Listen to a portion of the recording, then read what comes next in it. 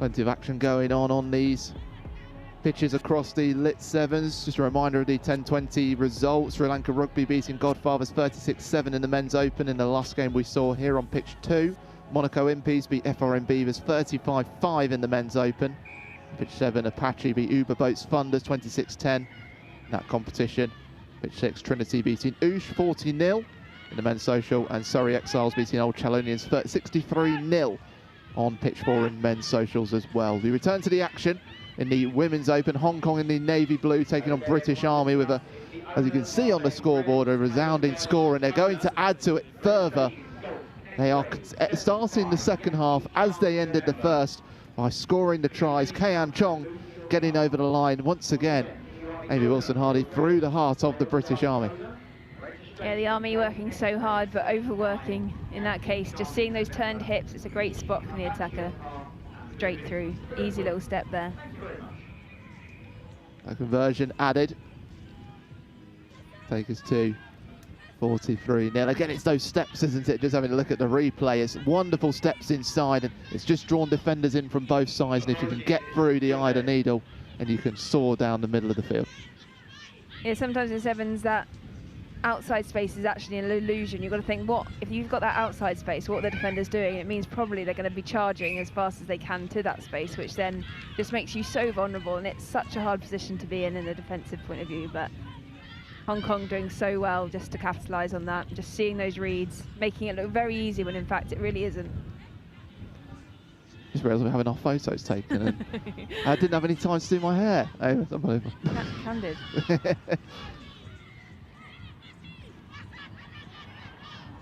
Hong Kong stealing possession away again, and once again through the middle. Michaela Baltazar coming into the game, and that is a superb score for Hong Kong, and it's just what they've been doing throughout the game, haven't they? Just been a little bit sharper at those breakdowns, and British Army is one step behind. But again, this comes back to what you were saying, Amy. It's about how this LIT7 throughout the day, with more group stage games to come. Definitely, and that is the beauty of sevens. You can have an absolute shocker and still get to a final, as soon as, in these pool stages anyway, obviously not in knockout stages. And I think in one of the rare occasions I made a final, I think we got beat 40-0 against USA in our first pool game. And it was that was what we needed to just kind of get that kick up the butt and keep going for the rest of the day. So yeah, definitely how you adapt, how you build. I know you just stay on it for the rest of this game, because that's what's hard. It's demoralising when you're down so far on the score sheet, but everything to still play for, that pride, that badge. Step inside, Hong Kong, intercepted this time by the Army. But possession back into the hands of Hong Kong. Quickly out to the wings with Miboy Oyana. She's found the space again, she'll surge down the wing. And that is try number 9 for Hong Kong, a second of the game for Julia Miboy Oyana. Over the half century of points, Hong Kong certainly making a statement here in this Women's Open competition. Definitely, and I'm sure there'll be some teams licking their lips watching this, being like, I can't wait to play against this Hong Kong side. But definitely looking like one of the teams to watch for the rest of the day. The converted try taking us to 57-0. As you watch the replay, it's just a bit of rush from British Army, who had managed to intercept possession in their own half, trying to get it out to the wings quickly, but again straight into Hong Kong possession. You've got to stay connected. Well, there's two options with those spot tackles. If you're going to run up, you've got to make that hit and close down the ball, or you're coming up together. At the moment, the Army are coming up as individuals, which just again gives those easy reads to what is a very intelligent, well-drilled Hong Kong side. It's Hong Kong side starting their preparations for the competitions across Southeast Asia coming up later on in 2026. And he's looking well drilled as it stands. They get possession along the 10 and through they go. Is this going to be the 10th try?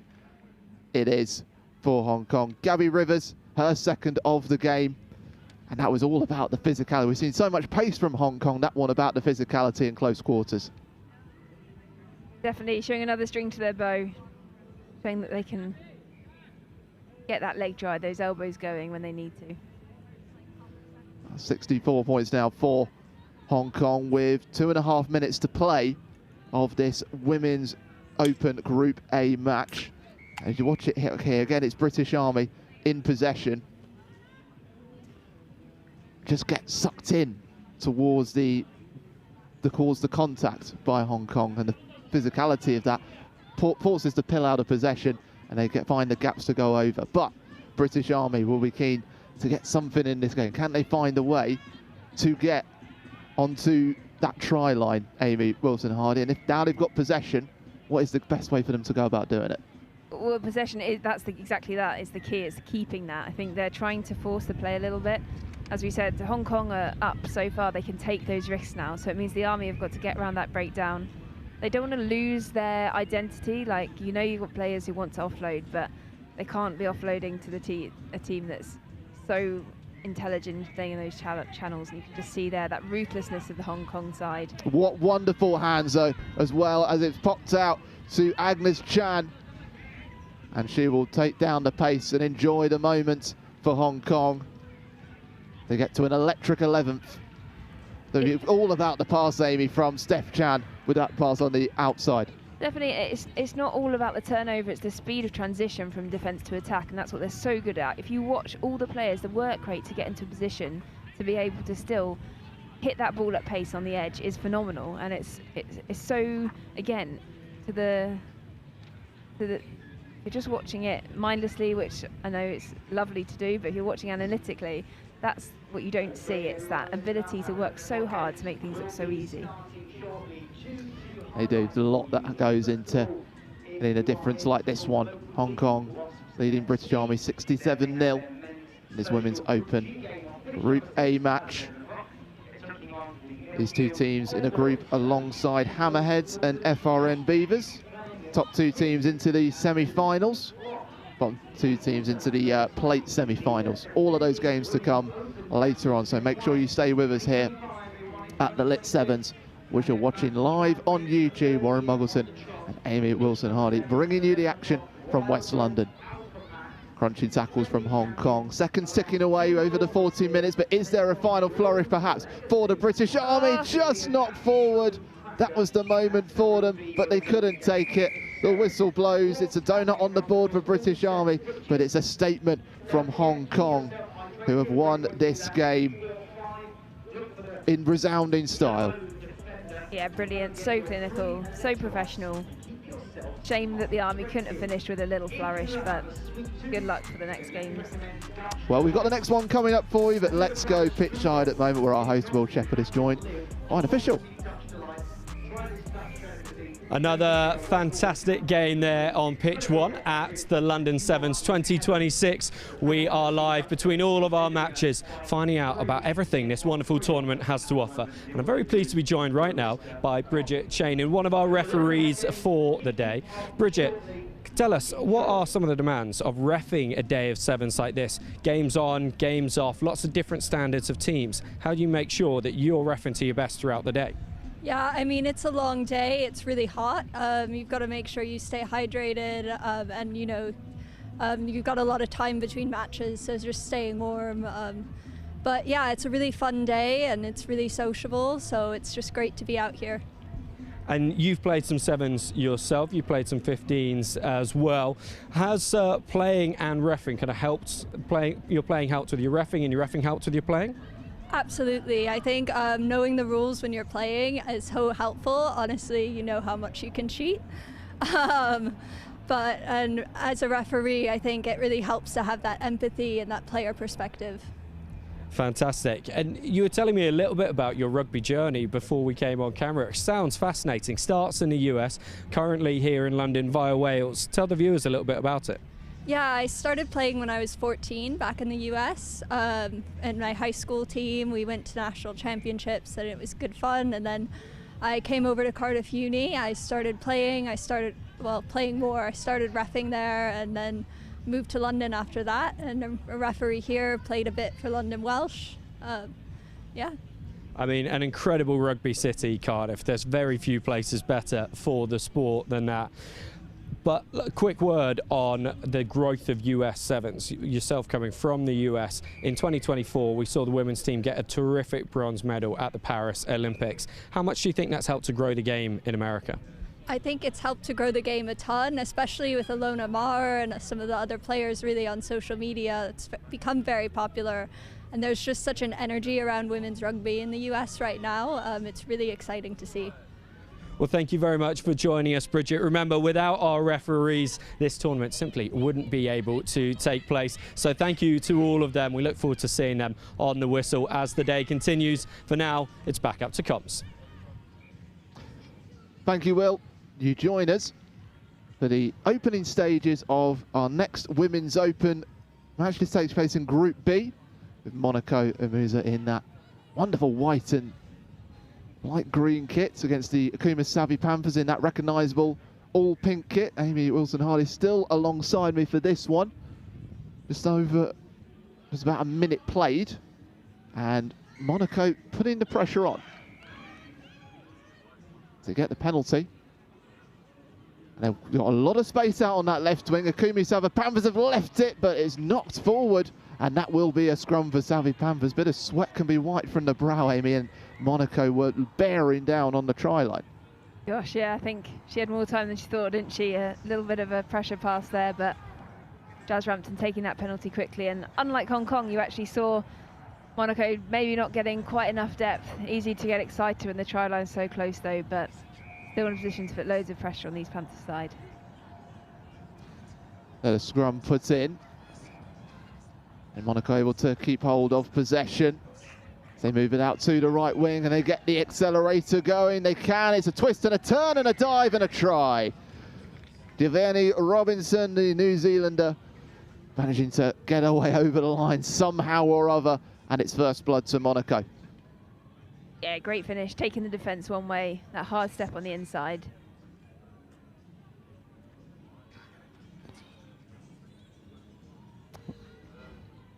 That's all about that persistence. And a chance for Monaco here to add the extras as well. Manja Bechtel, the German, the captain. Doesn't quite find the post this time, but it is 5-0 to Monaco Umusa. Hosted their first ever Sevens tournament in May, which was won by 70s. His Royal Highness the Prince Albert of Monaco was in attendance, that one. And it's been a good year for Monaco, winning Dubai Sevens and the Melrose Sevens as well. Great facts there. And get done my homework. Knock on, conceded. That scrum again going the way of Monaco. Great chase there by Charlie Woodman. She played on the GB, on the Circus GB, showing those long legs, that pace, putting so much pressure on that catch, and it's daunting. I'm telling you that, especially as a smaller player. You see that high kick coming and someone as tall with such presence as Charlie thundering towards you. And they are thundering forward. That is certainly the word for it. Penalty now. Whistle just going the way of the Umusa right now. And there will be a pause for an injury to an Akuma Savvy Panthers player here midway through the first half. Bit of a different tone to the last game we saw, Amy. Obviously Monaco having more of the possession, but being made to work harder to find the try line by Akuma Savvy Panthers. Yeah, definitely a closer match start. What I love about this Monaco side, it's a mixture of internationals in different ways. You've got Jazz, who's represented Jamaica. You've got Charlie with GB. Mentioned the German captain. It's definitely an international affair, despite not being all from the same international teams. So we set up again for a scrum. Monaco leading the way. It's bright sunshine at Wasps FC. And it is Monaco with the put in here. Quickly whipped to the middle. Thought about the change of direction. Chloe Pontus going herself. Oh, what a move! Just emerging out of nowhere there. And Monaco doubling their lead. And they did so, in the words of Amy Wilson-Hardy, in thunderous style. I do like that word, thunderous. Yeah, absolutely superb that. It was patient from Monaco. Waited for the opportunity when they'd drawn the defenders in to punch through the gaps and the try line appeared before them. You can see here as well the change of kicking personnel, which is what a lot of teams are doing now that the rules have changed. You've got less time between, as if sevens isn't hard enough, they're cutting down the time so that there's less time between scoring and taking the conversion. So the benefit of having 2 kickers on a team is huge. It means that one can get set up for the kick-off while one's taking the conversion. As we said, that kick-off's so crucial. It is a set piece. And there, the kick-off just going long, giving the Savvy Panthers an opportunity to have some of the ball, show what they can do as well here. Chloe Pontus, the scorer for Monaco, that second try, the French woman. Some wonderful steps that you saw on the replay. As I say, defenders drawn in and driving forwards. But Savvy Panthers now with a chance to get onto the ball. And referee has called out the offside against the Monaco, and it will be a penalty. What can the Panthers do? Can they get their claws into this game? Interesting, looks like they're going to go for line out. Trusting in their set piece. That ball was getting very close to us. Anybody watching that in 4D would have been ready to catch it, I think. But they've got the line out. Close to the halfway line. Chance to set up a sweeping attacking move here for a Panthers side. Winners at the Edinburgh Sevens the other week. Played across the Super 7 series this year as he burst through the line. Semi-finalists at Hertford and Oxford. Plate semi-finalists at the National Pub Sevens. Plate runners-up at Manor Sevens. But, Amy, we're going back for another set piece. So unlucky. It was such a lovely line. It was, reminded me of a New Zealand with Michaela Blyde coming flying on that wing on that short line. You think, teams quite often think that wing is going to stay wide, go around the outside, but cutting that hard line can catch the centre and wing out in defence, and it nearly paid off for them. Approaching the end of this first half. Monaco looking to add a third. Savvy Panthers trying to close the gap in this Women's Open Group B match. Lovely shimmy into the deep runner, over the top, through the middle, but just dragged out. Not quite, says the linesman. The player was dragged out, but the ball hadn't crossed the line, and Panthers now have kicked it forward, and they'll chase it as well. It's a kicking game and a chasing one, but Monaco just about covering. The pill bouncing. It bounces for the Panthers this time. Oh, but there's no time brutal. to take it. Oh, that's absolutely brutal. You've got to feel for Savvy Panthers there. The chance to set up the scrum just shy of the 5 metre line and threaten the Monaco try line, but taken away from them at the blow of the whistle.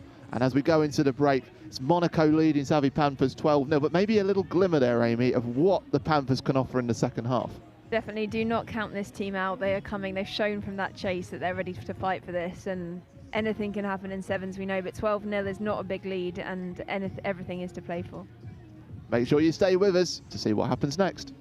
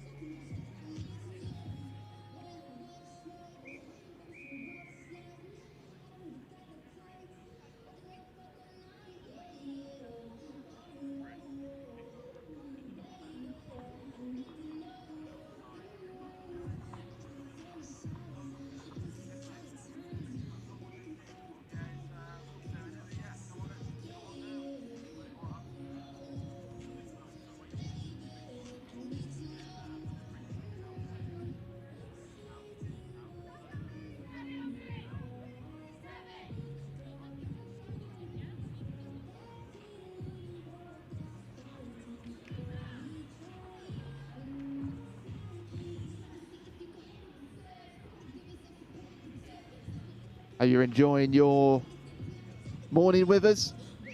The LIT7s. Just a reminder of the scores that we've seen at the 10:40 kickoffs on pitch 1 in the Women's Open. Hong Kong beating British Army 73-0. That's a confirmed score. On pitch 2 in the Men's Open, Rambling Jesters beat Wild Dogs 19-12. On pitch 7 in the Women's Open, Hammerheads beating FRM Beavers 22-10. So your top 2 teams in the Women's Open Group A are Hammerheads and Hong Kong. And on pitch 5, Men's Social, FRM Beavers beat the Fulhams 36-12. And on pitch 4 in the Men's Social, Solihull Greyhounds beat Harrow 27-7. We'll see all 4 competitions on pitch 1 and on this live stream as we rejoin the action. Monaco with the white shirts and the green shorts, and showing some wonderful skills to kick and pass on that tight on that right wing, leading the Savvy Panthers in the all pink 12-0. Amy Wilson-Hardy alongside me. That would have been a wonderful try if they'd been able to get that pass away. Yeah, a little luck there, a little deflection from the chip. But coming out, let's see. Savvy Panthers have this possession, which I feel like they've deserved after the end of the first half, after that huge chase and then the whistle going. We were both shaking our heads a little bit.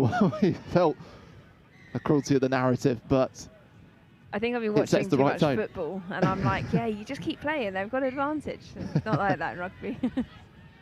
We'll be calling for hydration breaks in a minute. Yeah, get those advertisement boards up. So a penalty. Well, Savvy Panthers just strolling up, and again going to kick the territory. Really trusting in their set piece, but has that bounced out? No, it hasn't. So it means that we go back to where the initial kick was made, and that will be a scrum to Monaco. Oh, they just haven't got luck on their side at the moment, the Panthers, have they? This factor's not going in their favour. Not quite gelling. You can see glimpses of what they can do, though. And as we said, 12-0's not a big score. It should their heads up. It's still early on in this half. Monaco will have that in mind as well. Hong Kong showed that you could score in 4 seconds, so shouldn't be disheartened. Well, Monaco looking to do something here for Jiveni Robinson, scorer of that first try after 2 minutes, which seems a long time ago. Manya Bashtel into Pellard. There's the deep runner from Yasmin Rampton. She's still going here, Rampton. Can she go all the way? Not quite. Dragged down on the 5, but Monaco putting the pedal down. They've got the overlap. And Monaco, the little check. Have they gone over the line? Referee has said, has he given the try there? Yeah, no. Well, lots of the players coming back towards the halfway line. A ball's been put back onto the spot here, so I think we have to assume that the referee has said a try. Even though I wish it had been a little bit clearer, but it does mean Monaco do have their third score. They had the overlap on the right, and despite the best efforts of the Panthers, couldn't keep them from putting the ball over the paint, and it does mean another score, and it's 17-0 as the conversion kick falls short. But Yeah. again, that is the reward of Monaco just keeping the press on. Let's have a look at the replay here. It's a great effort from Charlotte Woodman, and despite the Panthers' efforts, you can see the ball has hit the grass. The assistant was there. He says it had hit the grass. Referee puts his hand up, and we get a third try. Yeah, what a defensive effort. So unlucky there, but again, Charlie showing her the strength just to finish that off and dot that ball down. Oh. So 17-0 and Monaco with their tails up. There is pinned back, shoving players to the ground. Makeda Lewis, the British player. Oh, she's going to do it on her own. That's a wonderful try from Makeda Lewis. Bullying Panthers off possession and then driving through the middle of them, pumping the legs. And it's a quick fire fourth for Monaco and Musa. AKA Cookie started playing here at Wasps. I remember her coming in, never on time. I wonder if that's changed, but when you've got skills like that, power like that, you can kind of let her get away with it, right? Well, she may not have been on time before, but that try was right on time for Monaco, for settling maybe some of those nerves at the Panthers' pressure, because 2 tries now in this second half have them leading 22-0. Lovely link there, you did. Oh, thank you. Didn't even practice that one. One of my mum's favourite songs, that, Right on Time. Great tune. It is. Monaco getting possession again from the restart. You talked about the importance of keeping that composure from the kickoffs, and Monaco are finding that at the moment in this second half. Honestly, so crucial, and it's practiced more, probably more so than any other set piece in sevens. Oh, Monaco getting close to their 5th try now, but Panthers trying to sneak in.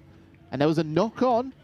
It does mean there is a scrum for Monaco, whose mountain's got steeper to climb for 2 minutes to go. Can they pull something out of the bag?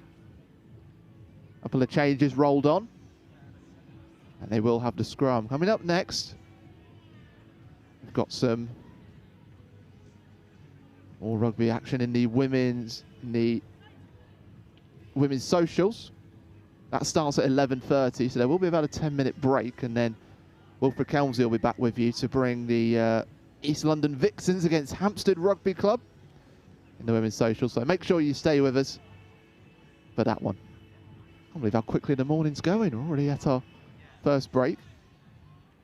Group stage action until about 2 o'clock, and then we go into our knockout matches across our 4 events, the women's and men's opens and the women's and men's social competitions. The West London skyline in the background, who will be aiming high today. Monaco scampering onto the ball and getting possession back. It's almost positional pressure from Monaco, isn't it? Forced to kick out of Panthers, who are unable to really use the possession that they had, and now the turnover means that Makeda Lewis is in again. She's trying to do it all herself again. Steps past 1, past 2, past 3. Can she do it again? Makeda Lewis tearing through the Panthers under the post. Simply sensational from Makeda Lewis for a second of the game, and that should put the rubber stamp on this one for Monaco Amusa. It's an absolutely incredible individual effort there. And she's got it all. She's got the pace and she's got the footwork, which just makes it so hard to defend. But like you said, all coming from that huge pressure, and it's definitely a positional pressure, that ability to pile it on, knowing that you've got the whole field behind you. And what started maybe a little bit disjointed, you can see why Monaco have won the competitions they have, and definitely one to look out for the rest of the day. Full-time whistle has blown. Makeda Lewis slingshotting Monaco Amusa to a 5-try victory over Akuma Salvi Panthers. Doesn't tell the full story really of how Panthers performed in this game, putting pressure on. They just couldn't make it count with the ball in hand, and it means that Monaco Amusa winning their first game of Women's Open Group B, in a group which also features Jordan's Legacy and Wild Dogs. And we'll have a 10-minute break on pitch 1 here at the LIT7s, but stay with us. Women's social action coming next. Wilfred Kelmsley will be guiding you through it, and we'll be back with more action here on a sunny day in West London.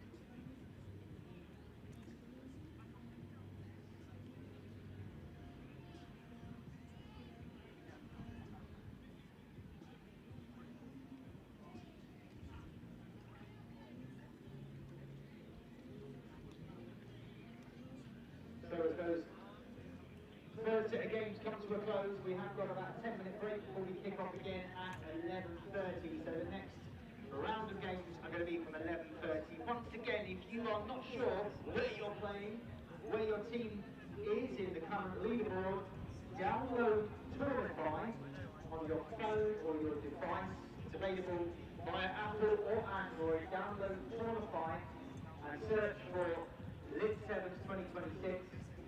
That will give you all the information you need to keep abreast of what's going on for you and your team. So again, download Tournify. Don't forget, we've got the way to stay hydrated thanks to 4-5. Hop along to the bright yellow defender next door to the LIT7s tent, giving away 3 bits and electrolytes, great way of staying hydrated in this heat. And while you're in that area, go next door. Our official charity partner, Restart, doing incredible work. They've got 2 great ways of raising money, and of course this is about rugby, it's about fun, it's about enjoying yourselves, and it's also about raising awareness for some of the great work that our charity partners are doing. Restart, almost amongst them.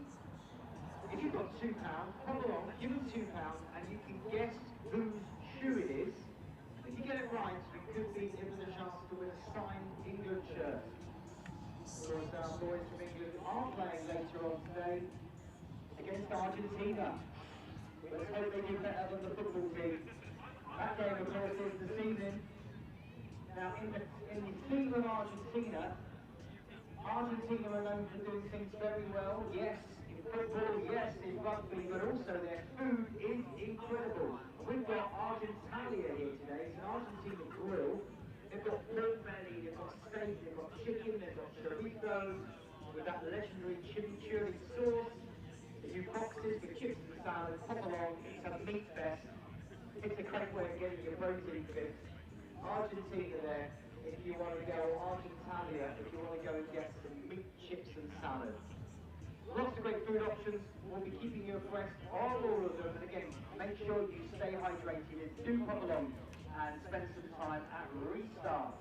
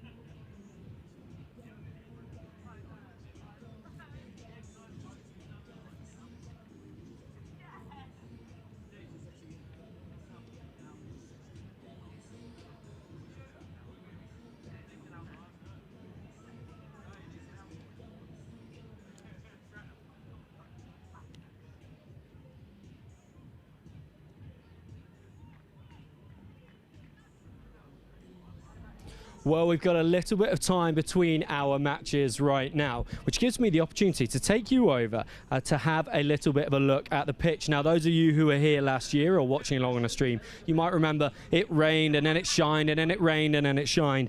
It has been so dry, so hot all across London, all across the UK, as you know, recently. And that means the pitches here are very hard. So let's take a little look at the bounce of the ball. There's going to be a decent bounce off the kicks here, which means we should see a lot of kick tries into the corner as the ball gets booted there to try and find a little bit of an advantage. There is, of course, the artificial pitch here at Wasps, so that's going to change the game slightly. Some teams that will play on there will have to adapt between playing on grass and playing on the artificial pitch. Got a bit of an opportunity to have a look around the event site that we have here at the London Sevens. So many different vendors, all of our teams with gazebos up over there, making sure that they shelter from the sun in between the games. A good opportunity for them to reapply their sunscreen. And also, our grandstand here at Pitch 1 is starting to fill up. As you can see, wildly enthusiastic fans here today. Who have you come down to support? Hong Kong ladies. Hong Kong ladies, and who should we look out for on that team? Shauna Forrest, she's amazing. Why would you say Shauna Forrest is amazing? She's just a truly talented player. I'm completely unbiased. Any familial relation whatsoever? She's part of my Hong Kong family, yeah. Awesome. And what is it that brings you to London Sevens, as well as supporting the Hong Kong team? The atmosphere that we've got here, what do you love about it?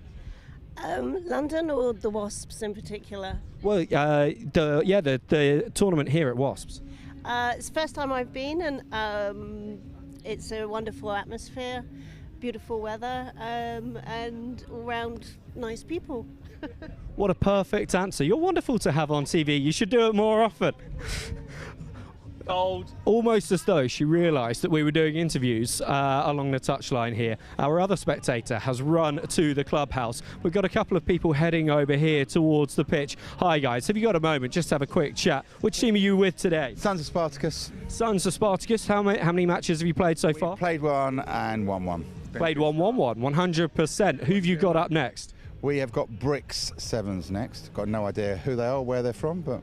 Bricks 7s, they're from Brixton, so they haven't had to travel far. How far have you come from? We're sort of all over. The premise of the team is the sons of former Blackheath players. So sort of South East London crew, basically. Okay, not far at all. So Mike Friday is involved with that crew as well. He's set up. He's not here today. He's watching Lucas out in Georgia, but Harrison, the other boy, is captain in the team. So we're keeping the link going. That's fantastic. So you're up next on pitch 1. Pitch 3. Oh, pitch 3. So we won't. I'm just strolling through. We won't get to see you on the live stream, but good luck, and we will see you on pitch 1, I am sure, before the day is done. Now let's go around here and just have a chat with Warren and Amy, who've been on commentary this morning, and get their thoughts on how the day has gone so far. Brilliant to have such knowledgeable commentators, and of course Amy with so much expertise in the game of sevens. Warren and Amy, the first bit of the morning is done. What has been the highlight so far? Well, the highlight so far for me, I think, do you know what, it's probably watching that first game of the day in the Men's Open. We saw some really close action between Hong Kong and the teams they were playing. It just shows you the standard that we're seeing here today. We've got some of the best Rugby Sevens teams on here. There can be a bit of an air of unpredictability about where the pill's going to bounce, as you've shown on there, but I think that's probably my highlight game so far. And Amy, you've seen all there is to see in the game of sevens. You saw it absolutely pouring last year. Has the weather conditions had an impact on allowing us to have a bit more running, flowing rugby here today? 100%. You'd like to think that the people would still play in the rain, but obviously there are more drop balls, more stop-start. You see such a free-flowing game of rugby, and also just the pace at which can be played is just elevated. So it just makes a really exciting game even more exciting. And we're starting to hear and starting to feel the atmosphere grow around Wasps FC. A big part of that, of course, is the atmosphere that you're putting out there on commentary. How much do you love this event, Warren? Absolutely love it. I mean, it's the first time coming for me, but I've been around the Sevens circuit, obviously following the LIT Super 7 series this year, and obviously been to lots of different events over the circuit. Just love the energy that's around here today. There's so many different pitches going on. We've been keeping you up to date with some of those other scores around the other pitches as well. It just feels non-stop. You start at 10 o'clock and the day just whizzes by. So I love the atmosphere here, the energy, the unpredictability about it as well. There's so many different aspects to keep your eye on here. Now, obviously, the teams have loads of matches through the day, and they're thinking about which one's coming up next, and only trying to go one game at a time. But if they're a proper sevens player, a little bit of their mind is going to already be on the after party and the fancy dress that they'll be wearing later. It's a Top Gun theme here today. Amy, have you seen any decent costumes yet? And what have you got lined up for later? I was wondering where that was going. I thought you'd be on the next game, the final, but no, the after party, which 100% you wouldn't be a sevens player, is part of the game. It's why we love it.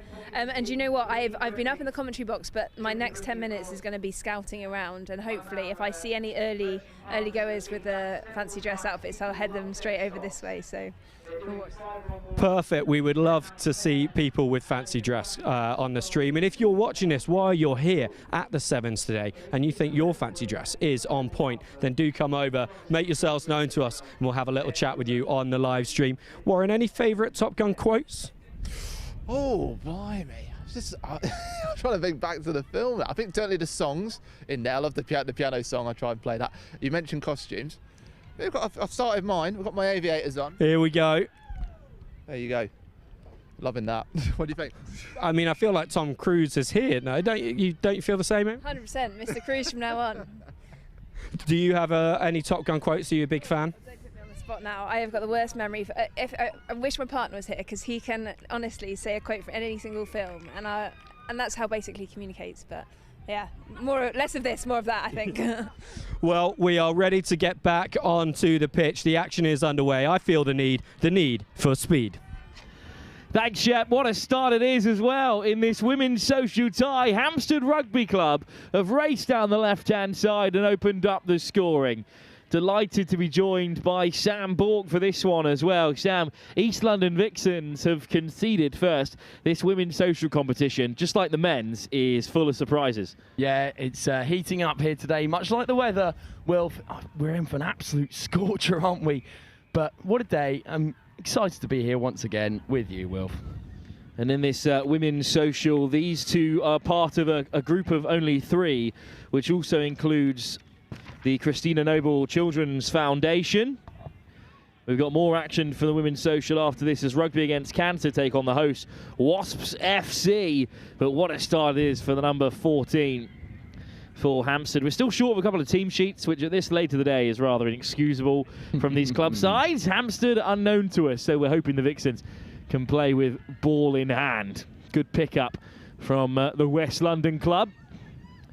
But just been put down on that far side, jinxed them a little bit there. Oh, good footwork on the outside. But how about this for a recovery run? The Hampstead player with a hint of a high tackle, penalty given. Vixens on the front foot, great acceleration. 2 women outside her, but they're not needed so far. Eventually, I think a maul has been formed, so this is going to come back for the penalty advantage. You'd assume, unless they drive it over. They do say, the Vixens, they're the only women's team here in the Sevens competition that play the exact same tactics as a 15 side, but the maul hasn't worked out for them this time. That's a great thing to put on your CV, isn't it, Wilf? I mean, who does that? Obviously the East London Vixens. Indeed, they are formed originally by a couple of graduates of West London University, now playing out near West Ham.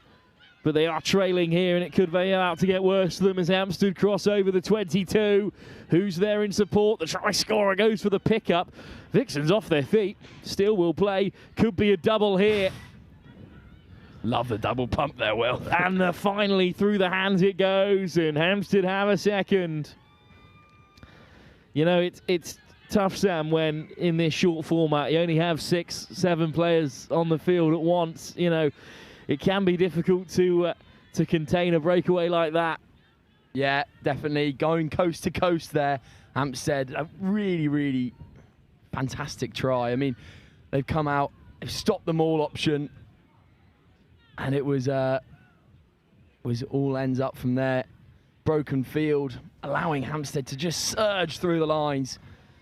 And then the space opened up on the right-hand side. A double pump came through. And we love to see those. And then the hands were ensued on the outside. Yeah, 2 rounds of action for this women's social competition. And then Warren Muggleton will be back with you at 11:50 for some, at 12, I should say, for some men's social games. London Japanese against LU7s. Oh, great pill. Hampstead float it through the hands. Looking really impressive so far, Hampstead Rugby Club.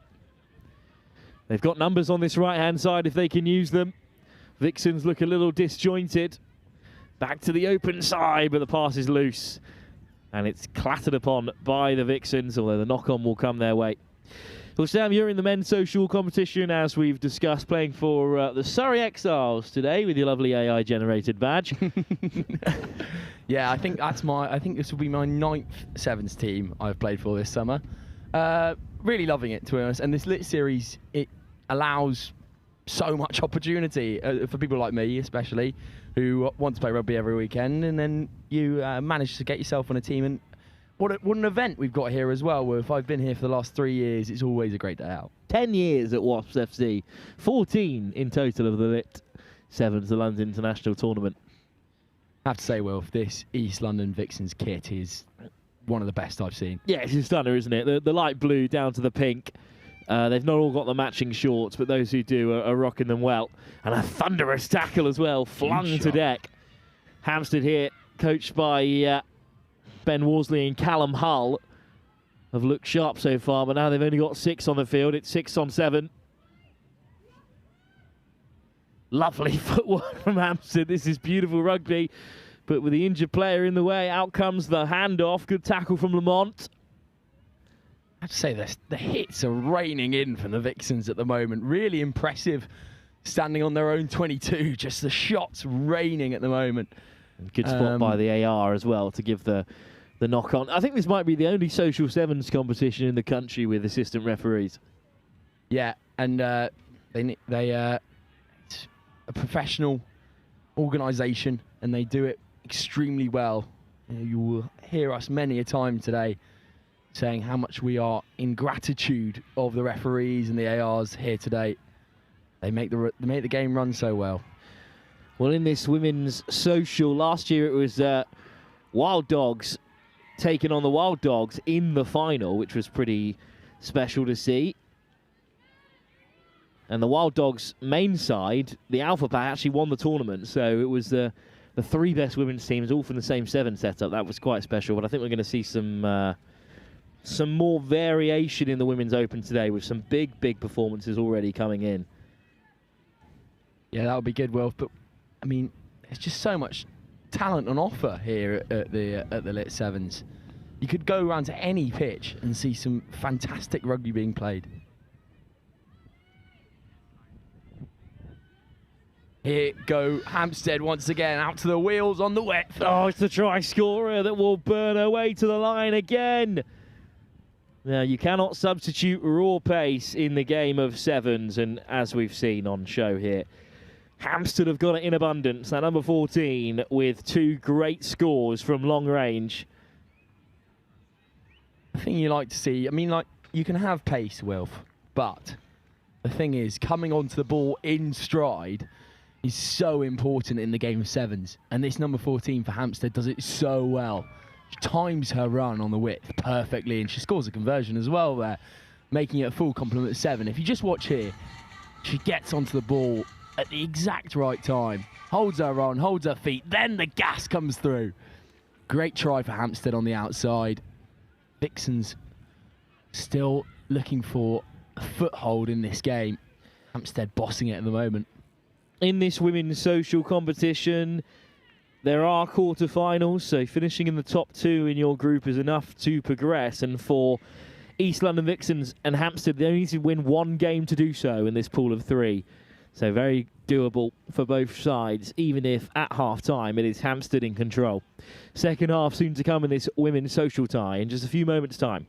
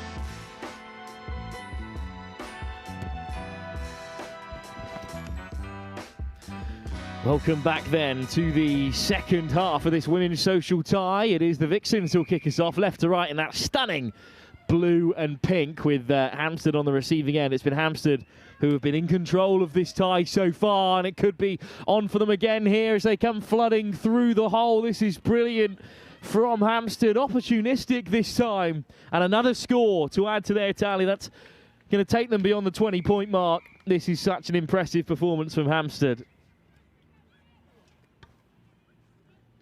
Really impressive stuff from them. Wow, Wilf.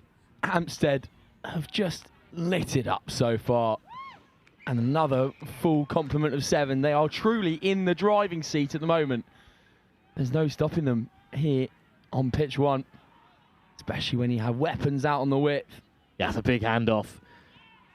And you can see that that 13 is a pretty towering figure. Strolling through in the end for Hampstead. it's nice to see local sides from London getting involved in this international competition as well, Sam. Yeah, definitely. So we like local teams coming and playing here, but also we love internationals, and we've got a host of them today, Wilf. Yeah, we saw Monaco, Marseille in action. Of course, the Melrose champions, their women's side looks so impressive. We've got Monaco Impey coming up soon enough in the men's double shot open competition as the double shot comes in. Good acceleration, but straight into traffic. Decent effort at the turnover. Slow ball, though, for the Vixens. Great carry as well. Really strong. But held up, though. Indeed. Delgado unable to get it to ground quick enough here. The pace of play has just dropped a touch. Early ball wide from Rowe, and it's been picked off by Hampstead. And the number 13's going to have a double. In they go again. Easy as you like. It comes from all of that pressure in D, Wilf. The monster shots that keep raining in from Hampstead just slow that ball down so much that when you get to the middle of the park, suddenly you've got no depth and no pace on the ball. That means that the defence from Hampstead can just blitz up, and they get a nice little interception off of the knock-on there. And another full complement of 7, holding all the cards, Hampstead RFC. Knocked over for a full skibbity set of points, and it's a really strong second half from Hampstead RFC. His number 13 has had an unbelievable start to the second half. Just opportunistic as well, as we said, for their previous try, but Hampstead on top. And this all but sees them through to the quarterfinals as well, Sam. Yeah, I think that's a hatful for the number 13 now. She's really, really showed what she's about here. And the Vixens can come round now. They get dragged into touch, unfortunately, there. Oh, it's good defence. Good on both sides of the ball. And as we said, as this is only a 3-team pool, Hampstead will qualify for the quarterfinals with this win, with just the Christina Noble Children's Foundation still to play. It's the NCF7s.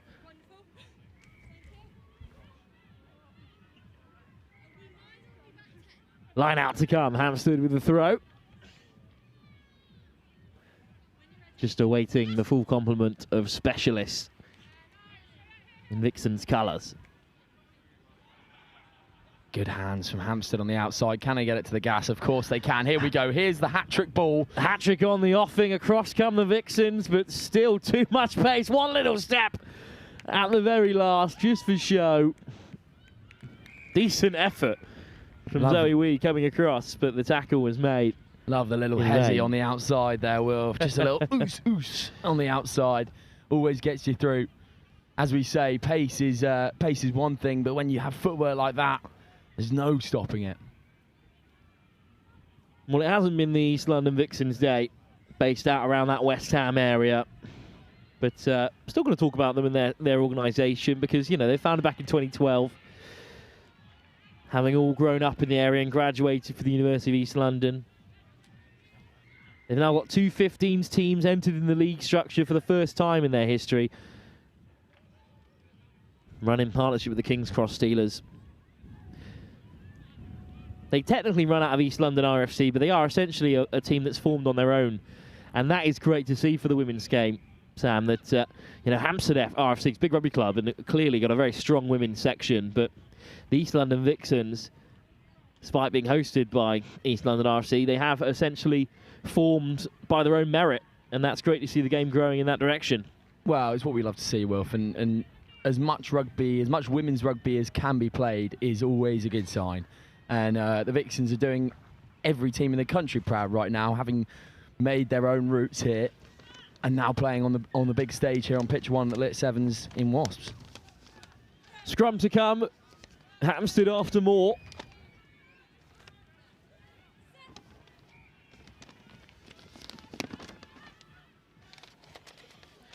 Warren Muggleton Express has come delivering once more.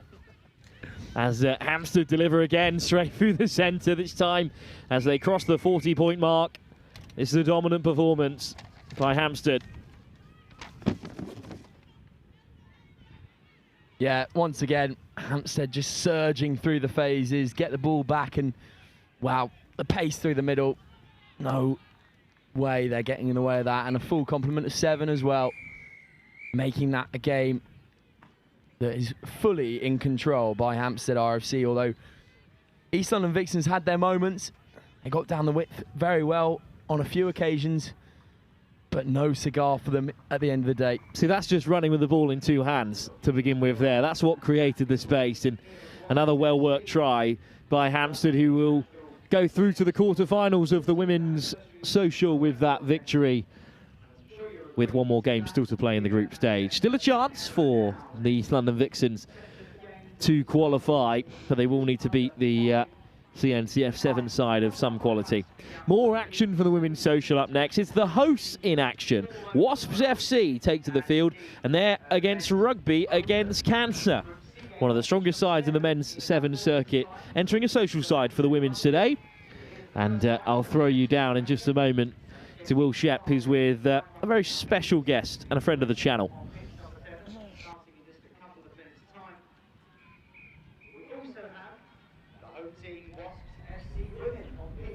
Well, we are joined right now by Max Brown, pitchside here at the London Sevens. Max, obviously you're a massive rugby fan, but you're here today with Roba. Yep. I'm here, yeah. First off, I love LIT7s. I think it's a great tournament. What a day for it. But yeah, I'm here with Roba, which is my new brand. Launched it a couple of weeks ago. It's mainly an off-field clothing brand for rugby fans who want to wear something good. Yeah, and you got a stand here today for people to pick up some clothing. Had to get that sorted fairly last minute, but great that you've got so much gear down here. Yeah. So we've got limited stock. We've just got 2 of our new T-shirts, and they're doing well, and seems to be going well. So yeah, it's good. Tough for you not to be playing this tournament. I know you played it a couple of years ago with Beavers. You were scheduled to play this year with Scimitars, but you've got a bit of an ankle injury that you carry. Yeah. So about 5 weeks ago in Amsterdam Sevens, I've gone over my ankle, and then next week I've got a 24-hour Rugby Sevens game, so I thought, right, it's probably best off to sit this one out and go next week. Yeah, so it's tough enough back when they used to do the 10-minute finals for people to go that bit longer in a game of sevens. You're doing that and some. 24 hours of sevens. How's that going to work? I don't know, to be honest. I mean, last year we did 36 hours of 15, so I've got a little bit of experience under my belt in that aspect. But 24 hours, I think it's pretty much non-stop rolling. It's all standard sevens rules. You've got to stay on the pitch. So it's going to be good fun. It's for great cause as well with Loose Heads and a couple of other charities. So hopefully we make it through. I'm sure you will, but I think maybe people's time getting back to their feet might be a little bit slower than in a normal match. You know the teams that are on the series, you know the teams that are here fairly well. Who are you tipping today? I think I've got to back my own team, Scimitar. I think looking at the lineup and their first 2 games have done really well, so hopefully they can go all the way and lift the trophy. Well, great to have Max with us today. Great to have Roba down here as well. Do pop along to their shop if you've got some time and you want to pick yourself up some really nice stash. For now, back to the rugby and back up to Wilf on comms.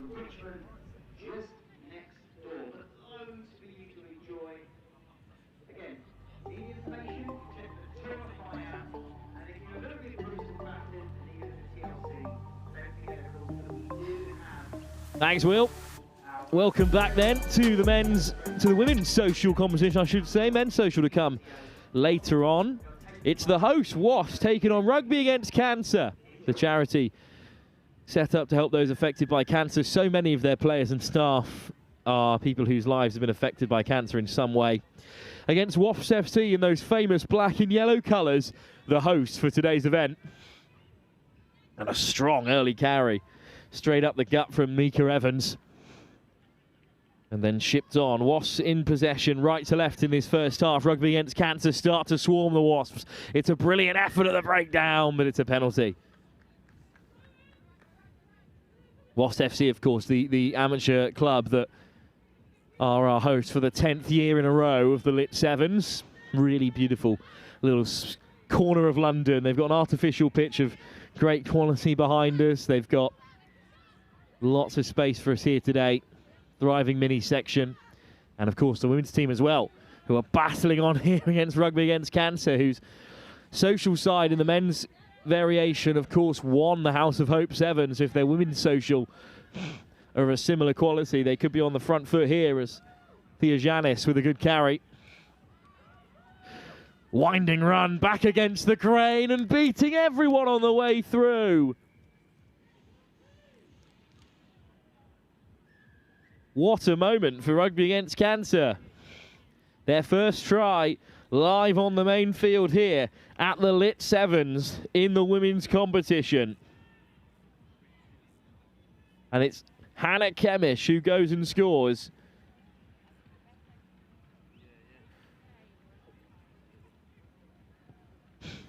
Kemish, also of the British Police.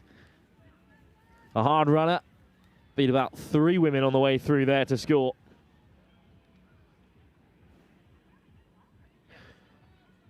What a start for Rugby Against Cancer.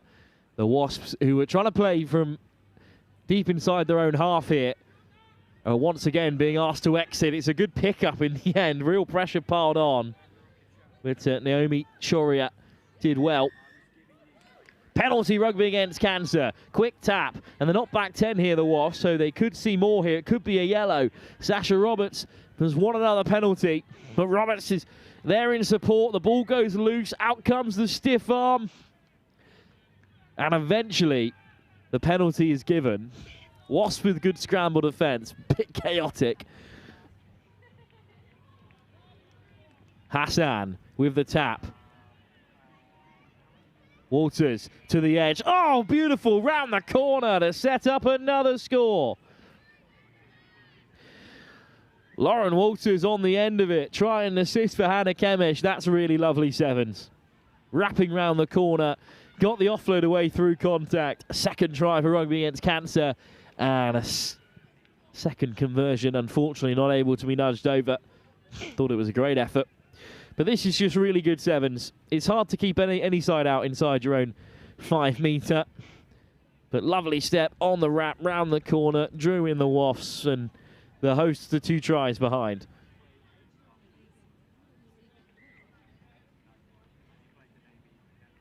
James McAvoy and Ellie Roberts in charge today, this Barbarian side. Kick-off from Rugby Against Cancer. Deeper this time. Pops up really unkindly for Choria. It's a good collection from her. Choria dragged down by Layla Hassan.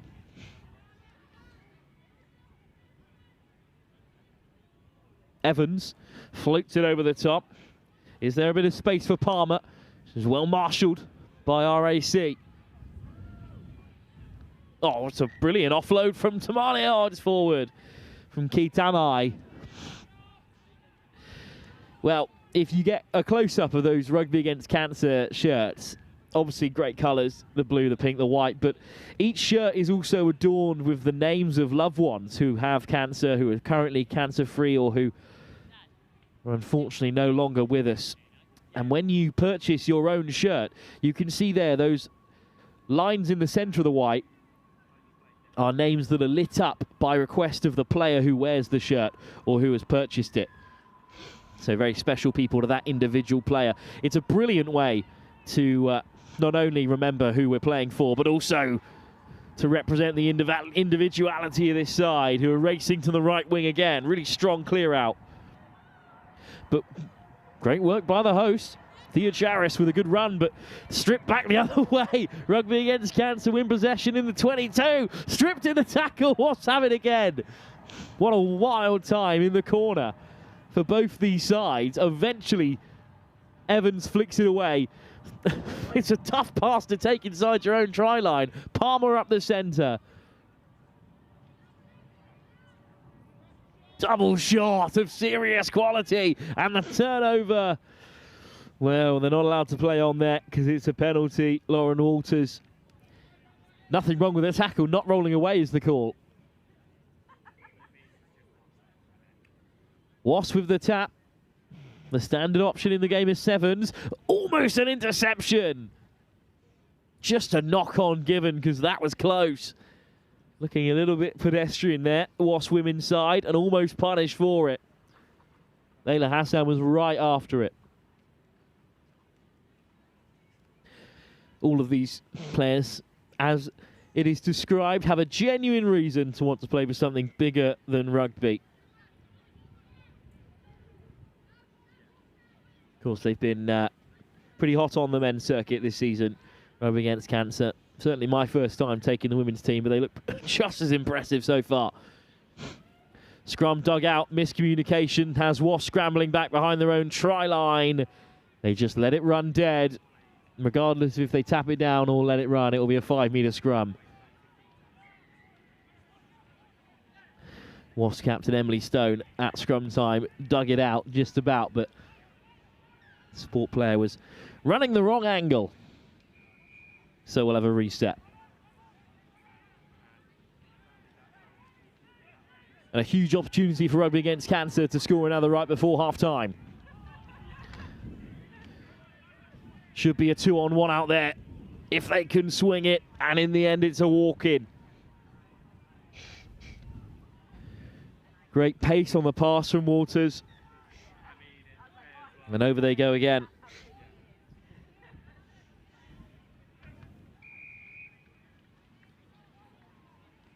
Well, there is no 14 listed on the team sheet. Perhaps that's Hopkins, where the number was scragged out. So we give Charlie Hopkins the benefit of the doubt.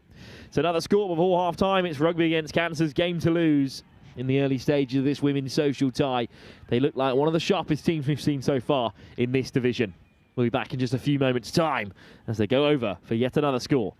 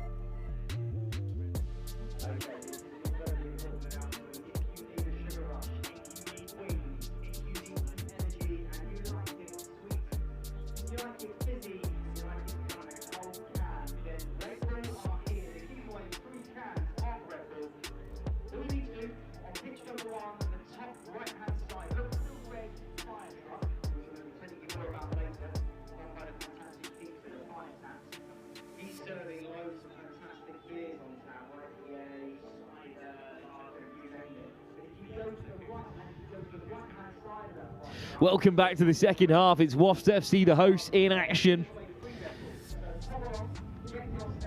At the moment, struggling against this very talented Rugby Against Cancer side. They've had a knack of entering social teams that are perhaps not so social. This is a really talented rugby team playing in the Division 2 of the LIT7s here at Wasps. And what a start to the second half, immediately breaking away with rip-roaring pace down the left-hand side. Great run by Nufano. And look at the physicality in the carry. Obscene from Rugby Against Cancer. They are through again.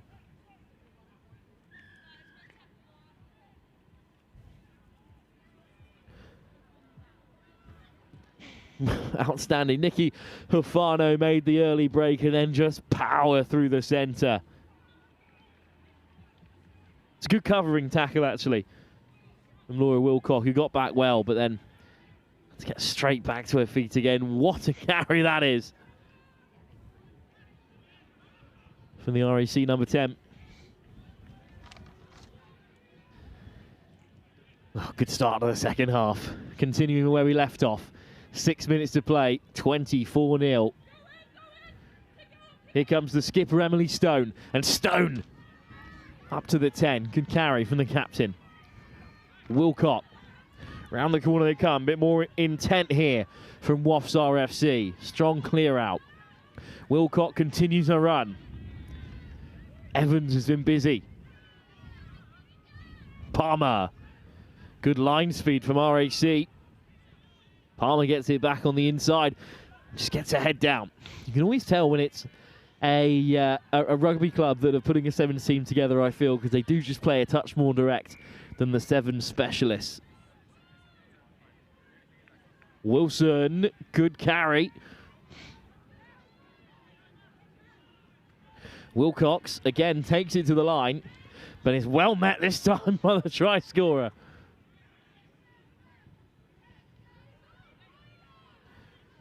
Contact again from Wasps FC. Stone with a dummy. Used to making breaks like that in the 15s game, but not as much space around the breakdown this time. Another brilliant line. Naomi Palmer makes plenty of yards. Well, they're driving their way forward here. Stone harassed to the edge of the field and is stripped. And RAC have it back and now can play with broken field. It's a brilliant tackle by Laura Wilcock to turn the tides of possession again. Good shape over the ball, but penalty goes Wasps RFC way. Evans with the tap. Good delay. Palmer. Palmer almost through. Palmer still going. Fantastic leg drive. Another penalty for Wasps. Too many in this area. Evans sticks her head in and wins another bit of free ball for Wasps RFC. Best attack of the game for them so far. Wilson. Dragged down. Well, they're still looking a little bit narrow here, but they might be able to drive themselves over. Bit of width being injected in the attack by Wasps RFC, but it's smuggled away by Rugby Against Cancer. And again, it's Hafano with all the space and freedom of the turf here. She slows it down already on the 10 metres. She's pulled the handbrake inside her own half because there's no one in black and yellow on the pursuit after a tough period of attacking play. Hafano settles for it under the sticks. Well, that is tough to take as a local fan here at Wasps RFC. You've just had your best attacking period of the game. You're inches from the line. A brilliant turnover. And then Hafano goes 90 metres the other way. I mean, this is outside the 22 she stopped. Unbelievable. What a performance by Rugby Against Cancer, who have shown that they can survive on both sides of the ball.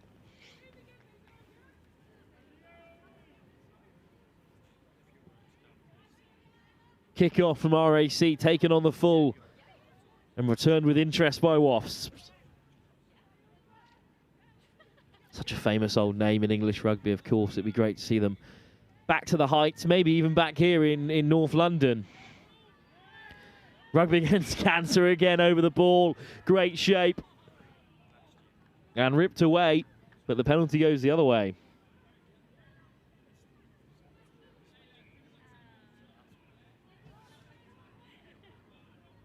Still working our way into the morning. We've had one round of group fixtures from all competitions now, including this women's social. And we're just starting to get an idea of where sides stand. And I think Rugby Against Cancer are certainly one of the top teams left in and around this social category. Wasps go for the corner. Decent nudge by Laura Wilcox.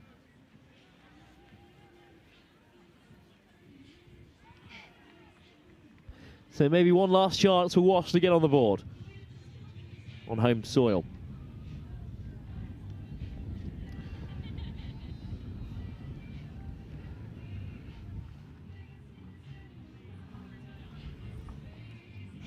Line out pending. Short, tapped away by Sharp. Shep, sorry, on debut. Shah Shep. And now the space opens up on the outside, and look at the wheels. They're almost unnecessary. So much pace on that wide channel.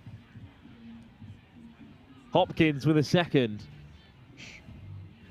What a performance Rugby against Cantor have absolutely raced away with this one. Even as the second half rolled on and Wasps started to show signs of life.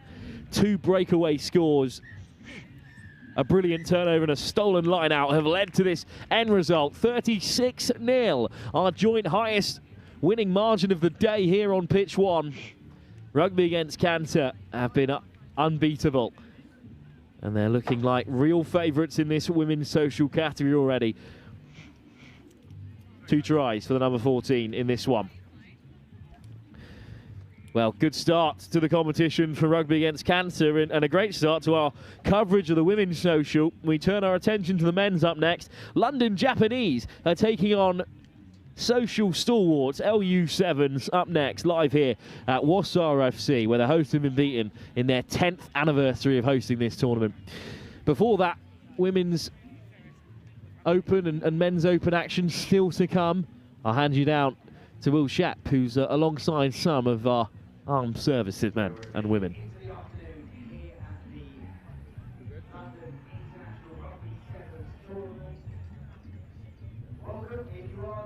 One of the really exciting things we have to look forward to today at the London Sevens 2026 is the Army-Navy match coming up on pitch 1 at 1 p.m. And ahead of that, I'm very pleased to be joined by a couple of members of the Army Sevens setup.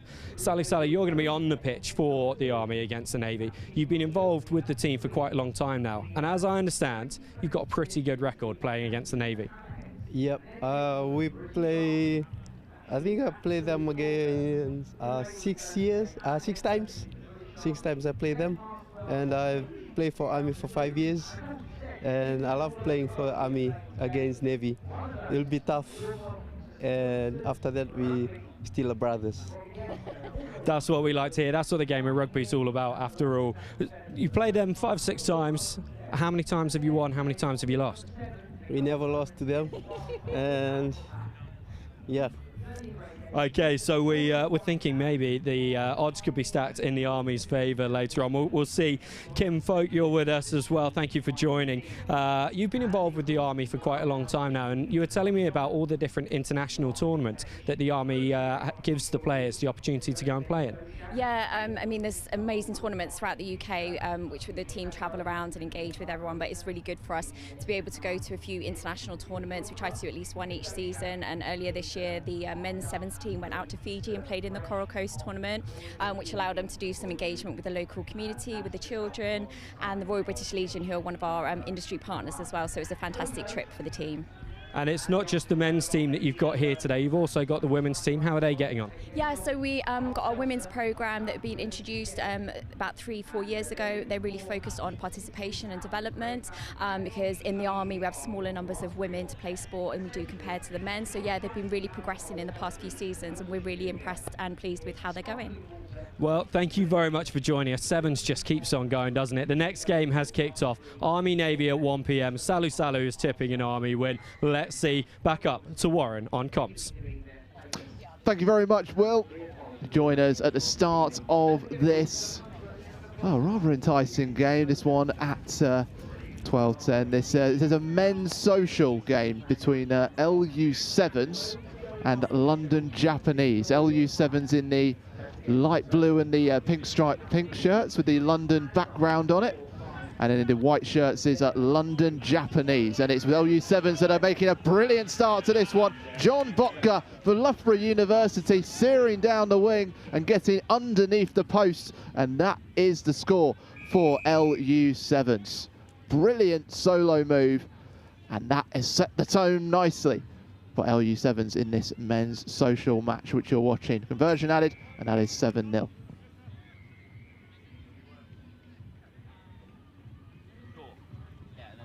As you look at the replay here, it's just drawing the defender, and he's got the faith in John Botka to use that pace down the left wing and get the LU7s off to the best possible starts.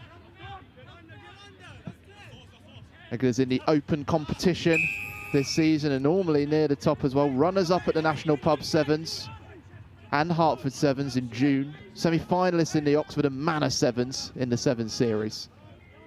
While London Japanese are the LIT competitions for the first time this summer.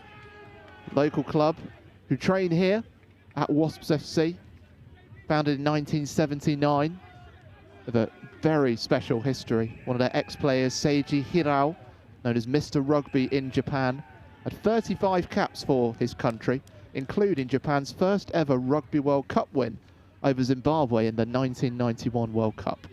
Great to see them here at the LIT7s, which, as we said before, has that mixed flavour of regulars on the Sevens circuit and international teams. Here go the LU7 side now. Dave Stewart going into the academy. Lucas Dance of Swansea picking it out. Orbital pass by George Harris. Out to the wing. Will Nielsen of Sweden Sevens trying to get round the tackles he has. Oh, that is wonderful. I look to the heavens and a bolt from the blue. But it's gone out for a line out, unfortunately. That's why he was looking up. It would have been wonderful. I was ready to celebrate that one. But unfortunately, the assistant wasn't, because a foot had just gone out of play. And it does mean a line out for London Japanese, who survive that particular scare. So still 7-0 to LU7s over London Japanese. A ball pushed back. It does mean a penalty. With a deliberate push on the ball, so Japanese with a chance to play out from the back.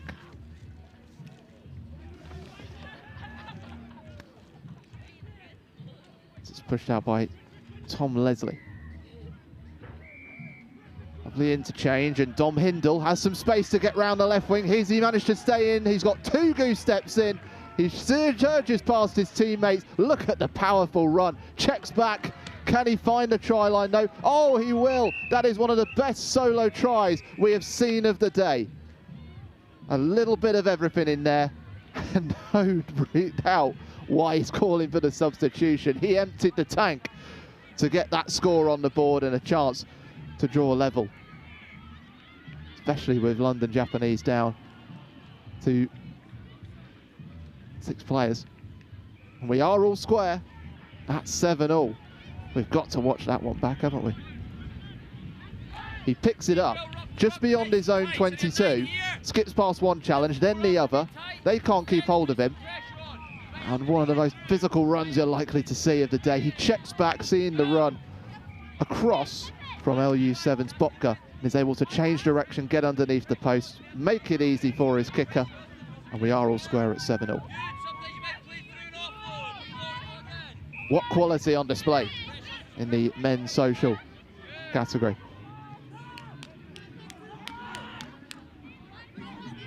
Got a fan in the bleachers who's made his own little sign. We've got a couple of them.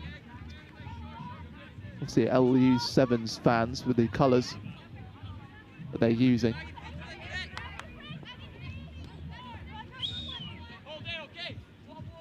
You can see that sign just in the bottom right of your picture. It says "Make 'em scrum." That is what we're about to see. Little injury here too. LU7's Saxon Stewart Taylor of Brighton Uni stayed down. Looks like it's a problem with his left knee. Just hope it's nothing too serious. You're watching men's social Group A action at the LIT7s. These sides playing in Group A. LU7s and London Japanese winning their opening games. LU7s 26-17 over 6 Sevens. London Japanese 15-10 over 7 Burgers.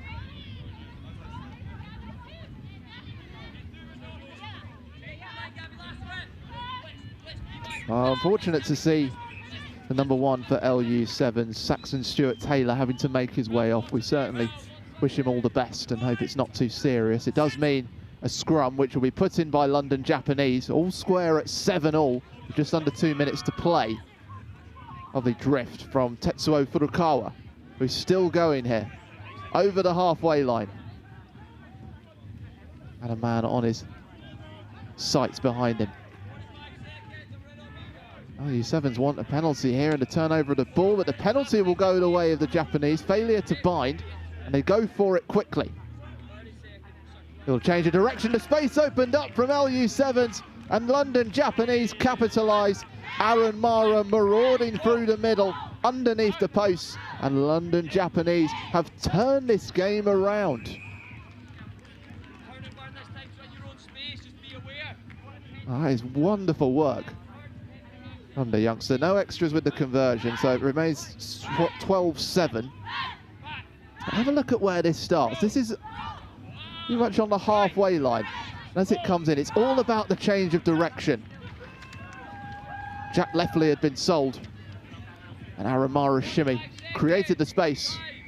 London Japanese, for the first time in this game, have the lead.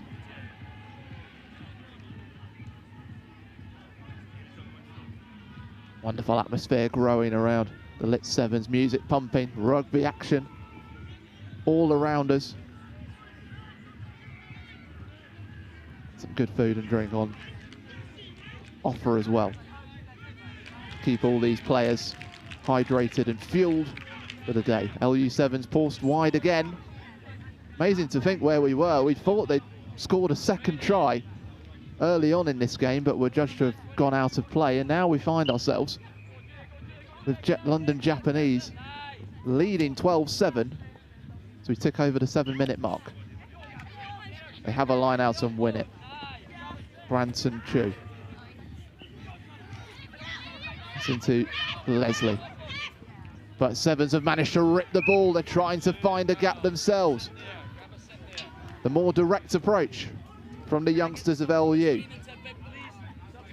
Ball whipped out quickly, but stopped in his tracks. George Harris trying to pull the strings here. Wilden Nelson. Oh, it's out to the winger. Stops his run. Oh, he's got past another. Oh, he can't go all the way, can he? Just gets the tap tackle, and London Japanese stop the LU man in his tracks, but they're having to scramble to keep hold of possession. Not sure they know that the players kicked over 7 minutes here. We did have a long pause for injury. So Japanese still playing here.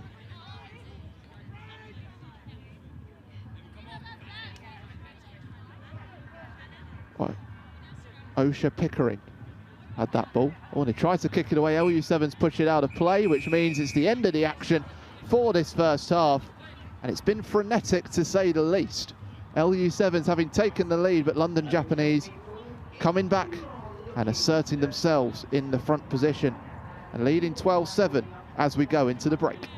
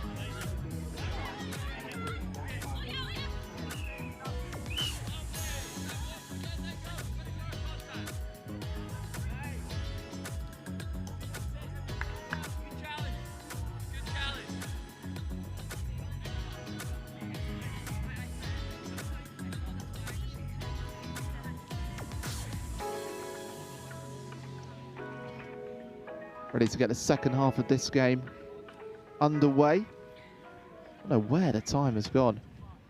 It's 20 past 12 now. Amazing how quickly the action's going. From the 10 to 12 kickoffs in the women's socials, we saw on pitch 1, Rugby against Cancer beating the host Wasps FC women 36-0. On pitch 2, Hong Kong beat Apache 26-7 in men's open Group B. Pitch 7, Sri Lanka beat FRM Beavers 19-7 in Group C. On pitch 6, in the men's open, Monaco Impies beating Godfather Rugby 26-21. And in the men's social on pitch 5, Bromsgrove Bulls beating Spleg 7s 19-14. As we get started, London Japanese, a home team here, are in their white shirts and their navy blue shorts up against the LU7s in their blue and pink strip. They have a penalty. The early stages of this second half find themselves 5 points down. It's a barrel forward from Lucas Dance into Manu Patti. Now Jack Leftley, those bright green boots. Has he got a bright bolt to get LU7s on the scoreboard again? Ball bounces just short of Manu Patti, of Tadley, and it is considered a knock-on as he picks it up. Just didn't quite get a firm grip, and it will be a scrum for London Japanese. Said you're watching men's social action here at the LIT7s. A bright day in West London. No signs of any cloud cover coming soon. It's glorious. Bit of a breeze about too. You can see the flags in the background. And the Japanese picking the ball out of the scrum. Bit of a solo run here. Into Scott Lewis. He's done really well to keep his composure. Space might open up in the middle. It has! Can the London Japanese man go all the way? He's pinned his ears back. He's launched the ball out to the left. And that will be picked up by LU7s. There was a forward pass in the process, and it is a scrum. London Japanese can't keep their composure on the attack. And it means that there is a scrum put in for LU7s. And their fans certainly seem to be enjoying that in the bleachers.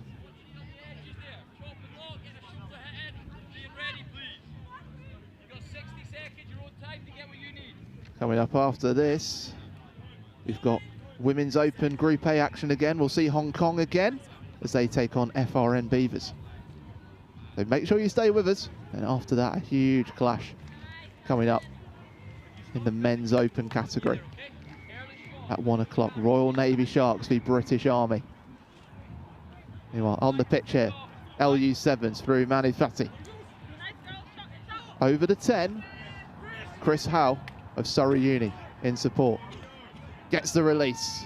Leroy Shane of Oxford Quins. Bit of hesitation again from London Japanese. Gives the knock on and the scrum to LU7s, who are sensing that there is an opportunity. Only 5 points behind. And this LU7s team, who this season will have felt almost the bridesmaid, never the bride. Been runners-up and semi-finalists in the open category across the 7 series. Maybe this is their chance. He's picked out the scrum. A man out wide in Lucas Dance, taking on 2 defenders. This gets brought down shy of the 22, and a penalty for not releasing its exceptional defensive work from London Japanese. And they have the chance to build a move from the back. Tetsuo Furukawa gets the move started into Branson Chow. Lovely exchange with Scott Lewis. Wonderful hands from the Japanese. Lewis again, trying to get round the outside, and the pass makes the ball look like a blur. They have an overlap on the left, another pass out the back door, but not as well placed as it could have been. Just stalls the momentum for a moment. Furukawa now gets his pass out to the wing. The space, is it emerging now? Scrambling defence for LU7s. Furukawa on the turn. Can't get past the challenges though. Leaps to gain some territory. An extraordinary push from Stewart of LU7s to push them back. Japanese still in possession, leading by 5 points, approaching the last 2 minutes. Tom Leslie. Again, the gap gets closed out, has a supporting runner. He wants to pass away as well. Now a penalty, and the referee reaches to his pocket. And the sin bin will go against Lucas Dance of LU7s. And Japanese player down with an injury. And he's tackled from an offside position there, the number 5 for LU7s. He knew when he went for it, the referee would reach for the cheese. And that's what's happened. Robbie Hogg on the ground here at his home turf. And the Japanese just taking their time, thinking about what moves they will make. Don Hindle is the man closest to the ball until now. So he changes positions with Tom Leslie. No substitutions rolled on. Well, I think the referee has to do a little count here because, yes, there's one too many players on the pitch still. There was 9 at one point for London Japanese.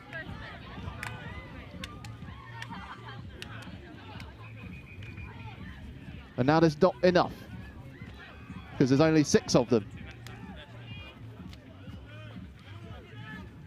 We've got the numbers out. We had to get my fingers out there to start counting, but we are up to scratch. And a knock on, and after all that time, London Japanese unable to capitalise on having the ball in possession. They are attacking 6-man LU7s, but they have the ball and they are fighting to get back on level terms with London Japanese. If they can get a score, they'll have a chance to kick for the win, you would suspect, with 1 minute 15 left. But LU7s feeling the pressure from the scrum. It's kicked over the top and blocked. Falls kindly for James Hone, and LU7s can keep hold of the ball. It's into Stewart. But there was a forward pass in there, and now a penalty. And the referee's reached straight to his pocket, and it gets worse for LU7s because Manu Fati has been shown the yellow card. It was originally a knock-on. He must have said something to the referee as he changed it, called to a penalty, and now there's 5 players on the pitch for LU7s up against the 7 of London Japanese. They decide to barrel forward and try and make the numbers count straight away. Just over 30 seconds left of this men's social Group A match, and the space is emerging now, but the pass is risky, hopeful more than accurate. And now a penalty for LU7s. What an extraordinary end to this game. LU7s clinging on the fingernails to those hopes of getting something out of this game, but they will have to fight for it from here. Pinned to their own 5 line, knowing a try will draw them level.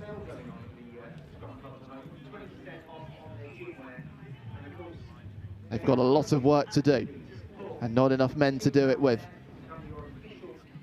They've got to have those overlapping runners. They do have them. They managed to get an overlap, you know, on the far side. Now it's kicked forward. It's a chase. John Botka leading the line. The ball might bounce for him here. He kicks it forward. It's still going here for LU7s, but the referee has judged it to be a knock-on. That's the end of the game. London Japanese survive a late scare from LU7s to win this 12-7. What an extraordinary game of Rugby 7s, and it just keeps on coming here at the LIT7s for you, with Women's Open Group A coming up against FRM Beavers and Hong Kong. But our man on the ground, Will Shepherd, has been talking to people throughout the morning. You can watch this stream back at any time. Of course, we're on air until 7 o'clock. And in the meantime, he's waiting patiently. We'll come back to the action in just a moment. Meanwhile, delighted to be joined on commentary. Kat Marchant alongside me. Kat, thanks for joining us for this one. What have you made of what you've seen so far? Oh, it's good energy, lots of players around, like clearly buzzing. The crowds are starting to come in now and it's getting busier and busier. And it's the thing I love about Sevens, is just that, the energy and everybody just so keen to play. It is. We're about to see some Women's Open action in there, but that game's is testament to what I love seeing about the LIT7s. You've got this mixture of sort of local teams regulars on the series, and international setups as well, and it just makes a really unpredictable mix. Oh, it really does, and the different styles of the games as well, because you'll get, as you said, a mixture of experience. Like some people here more for that social side of things, and others to really come and perform, and it's that excellent mix. Well, the game's getting ready to start in. Will Shepherd is waiting. We'll see if we can come to him at half-time. So I know he's got some guests waiting for us, but in the meantime, we've got some Women's Open action for you, where we have the Hong Kong team up against FRM Beavers. Hong Kong in the white shirts, FRM Beavers in the black shirts with the coloured streams. But meanwhile, Hong Kong are coming forward. They were so impressive in that first game, a 73-0 win over their opponents in that one. British Army. It's made them look second best all over. FRM Beavers showing some physicality and looking to attack themselves. And an early penalty. It's a good start from Hong Kong though, Kat. Yeah, nice start. It's exactly what you want, possession, and looks like they were thinking about going quickly then, but decided against it, and they're going to pull those players in for a scrum to have the optimum amount of space available for them. So scrum coming up.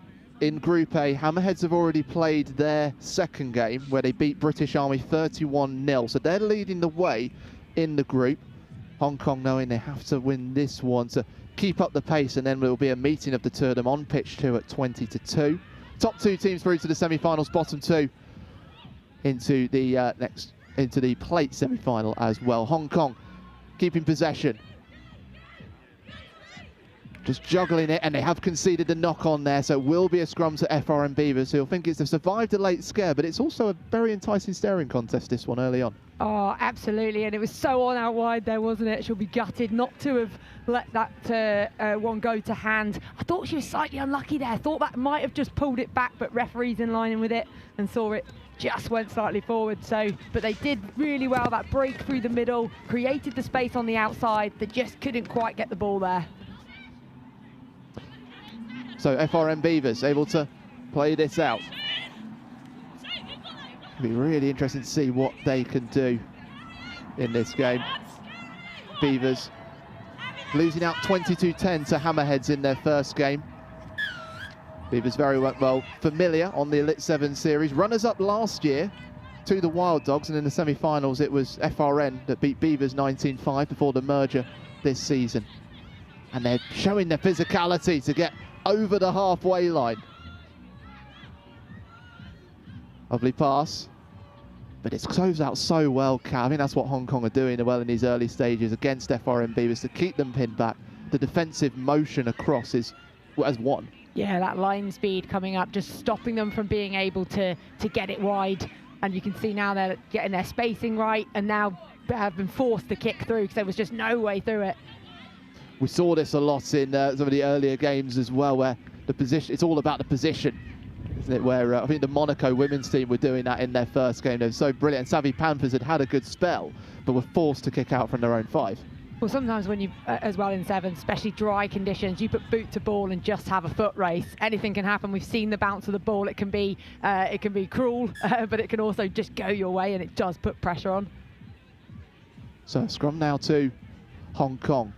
First time today that we've had no score after the midway point of the first period as well. Kat, you've been in these sorts of scenarios before in a game like this. What are you guys saying to each other out there?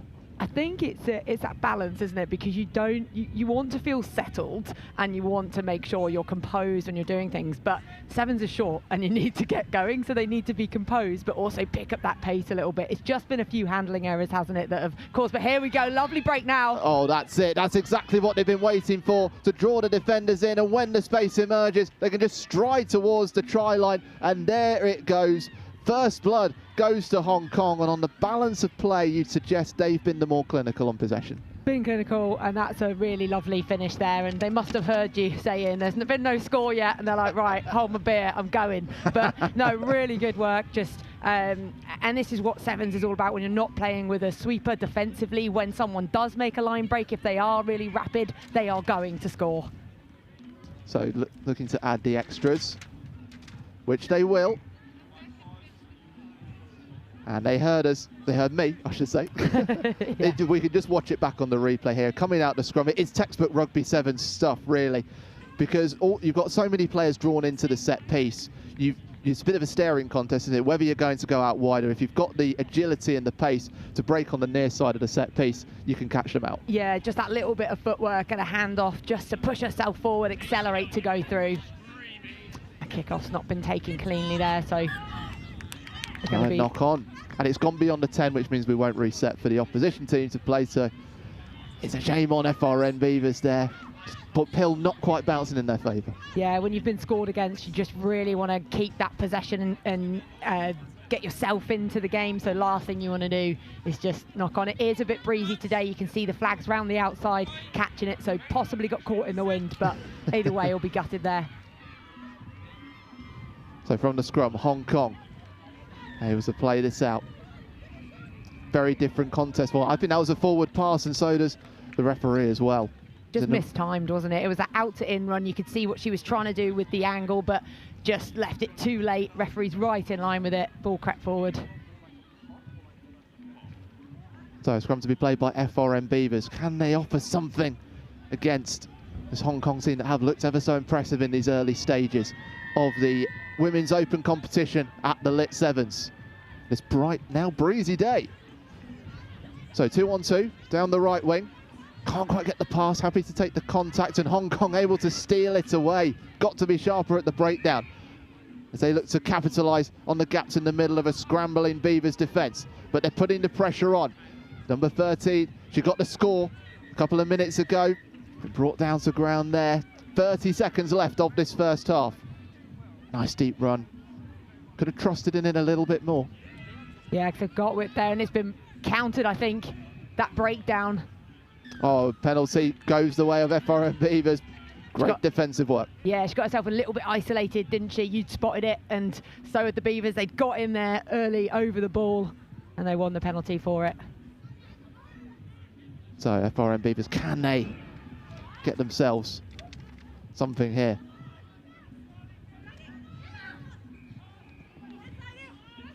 Oh, it's a kick through, but doesn't stay in play. So that means the referee pulls this back. Hasn't blown for half time. Yeah. Oh, he has. It's just all very... He's dummying you. Yeah, he has. He just doesn't want you to know what's going on. He doesn't, no. We had a word before the game, and he thought, I'm going to make you work for this one, Warren. So, half time, it is 7-0 to Hong Kong over FRN Beavers. We'll be back for the second half. Make sure you stay with us.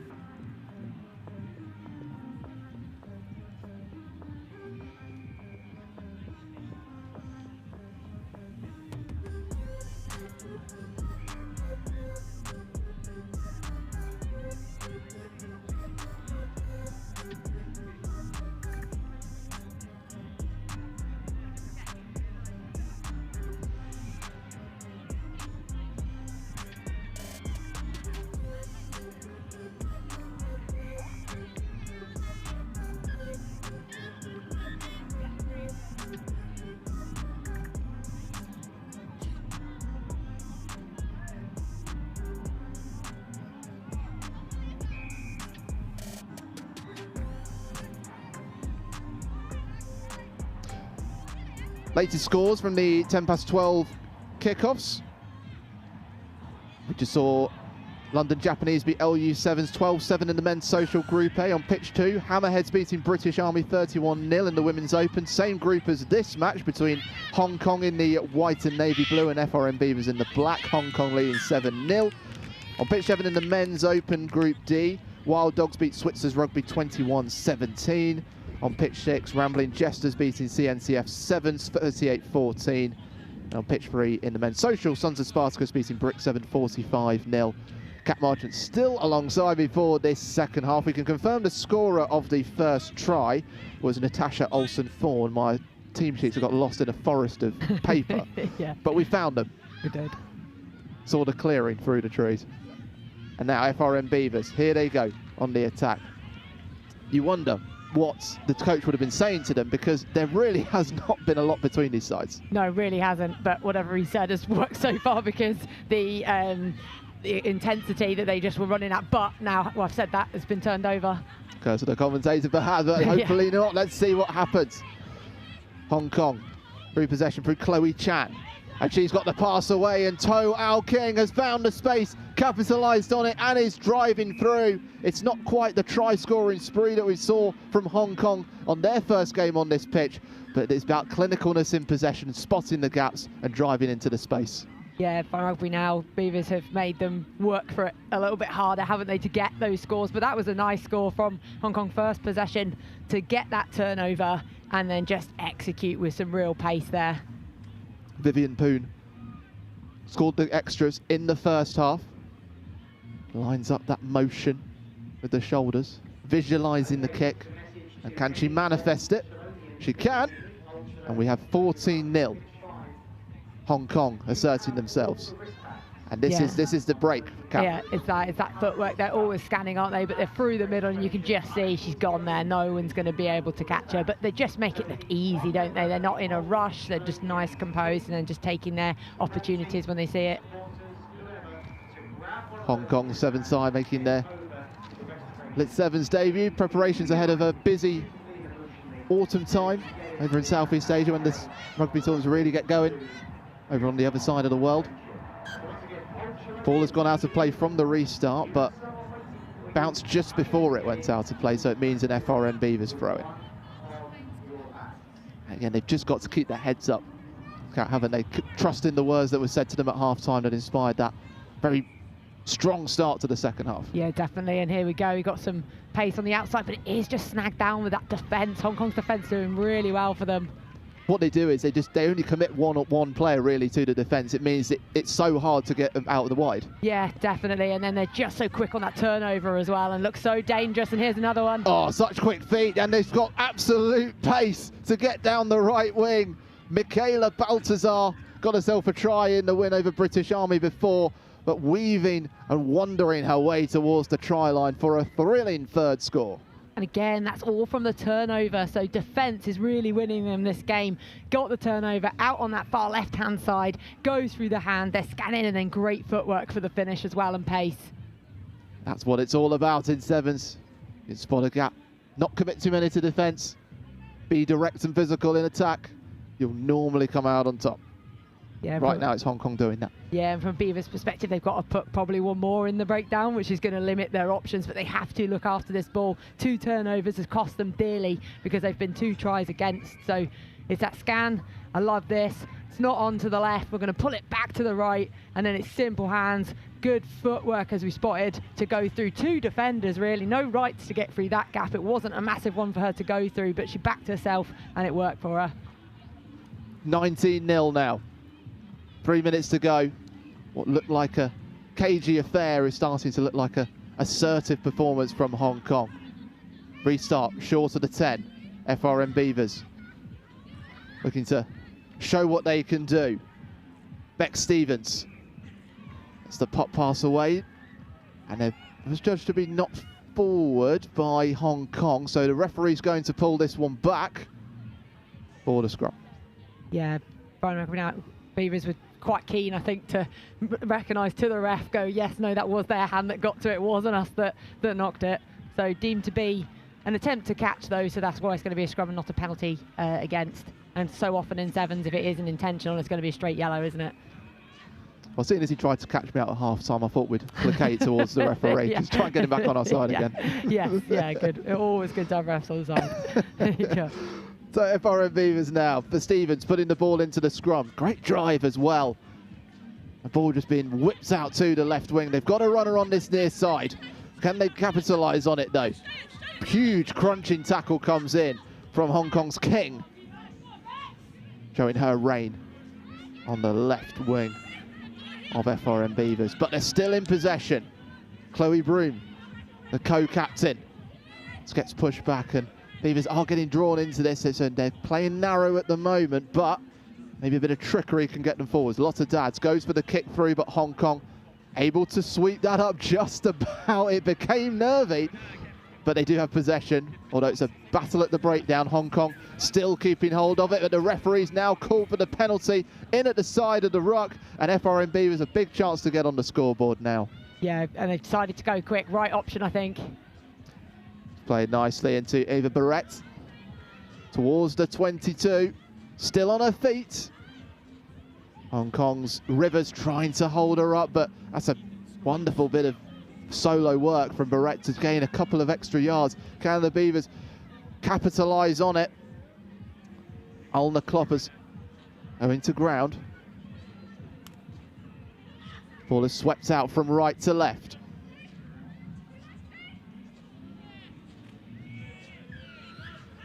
As for the penalty. Wonderful combination between our pundits. Cat Marchant, Amy Wilson-Hardy. Lovely parts and move with the kit. Still got it. Still got it. Yeah. Penalty. Was it? Well, I thought he was going to call a penalty there, the referee, for FRN, but there was a knock-on in the process, so it means, having initially been done by FRN Beavers, it will be a scrum to Hong Kong, but it's the end of the match anyway. 19-0 it finishes to Hong Kong over FRM Beavers, keeping up the pace with Hammerheads in the Women's Open Group A, and really setting up what will be a really enticing game coming on later. Oh, definitely. Can't wait to watch how that one plays out. Brilliant. Well, we've got a huge game coming up at 1 o'clock in the Men's Open. Royal Navy Sharks v British Army right now. Let's throw it down to our host, who's down there on the pitch, enjoying some sunshine. I'm very jealous of him, Will Shepherd. Well, we are on pitch 1 after Hong Kong's match against Fine Rugby now. We're going to try and go over and have a quick post-match interview with Hong Kong, bringing you live reaction here at the London Sevens. A terrific performance from Hong Kong there, so plenty for them to celebrate and plenty for them to look forward to as the game continues. They're just about to have their huddle here. We'll see as Andy signs the referee's card whether we might be able to grab someone for a quick interview. Andy, are we able to grab a quick post-match interview? A really good performance for you girls there, plenty for them to be proud about. What are you most pleased about from that match? We're just trying to build into this tournament. You don't know what to expect, and we spoke about that idea that there can be a bit of chaos in the most positive way in a tournament like this, because there's an unknown, and it's how we deal with that unknown that complements and everything else we're trying to build on. Brilliant to see Hong Kong here today. We've already had a chat with some of the guys from your men's team. The women's team, where have they come from on their journey here from Hong Kong? Yeah, so we came over from Hong Kong, China to Poland, and we spent nearly 10 days there for a joint training camp with them, which was very productive, and it was exactly what we needed, just to get to everyone to play lots of game time, building into this big year where we go to the Asian Series and the Asian Games. And then it's lovely to be able to come to England and the weather to be like this, just as the icing on the cake. Yeah, we deliberately laid on this weather for all of our international visitors. That Asian Games, massive for you in terms of the next 4-year cycle for Hong Kong. The men, they're looking for the three-peat. How are the women looking going into the Asian Games? Listen, for us, the goal is to medal, and that's pretty clear across the board. I came in fortunate enough to take over the team from Paul John, who was stepping in there at the time. Came with a really well-prepared team. We got the bronze medal. And that gives a lot of confidence just in general to the programme that we can do that, we can medal, and it's all about now making sure that we build into this one in the right way, because it's a 4-year cycle, right? It's always going to be a bit different, and that's kind of where we draw the parallel with a tournament like this. We went well in Poland last week, but when you take the confidence forward, but understand you need to be really deliberate in recreating something new with that confidence you've built in the past. Brilliant. Well, knockouts to come. Good luck for those. I'm sure we'll be seeing you on the main pitch come the final later on. Hope so. One more group game to go, and then we'll see. Good luck. Cheers. Cheers. So, Hong Kong, China with yet another win here at the London Sevens at Wasps 2026. The venue is looking resplendent today. All of the 70 teams enjoying themselves across our social and elite competitions in both the women's and the men's divisions. We're going to go back over, we're going to have a chat with Amy about the international flavour we've got at this competition. But I'm sure you can hear the music blaring, you can see all the players and the coaches enjoying themselves in the clubhouse and out on the decking here at Wasps. So much for them to enjoy. Plenty of food as well. And we do know that if you're a Sevens player, you need to be well fueled, and so the food options that LIT have arranged here at the London Sevens, absolutely crucial to the flavour of the day as a whole. Loving the live stream that we're bringing you here today with our crack commentary team, not just Warren and Wilf, but you've also been hearing the brilliant tones of Kat Merchant joining on comms alongside Amy Wilson-Hardy. Amy's waiting for me here on the bench, so let's come over and have a quick chat. And Amy, we were talking about the international flavour of this event. We've just seen Hong Kong, China in action there, Sri Lanka here as well. Why do you think this tournament is able to attract teams from all around the world? Yeah, good question. I think its reputation goes before it. Obviously, it's been growing over the 10 years here at Wasps, but it's been going even longer than that, with 17, I believe, years in total. So, and thanks to Elaine's hard work behind the scenes, grafting, attracting those teams by putting on such a show, it's going to attract those good teams. And I think just the standards increasing, and teams know that if they come here, they're going to get a really decent standard rugby and able to play and kind of test what it's like. A lot of teams using it as warm-up for Asian Games, for example, with Hong Kong and Sri Lanka, so they kind of get to gel a little bit more and really test their standards and see what they can do. Now, you must have played countless numbers of different countries during your Sevens career. Were there any that you particularly enjoyed matching up against? Good question. I think I've got actually really, I don't know why, but really good memories of playing Mexico, which was a really road game. It was in just after COVID, and we were playing in their Fast Four series in Vancouver. And the game was very one-sided, and that's no disrespect to Mexico. They had a new team coming through, and to see where they've come now is huge, and it's incredible and just showcases the game of sevens and where it's going. But it was just so gracious, such lovely girls, and I think that is there's something about sevens generally. That was one specific game, but that it's so accessible.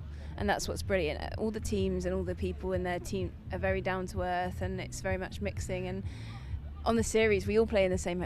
We stay in the same hotel, so you play and then you're out there and you're back and you come home. Whether you've won, lost, drawn, whatever, you're back in the same hotel having breakfast, having dinner with these teams. So it's lovely. You get to really intermingle with them and learn about different cultures. So I'd say playing all the teams is great because you get to learn that and have an insight as well.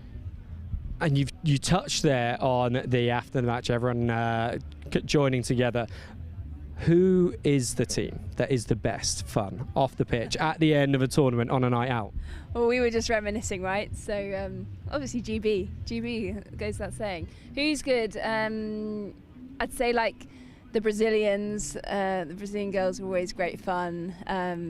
The Canadians know how to party. They're always out in full force. So, but yeah, it's just like you've been away, you've been grafting hard, and it's a way to let off some steam. So it's always a good night out afterwards. And like we mentioned before, it's part of sevens. It's the social side. So yeah, we've had great memories from many trips. We had to travel the world, and yeah, teams are all out in full force after a long series. Yeah, so many trips that you've taken with the game of sevens. I'm guessing you probably haven't played a tournament in Mexico, though, despite having played Mexico. How good would a tournament there be? Oh, so true. There's a few locations where I'm like, come on, and if I might have to, I've not officially said I'm retired, right, but I'd come out of that and graft as hard as I could to get back on the circuit. Fiji would be a stop as well. Mexico, We're lucky enough to go to Brazil though, so that was a cool one. So, but yeah, the places you get to go for the game, whether it's an international stage or, like we said, obviously these guys coming to London, you've got Hong Kong just walking behind us now, making the trip, and we've obviously done the return trip for the infamous Hong Kong Sevens. It's not just putting the game on the map, but it gives an opportunity for, I think, especially as generally a younger sport, for young athletes to go and explore the world. And some of the places I've been, I'm so grateful that I've had the opportunity, and it's great to see that that's continuing. Well, maybe next year LIT7s at the Azteca. It was good when England were playing there in the World Cup. So Sevens seems like the natural fit. We're going to be talking to Sri Lanka after they've played their match earlier on, but you were having a chat with their team manager. How are they viewing this tournament in terms of what it helps them to build towards ahead of the Asian Games? Yeah, with Sevens, it's so much about gelling as a team, and it very much was that. And the manager made it very clear that they came to play a really good standard of rugby, which is amazing. And again, testament to this tournament of the standard it brings in. So it's an opportunity for those guys to be tested before they hit those Asian Games, where maybe there is more pressure. I know they want to medal in the Asian Games, so this is a great way for them to kind of see where they're at. Maybe they've been trying a few things on the training field and they can bring that together and do it in a lower pressure situation, although I'm sure they're still gunning to win this one as well. I'm sure they will be. We'll be seeing Sri Lanka in action on pitch 1 very shortly. The action will be getting back underway, but what I think we're going to do is just try and ambush a few more spectators in our grandstand. When we did it earlier, it went really well, so I'm sure that our spectators that are here now in the grandstand will be just as keen to talk to us. Thank you very much for fully agreeing. Not on this stream. That's the best time phone call I've ever seen. Brilliant, and it was genuine. I will be honest with you. Who are you here to watch today? I'm playing for RAC. Playing for RAC. How are you going so far? We won, I think, 34-0 against, I don't know, a team. Wasps. We beat Wasps. And then we were supposed to have North Bristol or something now, and they've pulled out. So you got a bit of an extra break? Yeah, had a little bit of lunch. A little bit of lunch. Unfortunately, you can't quite get on the beers just yet. No, I'm waiting until later. And looking good to get into the knockouts and challenge for the title? Yeah, hopefully. It's RAC's first year here, so we're really positive. We've got a good team today, so really hoping to get into those knockouts. How would you describe the London Sevens in 3 words, your first experience of the tournament? Oh, big, powerful, fun. Big, powerful fun. We like that. You had your chance to be on TV, but unfortunately the call took it away from you. Let's come and see some of our other spectators here filling out Wasps in force. 3 of you here together. Who are you here supporting today? Navy. Here to support the Navy. That's good, because we spoke to the Army earlier on. We've not heard from the Navy yet. Are the Navy going to be able to do it? No idea. I've never watched them in my life. This is the first time I've come and watched them, so. Have either of you watched the Navy before? I have, and they beat the Army at Twickenham this year. In the 15s? I have no idea. So you're hoping for a double here. Is there anyone that you know within the Navy team that we should be watching out for? Yeah, my partner. I don't know what number he is, but he's playing. What's his name? Give him a shout out. Harry Bateman. Harry Bateman. We're looking forward to seeing you light up the scene against the Army. Thank you very much, guys. We have a young fan here as well. Can I have a quick chat with you? Or are you a bit too shy? That's understandable. Could I have a quick chat with you? Who are you here to watch today? My honest answer? The referee. The referee. We like that because no one's given us that answer before. Why are you here to watch the referee? My husband. Perfect. And how long has he been reffing the game of Sevens? Oh God, about 20, 25, 30 years. Like a long time. Long time. And do you go to watch him ref at all of the tournaments, or would you save it for days like this? I know which I'd do. Only sunny days, otherwise we'll stay at home. Perfect. Well, let's hope he goes well in this one as well. We are very shortly about to get underway. As you can see, the teams on the pitch ready to kick off the final handshakes before we go. So I'm going to throw you back up to Warren on comms to take you through this one.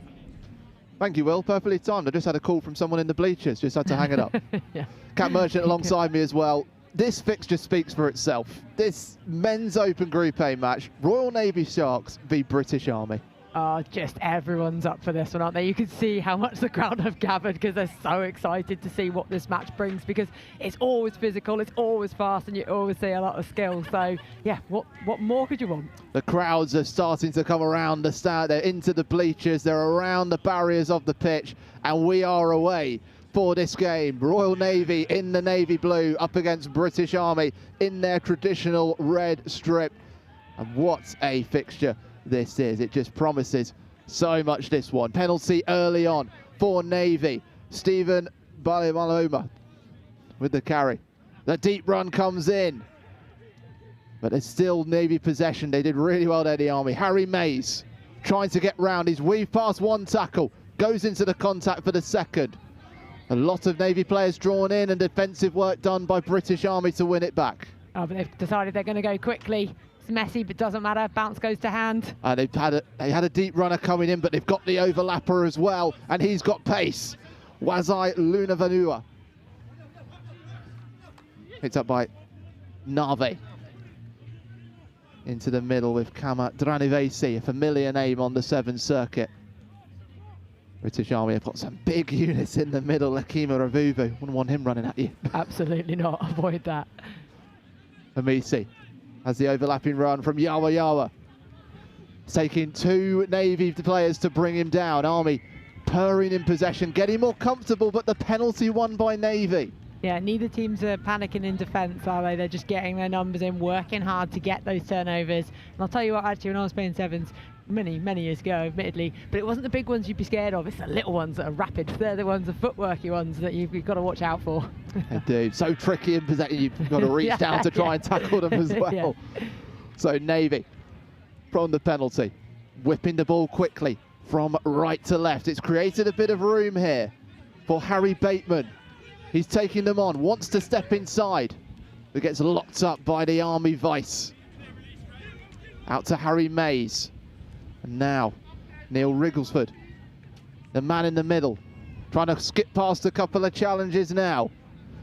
But ball becomes loose and it's picked up by the Army. And they can go forward now through Ravuvu. Over the halfway, there's a deep runner. He can get the space he can, whips round once, round twice, and that's British Army to take first blood.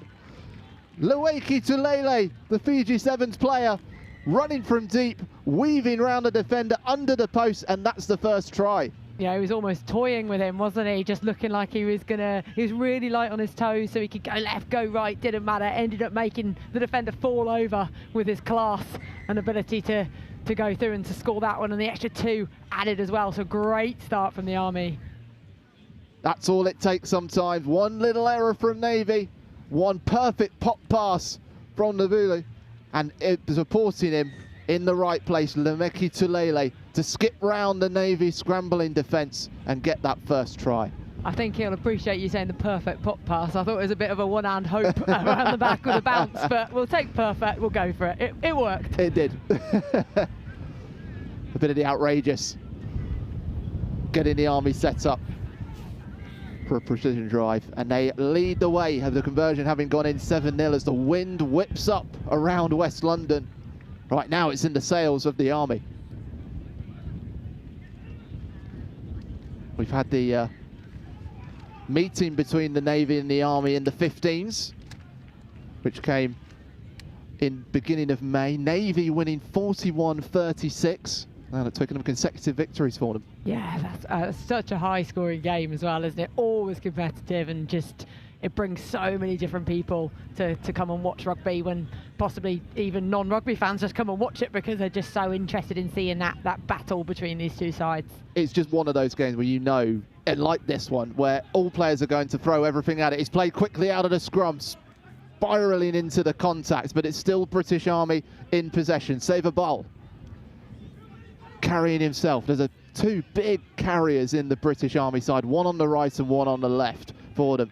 Vuniyawa Yawa gets the ball out to Kyla. He's through. That's the second for British Army. Just like that again. Instinctive, precise, powerful from British Army. Yeah, powerful's a great way of summing it up. They've got their big lads who cause a lot of trouble in defence, causing them to come in tight, and then they've also got the pace and the footwork as well, so that perfect balance where it's almost impossible to defend. and it was a lovely line of running, just that straightening line of running as well to get the score. Conversion to come. The British Army. Oh, it's a deft kick as well, and it puts them 14-0 up. We've got to have another look at this one, Cap. Yeah, so they're just working so hard, and then it's the speed of ball away from that as well. Nice long pass, 2 in a row to get it wide, and then I mean, he looks like he's going to pass it, but I don't believe anyone thought he was going to pass it, was it? Going to go under the one arm, he's going to go and score. The scorer for Army, Sitiveni Kyla, putting Army 14-0 up against the Navy.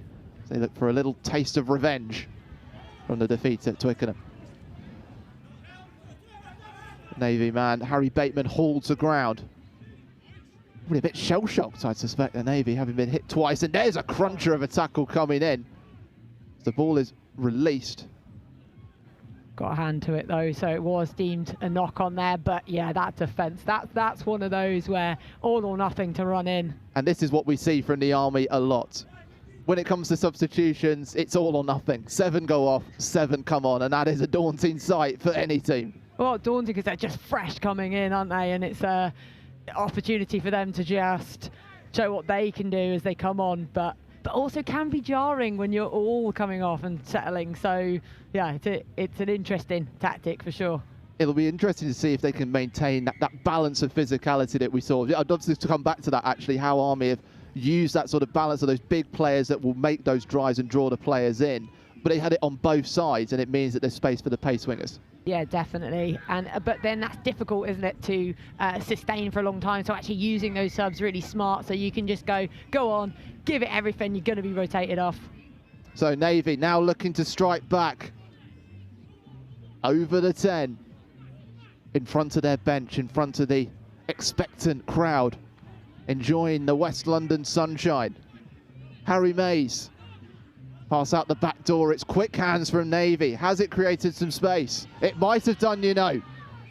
Over the 10. Little roll away. And all of a sudden, Navy bearing down on the Army try line. They're committing to the tackle, but a little bit early. Now there are bodies, but there's an overlap. And now a penalty for the Navy for the offside. And they take it quickly. They're not wasting time. They can see the try line in their sights, and they get over. Harry Mays leading from the front, and Navy have their score. Yeah, really important score for them as well. It's probably the first time that they've been anywhere near that 22 in the attack, and you know, 1 entry, 1 score. That's good clinical for them, but yeah, they really needed it, didn't they, with how much pressure the Army were putting on them. How crucial could that be? As the half-time whistle is about to be blown, it's time for the Navy man to take his kick.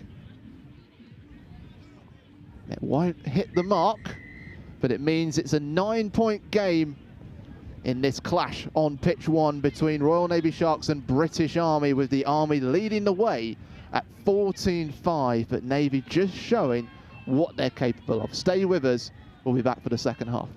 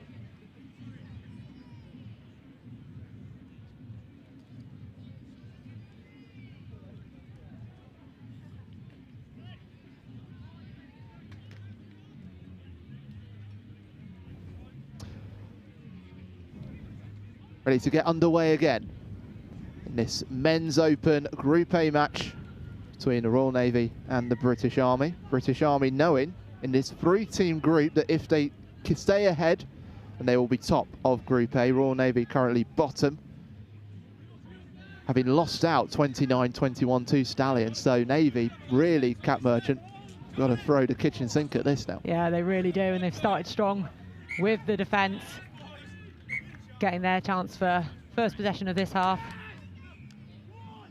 And get the knock on. Also worth noting, it could see teams from all over the world in this LIT7. Sri Lanka topping Group C at the moment. We saw them earlier on beating the Godfathers 36-7. Kat, I know you've worked with the Sri Lankan women's team, but I know the Sri Lankan rugby, the men's team, are putting a really impressive performance as well. And it feels like there's a big sort of shift towards rugby over there as well. Oh, definitely. I loved my time over there. They're such a great group of players, so keen to learn, just so respectful in everything that they do. And it was, yeah, a truly wonderful experience, and nothing but respect for the country and for their players. Amazing. Well, great to see them here, and I'm sure we'll see them more as the day develops as well. Right now, the Navy in their navy blue, down 14-5 to the British Army, thanks to 2 tries in the first half for them to Royal Navy's late try. But they're enjoying the possession in this second half and trying to find a way to pierce through the British Army defensive line. Yeah, the Army are just flying up so aggressively in their defence. It's difficult, and being shut down here. Looked a little high, I thought, there, though. Oh, bit of volleyball played on that wing. Samesa Banuve able to pick the ball up. It's driven into the middle. Such a deep run with pace from Inoki Vivardi. It's very difficult to stop, and it means that spaces can emerge for British Army. You get another deep runner on it. The pass out the back. Now, that one was definitely a risky pass out the back. Yeah, risky. It's gone forward, but such a difficult place to have to try and defend out of, especially as I think the wind is actually against them trying to exit this one. And here you go, doing all those subs again at once. It's brilliant to see it, because no other teams do it, do they, that I can think of? No, it's a unique tactic for British Army. They do it across all the competitions that they compete in. We've seen the British Army competing in the, they won the GB7s a couple of weeks ago, winners at the UK Armed Forces at the National Pub 7s, part of the LIT Super 7 series on Manor 7s. LIT 7 series champions last year as the British Army. They just love playing, don't they? It's such a, and it's always wonderful to see the performances they put in. They just play almost full throttle rugby 7s. That's a great word for it, I reckon. Yeah, full throttle, everything they do, 100%. The hits, the passes, all of it. Well, now some full throttle hits attempted, but Navy trying to find some gaps around the outside. Just being shut out, and again pinned, and that will go straight into Army possession. They get the pass away, the try line emerges, and Army able to capitalise. Waisea Leonavuna getting over the line, and Navy just put that on a plate for the Army. They really did, and that's that desperation to just try and get out of your defensive 22. It is difficult to exit out of it, but that is credit to Army defence. The way they just fly up the line speed, it's very aggressive. It can be risky, because if Navy were to footwork around them, they're then through, and it's a foot race, but that pressure it provides has turned into a try for them. 3 conversions out of 3. 21-5. Let's have another look at it again. This comes down to that full throttle word again, and that comes in defence. Yeah, defensively, just there's a bit of pressure on that breakdown, and then the read of it as well from out to in, but not just that, to do the line and then to be aware of where his players are, to be able to offload to him. That's a really well executed steal and then score. Hey, the man who picked up the ball there for British Army is like Randy Orton, okay, out of nowhere, wasn't it? Yeah. In the WWE. Oh, yeah. But now a crossfield kick attempted. First time we've seen that really on this main pitch, and Navy have been able to pick it up. Lovely step inside.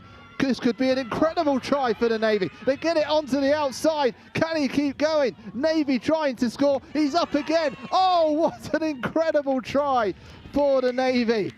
Lewis Roxby finishing it off.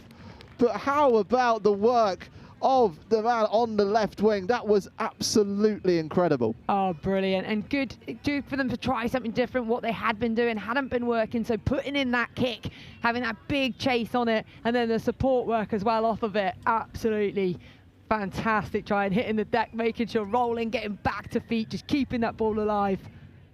Really good strike back from them. We'll definitely see that they come back to that. So we'll just see if the conversion kick doesn't. The wind whips it away. So it's an 11-point game, 2 minutes to go, still a chance here. This is the crossfield kick, and it's all about the individual work here from Tomasi Rokukua. Yeah, it's the footwork on that back inside. He's running. He doesn't pass it too early because he thinks defence might be able to drift across. He ties in 2 players before he gives the pass.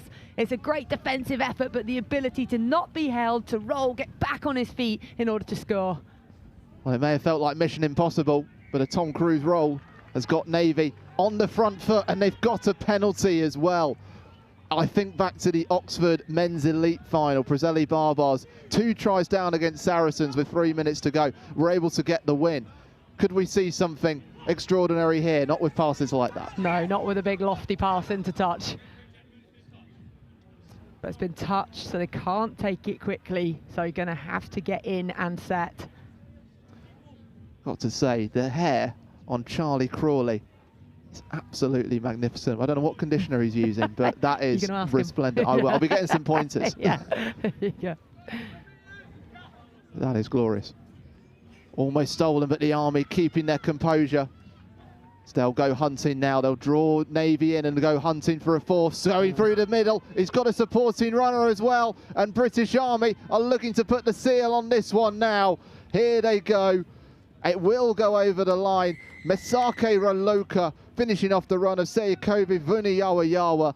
And that is what British Army can do. Yeah, they felt like they were going to be slightly under pressure there, didn't they? But they absolutely weren't. They delivered when they needed to. And the pace of the chase on that one, absolutely incredible.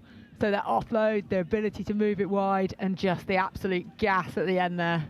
It's almost one of those scenarios where you look at it from their own line out in their own half and think, they've got a chance here. Yes, yeah. Every time they're anywhere near the ball, you just feel that they could pull something off, don't you? The kick will be wide, but the result is unequivocal. It's revenge for the British Army against the Royal Navy as they win 26-10 in this men's Open Group A match at LIT7s. But what a great game, and what a great advert for Rugby Sevens. Oh, fantastic advert. You just had it all there, I thought, with the one-hand offload. Some good, some bad. Saw some breakthrough, excellent tries, fantastic game. Well, we'll take a minute to calm down. Wilfred Kelmsey will be back in the commentary box alongside Kat for the next bit of action. But right now, let's go down to the bleachers and join our host, Will Shepherd. Well, Salu didn't want to overhype the Army earlier on, but they have just put the seal on a massive victory over the Navy here on pitch 1 by the side of the pitch and in front of our spectators stand, which is growing all the time. We are joined by Jazz Rampton. Jazz, thank you for coming over to chat to us. Normally you're involved with Shogun, but today involved the star-studded Monaco outfit. How did that come about? So my brother actually played for the men's, and I was playing with Shogun, and some of the coaches were watching, and then I just got picked up from there and played in Dubai with them and had a great time, so just still going. I mean, Dubai was probably even just a little bit hotter than this, but it is a hot one today. Any chance of getting a tax exile and citizenship in Monaco as a result of playing for the team? I hope so, but probably not, no. And you've previously been involved with the Jamaica international setup, but you're making a move over to GB, hopefully later on this year when you become eligible. Tell us, how's the pathway gone to go from Jamaica to GB? Well, I had a great time playing with Jamaica, and it was a lot of fun and it was challenging, but I decided to step away, and then I've been playing a lot in England with Shogun, and the GB coach is my coach for Shogun, so I think it would just always be a dream of mine to play with GB, so it's something that I'm pushing for and working hard for. So journey's going well. I've enjoyed the whole series of LIT this year and it's gone well. So, yeah. And how much does a tournament like this, while it's got a real social element to it, it's also got some fantastic top-level teams, how much does that help you prepare for that step up to GB? So much. We're playing against amazing teams. Everyone here is so good, but also it's a place where we can have fun and express ourselves. So you have the high quality, but also the fun with the rugby, so it's perfect. Last one before we go back up to comms. Are we going to see Monaco on pitch 1 in the final later on today? 100%, yeah. 100%. You've heard it here from Jazz Rampton. Let's go back up to comms for the next game here on pitch 1. Thanks, Will. Another group decider for you in the men's open competition. Before a big block of social fixtures, we've got two huge ties in this tournament. Monaco take on Sri Lanka, the Impies against the Tuskers. It's a group decider after both these sides are 2 from 2 against the Beavers and the Godfathers, respectively. Amy Wilson-Hardy alongside me for this one. I mean, this is exactly what the LIT7s is all about. Monaco, Sri Lanka. We've seen Sri Lanka this morning. They were brilliant, but Monaco have matched their results. This is going to be such a good game. Kickoff will come in just a few moments' time. It's Monaco in the white and blue trim against Sri Lanka in the white and green. Monaco, the Frenchmen, almost all of them are represented at AS Monaco at the 15s level. The Tuskers come from across Sri Lanka. Amy, we were chatting to the Sri Lankan coaching staff as well down below. It's such an interesting squad. They've only been here a couple of days, but they've already looked really sharp. Definitely one of their lads, I think, arrived last night, so fair play with that long haul flight and then straight into a, well, I guess they're used to the heat at least. But Yeah, too right. As Sri Lanka claim the kick-off and secure the ball, and they're going to look to dance their way through early doors into the high tackle. Penalty comes their way. Nice run from Bandara. This Monaco side have looked really impressive so far, but it's a break through the centre early doors. Here is the first chance for Sri Lanka, popped over the top, and it's Ramuta Himash who will weave his way through. Another game-breaking run by Akash Madhushankar. That flying mullet of his, and then Ramitha Himash with his second try of the LIT Super 7 series here on pitch 1. Popped over the top and then some nice footwork. Oh, Sri Lanka can break from anywhere. Yeah, Madhushankar looking so impressive in the early games as well, and this just continuing his form. Thought he might have the legs to go all the way, but you can always spot him, can't you? And Ramitha Himash with a brilliant finish. Swirling wind, which is sort of going left to right at the moment across the field. There's the big hitch kick. Oh, another little right foot step. He moves so quickly for a big man. I mean, he looks ginormous out there. I didn't really notice it. We're too distracted by the flowing locks in that first game, but he is a huge figure. Kick-off to come then. Sri Lanka on the chase. Tap back. And it's that man again with ball in hand. He looks so dangerous. Madhushankar. It was actually a really nice tap back from Soisa. And I think the penalty is going to go Sri Lanka's way. Well, clear from the referee there. Tackle height. Got to keep it lower. Any more of those and they could be in real trouble. Yeah, that's the trim we've all been talking about. I haven't seen any that contest it yet, so. He's got one eye on that trim of the day competition. It's going to be a tough one to win. Hard line up the jumper from Dangu. Little hitch kick for the first time from Zumri. Zumri's looked really bright. Slam to the deck and straight over the ball go the Monaco Impies, and they do have it back. First chance for Monaco to attack with ball in hand. Lifted. Is that beyond the vertical? Flag goes up. Ref kept his whistle in his pocket.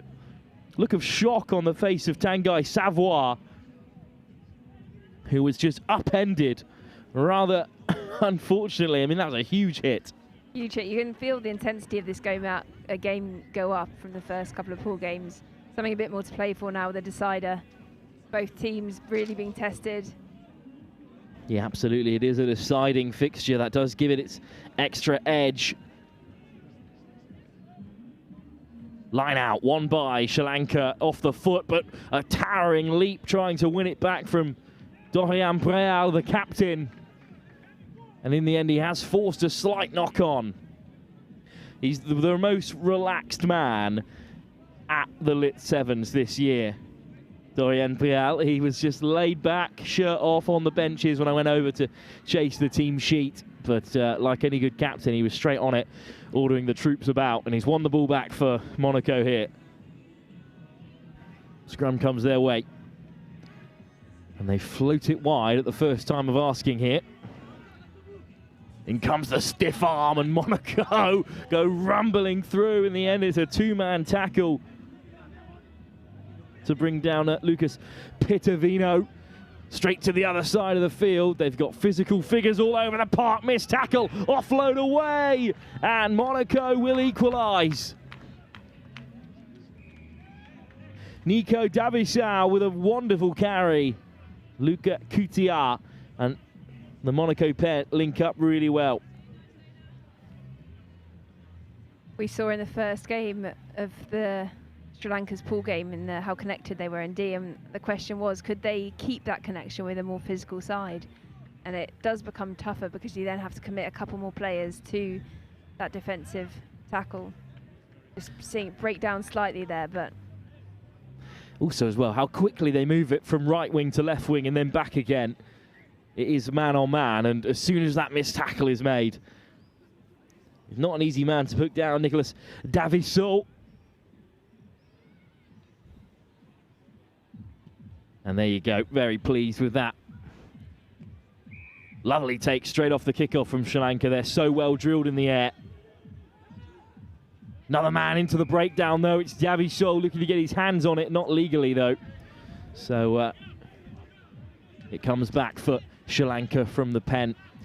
They have said in the referees in the build-up of this tournament how hotly contested the breakdown will be, but as a defensive or indeed an attacking player, you need to come right round the gate, and then it's only a fair contest for one man.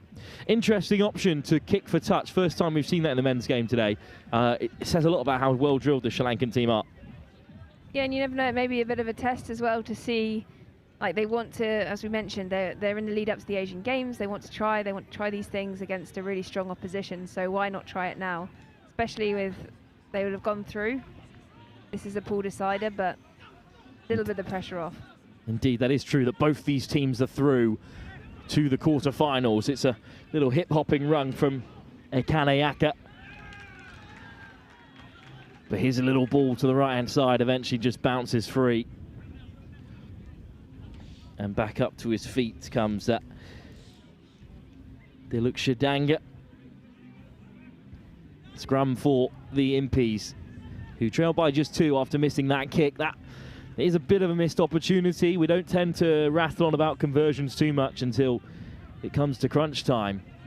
But it's important to take this top spot and face an easier run into the quarterfinals and semis, although both these sides could well make it through to the final, having been drawn on different sides of the pool. Off the deck quickly enough from Davissau. Monaco look a bit disjointed here. Could be a chance. Davissau again with the carry. Can't miss him. Absolute giant out there. Back to the open side. What a pass that is. And the pace that it's taken onto has Sri Lanka backpedaling through the cap flap. Monaco driving on. Michelucci to ground, but a turnover. What a time to get it. And Monaco have to react. Straight away the quick tap is on.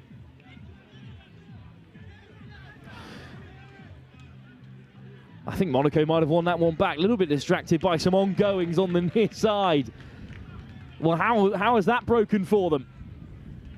Rather fortunate in the end. I mean, Amy, what do you make of that period of play? Really strange stuff. Possession changed hand a couple of times. Yeah, it was a bit here, there and everywhere, but that is sevens, and it's the ability of a team to react to the transition who reacts quicker. And in that case, it was Monaco. But such a prime time to attack is when it's on that transition play. Just bounced so kindly for the captain, Dorian Brial. But he has the score to take Monaco ahead at the break. You can see on the bottom of your screen there, just a little bit of afters going on. The ball was just knocked on. That offload is really loose. But in the end, it's Tamgai Savoie who gets it away. Good first half for him. And Sri Lanka trail at the break in rather unfortunate circumstances. They'll have to switch on here. Some very aggressive tones in that coaching staff at half-time. We'll be back in a few moments for the second half of this huge group decider.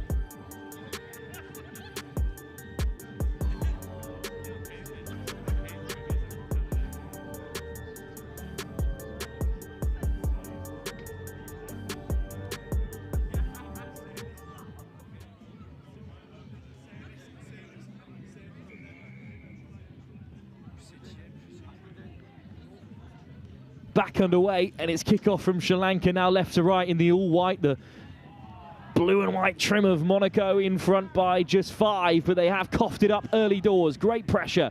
Amy Wilson-Hardy alongside me. This is that work ethic that we know of Sri Lanka. They will not take this result lying down. Definitely not absolute workhorses. You can see that's in their DNA, it's in their nature and the way they play. Madashanka. Switch doesn't work out for them this time, and there's no advantage coming. And the captain, Brial, just leaves one on his opposite number. There is some bite out there in this pool decider. We already saw a bit of a coming together. Denuwan Wickrahmat-Ratchi was really getting stuck in after going down on this near side. How these fixtures are heating up. The stands are becoming full to the brim down here. Everyone wants to take in this Sri Lankan and Monaco side. If you're in the men's open, you know you might have to face them later on. Ball on the inside. Is there a player in support? Good carry from Charlotte, who does well to keep ball in hand. Little dink over the top from Shiodini. But Sri Lanka are there in numbers, and it's regathered by Madashanka, but the flag goes up before he gets the ball away. Well, that's a big moment for Monaco, trying something different. Little kick through from Cesar Shiodini, and it did work out for them. They got the ball back. Yeah, it was almost a Sonny Bill offload from Mullet Man. Didn't quite work out for Madashanka. So a line out now for the Sri Lankans to defend. Madashanka going for the one-man lift on Janadu Dilshan.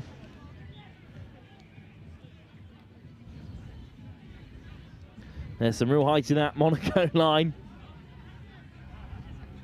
Short though, round the corner, just about held onto by Max Caseno. Little step from Savoy.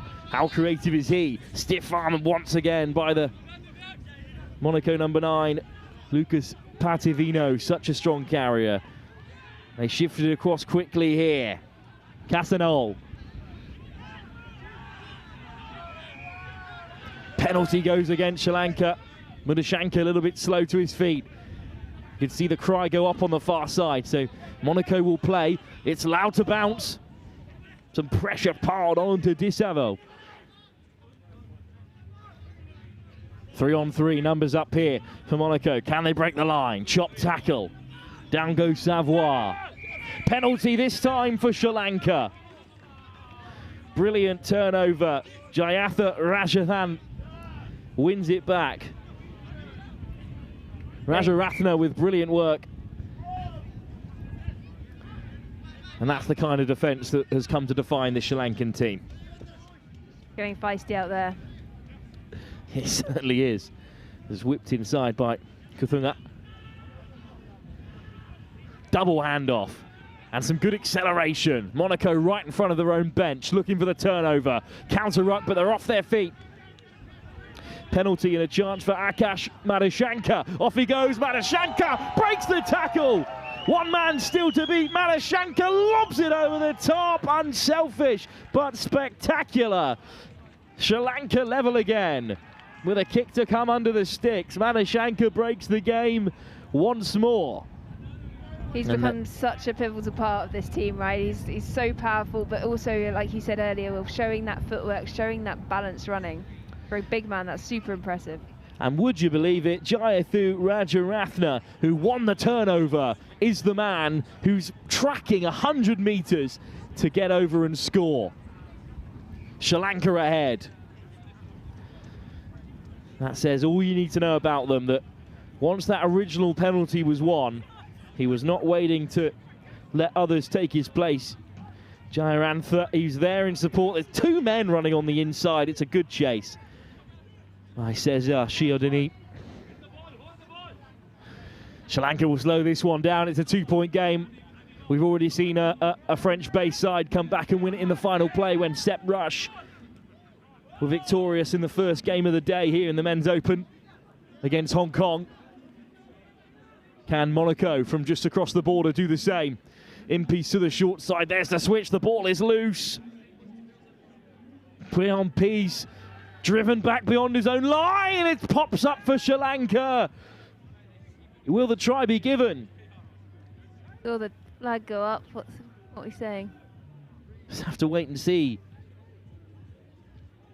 Diluk Shadangi is happy that he's dotted it down, but I think it was originally placed back by Impes. So good recovery from Prion Peace. And it's going to be a scrum on the 5 for Sri Lanka and a chance for them to kill this game. Rambling Jesters away. They'll be playing in the next game in the Men's Open. They're taking on a talented Switzers side who haven't had the results go their way so far. In another final round of the pool fixtures. Feed to come though from Sri Lanka. Looking to go 3 from 3 and top the pool. It's not a kind bounce for Shiad Zumri. Zumri still going. Prion Peace with a upending tackle. Rajaratna feeds it on. Is this the chance for Sri Lanka who pin back their ears and score? Prasindu Bandara will knock this one off. And Sri Lanka have the group. Well, he made that finish look very simple, but it wasn't, with 3 Impes in pursuit. Lovely stop-start, right? Again, the defence all waiting, and then that acceleration to go off and finish off in the corner. Teddy Savoy, one-on-one, beaten onto the outside. And Monaco are going to have to settle for a spot in the quarterfinals as a second-seeded team. They will still head through after 2 wins from 3. The conversion attempt off target, but it will count for naught. Sri Lanka have done it. This is the score that sealed it after already leading by 2, heading into what was final play. Soft hands, and Bandara skips away to score. Like we said, a real good test. The standard has just crept up in each pool game. So it's a good test to show that defence, like we saw that organised defence from the first game. Can it withstand a more physical side? Monaco, classic French, going at every breakdown. Absolutely nailing that scrum, putting so much pressure on it. But Sri Lanka showing that they've got the strength and depth in their team to withstand that and progress as top of the pool. Sri Lanka top the group. Monaco settle for second. But who will progress through Group D? The Rambling Jesters are 2 from 2 at the top of the pool. They still have Switzers to face. Switzers with a more than outside chance of qualifying. They do need a win and for results to go their way elsewhere. But Rambling Jesters the favourites in our next one. Another game for the Men's Open soon to come. But before then, I'll throw you down to Will Shep, who is pitch side with a couple of the Tuskers.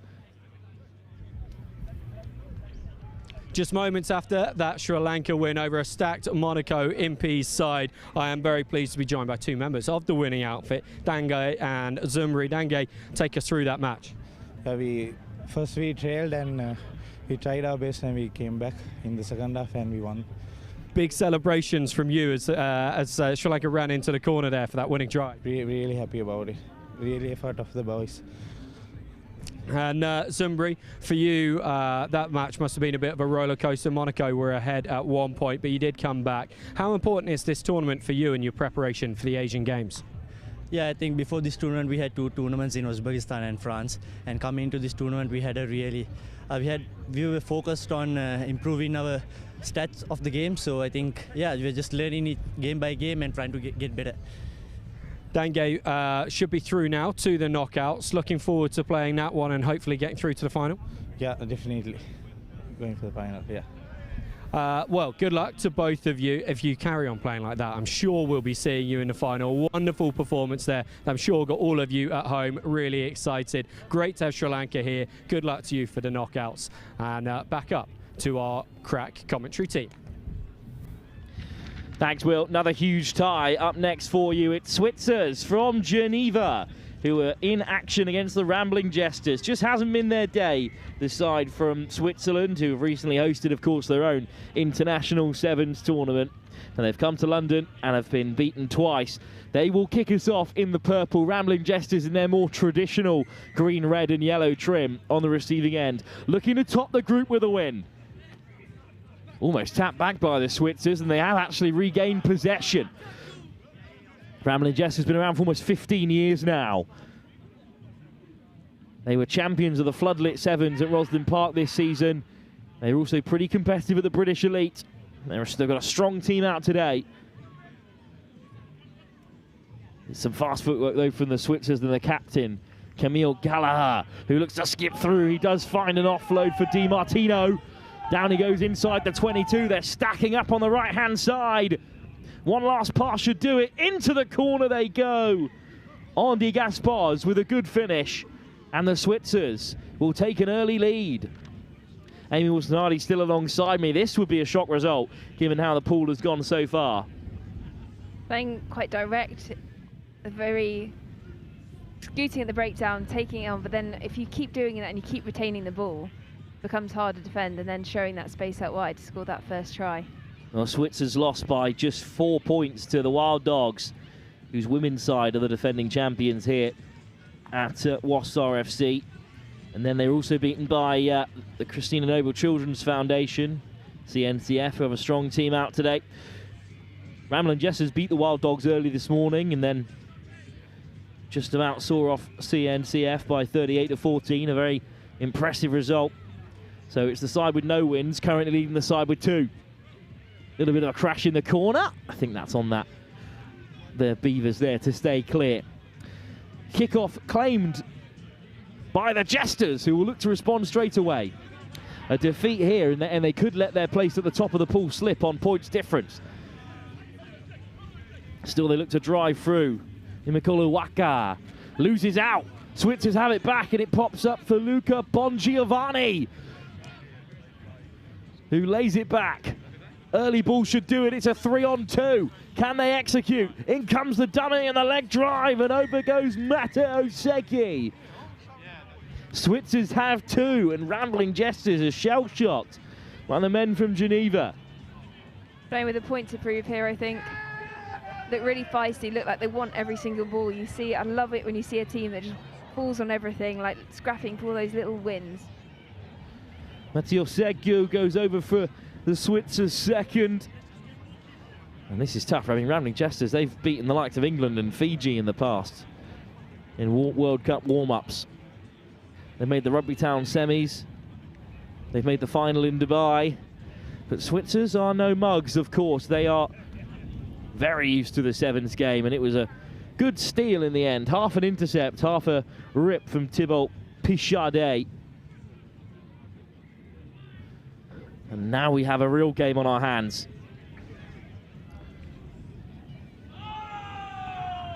Swiss champions in 2023, 2024 and 2025. They've won the International Sevens twice. First created in Geneva, Switzerland back in 1931. But it's some beautiful footwork from Boris Ames that might undo them here. And the Durham Uni man is going to scoot through to score. Well, if you've been following your uni rugby recently, you know who Boris Ames is. It's a really good carry. Great initial footwork, finding that disconnect in the Swiss side. Good response. Exactly what the Jesters needed. Looks like a Boris. Oh, it may have been Jalen Nunn actually went through. Just checking out the numbers there. And I think it is Nunn with that fast footwork. Just say, Boris Ames is a much bigger guy. So I was wondering. He looks like a Boris. I want him to be Boris. Can we call him Boris? Just the shade on the shirt of Port Jalen Nunn. Nunn's played a lot of sevens so far over this summer. Not just for the Jesters. He's a real speedster. So I think he'll be comfortable one-on-one here out wide as the ball's put down. And we didn't get the chance to see the one-on-one battle, but to the short side comes Lucas Norton. Norton on the inside. Couple of Durham boys in and around this group then today. Lucas Norton, the former Northampton Saint. Taken to the line by Tom Chandler. Nunn. Here is Boris Ames. Flashed across looking for Norton, but it's beyond him.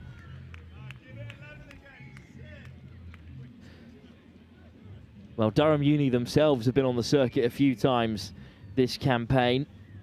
There's a good mix of youth and experience here, including a couple of German internationals we've yet to see. Line out, though, for the Switzers. Marine Sublé. Not straight. Not a call you see often, but it was right on the outside arm of the Switzers' man, Jean Norard. I don't think they're getting away with that one, unfortunately. There is a bit of wind blowing against them, but this game is certainly back on again. Still plenty of time before half-time. Norton is really quick off the mark. Well, RGS High Wycombe starlet. And he'll go himself, sniping down the near side. Puts the little dab through. Does it clatter off a Switzer shirt? Well, Victor Richen has pulled up a little short there. I think they had it covered, though, on the chase. And we'll have a line out for the Switzers, but they're under real pressure here.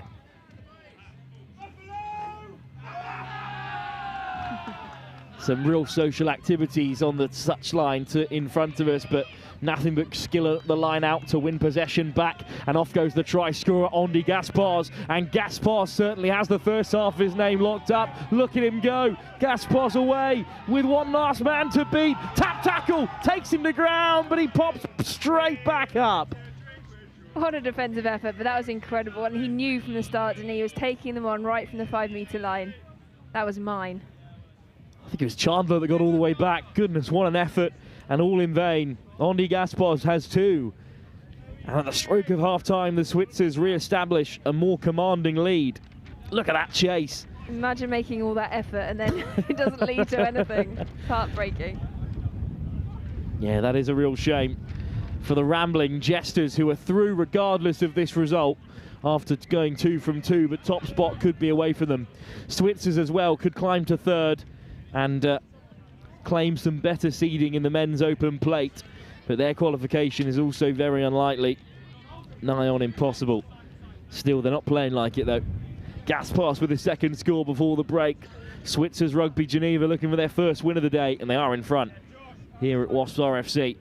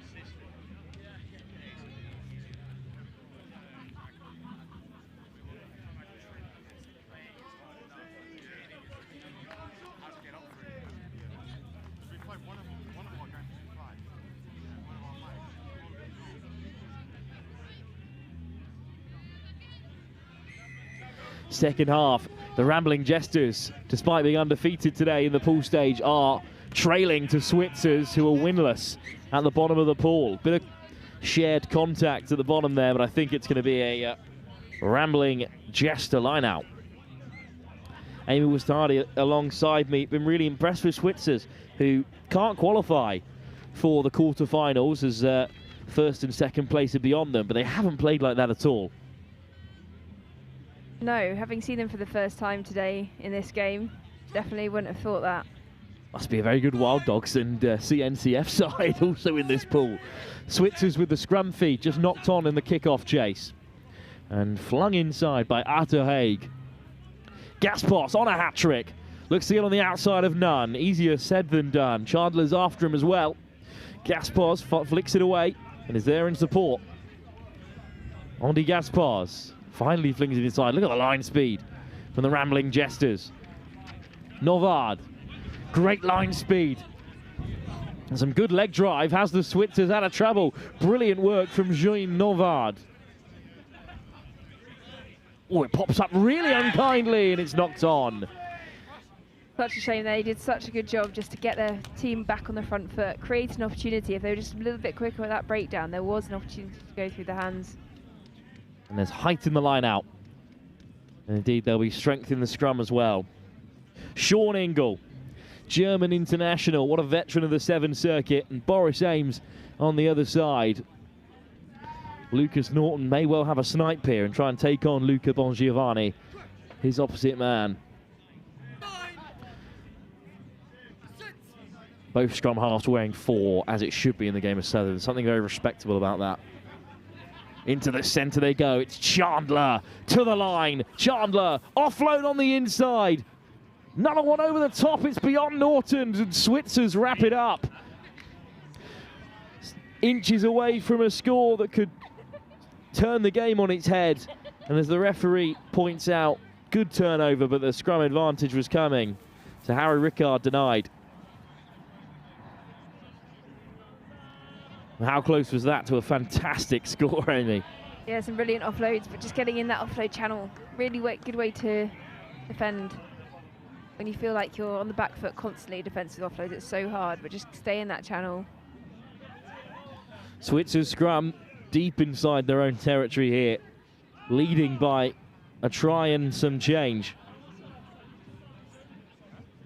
Dummy switch, big tackle on the 22. On the dry ground here at Wasps RFC. Its 10th year of hosting the 14th annual LIT7s tournament. Direct again from the Switzers, but Jesters hold firm. Again, the Geneva side take it to the line. Is that a maul? Referee lets it play. Slow progress here. Jesters line them up again. Harry Chubb with a thunderous hit. And almost an intercept, so close to the line the Switzers are playing. They do manage to float it wide, and what a contact! Oh my goodness, a thunderous carry, and the offload from Julian Josh, and this could be a fantastic try. Josh is still there, and Josh, none gets back and is fended off for a second time. What a score! Julian Josh goes coast to coast and leaves a cutout of his opposite man on the turf for good measure. That's Sevens. That's just brilliant to watch, isn't it? And that patience, because you thought they're never going to get out of their own 22. They were just getting absolutely nowhere from the Jesters' defence. But that patience and then bosh. A little bit of individual brilliance and physicality there first. Norton gets handed off 3 times before he can make the tackle as well. It's absolutely brilliant from Julian Josh. And all of a sudden, it's a 20-point margin opening up. 20-7. Switzers on top. Flag stays down, good effort. Here again, Julian Joss. He dropped it on this near side and had Switzers in a bit of trouble. And then he takes 2 men out of the game. I mean, Nunn gets back to his feet really well. And in fact, it isn't Julian Joss on the support. It's Arthur Haig who gets the try. Picked straight from the kickoff. Brilliant nudge. Camille Gallagher, the captain, gets the offload away. And Switzers could be over again. Gallagher there. Big ball into the midfield. It's almost over. Rishon. Direct from Segu. Already a try scorer. But what a turnover from the Jesters. And they'll tap. I love those kickoffs. Those little grubbers through. They're so hard. Oh, but the penalty was reversed. Referee was stood at the wrong angle. Bongiovanni. Subley goes himself. Put down emphatically. Pick and go from the Switzers. Held up. What a tackle on Nahin Subley. That's a tackle from a frustrated player, right? Yeah, Nunn has just he's having absolutely none of that.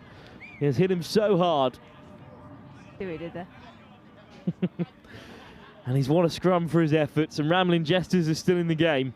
If they can go coast to coast here and make it 20-14, then this game is alive with just 6 points in it. But they're going to have to go hard here. Switzer scrum. Von Giovanni. Callagher, the skipper, looking for the switch, pops it over the top. It's off the toes of Andy Gaspos, back inside. Rishon, Callagher, dummies the kick. Gets around Gaspom, he swung to deck. A little bit slow to react, Gaspom. Through the hands they go, dummy in the midfield, might see the Switzers through to a seeded spot in the plate quarter-final. Lovely hands. Big chop tackle, flicked up for Mayer. And over in the corner they go. And the Switzers have stolen this one. The Rambling Jesters, depending on results elsewhere, may well have dropped into second place in the pool. They'll still be through to the cup quarters, but the Switzers have decided to turn up at the perfect time here at the LIT7s. Look so confident when they're playing, don't they? They're really gelling, and it looks like it's a shame they haven't had this form. Or maybe they have. Maybe it's just, that's the beauty with sevens. Different teams play better against different, the way teams play can't speak anymore, changes how teams play against them. But showing there what they are capable of, a nice way to finish the pool games for them. Switzers Rugby Geneva, victorious against top of the group Rambling Jesters. This may well have turned the tide on who each side will face going into the quarter-finals at both plate and cup level. Well, what an advert for the London International Tournament, the LIT7s again, with this win for the Switzers, who pick up points for the first time. Well, ahead of our next game, which is the return to the Women's Social, while the pools are decided and the knockout stages take form.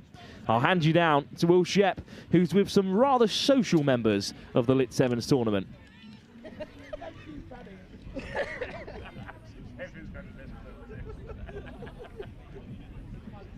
Well, as the action continues to unfold on the pitch, the spectator stand continues to fill, and I'm joined right now by Jeff and Paddy, two members of the Fulhams. Jeff, you have been on the pitch today. How's it been? It's been hot. I won't lie, hot in the sense that the other teams are a lot better than us, but we're having some fun. We're in the social element of it, but yeah, it's been good fun. Paddy, you're not on the pitch, part of the coaching side, but I imagine also leading a bit of the social element. Yeah, spot on. You know, we've managed to find our favourite seltzer bar so far. The Social Boys, they're doing great for us. Not the hell. But no, it's a great day out. We're loving it. It's fantastic. And this stash here I'm loving as well, like all matched up with the bucket hats. And this, well, I'm trying to work out what colour you'd call this. It's a cream and an emerald green, I would say. Deliberately off-white? I don't know. Deliberate? Just gold labels. Off-white. Off-white. Yeah, it's deliberate. Yeah. Deliberately off-white. Okay, who have you got up next? We were actually, one of the teams pulled out, so we're actually not entirely sure. So I think we're just straight through to the bowl quarter-final. Whoever, we don't know who that is yet. And enjoying the extra long break as a result of that. Paddy, how do you keep your charges under control when they have a little bit of extra time off the pitch? You know, there is so much water in the seltzers. I think that keeps the boys hydrated. A couple of Super 5s games keeps the boys electric, and some rats and rabbits as well keeps the boys still moving. Fancy dress theme here today is Top Gun. Are we going to see you all in the aviators to flight suits later on? I had no idea. I had no idea. Yeah. I mean, there's surely time, Paddy, for you to run out and find some aviator outfits around here in Acton somewhere. I mean, I'm with you. We'll find somewhere. We'll get some. You got the moustache though, so you can be Goose. You're more of a maverick, perhaps. Yeah, the intelligence anyway. Yeah. I'm not sure that's what he was known for, but yeah. So the action's about to continue. We've got a women's match coming up here. Any teams that you've been keeping an eye on aside from yourselves? Yeah, we were over chatting to the Sri Lankan international team there, who flew in for it. Lovely lads. They're heading off to China and Japan after, and they're telling us all about it. So we were keeping an eye on them, definitely. Yeah, very good team. Any big coaching tips from the Sri Lankans?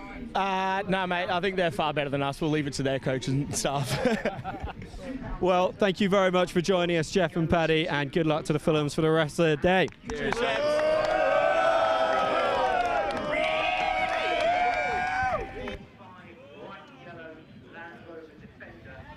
Good stuff, Shep. Keeping them entertained down there. back up here in the comms box. We return to the women's social.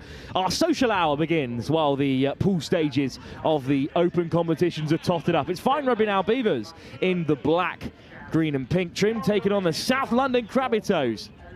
And Kat Merchant is alongside me, of course. Kat, welcome back to the LIT7s. I mean, what a day it's been so far. And this women's social competition really hitting crunch time.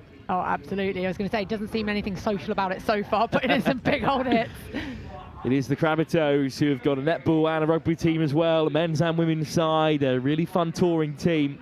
And they take their quick tap penalty early here, and they could force the 3-on-2. They've executed it brilliantly well. Now it's a foot race, and Rabbitohs can spread their claws for the first time over the 22. Can they go the full length? Back come the Beavers. Dupont with the shot, and Dupont drags her into touch. Oh, great defence to cover there, because you had to say, you know, she's ran 70 metres and been just tracked down in that final second. You could see what she was doing. She was slowing down to try and hand her off, but couldn't quite get it. Great strength as well to pull her out of touch from there. What a tackle from Tatiana Dupont. I'm assuming it's Jemima Firminger who went the full length as the only unlisted player amongst the team sheet. Line out goes awry. But I think let's just give him a retake here to spare their blushes. Line out to come from Izzy Carrot. Just about claimed. Really good strength and dexterity from Hannah Ullerock. Shantae Williams, the co-captain. Into contact, a little bit narrow at the moment. Beavers looking to break. They are the Women's Open champions across the LIT Super 7 series from last season. And now in this women's social, they go for the clearance, but it might pop up for the Rabbitohs here. Williams on the chase, and Williams is first to the ball, and Shantae Williams gets the offload away. But that final pass is just a little forward. Oh, we've seen them put that kick in a few times. Tactically, it's something they really look to do. Put it through, big chase and put pressure on, and it almost worked out for them there. And it will be a scrum time instead. Great work from Shantae Williams, who's also been on the mic for Next Gen Live in the season gone past, across rugby and netball. Multi-talented, that's what we like to see. Absolutely. Yeah. Might well catch her on the old counter-ruck screens as well, which is a really fun excursion into the game. But it's the Rabbitohs who win it round the corner. Nice work from Badlands. Couple of numbers out there on the right. Good delay on the pass. Might it open up here for the Rabbitohs again? It needs another try saver for the Beavers. This time it's Hannah Ullerock who goes diving in.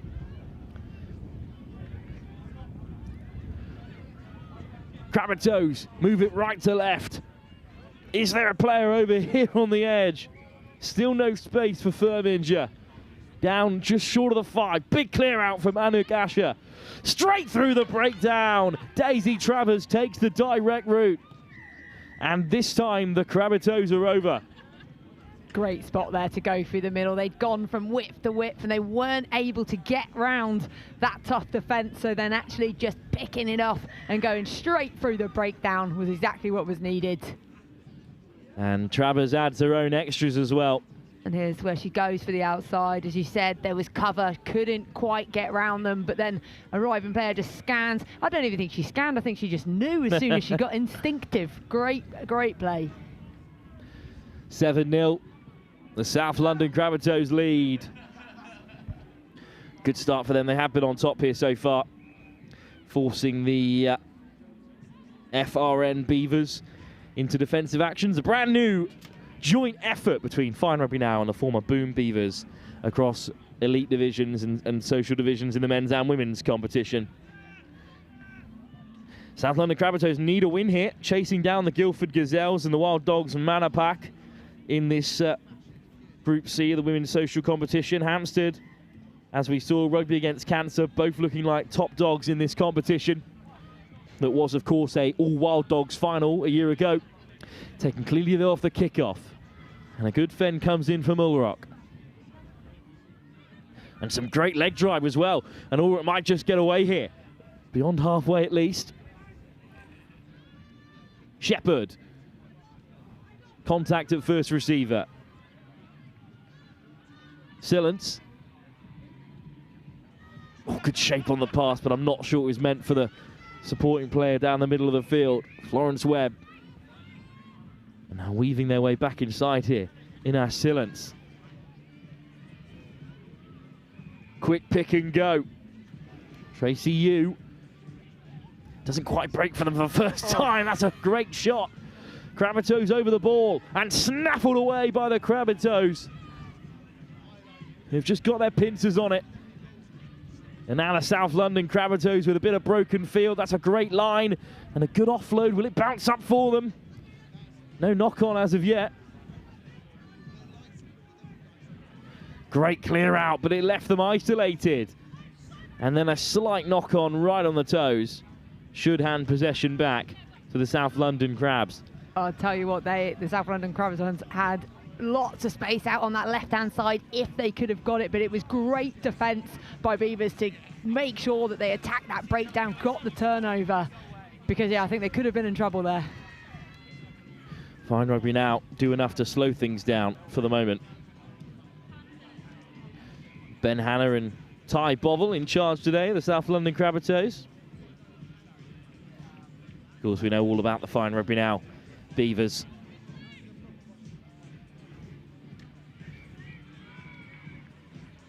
Won the LIT7s Open last year. Our Beavers men won the Open the year before that. This season, still learning their ropes, I think, as a combined unit. Penalty Crabatoes. Quick tap, and off they go. Good early drive from Sims Mailer. Badlands whips a beautiful ball out to the right. Gives some good line speed. Flying up from Elsie Day. Yeah, great defensive effort there. Really stopped her from going. But still they'll take on the short side. Little pick through the breakdown again. More yards through the centre of the park. Off the deck from Badlands. Just assessing their options here. Miss pass over the top. Perry Jordan feeds it on. Oh, lovely step inside and out. And the Crabatoes will pin back their ears again. But have they got the pace to go the length? This time, they do. And again, there's only two players without a number.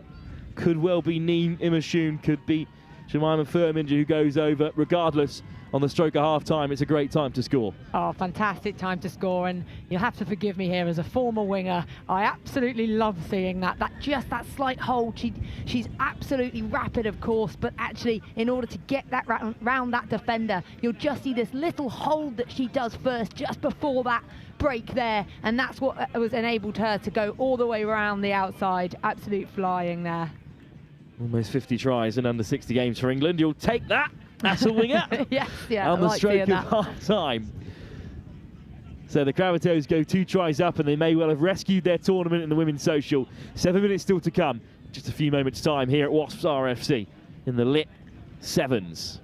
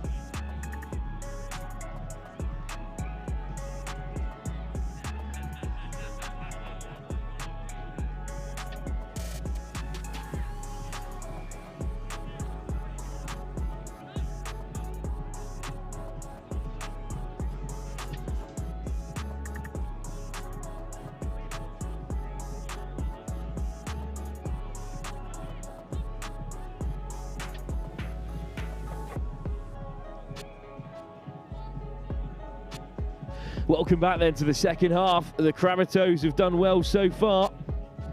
The FRM Beavers in this women's social pool, currently down the bottom with the Crabatoes. But Crabatoes still fighting hard after just a 2-point swing between their game with the Guildford Gazelles. The game's still on here as Williams breaks the line early. What a start to the second half for the Fine Rugby Now Beavers. Cat Merch is still alongside me. I mean, could not ask for a better start. 20 seconds in, straight off the kickoff. What a run. Yeah, absolutely exactly what is needed from Williams there. She knew what to do for her team.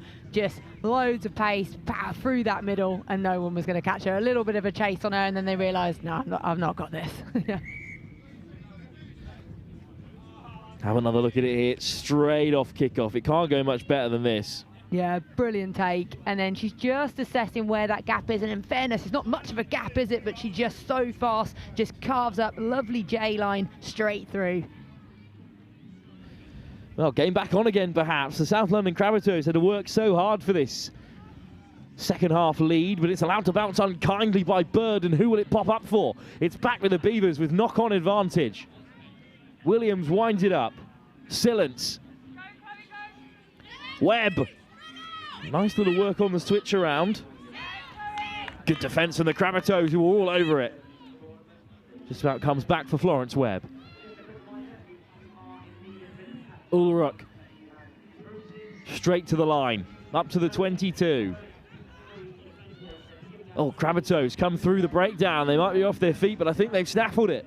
I thought a little bit off their feet, but got away with it there. The ball was more than loose. It was completely out of the breakdown. I think that's what allowed them to proceed. And what can they do now from here? Step back on the inside from Chloe Raggett. And Williams just wraps up her opposite winger. Flick quickly off the deck from Asher. Some nice soft hands. Bird in support, but the ball is flicked away from her. It's a little unfortunate. Back with the Beavers. I think she had to flick it away there because there was just that look of the jackal. Tatiana Dupont, boot to ball. Good acceleration from the Crabatoes. Penalty as well. That's a bit of a soft exit after piling on the pressure.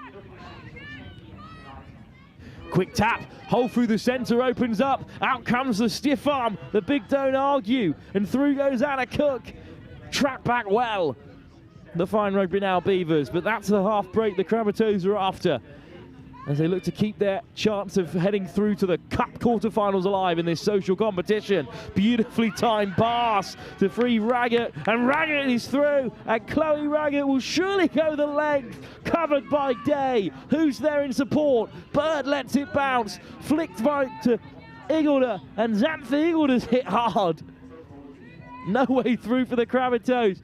Fine Rugby Now Beavers with unbelievable defence. Should be a 2-on-1 here. Out wide it goes. Can Cook finish in the corner? South London Crabatoes finally break through. My word, Kat, they're made to work for it. They were made to work for it, and that was with a defensive player down as well. So they were defending with 6. They did so well there just to force them to eventually get out wide and score in the corner, but they had to work hard, and they did. The link play between each other looking really slick there. Wild Dogs Manor Pack look the favourites to top the group. They've got a group deciding game against the Guildford Gazelles happening elsewhere, but they are defending champions. Who will head through with them? If the Gazelles are beaten by the Wild Dogs Manor Pack in commanding fashion, then the door is very much open for the Crabatoes. Nice step in there, flung round the corner. Yeah, and then it's just the hands out wide, isn't it? And just pace for the corner. Cook finishes under a bit of pressure. A little bit of a delay while substitutions are made for the Crabatoes. Let's wait and see what the final few moments of this game will bring. We are tight for time here Lit. They've done pretty well to stay on track, but no time for dawdling as Tanya Bird will hang this one up. Crabatoes lead by 17-5. Allowed to bounce. Deflects really unkindly off the hand of Emily Hurd. Decent return. Fine rugby now, down inside the 22. The wind is really blowing, and it's hurtling a gale right in their face as Redfern takes to the deck. Clearance kick will get caught in that blustery wind, and it will bounce back almost to where it was nudged from, and it will pop up for the Crabatoes and Eleanor Evans. Good delay from Travers, and leg drive into their corner, but it's another physical intervention from Hannah Ulrock.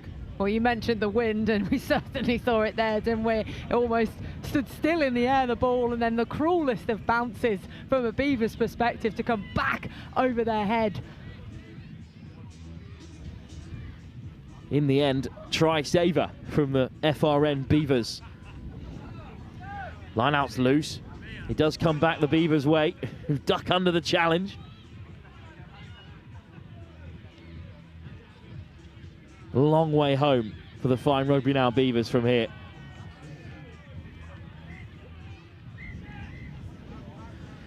Again, going direct at first receiver. There's not a lot on here for the FRN Beavers. They're going to need some individual brilliance to get them out of trouble. The ball goes to ground. They're on their own try line. Out comes the handoff. Big tackle to disrupt. Crabatoes have it back. This could be the game here.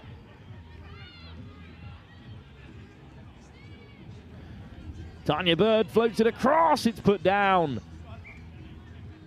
One-on-one opportunity there missing, wasn't it? You could say defensively might have been stopped, but that's a nice position as a winger in sevens. Quite a bit of space out wide. She'll be gutted she dropped that one. With the scoreline as it is, she may have her blushes spared.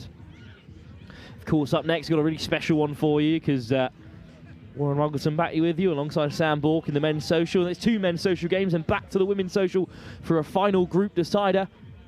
And then we're into the knockouts. So I've got to get scampering and find out who's playing who this afternoon. Williams with the feed. Scrum from Crabatoes is strong. Williams fires it to the short side. Little snipe round the breakdown. Williams makes plenty of yards. Crabatoes again go hunting for it. Redfern with a pick and go. But that looks a little uncomfortable there. It's just the ankle of the Crabatoes player that she's holding. Yeah, don't want to see any injuries, so they'll be getting in quickly to just see what's going on. I'd be surprised if the game continues, given that it's a 17-5 scoreline and we're a minute into overtime. Yeah, you imagine sensible call will happen, and as you said, the games are packed pretty tightly. It's been running very smoothly. It has indeed. We've still got so much to decide before the pool stages begin. Our first knockout game from the men's and women's open competition, arguably the competition that is drawing most of the attention today, is at 3:30. And indeed the final whistle goes. So it is a victory for the Crabatoes. Their tournament back on track with one more round still to play.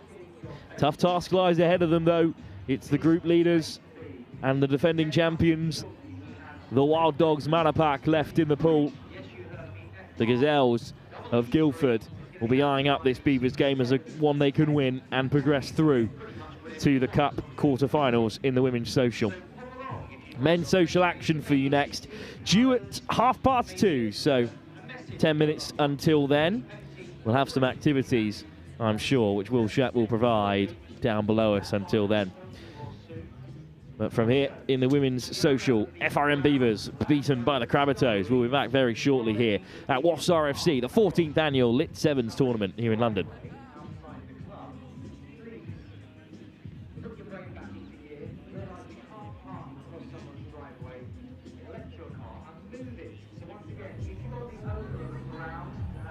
Well, our last game coming to an end with an injury there. Hopefully everyone is okay, and we'll be getting back underway shortly on pitch 1. We've got a little bit of a break though, so a chance for me to talk to Warren Muggleton and Sam Burke about the games so far. Warren, you were particularly effusive about the Army-Navy game that we had earlier on pitch 1 at 1 p.m. I said it at the end of commentary with Cat Merchant. It was a true advert for Rugby 7s. You know what you're getting with British Army. It's full throttle. Whether it's on the ball, off the ball, whether they're going for those big tackles, you know it. But Navy came into this having won the inter-services match back at Twickenham beginning of May. So there was a nice sort of storyline going into this one.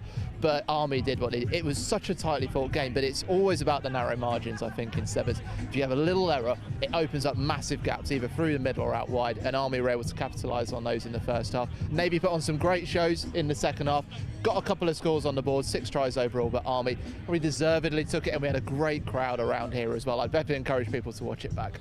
Yeah, the atmosphere was brilliant. And how likely do you think we are to see those teams in the big matches come the knockouts later on today? I think British Army have certainly put on an impressive show. I mean, I've been keeping an eye on some of the others. I think Sri Lanka have been a real surprise package. I know, speaking to Kat as well about what the work that's been going into the Sri Lankan programme, that's been really big going on there. I know Hong Kong have put some good ones in as well. I think what I say is the big teams are turning up. You know, those international sides like the Monacos, the Hong Kongs, they're all turning up. It's what I said before. I think it's unpredictable, really. I think any one of about 5 or 6 teams could be taking the title today. Well, big sides have big players, and talking of big players, let's speak to one right now. Sam, you would be on the pitch for this tournament here today if it wasn't for your ankle. And one of the matches you'd have been involved in is coming up next. Tell us what we've got to look forward to. Yeah, Surrey Exiles taking on Trinity Rugby. I've represented both of them now. This will be my 9th team this summer, Sheffy, which is mental. But this is what the LIT tournament's all about. I mean, allowing people who want to play rugby every week to play rugby every week. But yeah, unfortunately my ankle's been busted. Turf took another victim, but I mean, they are in pristine conditions. If you think about how hot it's been over the past few days, to be able to even play on these is a miracle. But yeah, a massive one coming up. A lot of Mo rugby roots running through both teams actually, which is great to see. But it's going to be an absolute corker, and I wouldn't be surprised if both of those teams make it through to the latter stages of the tournament. Well, it'd be great to see them at that latter stage, especially with the rivalry between the two teams. Who on each team is our player that we should be looking out for? Edgy Jackson, the coach captain for Surrey Exiles, is a mate of mine, plays down at Ironsides with me. And then so many names from that Trinity side to look out for, but there's a live wire in the middle. He's a little man. His name's Josh Joubert. Watch out for that step. Well, you've heard it here from Sam, the full lowdown on Surrey Exiles against Trinity. That's up next. The two of you have got to get up to the commentary box to call that one, and it'll give us an opportunity to bring in Cat Merchant. Thank you very much, boys. Cat, so good to have you here at the London Sevens today. Our viewers will have heard you on commentary, but we haven't yet had a chance to have a chat with you pitchside. You enjoying the day so far? Absolutely. There's been some awesome rugby on display, really great energy, crowds really starting to build as well and get into the vibe of it. So yeah, loving it. Yeah, Sevens is a festival when it's at its best, and this is really turning into a festival atmosphere. It really is indeed, and you're doing so well to pick the right people that you're talking to. Like they've got some good stories as well. Yeah, so many stories around here today. One of those stories that I love is the fact we've got the Sri Lankan men's national team here today. You have a connection with Sri Lanka Rugby. Yeah, I used to coach the women's team for a season. I went in there and I absolutely loved it. Their culture, they just want to learn. They're so keen, and in those really hot environments as well, where I was like absolutely melting. They were just machines. They were just getting on with it, and I loved my experience doing that. I imagine after a career playing rugby in England through the winters, that when the call came to go to Sri Lanka to be involved with rugby, it was a pretty easy decision. It was one of the quickest decisions I've ever made. I was like, yes, I'm there. Yeah. Well, great to have them at the London Sevens today. And tournaments like this are so important for the development, not only of international sides like that, but of Sevens players looking to build themselves up from the grassroots. Do you remember playing in tournaments like this when you were early on in your career? Yeah, because it gives you opportunities because you're playing against some of the big stars or you're in and amongst them and you get an opportunity to be seen. And just the environment as well, like seeing teams how they warm up when they're in the zone, and you just absorb that as a player. So it's really great opportunities for social, for grassroots, but also obviously at the highest level as well.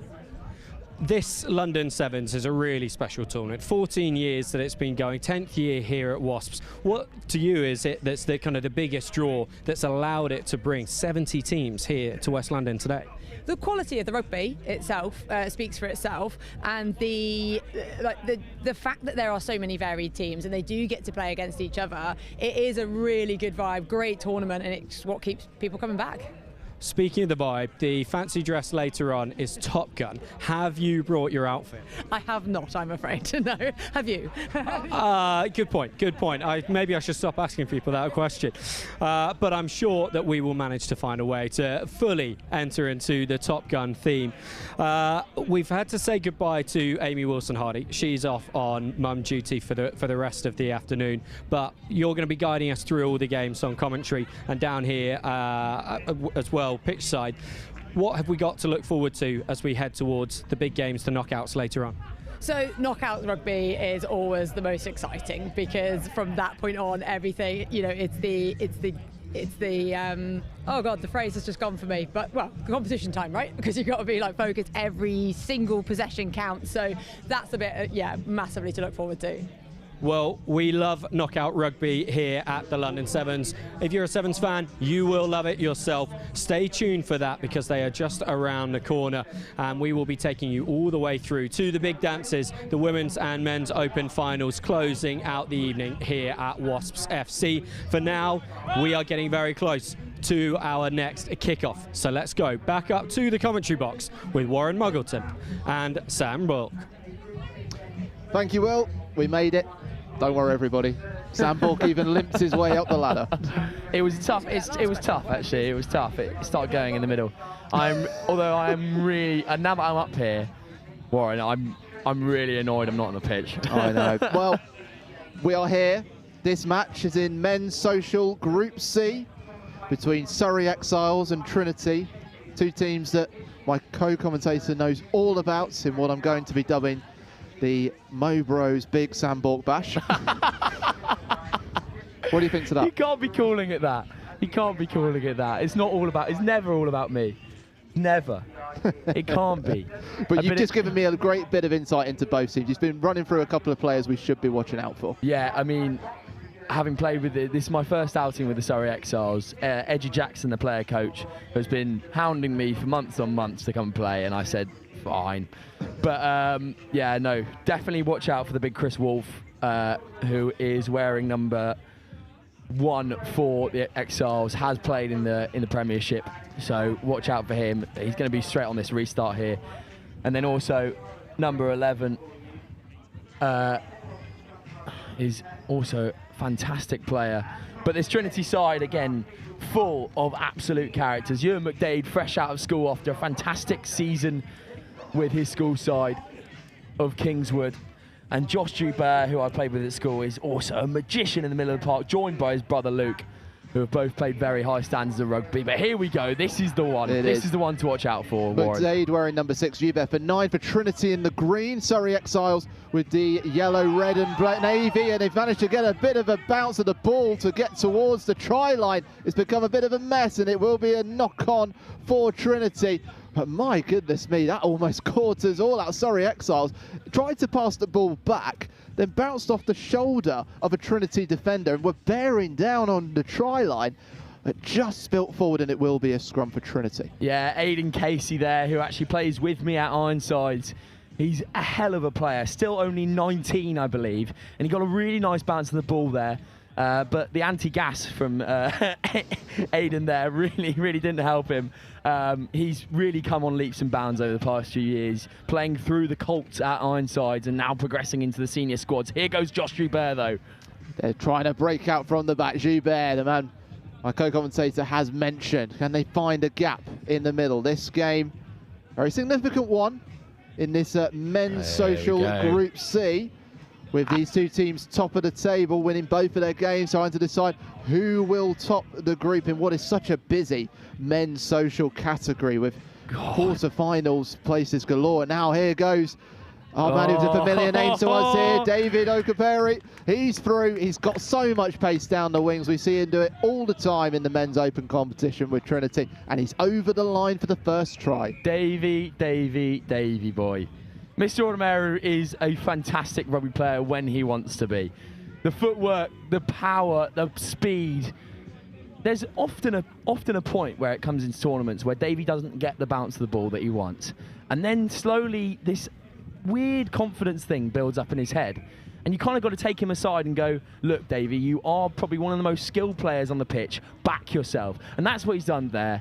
I love to watch him play. He is just so languid and jinky all the time. What a try from the young man. Also an Ironsider. The Ironsides are getting a fair few mentions here. Well, all eyes on that man, David Okaperi. What's a try? It is a bit of a difficult name. It's Odomeru. Odomeru. Odomeru. The writing on from the Trinity. I'm looking at the writing. Someone's clearly a doctor. No, actually, they all written very neatly. It's just me trying to guess. Well, here come Trinity. They've got confidence now, brimming through them. Malachi Goldson able to get the pass away to Aidan Sisk. He's through. Oh, that's a brilliant move from Aidan Sisk, following in David Odomeru's example, and he's over the try line, and Trinity are strutting their stuff. Yeah, Trinity have had a real good foothold in this game to start it off. It all comes through the bit of temptation and precision in the middle of the park from Adam Sheehy and Josh Joubert. And Sheehy goes for the extra two there. He's not made it. Oh. So 12-0. But it's just that slowing down of the ball in the middle of the park just to start off, and then the pace kicks in and we're out onto the width. And Sisk on the width.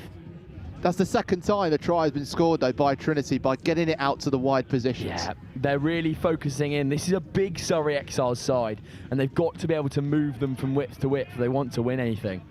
That kick is no good. Short, so it will be Surrey Exiles to start that one. And this is the first opportunity. Can we see the Exiles really leap into fashion here? Surrey Exiles have been so impressive today. 63-0 over Old Chelonians in their first game. 52-0 over Surrey Exiles. So quite amazing. These are the first two tries of the day that the Surrey Exiles have conceded. And here we go. Trinity trying to work out their own 22 over the ball. That's Edgy Jackson there. Penalty, though, to Surrey Exiles in a dangerous position. They've got an overlap on that left wing. Will he get the pass away? He will, but it's locked up. A wall of green surrounds the winger, but still possession for the Exiles. Dylan Leaney trying to slip through, but a player holding on to his ankle like a limpet onto a whale's body. Penalty again for the Exiles. They play it quickly. Jack Rollo just takes his time, hesitates, and will take a tackle. Now, will the referee call a high tackle here? He will, against number 22 for Trinity. And they're playing it quickly. Surrey Exiles sensing a chance as they go for the post. Still held up. It's narrow margins. There's the dummy, and there's the try. Dylan Leaney over the line this time as he managed to bundle his way over in close quarters. Yeah, fantastic try from the Exiles, getting one back here. Adam Sheehy has been absolutely sent to the hot dog stand there off the little show and go, and straight onto it. And the Exiles will have a full complement of 7 as well, drawing them ever closer, making it 7-12. Interesting game so far. Very Warren little. and I have dubbed this as probably one of the bigger games in the social, because I mean I've played with Trinity over the course of this summer. They're a fantastic outfit, and then Exiles have won this tournament 2 years ago and then got to the semi-finals last year. So they're always strong at this LIT tournament. They don't really get involved for the first few, but because most of them are London-based, they all turn up for this one, and it's absolute big bash so far. As you see that is a big bash there. Edgy Jackson making another huge hit, but it gives Josh Joubert Space and time. Josh Joubert, look at that. Give him an inch, he'll take a mile. Josh Joubert responding in the best way possible for Trinity. Third try. Anything that Surrey Exiles can do, Trinity can do too. Definitely so. I mean, I've seen it so many times. I played with him at school. I played a lot of sevens with him this summer.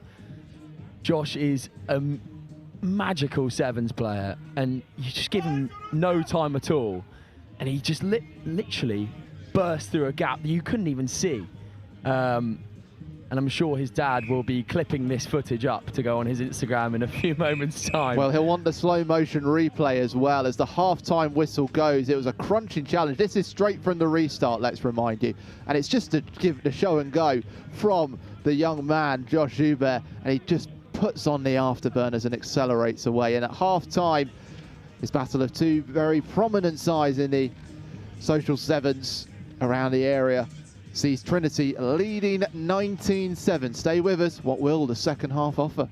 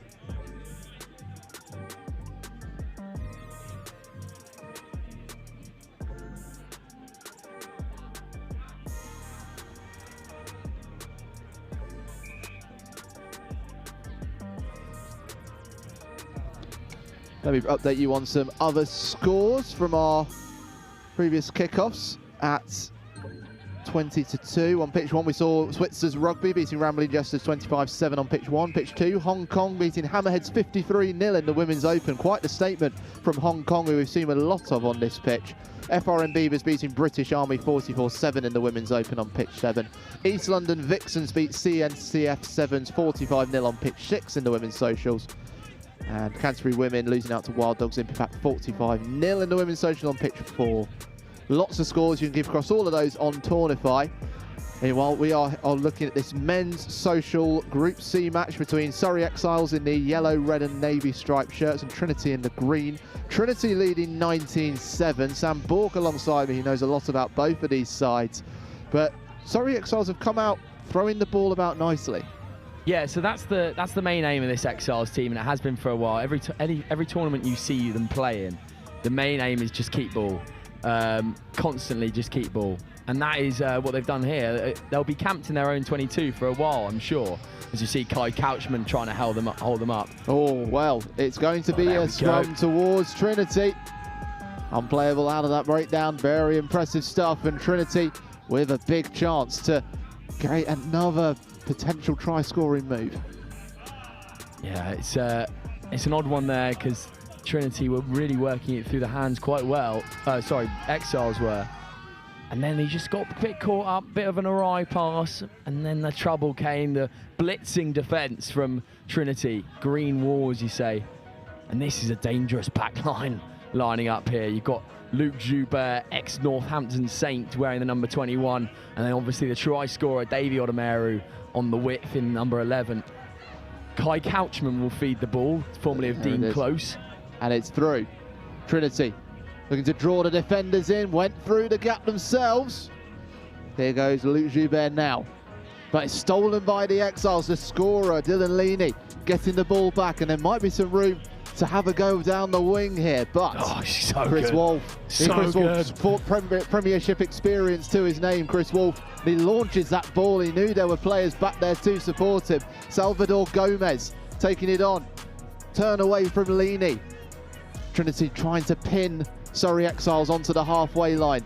They're playing a game of cat and mouse. Need some depth here, Surrey. Really need to readjust. There's no depth at all. There could be an overlap on this near wing. Wolf going again. Past one challenge. He's got an overlap on that side, but it's just in front of his man. Will he keep it in? No, says the linesman. Just one step further in front of him from Chris Wolf into his teammate there. That would have been on.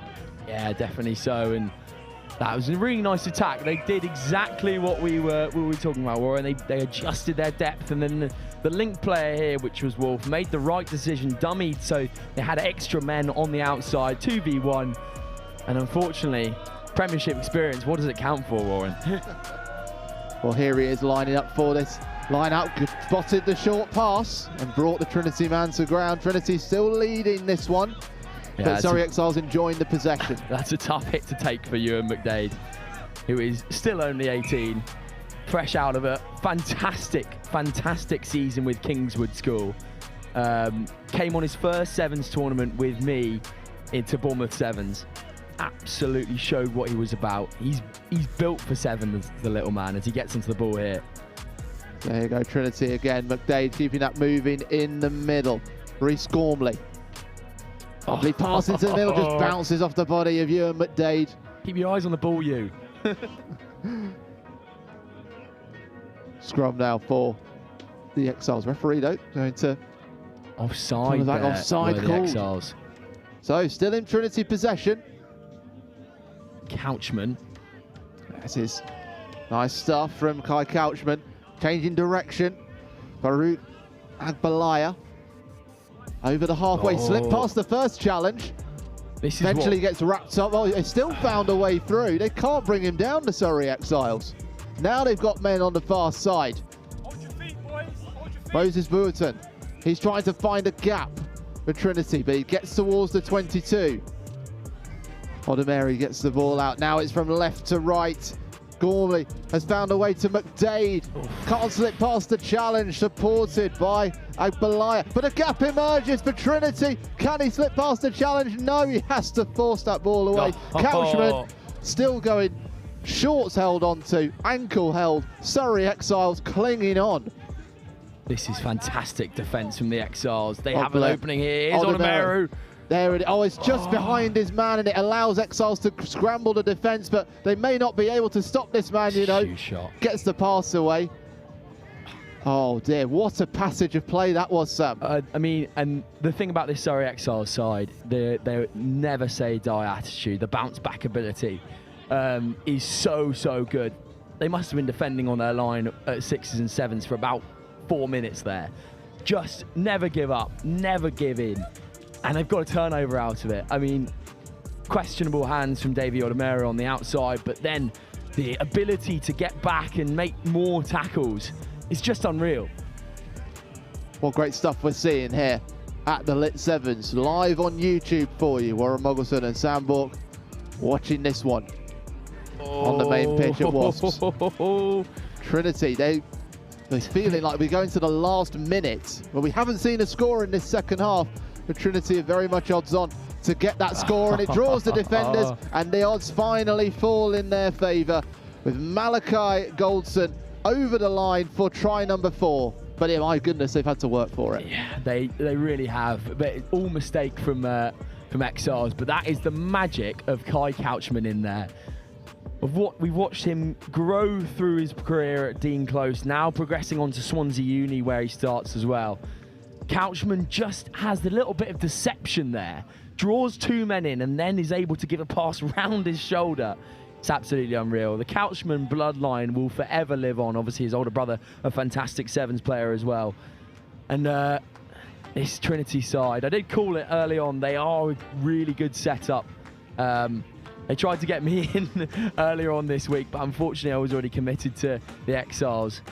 How much I would love to be down there playing for either team. I can see you pining for this game, Sam, next to me. 14 minutes played now. Surrey Exiles, certainly will know that topping Group C in the men's socials is probably beyond them now, as Trinity to establish themselves. Oh, chip over the top. We don't see a lot of it, do we? But that might fall kindly. It will for Surrey Exiles. It's an outrageous piece of skill from Jack Rollo for Surrey Exiles. Options now coming on left and right and trying to put Trinity in a daze. Isaac Faulknell. Change of direction comes in. There's space on this near side for Richard Debba. Referee's blown the whistle though. Penalty. That means that we will continue playing. Aidan Casey. Out to Jack Rollo, keeps that moving. Swift, accurate hands from Surrey Exile, and they managed to get the pass round the corner, but can't get the release into the supporting man, Will Mount. At the breakdown. We need some more depth here as well. The slowness of that ball, Warren, has allowed now Trinity to get back to full fitness and come up as a line as well. But they have to slip through. And he's got the pass away, you know. Henry Livingston is still driving all on his own here and willing this Surrey Exiles team towards the 5 metre. Now the space emerges, not quite over the 5 yet, but still Exiles in possession. Trinity tried to turn it. Now they'll get the pass out to the far side. It bounces in front of Debba. Still trying to go. Trinity still standing strong. Ball knocked forward. Well, there was an offside anyway. Penalty pulled. There's the try for the Exiles. Is it? Or is the referee going to call them back? Yes. This is nervous times right now.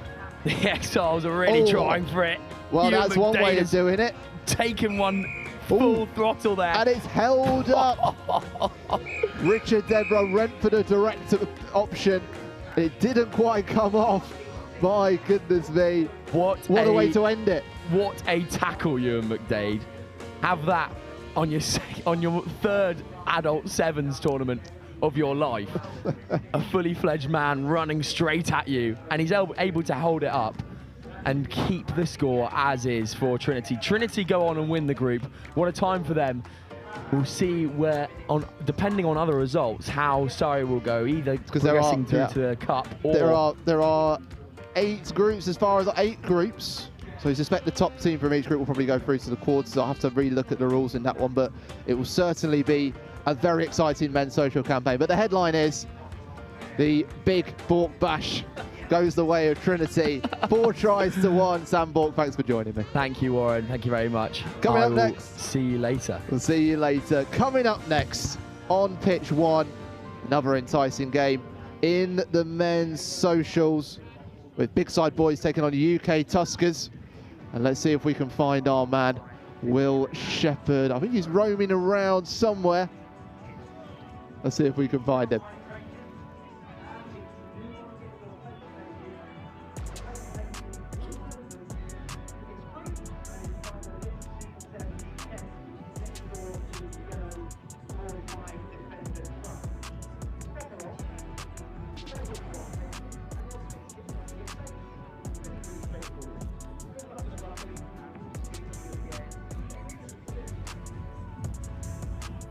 I'm joined by Jiv from Monaco in peace here between games. Jiv, how long have you been playing for Monaco? I started playing with them this year, so this is my 3rd tournament with them. And were you playing sevens before that? Yeah. I started playing sevens in Australia, and now I'm playing in Europe. What makes Monaco such a great team to play for? It sounds cheesy, but we are like truly a family. We are so close, and it's the whole club. It's not just a team, and we come together every few weeks, and we just click, and it's amazing. So good to hear. It's such a lovely element of rugby, the way it becomes your chosen family. I was going to ask you, for someone that's watching along at home, maybe they've not played rugby or they played 15s but they've not played sevens, why they should give it a go. Is family a big aspect for you? Yeah, for sure family. I think because sevens is very intense, so there is a lot of suffering together, and you just bond with people over a couple days, and so you just have these strong connections with your team, but also with everyone at the tournament. So it's a really, really fun time. Well, thank you very much for joining us for a quick chat there. We've got to throw back up to commentary because the next game has already got itself underway. Thank you very much, Will. You join us for this game in the Men's Socials Cup. And we are in the Group D with Big Side Boys in the black and white and gold shirts taking on in the pink a brand new team to Rugby Sevens, UK Tuskers, who are on the move here. My goodness, they are moving at real pace as they get out towards that wing. They might be able to sneak away through, getting across the line. Yes, they have. That is a superb score. Delighted to be joined by someone from the UK Tuskers team in my friend Sudam Suri. Sudam, thanks very much for joining us here. Before we get, just tell us a little bit about the UK Tuskers team. And UK Tuskers, we formed the team like 1 month ago. All the like Sri Lankan nationals, they have like 7-8 Sri Lankan nationals, and like others like 2 Jamaican nationals and 2 Fijians and a lot of British boys. So we are looking good at the tournament. So we had last week we had a tournament, so we won that. Look at that. This is it. This is the try that has opened the scoring in this game. So wonderful, with lovely little goose step and the pass inside. You know, scored the try. Chatura Senuratna. They have combination like, yeah. It's a brilliant try, and it's got the Tuskers into the lead against the big side boys. And here they come again, the Tuskers. They are full of running. As Sudam says, it's been a very, very exciting month or so for the UK Tuskers. As I say, set up at the 8th of June, won their debut tournament at Berkswell and Balsall Sevens. Yes, we won it, so it's good start for boys. So we are looking forward for that. So right now we have a scrum, which will be put in by the big side boys. The UK Tuskers put into the scrum. Yeah, Sudam's got his eye on things, hasn't he? And it's been a very good day so far for the men's for the UK Tuskers. Chatura Senuratna. Yeah, very nice Ramesh stuff. Fernandez, oh my God, lost the ball. Well, it's a knock on, isn't it? And that's just, you can't afford to have those moments when you're moving the ball out like that. You've got to be accurate, haven't you, when you're running onto the ball? So accurate. You're playing this level, so you need to have the accuracy. UK Tuskers so far, it's been a good day. Beat Island Drifters 17-12 in the first game, and then beat Old Down Badians 31-12.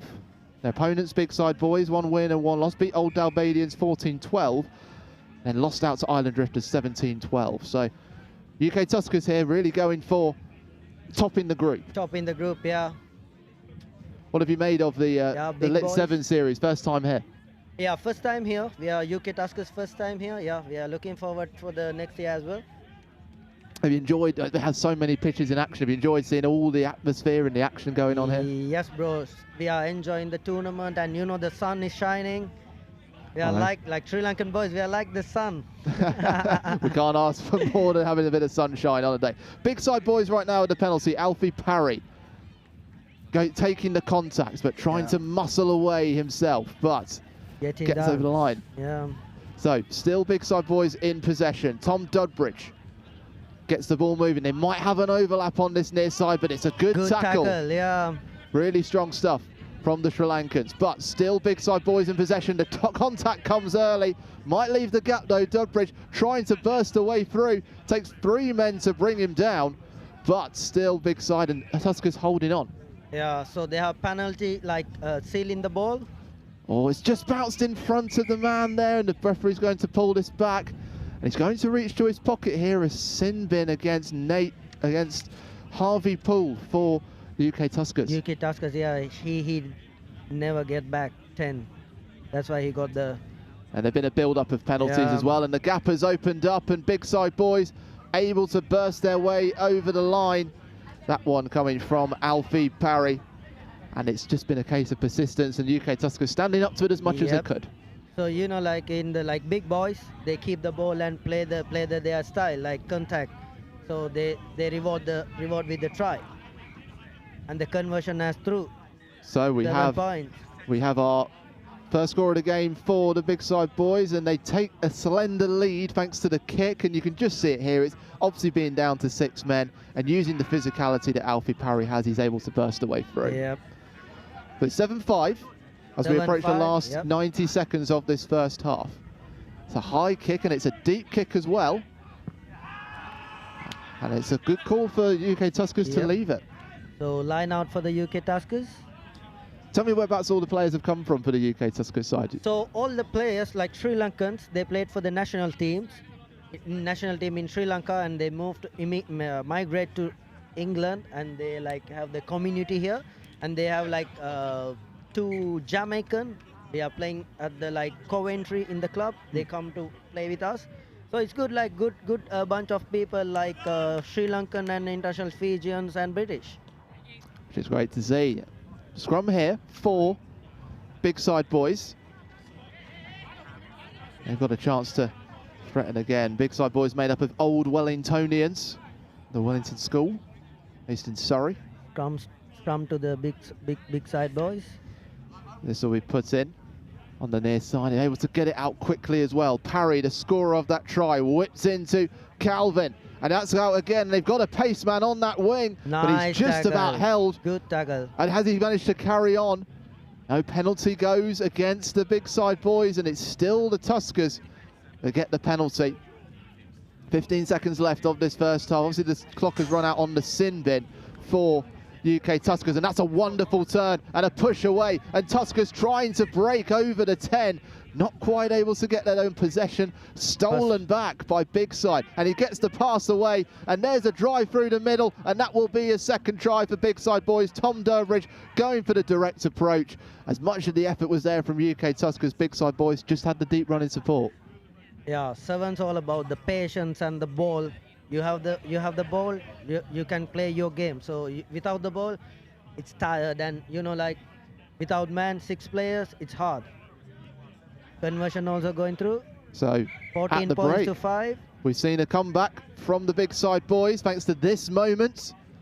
Could have been a breakaway for the Tuskers, but the determination of Alfie Parry and the pace and power of Tom Durbridge has seen Big Side Boys turn this round to 14-5. We will have the second half for you in a couple of moments' time.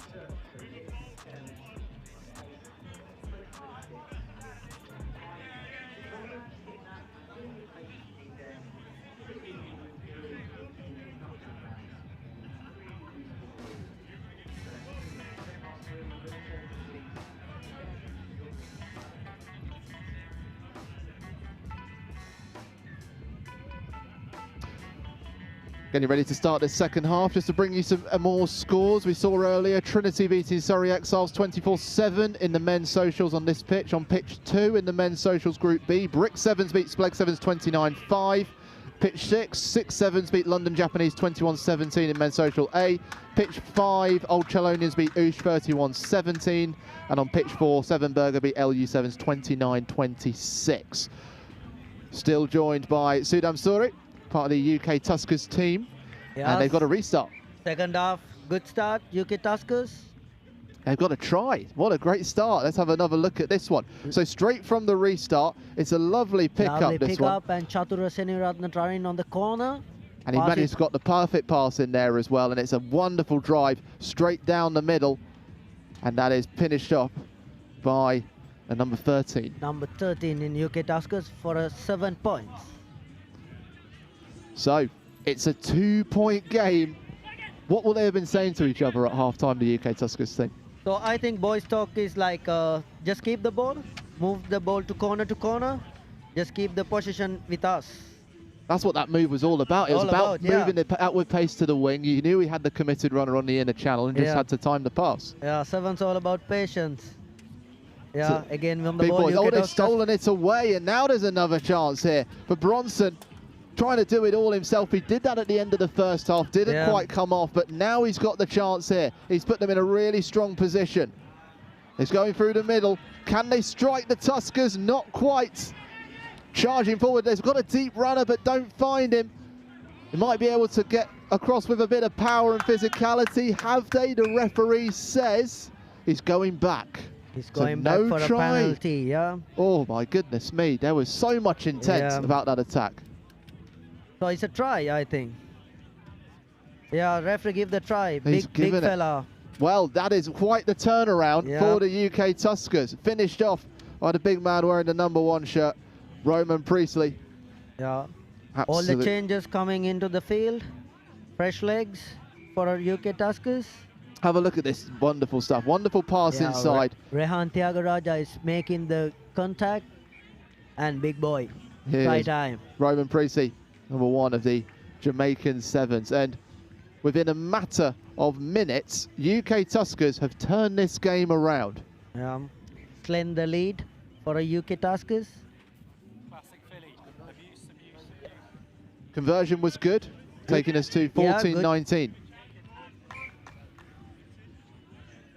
We've got just over 4 minutes to play. The UK Tuskers setting their sights on topping Group D. But big side boys want to have something to say about it. Only 3 points between them. They've got a bit of space on that far side. What an end-to-end game we've got here in this men's social game at the LIT7s. Big orbital pass into the middle of the park. We heard a referee's whistle. It's come from another pitch. Pitch, yeah. Everybody stopped for a moment. But still, big side boys coming forward. They've got an overlap on the far wing. Calvin trying to find some space. It's kicked forward. Can he grab it? Not quite. Trying a bit of the audacious, but doesn't come off for big side boys. UK Tuskers surviving that one. Yeah, UK Tuskers surviving, but they got the penalty, I think. So back we go. So penalty now for big side boys. Big side boys, yeah. Doesn't miss a trick here, Suda. Yeah. So I think UK Tuskers need to tie down their defense. Otherwise, they're in trouble.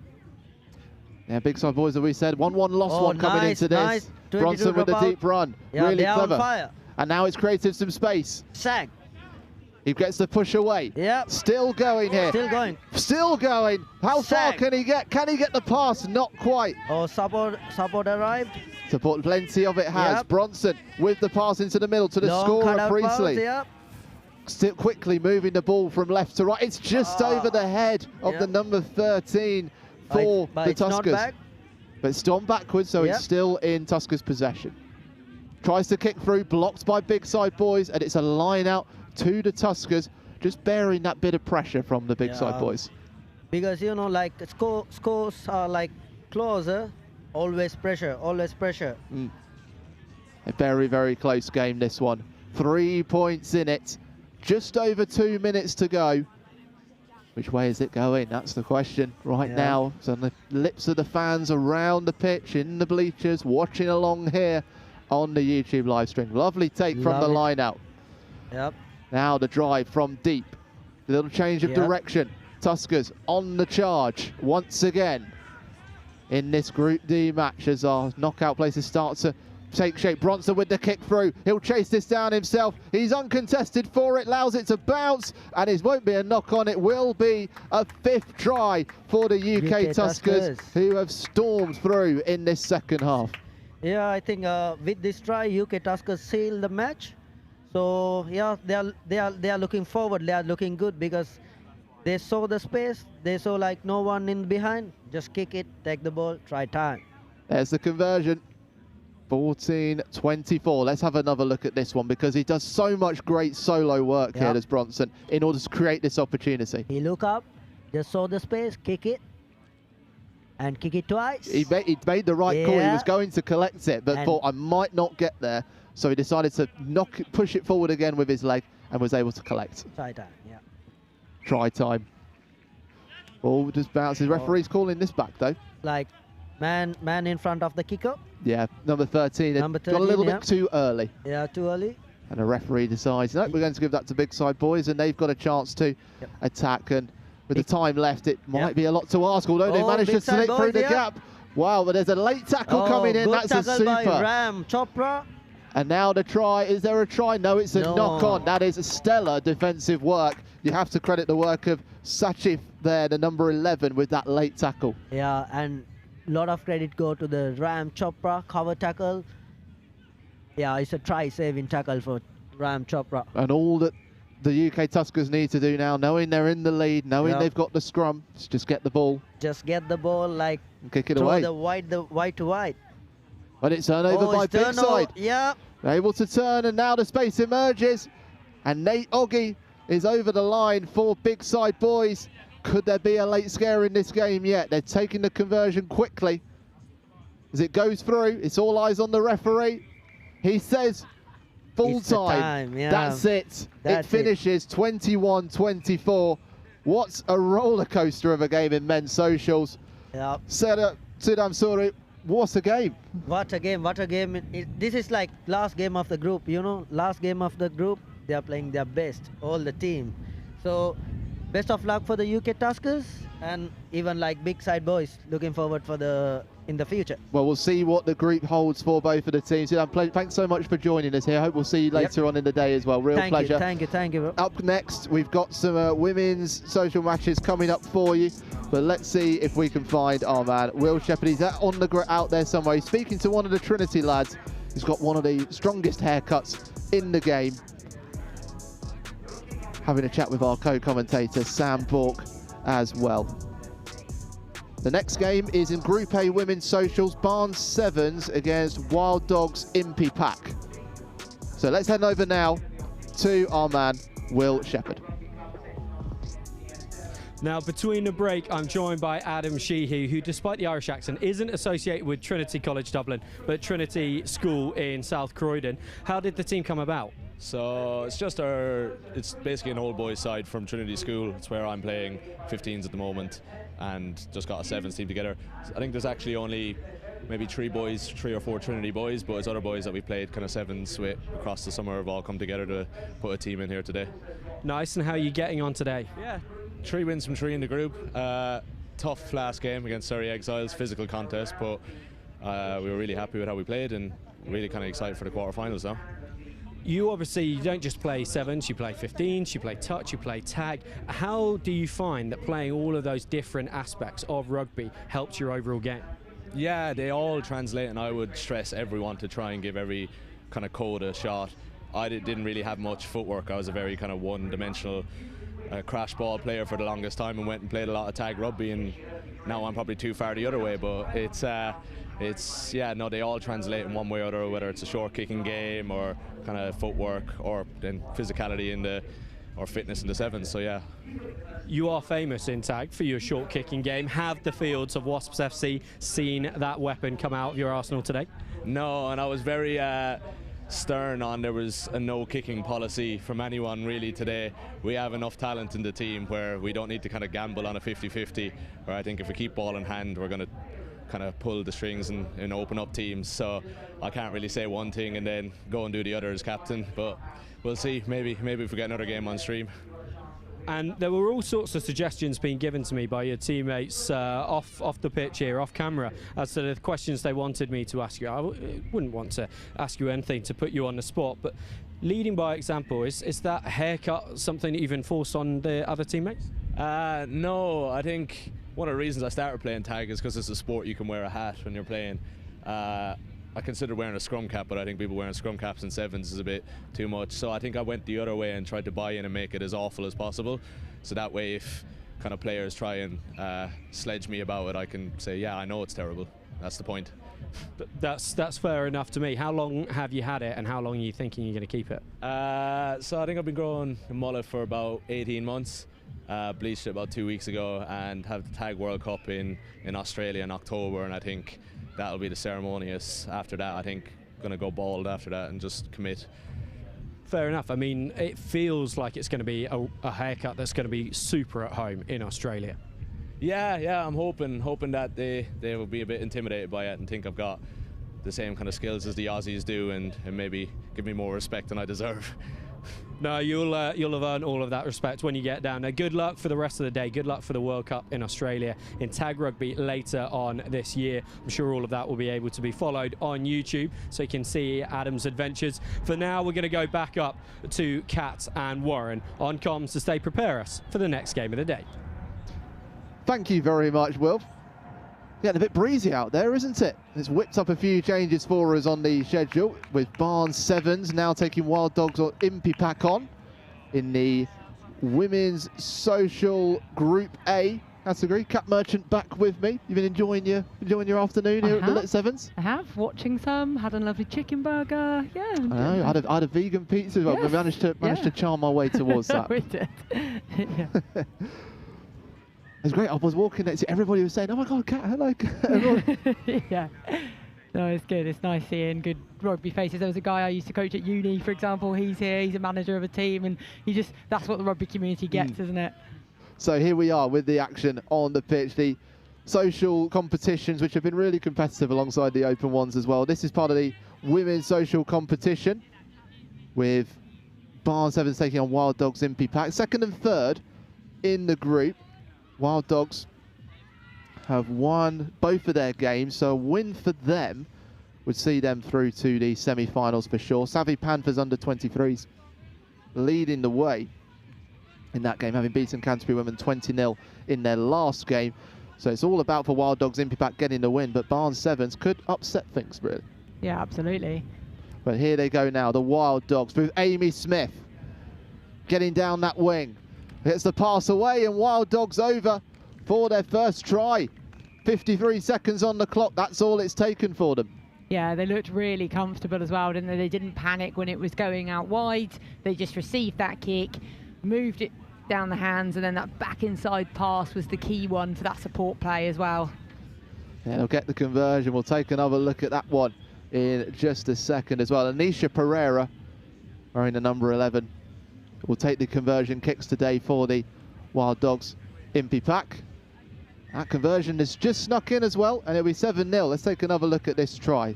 Yeah, so just pass it, get it wide, and then she has a good run on the outside, gets the first hand off, goes round the second. This one she realises she's going to get caught, so manages to, bit of a netball pass offload, but didn't matter, and then a really good score.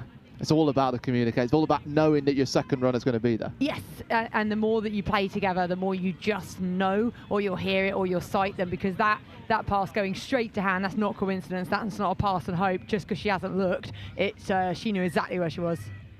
So first on to the Wild Dogs Impy through Mia Collins of Exeter University in the Super Bucks side.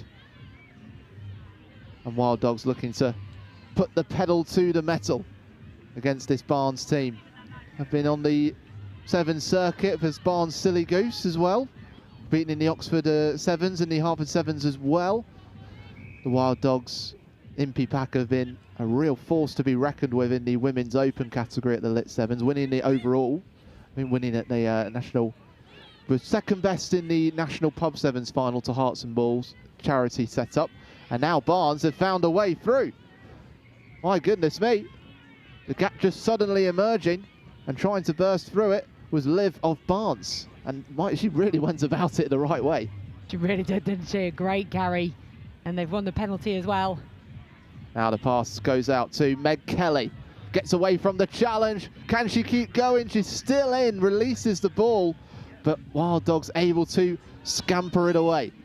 That's a great run from Pereira. Can she get into the space? Oh, she can. Oh, that's a brilliant effort. She's puffed out the cheeks, she's pumping the legs, but it's Sophia Pereira to get over that line, and it's wonderful work. Lydia Edwards getting there as well. Brilliant stuff, and it was Anisha Pereira, that one, the number 11 for Loughborough, playing in this Wild Dogs team. She's so all about the power and the pace. We're ready to see them getting that effort, and it's a wonderful score. Yeah, lovely score as well. There are certain players that looked very comfortable and balanced when they run. There are others who look like it's pretty hard work. I was one of the latter. Yeah, she just looks really comfortable, balanced in her running. And that's a full pitch length try there, and she doesn't even look out of breath. So that's the quality that she is as a player. I think they've done the roll-in sub, though, to give her that little break, and rightly so after a pitch length run like that. I mean, I'd be asking for it at the halfway line, to be honest with you. That's as far as I'd get. Yeah. The extras added, 14-0. Yeah, it's wonderful step inside as well to get away, and that creates the space. Yeah, it's because she's just taking her time as well as she's running. She's scanning, and then she gets to just pick her gap. But yeah, again, just really comfortable in her stride. Yeah. There we go. Lydia Edwards, it was, with the score. Wild Dogs doubling their lead, and they've managed to pick up the bounce. That's an extraordinary score. Rachel Hicks climbing highest to pluck that ball out the air like an apple from a tree, and Wild Dogs have a quick fire third. That's exactly what you want, as if you've just scored, to get that ball back straight away. I really want to see the replay on that one, because that happened so quickly. Yeah. I don't even know what I saw. So yeah, it's a great area. We need to break this one down. Yeah, exactly. But all that's there left to say really is that the bounce of the pill can work in mysterious ways sometimes. Oh, especially on a dry pitch like this. It's really sunny conditions. No conversion. Let's have a look at that replay. So this is straight away from the restart. This is Anisha Pereira with the kick from the restart. So you want to time this, yeah, you want to time it perfectly so it's short, and as you said, actually that's the bounce and the pickup from it. A great pickup as well over her head, but it's the golden rule of rugby, isn't it? Never let the rugby ball bounce. As a defending team, never let it, because otherwise things like that happen. Well, it's a deft kick actually from the restart, this time in the opposite direction, and Barnes will try to put some pace on the run, but unable to.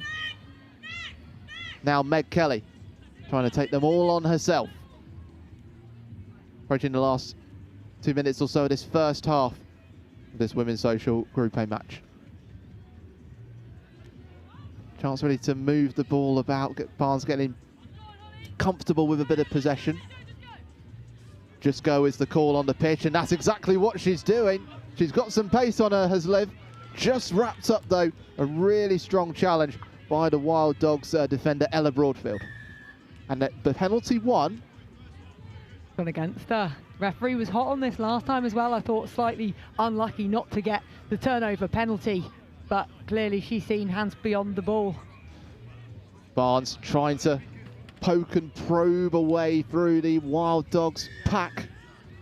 And a penalty one for Wild Dogs this time. That one was given, and she had hands on ball, not beyond it, which was the difference. And now they're breaking straight away. Can she step inside? Oh, she can as well. The try line is at her beckoning. Will she be caught though? 2 on her tail.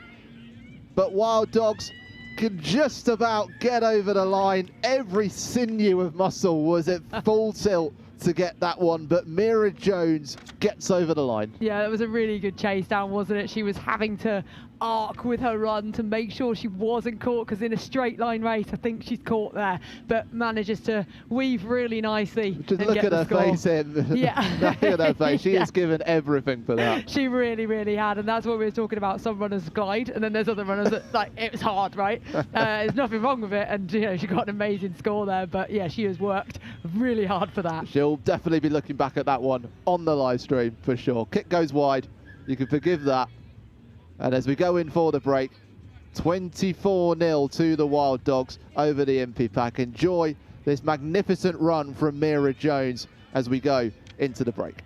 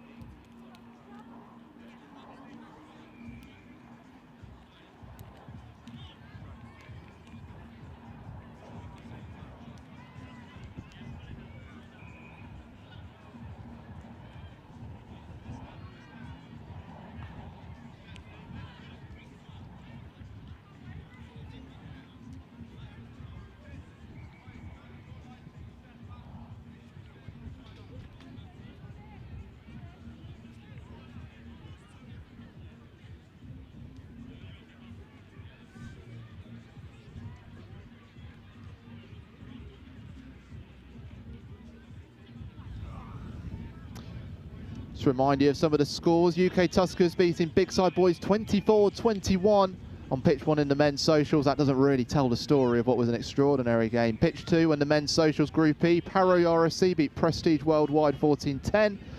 In pitch 7 in the men's socials, Solihull Greyhounds beat Bravo Stunts 33-14. On pitch 6 in men's socials, Wasps FC losing out to Gloss Vegas 24-10. On pitch 5, Maroon 7s beat FRM Beavers 24-10. And on pitch 4, Sons of Spartacus beat Bromsgrove Bulls 38-7. So many teams in that men's social category. So many putting in strong cases. Like the Wild Dog Impy Pack are here in this women's social category. The person who started the scoring for the Wild Dogs in Mia Collins has started the second half. Cat Merchant, just as she started the first. She did. It was an assist in the first one, wasn't it?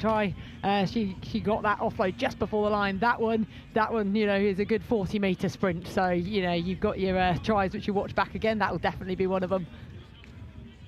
Yeah, it's brilliant work. And Sophia Pereira looking to add the extras, because she can do so from behind the post with the player having gone underneath the H, in front of all those stands and tents, enjoying the atmosphere here at the LIT7s, and that will take us to 31-0.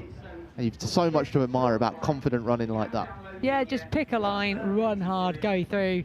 Not gonna. So, and again, it's interesting in the games. Not many teams are playing with sweepers, which just means if there is a line break through the middle, it's a score. Whereas I quite like a sweeper coming through, so you've just got that just in case, whether it's the wing back acting as that sweeper or whether you have that like 9 acting in that defensive role.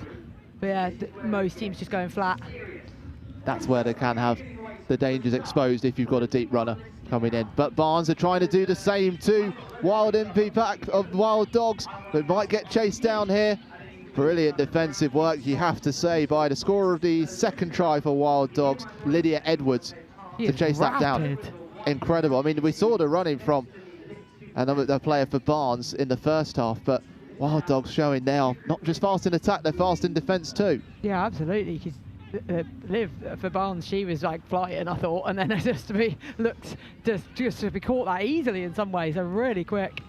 Well, here comes a run now. Wild Dogs Impy Pack on the charge themselves. They brought on a substitute in Chloe Langdale, and she goes straight through the heart of Barnes, and that is try number 6 of the game for the Wild Dogs, and they're now putting themselves well towards the 40-point marker.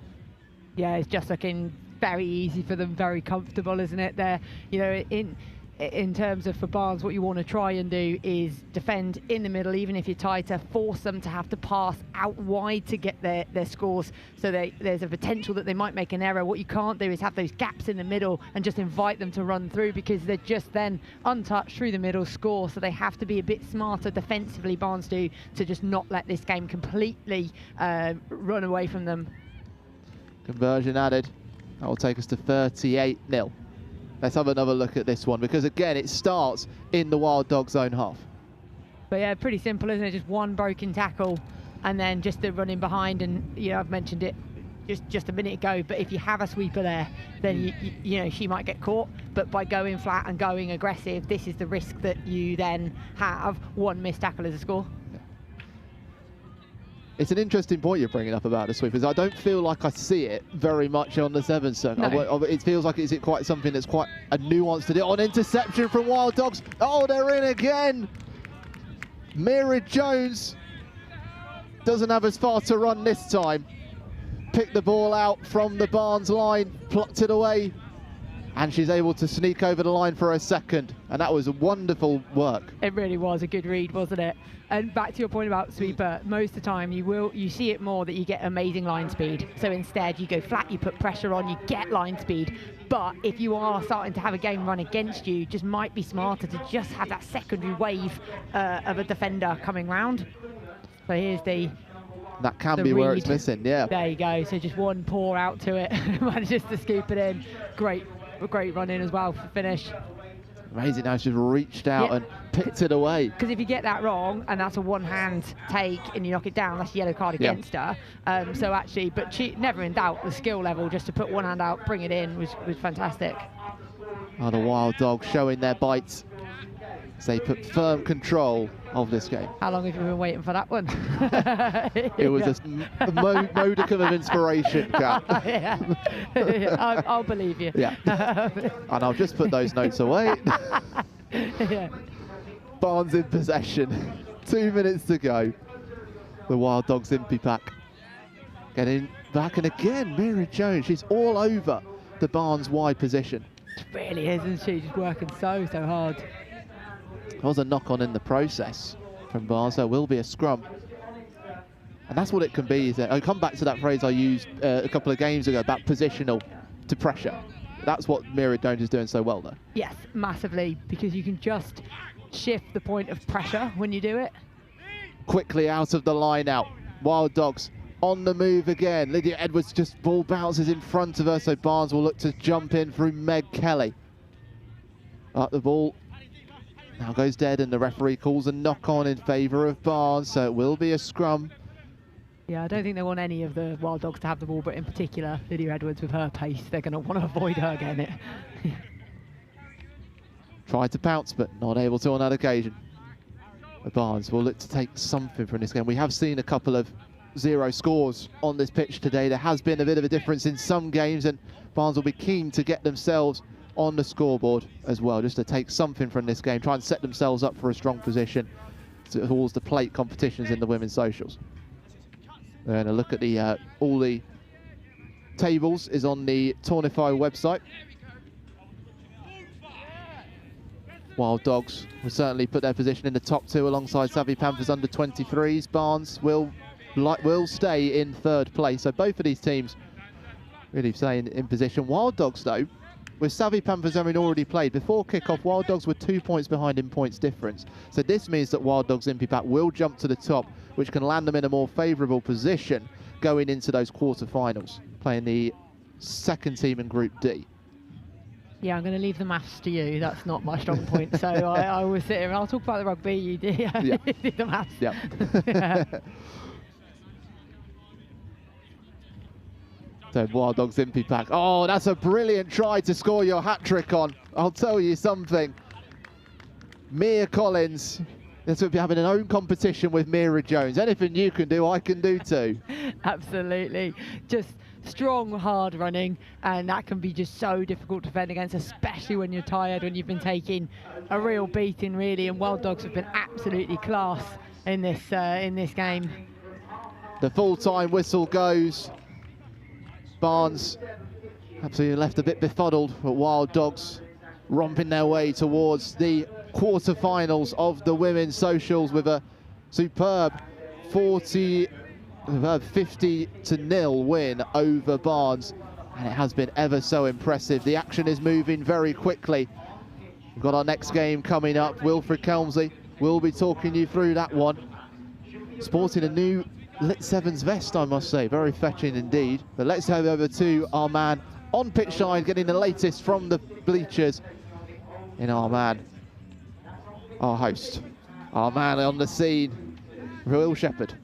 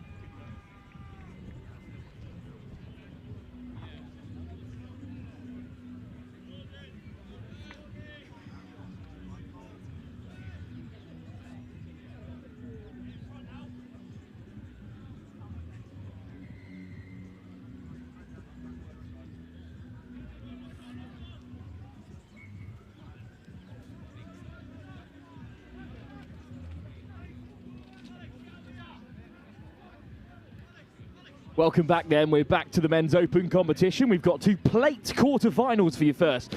The Royal Army, who were knocked out of the competition after loss to the British Army, taking on Wild Dogs. And it's the Navy, the Sharks, who've won a free kick. Cat Merchant still alongside me, and we saw some bright moments from that Navy team against a very strong Army unit. We did, yeah, so they'll be looking to prove themselves, though, in this game for sure. But they did have moments where we saw what they could do. That's a big old loopy frisky pass there, but seems to be working for them.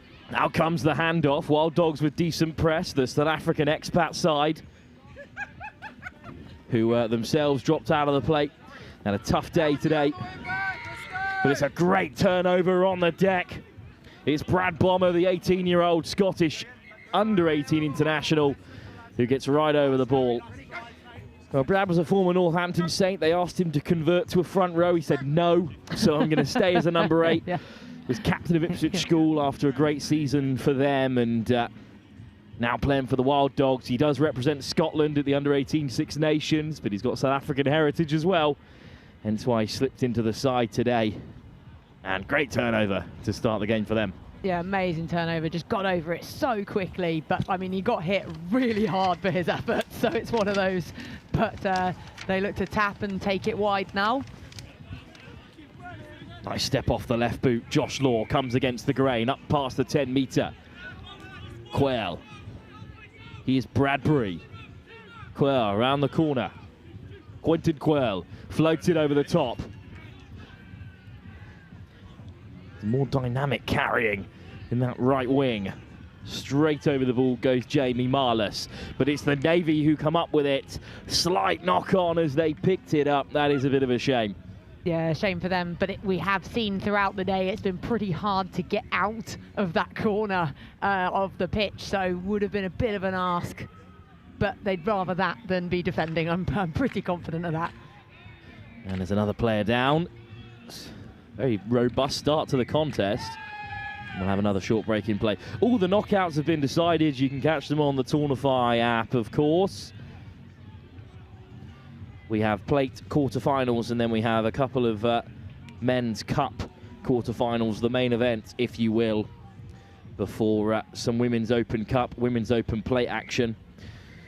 And then it's semi-finals and finals. We really are in the latter stages of the LIT7s 2026 already.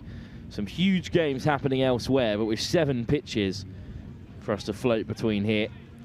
It's tough to get all the action. Scrum turnover. Mays with a tip on. Strong carry up through the gut. Wild Dogs down on the 22. Bomber. Brad Bomber just drawing in Navy players. Sticks out the stiff arm. Bomber gets away from one, but the captain, Wrigglesford, has him to deck.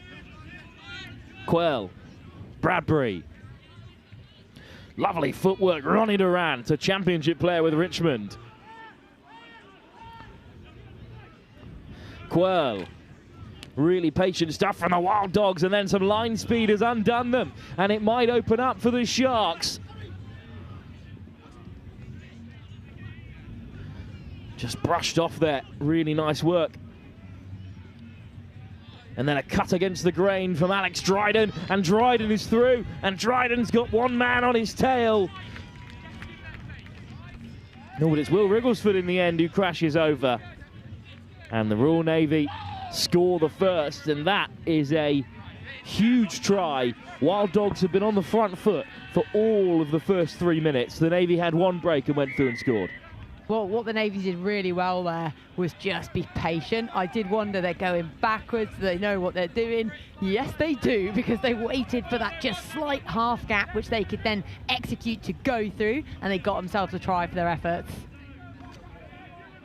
And the captain, Wrigglesford, will look to knock over this kick as well. Off target, 5-0, Wild Dogs go behind. You can see the replay here where it just looks like there's players running in front of the ball.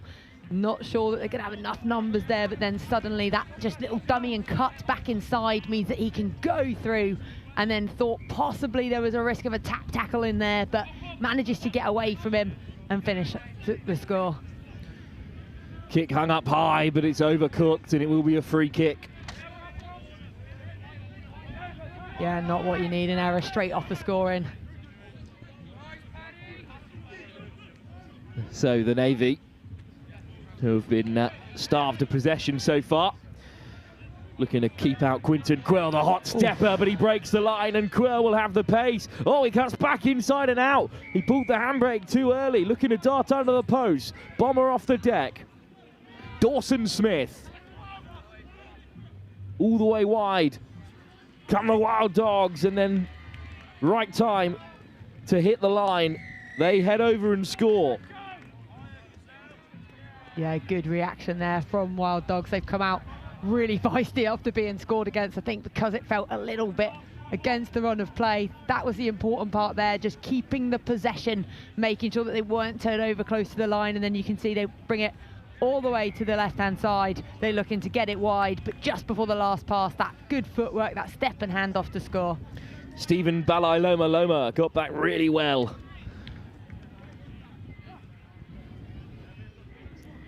But this is a good finish, quite a simple finish in the end.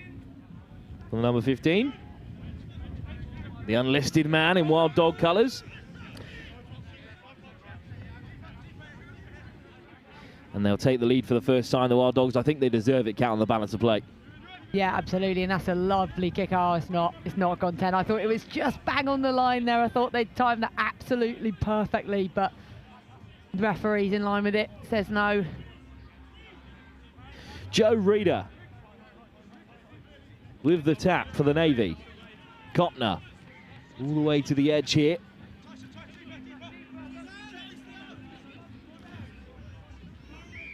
Well, Kopner puts out the fend.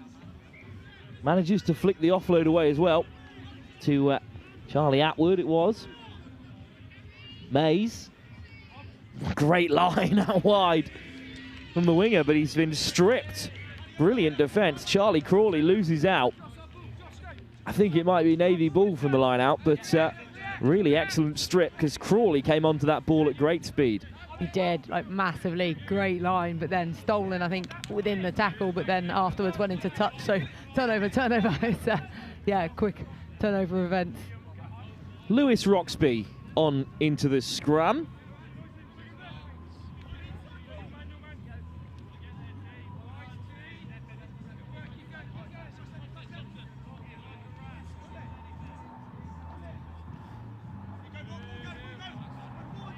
It is a Wild Dog feed. And Smith whips it in field. A little bit inside and out to begin with. And then a line break. And through they go. And they took their time. They were deceptive. And in the end, Ronnie Durant has running for days. And he scores another. He is a regular on the elite circuit. And he scores yet another this season. Ronnie Durant heads through and scores. Well, the Navy's defence was so hot on that line speed. They were all flying up on that right-hand side, but just that cut back against it. It's that old rule, isn't it? If one's got to go, you've all got to go. Whether it's your side of the ball or not, you've got to come up. And Navy got himself caught there, that slight dog leg, and they were punished for it. Well, the Wild Dogs are the Women's Open and the Women's Social defending champions. Can their men match up with them here and join the contest? Ronnie Durant with a brilliant score. Looking to see the Wild Dogs through to a plate semi-final. At half-time, they retake the lead against the Royal Navy. They're up by 14-7.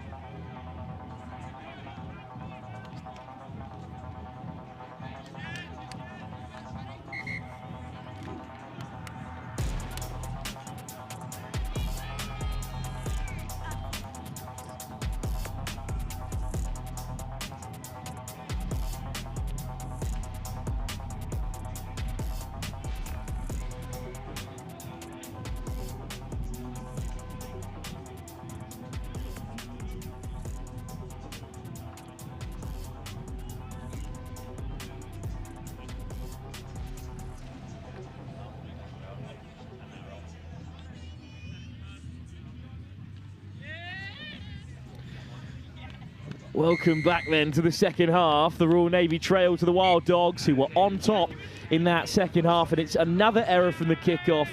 Cat this time just offside, which isn't really the play. No, and those are just the basics, the coach killers, you know, when you're just like, just don't need to do those, putting themselves under pressure. Quinton Quirl, the hot stepper, off again through 2 tackles. It's been spilt as he came round the corner by Carl Bradbury, so maybe a chance for the Navy here to get back into the tie. Here's Roxby. Dawson Smith with a high press, but the Navy track back to the short side. Straight down the throat of Cairo Richards there. But the penalty goes the way of the Wild Dogs. Good recovery after not executing as you'd expect from them. Yeah, absolutely. Just getting in quickly over the ball, which they've been really good at this tournament so far. Dawson Smith with a double pump, floats it out to the edge. And off comes the handbrake, but it's well read by the Royal Navy. And the offload on the inside is intercepted too. It's a much more even start to the second half. Big step and almost a line break. Penalty advantage also coming. Quickly across from Dryden. There's a seriously physical figure out there. Dryden. Snaffled on halfway. The Wild Dogs' intensity is really wrapped up in defence, and Bradbury has atoned for his earlier error and turned it over. Penalty, Wild Dogs. Smith with the tap, and he puts out the stiff arm to the man offside. Poor pass, so on the volley, recollected by Harry Bateman. It's a really congested start to the second half. Now the Navy might look to have a go. Cairo Richards is fended off. Max Watkins puts out the stiff arm. Watkins, Bradbury brings him down. 2 men in the breakdown. They can't dislodge him. Much better from the Navy. Roxby, Dryden. Yeah, they off to here down the right-hand side. Wrigglesford, the captain, finds a speedster on the edge. Again, the Wild Dogs all over the breakdown. Bomber comes up with it. Another penalty. Best period of the game so far for the Navy. Dryden not waiting around. Roxby. Well taken. And straight to the line go the Navy again. Harry Mays scores the try that will bring them within 4 points with a kick still to come. It's one of the longest period of phases we've seen today, Kat. Exactly that. They managed to just keep on applying that pressure just by having the ball in the right areas. They didn't panic. They didn't throw any silly passes. They were just taking their time before seeing exactly where that gap was. And that was a lovely step off that left foot to straighten and score. Nudged over. It's a 2-point game again. Let's have a look here as the penalty is given. They just take it quickly. Yeah, and it's not a pretty first pass, but it doesn't matter. And all it is, literally just hands down the line and then see a defender over chase. This is where their hips have gone and they've gone too far past. And that's when you know, as an attacker, you can attack that inside shoulder and break the line. Hung up by the Royal Navy. Well taken, but then knocked on after it was grabbed. The contact came in.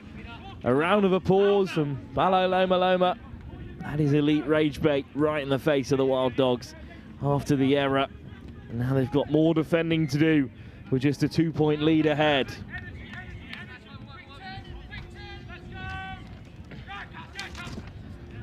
Now the wind's still howling. We've had all seasons today. It's actually gotten quite cold, which I don't think I've said for 6 months maybe. And you're sat in a vest shop, so, you know. I am in the brand new Oddballs and Lit collaboration. I'm loving it. Thank you to Elaine, the tournament organizer, for sourcing this one for me.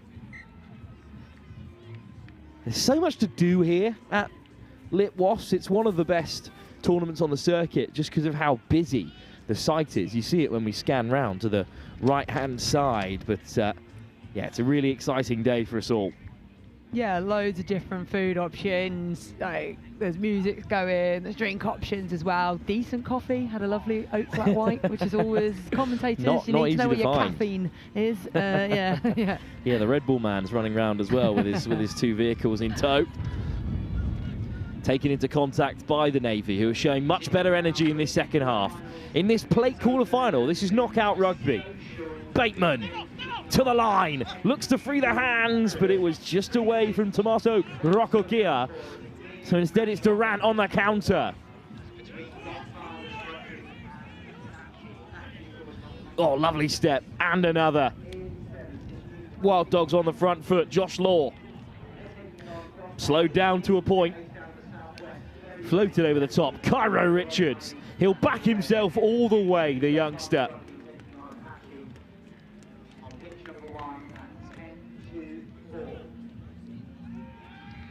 Now, formerly of Oaklands College, and in and around that Saracens Academy.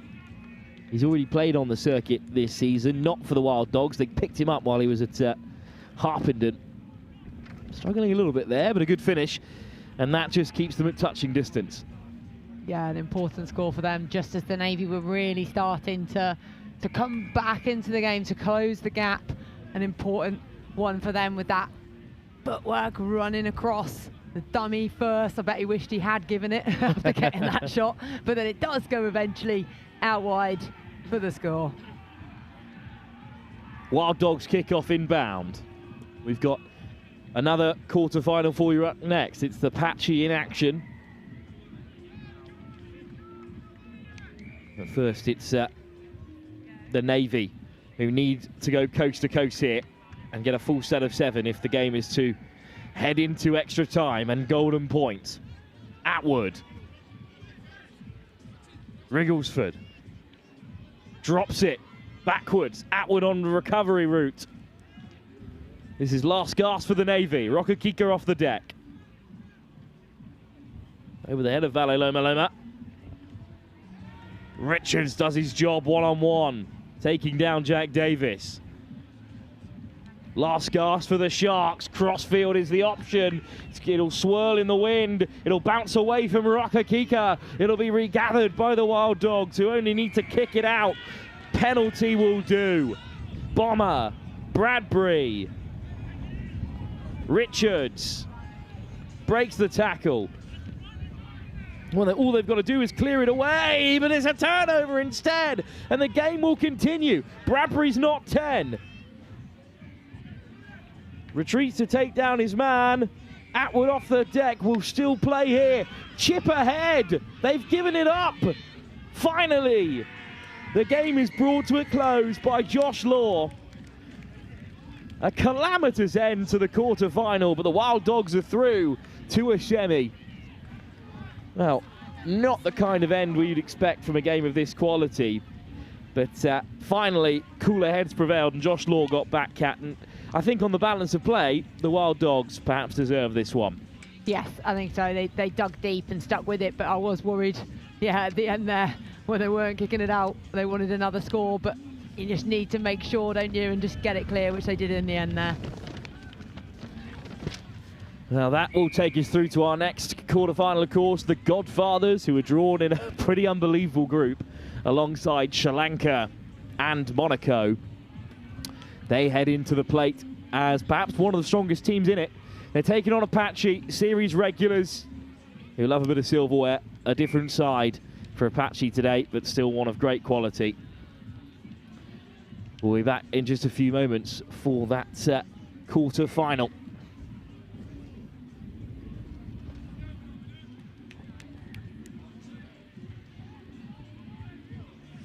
Kaz Hensel, you're joining us quickly for an interview, but this match is just about to get underway after us. We've just got time to have a very quick chat on the side of the pitch. Who are you with here today? I'm here with Women in the City Rugby today, Wick Rugby. And how did that team get set up in the first place? We set it up in 2024 after we put on an exhibition game at LIT7s to try and get more women playing contact rugby in these corporate tournaments, and we're here today just to promote what we're doing. How many tournaments a year do you end up playing in? Maybe 1 or 2. Our main ones, Lloyd's getting the exhibition game and the platform, but we float around. We do a few. This is a good one. this is definitely a good one, possibly the best one, I would say, to be involved with. Now, I would love to stick around and have a longer chat with you. We might have to get you back on later. This game is underway, so we are going to go back up to Wilf and Kat in comps. Thanks, Will. What a start for the Apache Raiders. Through goes Ewan Kingdom, former skipper up at North Walshingham Rugby Club. It's been a pretty Suffolk-heavy last couple of moments or so. And indeed, it will continue here with Kingdom going over. I'm a big fan, Kat, of the Apache notes, because they know this is a more social tournament for them, even though they've opened the scoring. And we will be going through all of them, regardless of the fact that I am pretty certain they're all false. But congratulations to you and Kingdom for being on holiday. That's his only comms note. Actually on the end of a lovely switch from Vince Parker. You gotta love the notes, haven't you, with sevens that they provide. You have to do a line for each. But yeah, I look forward to hearing them. Tough day for Godfathers. I think they came here really hoping to go deep in the competition, but drawn alongside Lanka and Monaco, their tournament was cut short. But they're into the plate, and they should be real competitors. But already one try down to Apache. Beautifully floated pass and some dancing footwork on the edge from Alex Christopher. Really high press from Apache, and they wrap up their men. There's some physical figures in there. Cassell Lee over the ball. What a stunning turnover. And Lee's going to put out the fend and break, and he'll find Kingdom. Kingdom on the roll.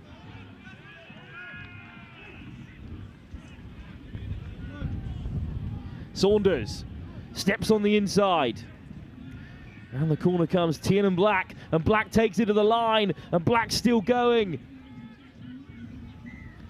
And some real acceleration on the edge from Parker, as we've come to expect. We'll see them over to score. Yeah, they just took their time there, didn't they? They didn't panic or anything and just stretched when they needed to. But it all came from that turnover, didn't it? Just that quick over the ball, hands on, that steal, and an ability to just move it. And the support play was really key there. What a start for Apache Raiders. Now, Raiders traditionally are the sort of second team for Apache. Pre-season has started. A lot of club players have got to go back to the 15s game, but they've brought plenty of quality in here, as well as some young guns. Tiernan Black is a very experienced sevens player. Floats it wide, and Parker finishes it off.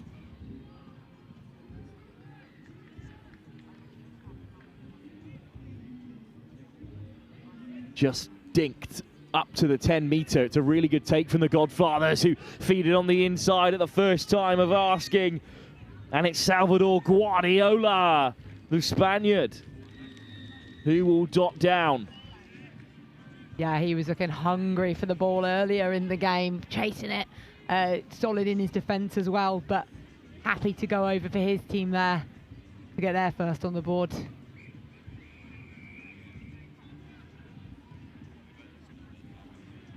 Knocked over. What a kick. 14-7. Game back on again here in the blink of an eye. And that's just how quick sevens can turn on a dime. It's the best thing about the sport. It's a decent take by Sam Bunch. And then ball on the inside from the Bath Academy man. Yeah, really lovely take, and quite a difficult pass, that one, because he's so square on to get back on the inside. So good support line as well. Here come Apache. Kingdom. Fast feet on the edge. Two forwards over to secure.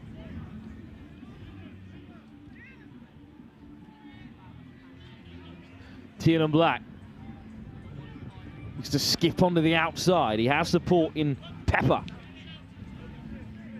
Oscar Pepper beyond the halfway.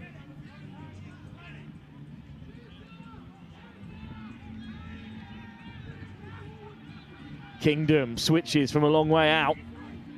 And then bumps straight through the hole. Brilliant carry. Parker. Saunders. Saunders almost away.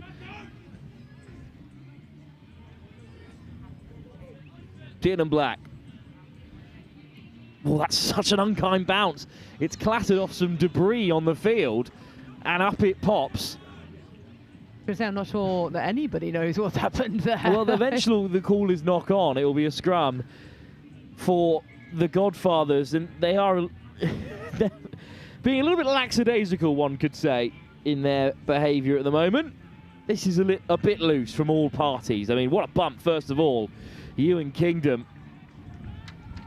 straight down the throat of Joe Martindale, who just about manages to hang on to his man enough for support players to get across in the face of Kean Lightburn. The scrum is loose. The scrum has been penalised. And a quick tap and off they go. Here is Hopkins. Grizzle Johnson. All the way to the edge. Bunch winds it up. Good line speed. Hopkins caught. Over the ball go Apache again. Penalty. Lee has another huge turnover. And here goes Saunders.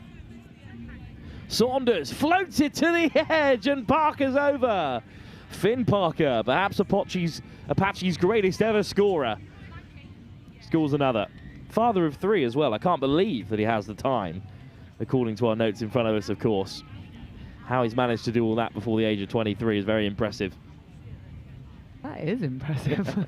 Yeah. Also not true, but like, I don't know quite enough to say for certain that he isn't, and I feel like he'd be annoyed at me otherwise. Could have triplets. Good finish. That's what we'll focus on. Another turnover from Lee, by the way, 2 for the man from Brighton Blues.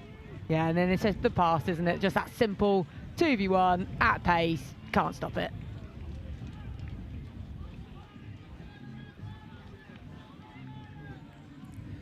And Apache looking for an improbable win against a Godfather's side stacked full of quality. Grizzle Johnson looking to slip the net. Bunch gets another offload away. Big Alex Kilbane with the leg drive. Knees on the deck, so releases the call. Cam Grizzle Johnson into midfield. Really decent carry. Who's there in support? Apache with another turnover. It's Saunders who nicks it. And off they go. It's the skipper, Max McCarthy. McCarthy! How simple does he make it look? Pepper over to score. Looking easy for them now, isn't it? Almost just toying with the defence with that run-in. Light on his feet, and then the offload as well, moving it for the point of contact. Probably didn't even need to pass it there, did he? Probably could have scored it himself. But it's all just from that turnover there. Gets in really quickly, wins the penalty, and then they're quick in to tap it. Well, while we have half-time, I'm going to throw you down to Will, who can continue the interview that was cut short by these very rude Sevens players who were trying to get a quarter-final underway. Well, now that that's all but dusted at the break, let's head you back down to pitch side.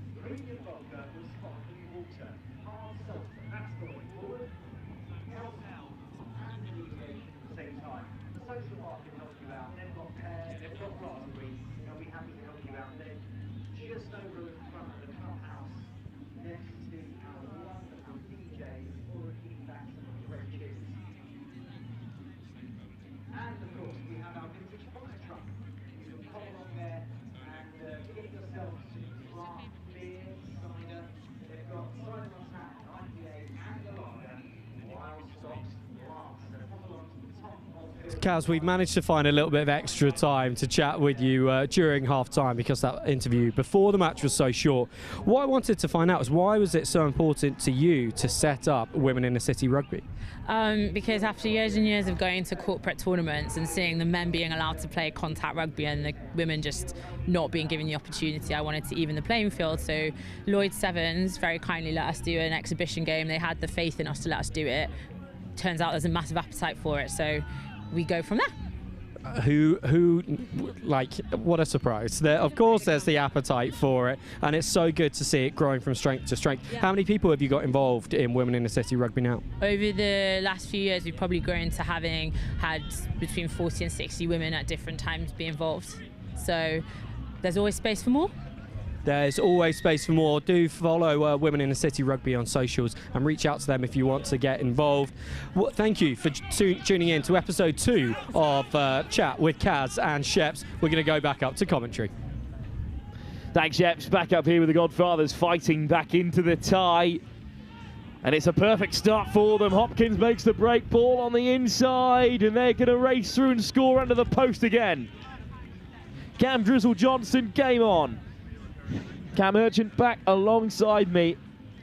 I mean, we thought towards the end of that first half that it certainly looked as though Apache had wrapped it up, but you can never be so quick to judge in the game of sevens, and it's all of a sudden a 2-try game again. Exactly, when you could score off a kickoff, and that does happen quite often in sevens, yeah, the game can turn just so quickly, and Godfather's there just starting with the ideal start, really. So just the bump that we've seen a few times, power through, and again, such an underrated thing of just being able to execute a 2v1 at pace to a player, hitting onto it flat. You just can't defend it. Kick-off from the Godfathers, chasing the game, allowed to bounce, straight into touch. Frustration from Salvador Guardiola, who was keen to get underneath that one.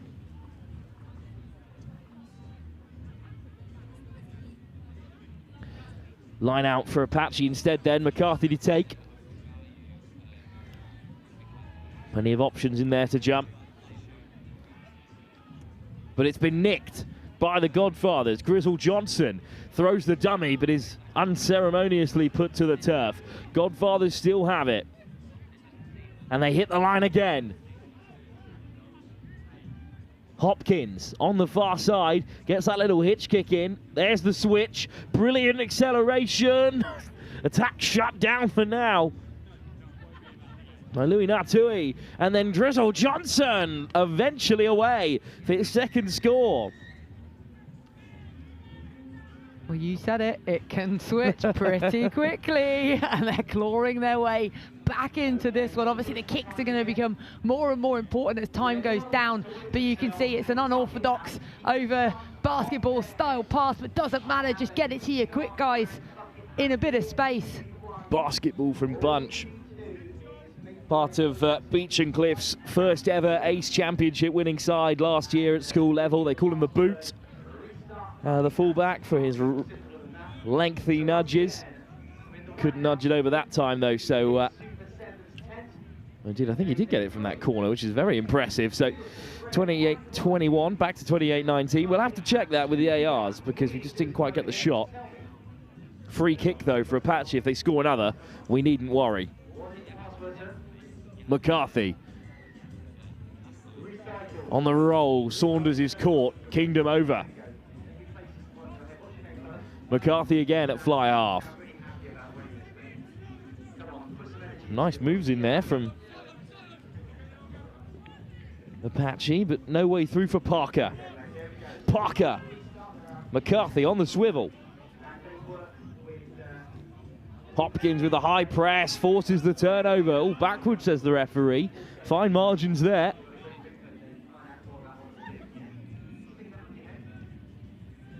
Great pace at first receiver from O'Keefe. Josh O'Keefe feeds it to the outside. O'Keefe still going, puts in a stiff arm. Josh O'Keefe will surely wrap this up. What a score. Lovely individual effort there, wasn't it? He didn't need much room at all. He's absolutely rapid down the outside, but that handoff being the key moment for him to make sure we got that score and just turn it around again, because it's all been about Godfathers the last few minutes. So coming back with that score, important. The British Army warming up in that corner. It's Cup quarter-final time. Up next, we've got another international affair for you for the men's open competition when Hong Kong will play Sri Lanka. But the British Army take on the Christina Noble Children's Foundation, CNCF, after this one. But first, we still do have the remnants of a game on here, although this good score from O'Keefe might have sealed it. Yeah, and just that ability to move it to the pace out wide. Great fend. And another. Back underway here. The kickoff claimed by Godfathers. Now looking to battle through the midfield.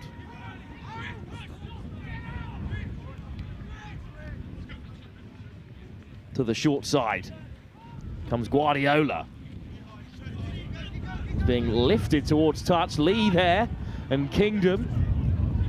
In fact, it was carried into contact and then out of it by Chris Richards, another seriously experienced sevens man on the circuit.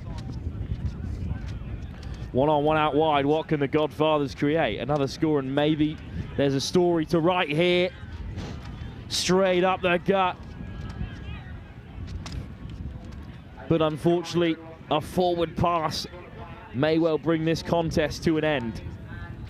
Yeah, starting to show a glimpse of what they can do, because they are rapid, but just that you can see as it left his hand, you can see what he was trying to do, but we'll be generous and say the wind took it forward as well. Yeah, the wind is really blowing a gale here. Expecting highs of 25 degrees today. I'm not sure we quite hit them. And now something of a chill in the air as Apache feed the scrum. And if they can just cling on to possession, the game will be wrapped up. It eventually comes to their way. O'Keefe again searching for a bit of space, and of course feed Parker and he will score. Sometimes a bit of a cheat code in the game of sevens, Finn Parker. And although this is their final season, their final series, domestically, their last tournament on UK soil of the summer, they're looking to go out with a bang. And they've knocked the Godfathers out. A disappointing day for one of the best elite sides on the circuit. Yeah, they've made it look comfortable as well, really, and they've just done the basics really well. We were talking earlier, just a simple 2v1 execution, and sometimes rugby really is as simple with sevens. Get it to your fast guys in space, and it really could be that simple. Well, what a season it's been. Their first ever sevens tournament hosted at their home, of course, Henley Rugby Club by Apache, and now, after some serious success on the circuit, they're knocking out the Godfathers of the LIT7s in London. Tap backwards off the kick-off. It'll comfort the Godfathers, who battle hard over the 10 and almost up to halfway.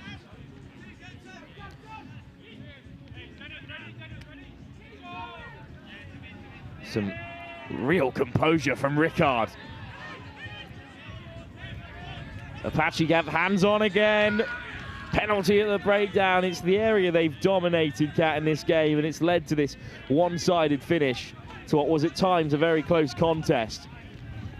Kingdom on the switch. One more should do it. Oh, McCarthy with a footwork to fly out of the blocks and finish off the game with aplomb. That is special. Beautiful footwork there, wasn't it? Just absolutely timed to perfection. That's what we love to see. Defenders don't, of course, love to see it, but in attack, lovely play. And that's our open plate quarterfinals wrapped for the moment. Apache are through. Up next, we turn our attention to the biggest prize in the men's side of the game. It's the Open Cup quarterfinals. It's the British Army, who have brought a fantastic side here today. They're taking on CNCF Sevens.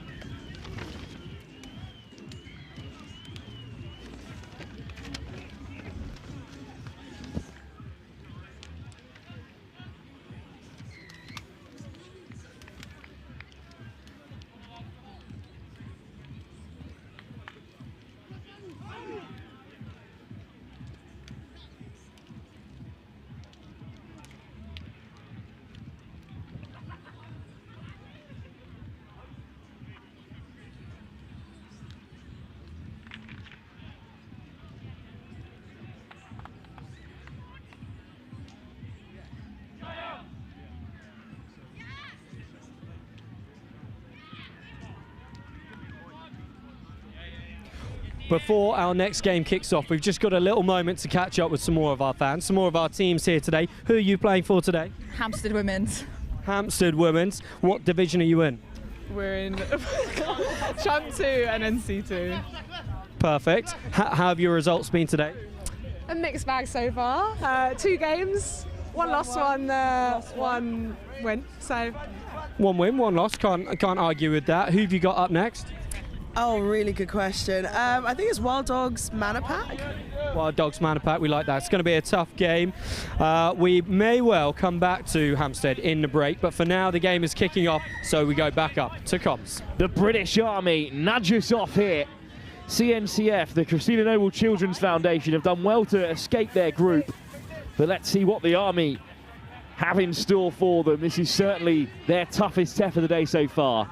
Cat Merchant alongside me and this British Army team. I mean, you must have seen something of them so far. They've been so impressive. Oh, they really are. Watched them against the Navy and they just were so dominant in areas of the game in terms of their carries are so strong, but then they've also got the pace as well. They're a really well-balanced side and great to watch. It's going to be a scrum with Christina Noble Children's Foundation. They were founded at the Dubai Sevens in 2019. 5 debutants in this side, but their 3rd year in a row playing here at the LIT7s. And they are going to have a bit of time with ball in hand, even as the Army continue their high press. Double shot in the midfield. Look how quickly they are over the ball. But that was a second jab of the things after it was spilt, unfortunately. So another chance for CNCF Sevens to break out. Well met in midfield by Diri Yala. To the short side they come. Here's Hogarth, who floats it across. It's been put down, but recovered really well by Ali Mins. Mins battling through the tackle, almost high. Swung in field by Lashley. Maybe it might open up on this short side. Lashley's held his width. Lashley to the line, almost shrugs off the dynamic Lemeki Telele. Big ball in 5 from Dylan Sykes, a Cypriot youth international. And here's Horga. Horga looking to break.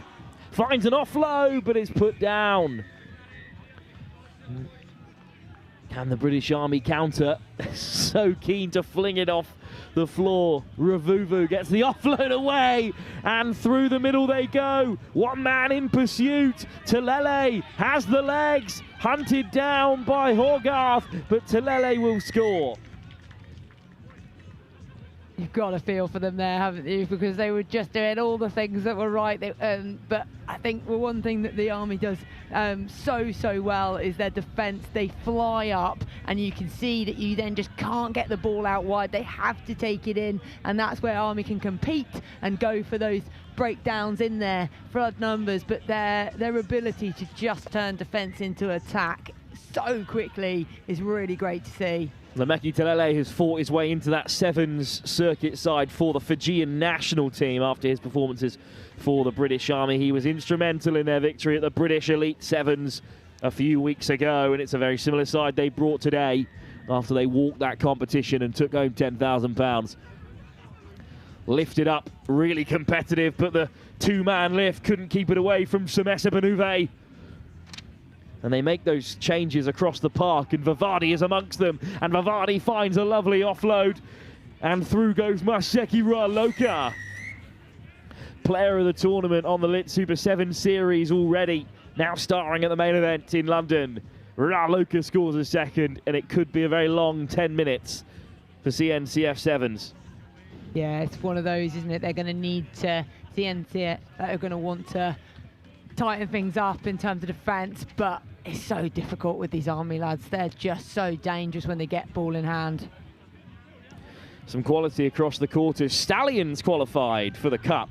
They're facing on the Rambling Jesters on this pitch at 4:30. It's Sri Lanka against Hong Kong. Over on pitch 2 at the moment, Sevens rush play Monaco Impies in an all-French affair. French speaking at least. Would not wish to challenge the sovereignty of Monaco, of course. Kick-off, spilt. CNCF under pressure again. They beat Switzers and the Wild Dogs to reach this point, but the British Army are putting them under pressure until Sukovi Vuniyayawa is hit hard. Vivardi, Benuve, Vivardi lets it bounce, and it does eventually go forward. How expressive is this British Army side? Oh, it really is. They're just so quick to support each other as well, and as we've seen in the previous games. They do roll on their subs, so they know that they can the players on the pitch can absolutely go for it, really put their energy in, because they don't have to do it for too long. Whistle goes, don't want to get bogged down at scrum time.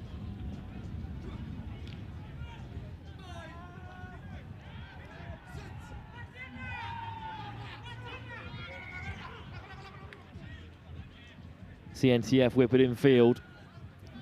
Oh, nice offload. Slightly overrun, but good work from Ali Mins to check back. And now Mins can get rolling.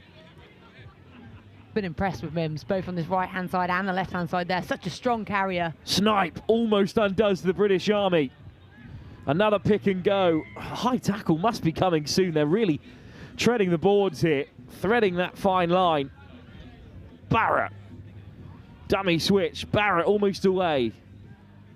And then there is a break opening here for CNCF. It's wonderful footwork and surely a score to put the Christina Noble Children's Foundation on the board. Well worked try there, and really pleased for them that it came off, because they were attacking for such a long period of time to then put it away. Great for them. Well, they were victorious here at the LIT7s back in 2024.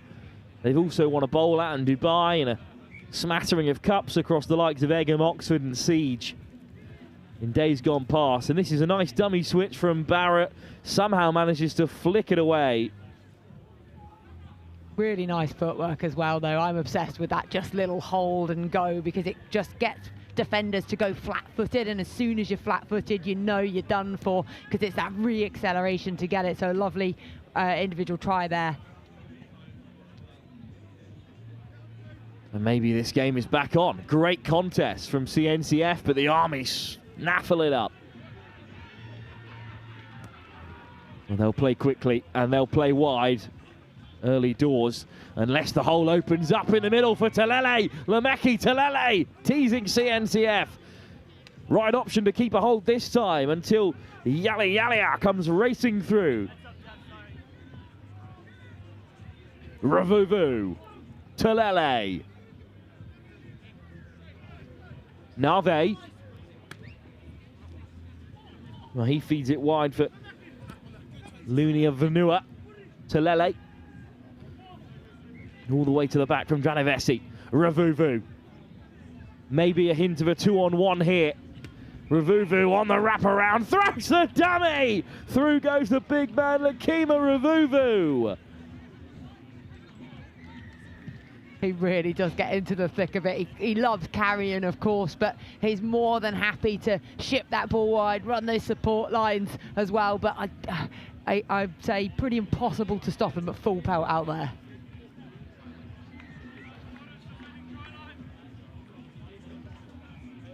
Brilliant work just to re-establish a bit of authority in this final for the Army. We do, of course, have action from the Women's Open as well to come. A little bit from the plate, a little bit for the Open, and a little bit from the Social, all before our big round of finals.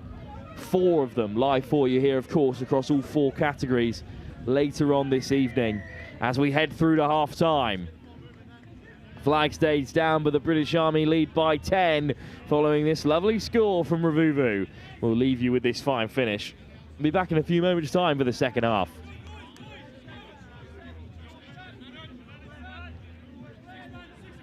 And while we have a moment, let's chuck you down then to Ilhu's pitch side.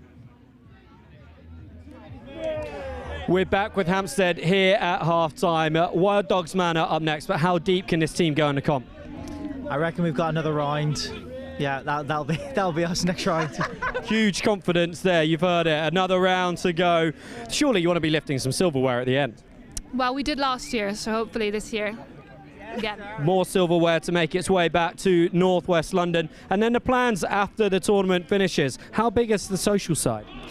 It's going to be big. It's going to be the biggest, I think. It's going to be big news. So yeah. Sounded like a Trump speech there. Top Gun is the fancy dress theme. Have you brought your aviator shades? No, I brought some camo sunglasses I already earned. Do you look like a pilot wearing them? No, I don't. And what's going to be filling up the jugs? Beer, lots of beer, yeah. You don't have a particular beer that you like at Hampstead? We like Jubal, but we also brought our Top Guns! Oh, there it is. There it is, our superstar Hampstead player. Thank you very much. The game is about to get back underway, so up we go to the top of the gantry.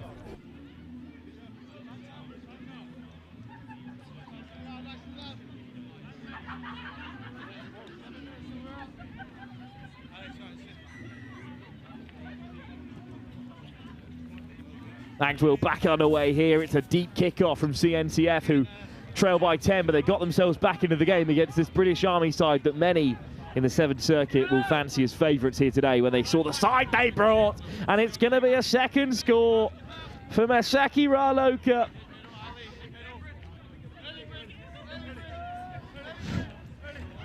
Often the cheeky youngster in this rather weathered Fijian side every now and then. But he races through and scores another. Yeah, perfect start, isn't it, for the Army, just to carry through. They get their numbers to the breakdown. It's just that dummy, go through the middle, score. Fantastic 7s player. Amori Ialoga usually has to rotate his players, the coach of this British Army 7 side, but I think he had his pick today. Although congratulations to Nailagi, the Fijian and British Army man. He's recently signed for Coventry off the back of his performances for both the 15s and 7 side. I mean, that is the level of a lot of these British Army players. They are champ at least. I'd have Talele at fly half for Harlequins next season any day. As a personal nod. And here's Seva Bully off with a little switch onto the outside for Sakovi Vuniyayawa, who will dot down. Vuniyayawa with a great score to perhaps crush this CNCF resistance after a pretty dogged first half from them. Yeah, dogged is what they've been. They've been really throwing everything at it, but Army just looking too fit, too fast, too strong at the minute for them. Well, when you start to look ahead, perhaps, for our Hong Kong tie against Sri Lanka, I should note that Hong Kong have changed their strip as they were clashing with Sri Lanka. They've changed into the navy and red, but as true heroes of the 7th Circuit, their shirt numbers are correct, despite changing shirt, which literally never happened. So they will be immediate favourites from the commentary box in the second half, although we do love the Sri Lankans. Yeah. As this is just a nice step, frees the hand, good work ethic from Vuniyayawa, even at this late stage in the contest. Still 4 minutes to go, but the game may well be over. Hoping for a CNCF comeback, it'd be great to see. As they look to make the break early here. A nice step off the left boot. Through goes Will Kelso. Kelso makes good yards. Oh, but the ball is not out. So the penalty goes, and it's going to be a yellow card here. And maybe a route back in for CNCF. Great break on this short side.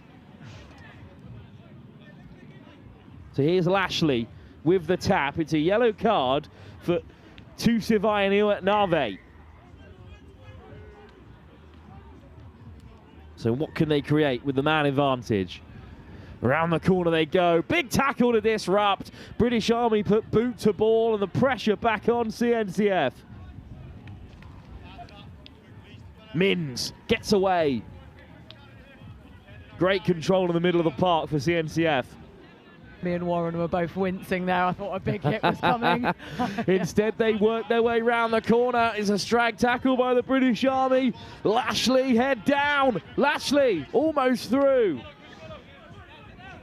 Never tackled, so Lashley can keep driving on. 2 men in support. Ravuvu wants ball. Counter ruck instead. Another penalty. No release.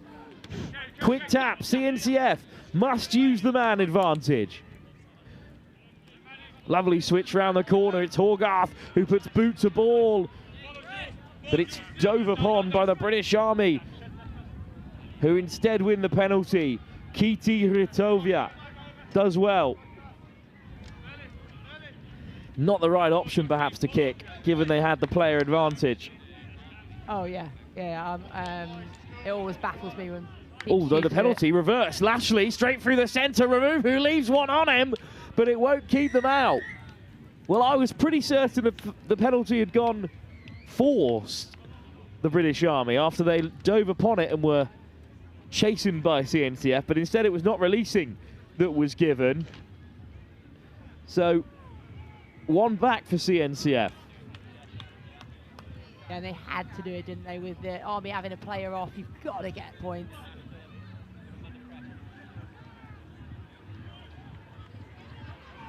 So the game perhaps back on again.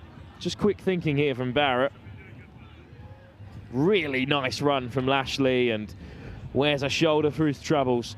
Oh, he did, didn't he? Yeah, no wrap as well, so could be looking at another.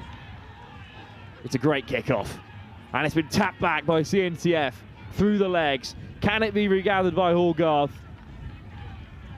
Instead, it's the British Army who come away with it through the back door. Rataloka gets to deck, Vivadi in support. Aparasawara wide from Belouvet. And then the acceleration from Sevar Bully. Still going, finds the pass. But the whistle goes and it's knocked on. Well, forward pass, in fact, is the call.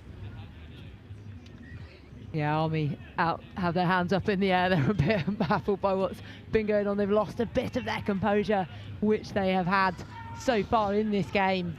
But in all fairness, that has only happened once they have perhaps secured it. The winner of this one will face either one of the two French sides, Sepp Rush or Monaco Impies, but I think Monaco the more likely out of those two. What a game that will be later on. British Army penalised. CNCF maybe don't have time to turn the tide, but another score would be well met by this crowd who are at the backs of the charity side. Now they read that from the sideline, but it's been well handled. Some fast footwork. This is wonderful stuff, and over the top from Mins. But it goes loose. And the Army have it. Raloka. Cross it comes. Width to width as per. Bully on the edge. Shrugs off another man. Bully, who is the man inside? Still going here, Bully. Over the top. Did it take a deflection? Still it comes back for CNCF. We're into broken field. Pass is given wide, juggled, but just held, and then knocked on. That's so unfortunate. The door left open for Maseki Raloka, who doesn't take a hat-trick. Instead, he picks out Apahosiwara. Well, that says an awful lot about him as a teammate, as a bloke. He was on a hat-trick, but instead, he allowed his teammate Wara to score. Masaki Raloka there again. And we will see the British Army again when they face off in the semi-finals here on pitch 1 at 10-6. But who will they play? Sevens Rush, Sepp Rush, or Monaco Impies? Who will they play in the final? Could be one of these two teams that are up next, as Sri Lanka are due to face Hong Kong in another international affair. We'll leave you with the final score, a simple one for the British Army, who are victorious against the Christina Noble Children's Foundation, whose tournament is done and dusted.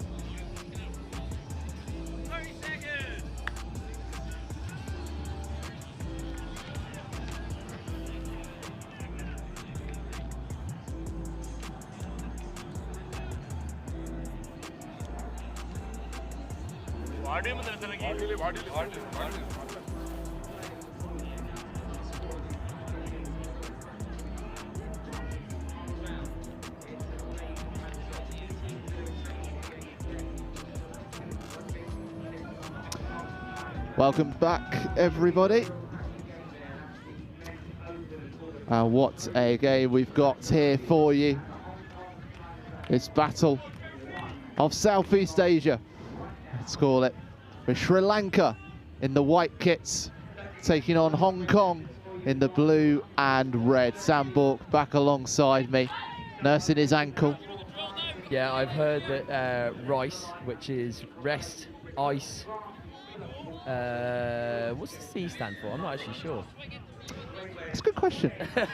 And then elevation is the last one, I know that. Yeah. So I've currently got my foot elevated up on the top. But what do we get? What a game we have here.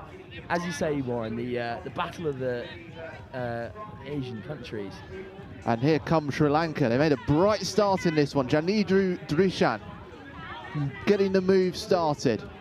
Sri Lankan side that have been storming in Group C. Wins over the Godfathers, FRM Beavers and Monaco Impies. So they've had their fair share of competitive games. They have indeed, but that is not a good kick, Warren. First, they've come off, decided to go for a little bit of territory. The man in the middle there has just conked one straight out into touch. So And it allows Hong Kong to get back onto the ball. Julian Buron carrying it through the middle, plucked out by Max Denmark. He's done ever so well to pull that out of the air. Johnny Esono, it's whipped out to the far wing with James Key. He tries to barrel through the challenges, but it's still alive. Christie, some of the brightest hair in the game. Unbelievable stuff. He's worked hard on that. Again, this is never say die defence. And round the corner it goes. Snuck round. And for all that effort, it's the simplest of glances across the line, finished off by James Key, that gets the points. Yeah, Key does really well there. Spots the bit of space. Warren, he just nips around that blindside corner. You've got to put your guards in, especially at this open elite level. There's no margin for error, especially if you're running down the margins. There we go. There you go. You're picking this up, Sam. Yeah, wonderful Hong Kong kick. have done fantastically well, and a kick from downtown as well. Full complement of 7 for. Let's take another look at this. As they say, Key doing all the hard work, getting the hard miles in. As it comes back into the middle, it's the driving run from James Christie into Jeremy Osono that draws the defenders in. As you say, Key is there to just plonk it over the line and make it look ever so simple. But when you've committed bodies, Sam, that's all you need to do is just find the space. And it's so hard not to against this Hong Kong side. They run with ball in hand so well. You need to pick up areas in the middle of the park. And then when you kind of just, there's 15s are the danger points, aren't they?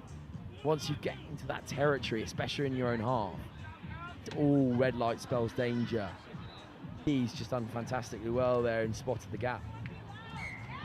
Hong Kong, second in Group B.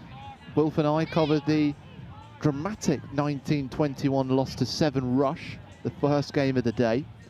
But then they went on to beat Apache 26-7 and Uber Boats Thunder 21-12. Semi-finalists with the Hong Kong Dragons at the National Pub Sevens. And here they come again. Hong Kong really flexing their muscles now. Bryn Phillips from the scrum, spotted the gap on the far side, and he's over for the double. Wow, wow, wow. Bryn Phillips, take a bow. Fantastic stiff arm. And then just turns on the gas. Looks like he might have done his hammy as well in the process. Well, let's have a look. He's stride. I wanted to say striding, but more hobbling his way up the towards the 10 metre, like you were up this ladder. Yeah, but take a few notes from me. but he'll take this kick. He won't be held back. He'll have a go. He's got the wind behind him, but it has been whipping up more and more as the day's been going on. So it's difficult for the kickers going left to right, and that one just spins away. So it will be 12-0 to Hong Kong, but they've been so clinical in possession, as we can see from the replay. Yeah, as you see, Phillips plays at 9. There's no way he's not thinking about going blind here. As soon as the ball's put in, the space is opening up. Really, really good footwork. Actually didn't really need stiff arm because his opposite number was already on the floor after that really, really nice bit of footwork. I think you're right, call that Sam, about an injury to him as well. He's come off the pitch. Sri Lanka are able to get into possession through Chapura Soya. And now they're working their way up through Kangawata. Out it goes to Ekanayaike towards the 10-metre. Sri Lanka, first bit of really healthy possession that they've had, but Hong Kong are about to put the pressure on. That's a lovely step inside though. That is outrageous stuff from Askaf Madhushina. He's got the pass away as well. Here's the acceleration. Jayappa Rajanathan is over the try line, and that is a simply sumptuous Sri Lankan move. Wow, wow, wow. Sri Lanka Rugby take a bow. That was unreal, and it's getting a massive reception down here on the touchline as well. I'm not sure what kind of support the Sri Lankans have brought with them, but really, really nice move. Nice bit of footwork in that link player to start it off. Cuts back inside, then gets caught. The offload floated in the air for must have been about 4 days. Then just steps back inside. As you see here, this offload sits on the wind for about 12 years. It gets greater by the day, and really, really nice. And then the gas comes through. Wow, we've got a game on our. I mean, we did call it, Warren. We did call it. This was going to be an absolute cracker. It's already started. Was that the intake of breath from Sri Lanka? Before they puff out their chests and get themselves into this quarter-final against Hong Kong. What a great move, and Hong Kong have been played at their own game, but they'll look to strike back straight away. Lovely steps inside from Julian Buron. Johnny Esono has been trying to pull the strings in the middle. Out to James Key, who switched wings because we know he's got pace. He's like a gazelle down that wing. He's just been pulled out of play, and it'll be a line out to Sri Lanka, and the crowd in front of us loving what they're seeing.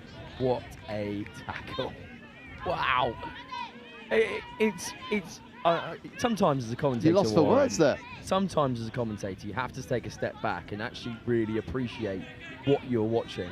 The standard of rugby here today has been off the charts, and we see it once again there from Sri Lanka.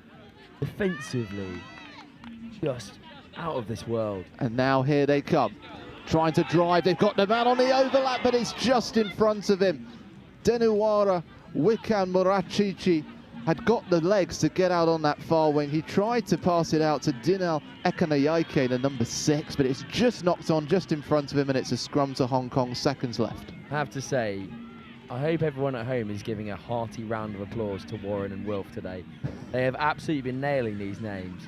And we love watching Sri Lanka because they play such nice rugby. We'll surely see them again, I'm sure. I really hope we do. You know, it's interesting speaking to Kat Merchant, who's worked with the women's setup a few years ago, about how rugby has become a really growing activity in Sri Lanka, and it's attracting a lot of interest, and I think they're tapping into what Hong Kong have been doing, tapping into that interest in rugby in Southeast Asia. Now Hong Kong getting on the attack. They've got an overlap on this near side. Max Denmark steps inside, strides forward, jumps and scores. With big hair like that, you don't score strides just by walking over the try line, do you? He had to dive over. Definitely not. And Denmark has been running the show for Hong Kong today, out in the sunshine with that bleached blonde hair. I mean, and another outrageous finish as well in the corner. I'm almost lost for words. This standard of rugby, Warren, it's just a treat. It amazes me every time. It is an absolute treat we are being delving into today. Conversion wide by Hong Kong, but still leading by 10 points. 3 tries to 1. One of them converted for Hong Kong. Sri Lanka converting theirs, 17-7. This game is very much far from over. Yeah. It's a real palpable atmosphere down on the bleachers in front of us as well. One man who is right among it is Will Shepherd. Half-time in our international clash between Hong Kong, China and Sri Lanka on pitch 1. There's just time to meet some more of our teams here today at the London 7s. Who are you and why is your kit so good? We're East London Vixens. And why is your kit so good? We took it on tour. You took it on tour. Who designed it? Our teammate Lisa. Yeah. Lisa, are you here today? Well, that's a shame that Lisa's not here to see her kit in action. How have you been getting on? Not so good, but you know, we're optimistic for later on. That's what I like to hear. What's your favourite thing about the London Sevens? The booze. The booze. Okay, fair enough. Yeah, The rugby. the rugby, the booze. The boys. The rugby, the booze, the boys, the real reason that we find out. And so on that, if it's the boys are the real reason, who's winning here? Hong Kong, China, or Sri Lanka? Because number 12's really fit. Just make that really clear on the stream. Hong Kong, China. Because The number 12's really fit. Hong Kong, China, number 12. If you're watching this, then you may have some conversations to have at the after party later on this evening. For now, it's back to the action and back to our commentary team. Well, I'm going to call him out, Will. Wesley Sheng has got admirers in the crowd, the Hong Kong number 12, and Hong Kong certainly leading the way in this quarter-final. They will face either Rambling Jesters or Stallions, who are playing on pitch 2, which is to our left. I believe there might be a live stream of that pitch, not entirely sure. You'd have to have a look on the YouTube channel, explore the full capabilities of the LIT7, Super 7 Series and Next Gen YouTube channel. We know the other semi-final will be British Army against Monaco Impies. What a game that's going to be, and what a final it's going to be. Yeah, battle of the channel, I suppose, isn't it? Monaco, the boys from overseas, taking on the British Army. What a rush that was from the restart. Sri Lanka were tearing down the field to put the pressure on. I think they probably knew the kick was rather deep with the wind behind it. But it means a restart for Hong Kong. But yes, as you say, Sam, it is going to be, could be a really interesting battle that across the English Channel. And now Hong Kong have exposing Sri Lanka here. Can they get over the line? It's a game of cat and mouse being played by Matt Rickard, and he's won it. Sri Lanka, they were so committed at that restart to get bodies forward, and Hong Kong knew if they just got the ball back to restart quickly, they would be able to get over. And Matt Rickard took it all into his own hands. Well, Sevens is a risk-reward game, Warren, and when you do a kick chase like that, you've got to be prepared for the risk, I suppose, that suddenly you might be outnumbered. And Rickard's done extremely well there, noticing the spacing, noticing where Sri Lanka have left bodies, then exposing the pace on the outside. It's a really, really nice finish, actually, if you have a look at it as well. He comes back inside, decides not to go to the left-hand side, sees the space. Really nice chase back from the number 9 from Sri Lanka. But the strength and power of Rickard gets him over the line. Great score. We were discussing at half-time. It's kind of that 4-try, 3-try rule in Sevens, especially in these type of competitions. Once you get over that kind of 3-try barrier, you're sort of in the clear. You can start taking your foot a bit off the gas. Obviously not totally, but it will be very easy for Hong Kong to run away with this game if they keep putting the points on. Sri Lanka may have something to say about it if they can do something with this possession. They find a burst over the 10. Clever little step. What can they do with the ball? Out to Kujana Kufunga. Wonderful step and drive from Diluch Kudanga. It's up again by Kufunga. Into the middle with Madhushana, who set up that first trial. Now Sri Lanka wants a call from the referee. They think there was an offside tackle in there, but Hong Kong carrying on the play, and the boos ring out from the Sri Lankan fans in the bleachers. I'm not sure the percentage of actual Sri Lankans down in the crowd. I think they've taken the hearts of everyone here at LIT7s. They play with such enjoyment and such fluidity. But now, here go Hong Kong. Forget fluidity, forget romance. It's all about direct play from Max Denmark, who's at it again for Hong Kong. He's at the double. Hong Kong have 5, and they are striding towards the semi-finals. Yeah, Denmark has just showed why he's basically putting his name up for player of the tournament here. Really, really impressive today. I mean, look at the size of his legs, Warren. You just wouldn't want to run into that.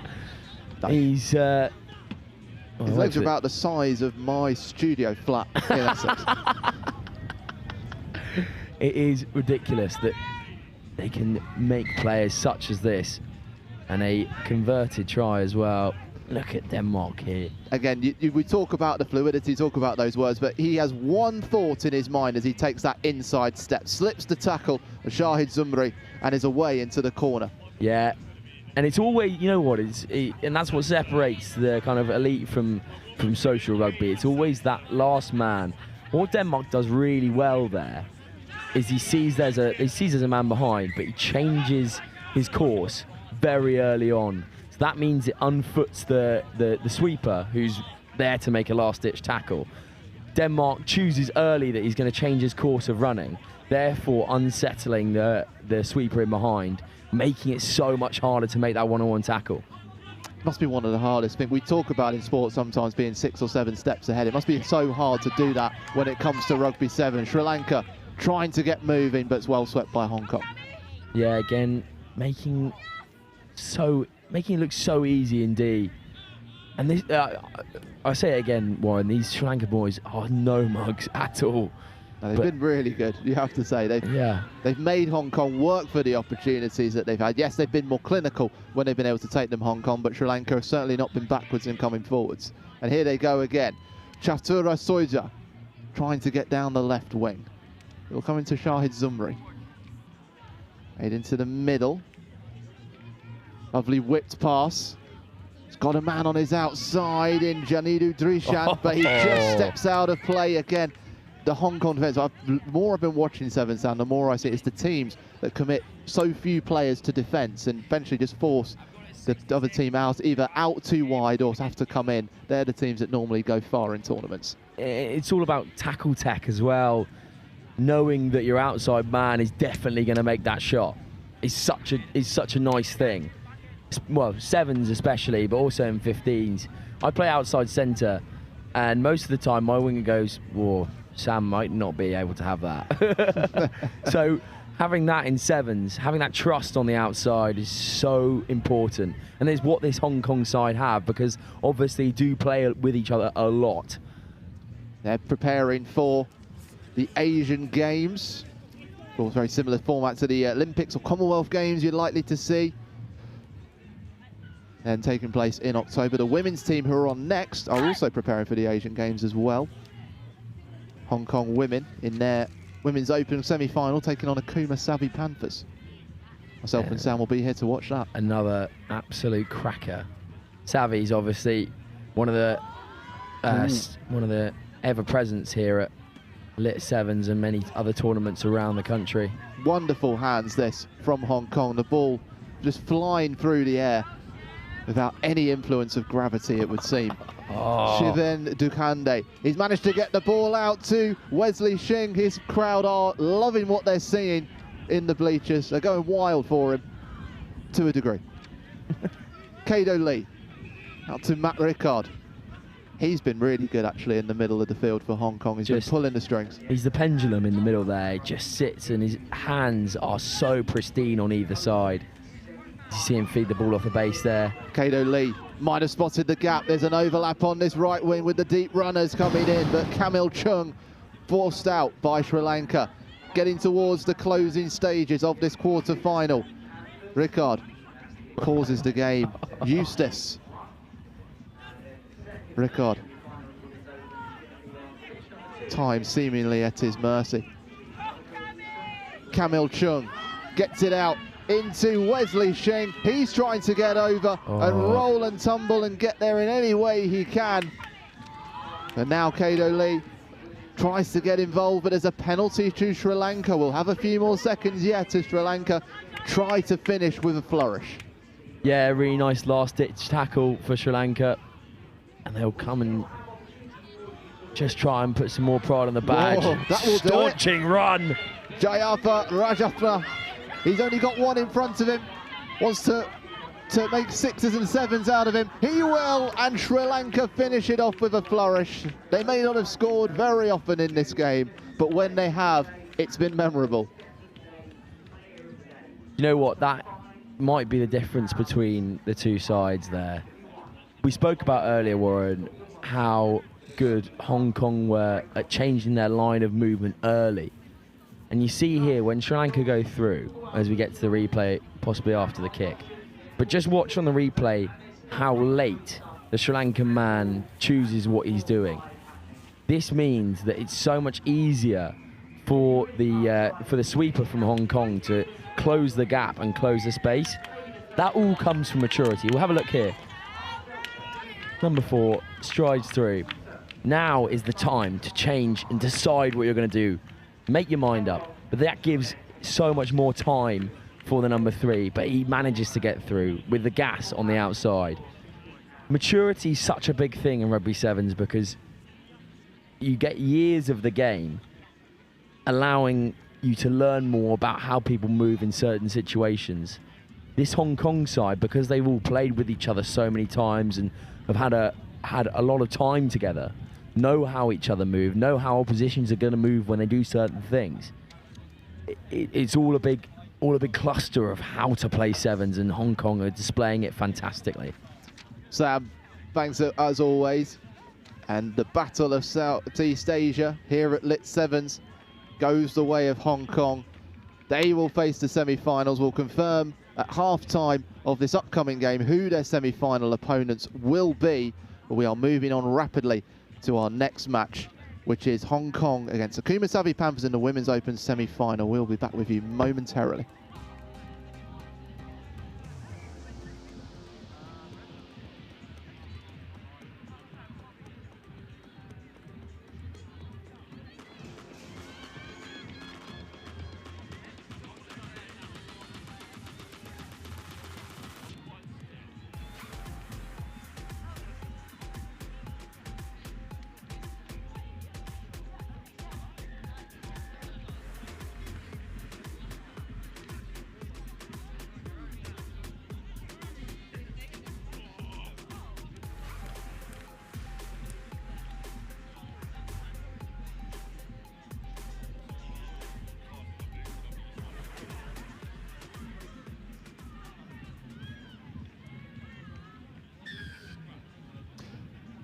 So here we go, crunch time in the Women's Open competition.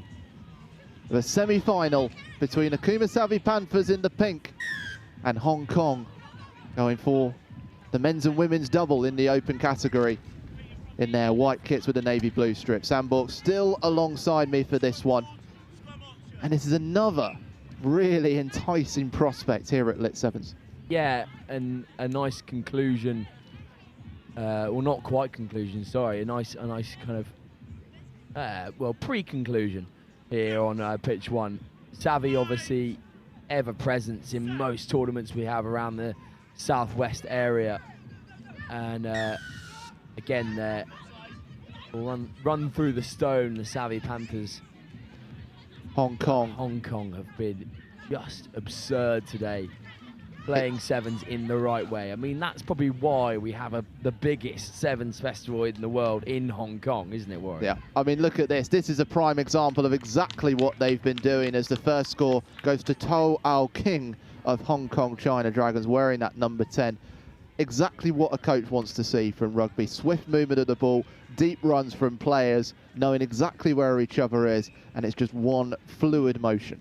As we said in the last game, these Hong Kong players all train together. They all play for very close clubs who are connected to each other. And King does exactly what she needs to do here. Ball goes down in the middle of the park. They're brought down. The offload isn't on. So then they reset. Nice crisp hands onto the width. And there's King with a little stutter step. Goes over in the corner.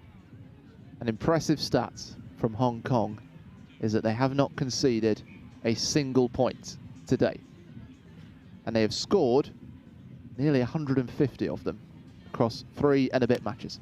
Boy, and that is outrageous. It is. I can't believe I'm saying that, but it is true. But Savi Panthers, second in Group B, losing out to Monaco Amusa 29-0. We saw that earlier today on pitch 1. You can have a look back on the YouTube stream. Beating Jordan's Legacy 29-7 and Wild Dogs Alpha 19-12. Akuma, always a frustrating season for them, you would say. Semi-finalists at Hertford and Oxford Sevens in the Elite, plate semi-finalists at National Pub, and plate runners-up at Manor in the Elite competition. not able to keep up with the likes of Shogun and Hammerheads. And Bath Rugby getting themselves amongst that mix as well. Yeah, all really, really, really fun teams to watch. Obviously, Savvy also playing at Bournemouth Sevens as well, putting up a good fight in that competition, but just quite haven't had the year that they wanted to this year. But Hong Kong will not care one bit. This is the difference. It's like they're playing a different game at the moment, Hong Kong. The ball moves just that little bit faster. They're just that little bit sharper to the step. Savvy Panthers players were spectators at that moment as Karman Nam found the gap.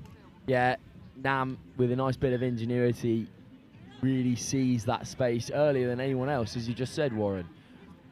Nice carry. Watch in the middle of hands the park, here. But the crispness and the kind of velvet of the hands is what makes this so much better. And just Savvy Panthers defenders standing at 6s and 7s. Well, Hong Kong, as I said before, with the men's team preparing for the Asian Games in October. And they're certainly going about those preparations the right way here at the LIT7s in West London. Even from the restart, Hong Kong piling on that pressure, but Savvy Panthers able to get possession now. Can they get round the outside? Warren, we've seen 3 restarts from Hong Kong already in this game. And it becomes more apparent to me every week that this is where the game is headed. If you have a restart specialist on your side, you're going to win a lot of games. There's always, go back and watch all 3 of the kickoffs from this game. There's always disruption. There's always something going on. Never just standing out watching. It means that doubt creeps into the mind of the defender, and it allows the deep runners from Hong Kong to really push on. Steph Chan pushes the ball out to Toal King, scorer of that first try. She steps inside, just dragged down though. Panthers standing strong on this moment, but Hong Kong haven't committed many to the breakdown. Karman Nam, will she change direction? No, she plays the ball out and it's out again. There's a deep runner and Hong Kong will get over again. Natasha Olsen-Thorne finishing off the move in the corner, and it's a triple threat, 3 tries. Thorne steps onto the ball at exactly the right time there. To be fair, that's all created by Nam, who's playing as that kind of middle link player there. She hesitates on the ball for so long that it makes the opposition defenders kind of second guess themselves. So Nam holding onto it and slowing the ball down, therefore creates more space out wide for Thorne. Then the only thing she's got to do, and this is the important part as the ball gets skipped. Look at the shimmering hands on this, by the way. Oh, what a pill. Nam holding onto the ball here, then makes the defender's second guess, but then Thorne steps onto the ball at exactly the right time, times her run to perfection, meaning she's stepping onto it at complete velocity. Another confounding restart for Savvy Panthers, but they get the fortune of the Hong Kong knock-on and the scrum. So much disruption in there. A rare error, really. It's absurd, isn't it? There's so much disruption, so much kind of annoyance for the Savvy Panthers. It's like having like 4 terriers running at you at the same time, all trying to get the same thing, which is obviously the pill. And here they come again. Panthers penned in to their own 22. Really good cover tackle out there by Thorne. It wins the penalty now. And here they go again. The Panthers trying to get themselves forward. What can they find? Can they find that what looks like a needle in a haystack at the moment and that way through the middle? Maybe they can, you know. Why Yan Pun has to get the tackle in. Nice control on the foot of the Panthers, number 10. Is able to adjust her line and pushed it out to the left wing. I can see why they've conceded 0 points. This is just mental from Hong Kong. Defensive wall. And now they're on the ball.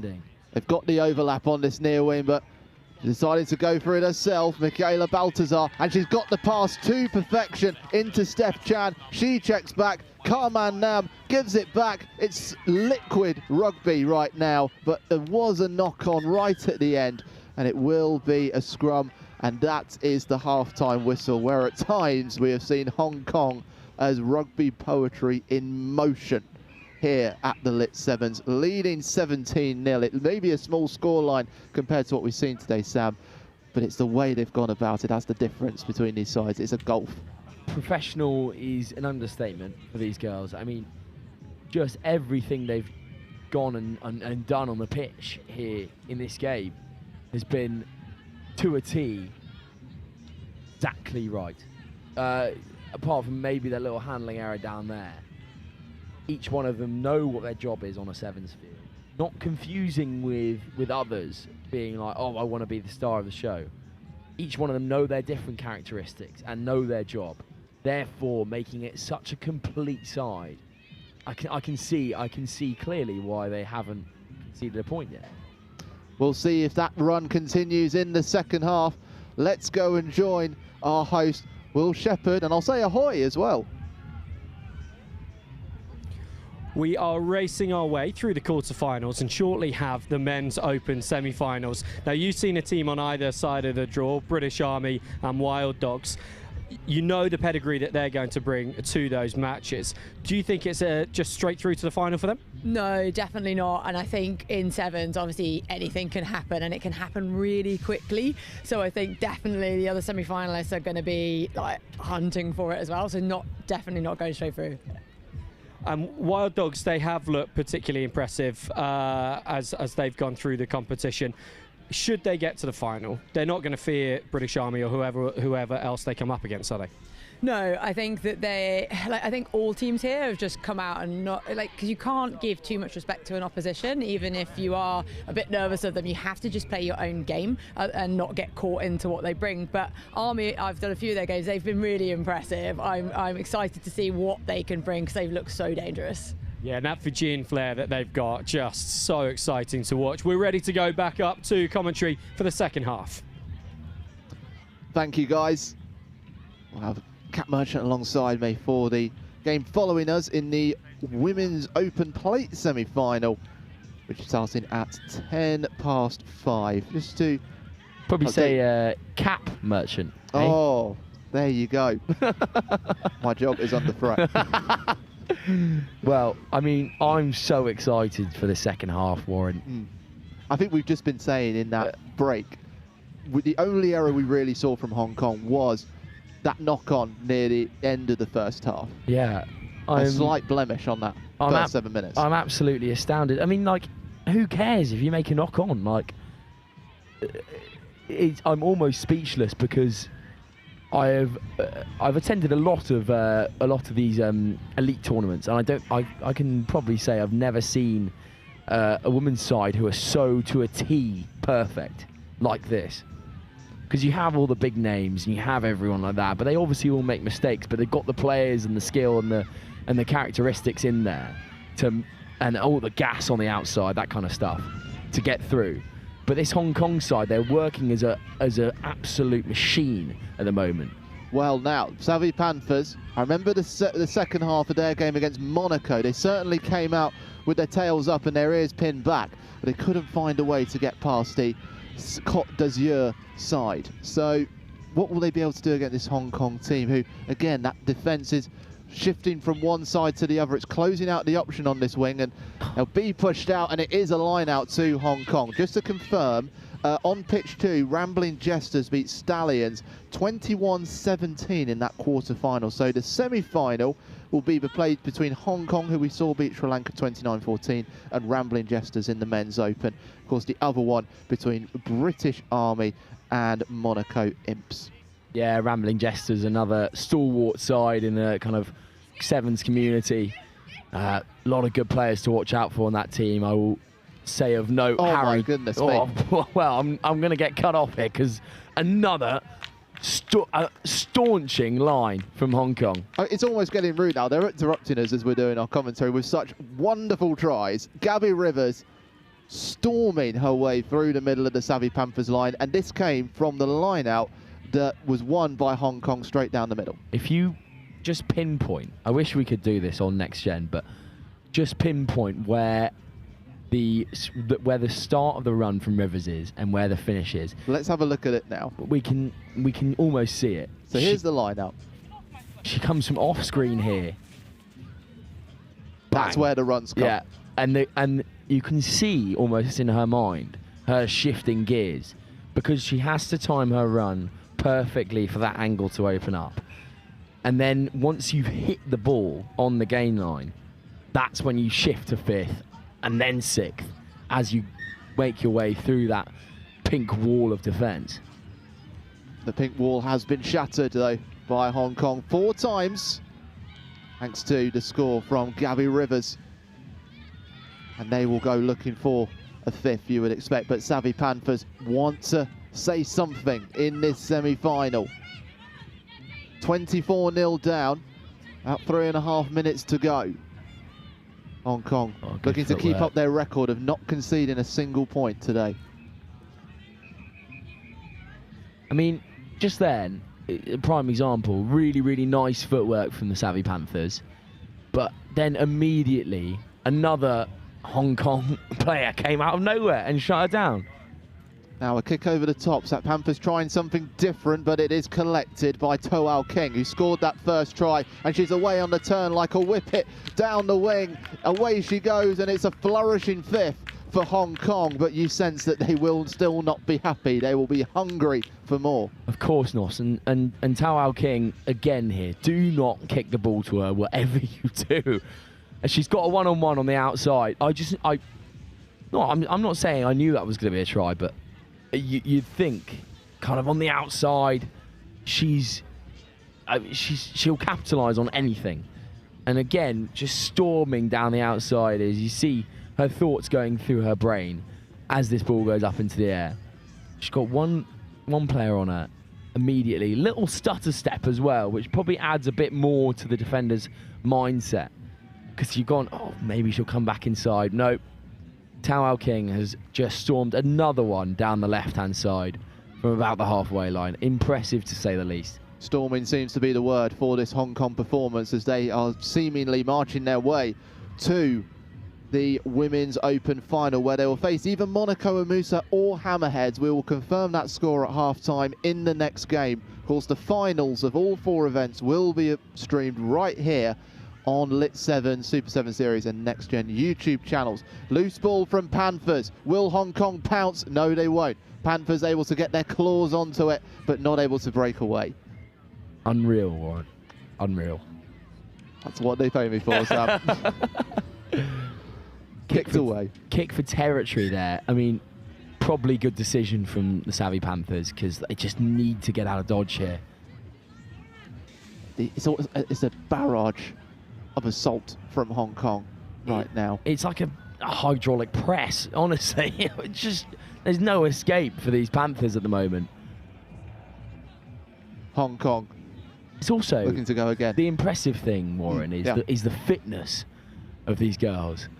I imagine that they've been playing at this 100% level for all of their games so far. Astounding, that is. It's a long day, these lit tournaments, and there's a lot of other things that go into it apart from the actual time on pitch, which is the rest and the hydration and the mindset and everything else like that. To stay in that kind of zone for so long is so impressive, so professional. Hong Kong from the line out, quickly committing all their options to the left. Panthers trying to push their way forward, and they're not rolling away means that they are punished. Now Maggie Oh-Young stepping one way, then the other. Locked up by a wall of pink again. Player released. Now Hong Kong will move this out quickly, you suspect. They've got so many options on that far side. It's just multiple choice out there for the Southeast Asians. Still in possession here. The change of direction comes now. Gabby Rivers out to Maggie Oh-Young. She'll step, she'll push, she'll pass it away, and they will go over the line for a superb 6th score. Maybe almost. No, they won't. Just at the death, the Panthers show their teeth and hold up the ball at full time.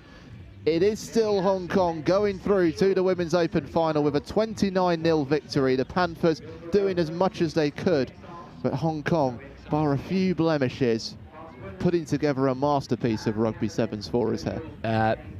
If I was a betting man, which I'm not, Warren, I would put a lot of money on this Hong Kong side going very deep into this tournament. Savvy were valiant, to say the least. They put up a really, really nice defensive showing. To keep this Hong Kong side at 29 is impressive. And once again, you give them plaudits, but these Hong Kong girls, and they won't stop. This is the thing, they'll go back and they won't stop, and it will be kind of like a immovable object. They're constantly in that zone of, we've got to win the next one, we've got to win the next one. By how much doesn't matter as long as they don't score. Well, the question we'll be asking next in the final, will either Hammerheads or Monaco and Musa be able to stand up to the sheer onslaughts of Hong Kong attack? Or will they be trampled on by the Southeast Asians? We will find out later on today. Right now, we move on to the Women's Open Plate semi-final between the Wild Dogs Alpha Pack and British Army coming up shortly.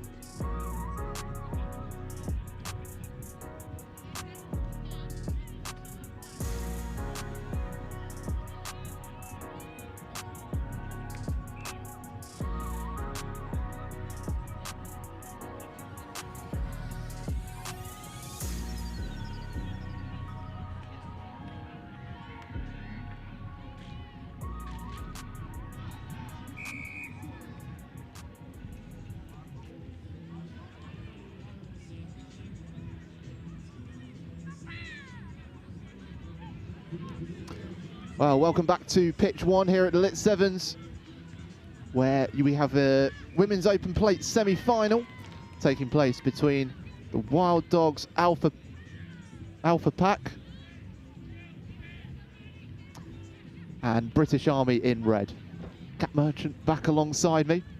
Afternoon to you. I think you were pitch side for the last game that we saw. I know we'll keep the focus on this game. I just want to get your thoughts on what you saw from Hong Kong. Oh, just Hong Kong looking dangerous, aren't they? They really were so clinical. I think we counted one error between us. So yeah, they've got their sights set high. Well, I mentioned how Hong Kong still have not conceded a point up to this day.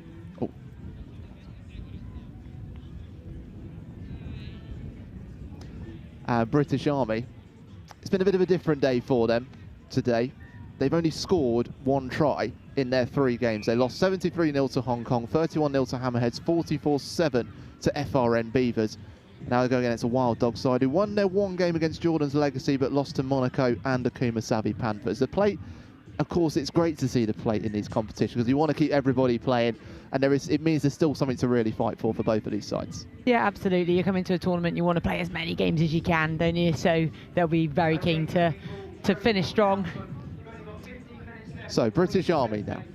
They're on the ball. Standing over it is Kat Whiteley. Although Wild Dogs have managed to steal it away. Izzy Mayhew has the pass into her teammate. That's a lovely exchange as well. Ellie Cunningham in the right place. Drifted into the middle with Lauren Manners, and it's so quickly whipped out to the far wing with Rebecca Nsia, and she is stormed away like an eagle flying across the skyline. She soars across the left wing and under the posts. Yeah, really nice play, wasn't it, from that great turnover. And so often in sevens, great play comes from defence and the ability to turn over and then move the ball wide, and there was absolute gas out there on that left-hand side. Great play from them as a team. Yeah, we'll take a closer look at this in a second once the conversion kick has been taken and it has been added. by the number 4, Alex Kane, the captain. So it's a 7-0 lead, and again, this just comes from the quick movement of the ball. Yeah, and it was good hands. That was a really good step in there just before the final pass as well, because potentially was getting hit woman on ball, but she manages to just step inside before and get the pass away. So the Wild Dogs pounce first against the British Army. Just about keeping hold of that, Rina Lacroix.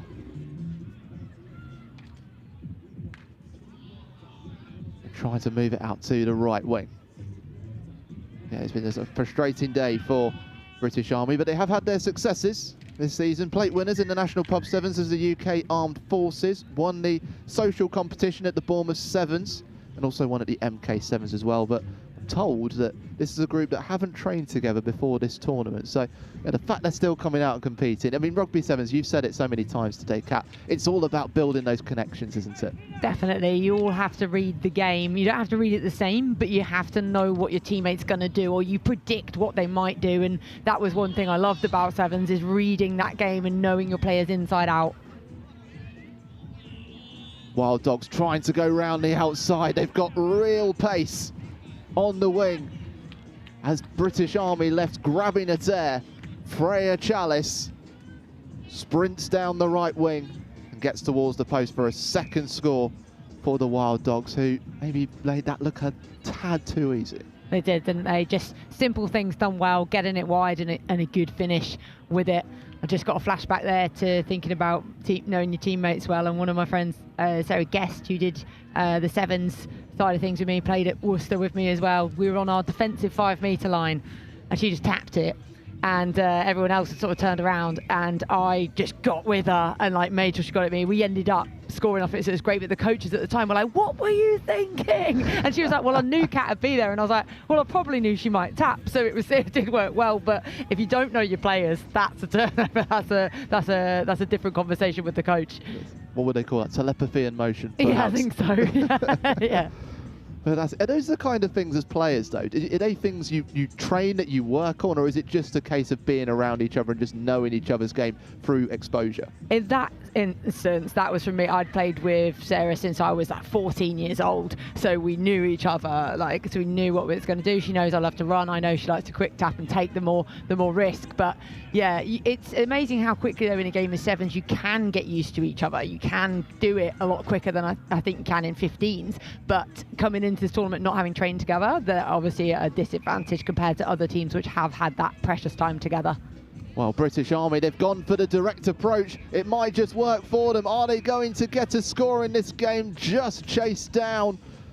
And the Saconanevere trying to get the British Army to trundle over the try line, but unable to. Knock on conceded by the Wild Dogs.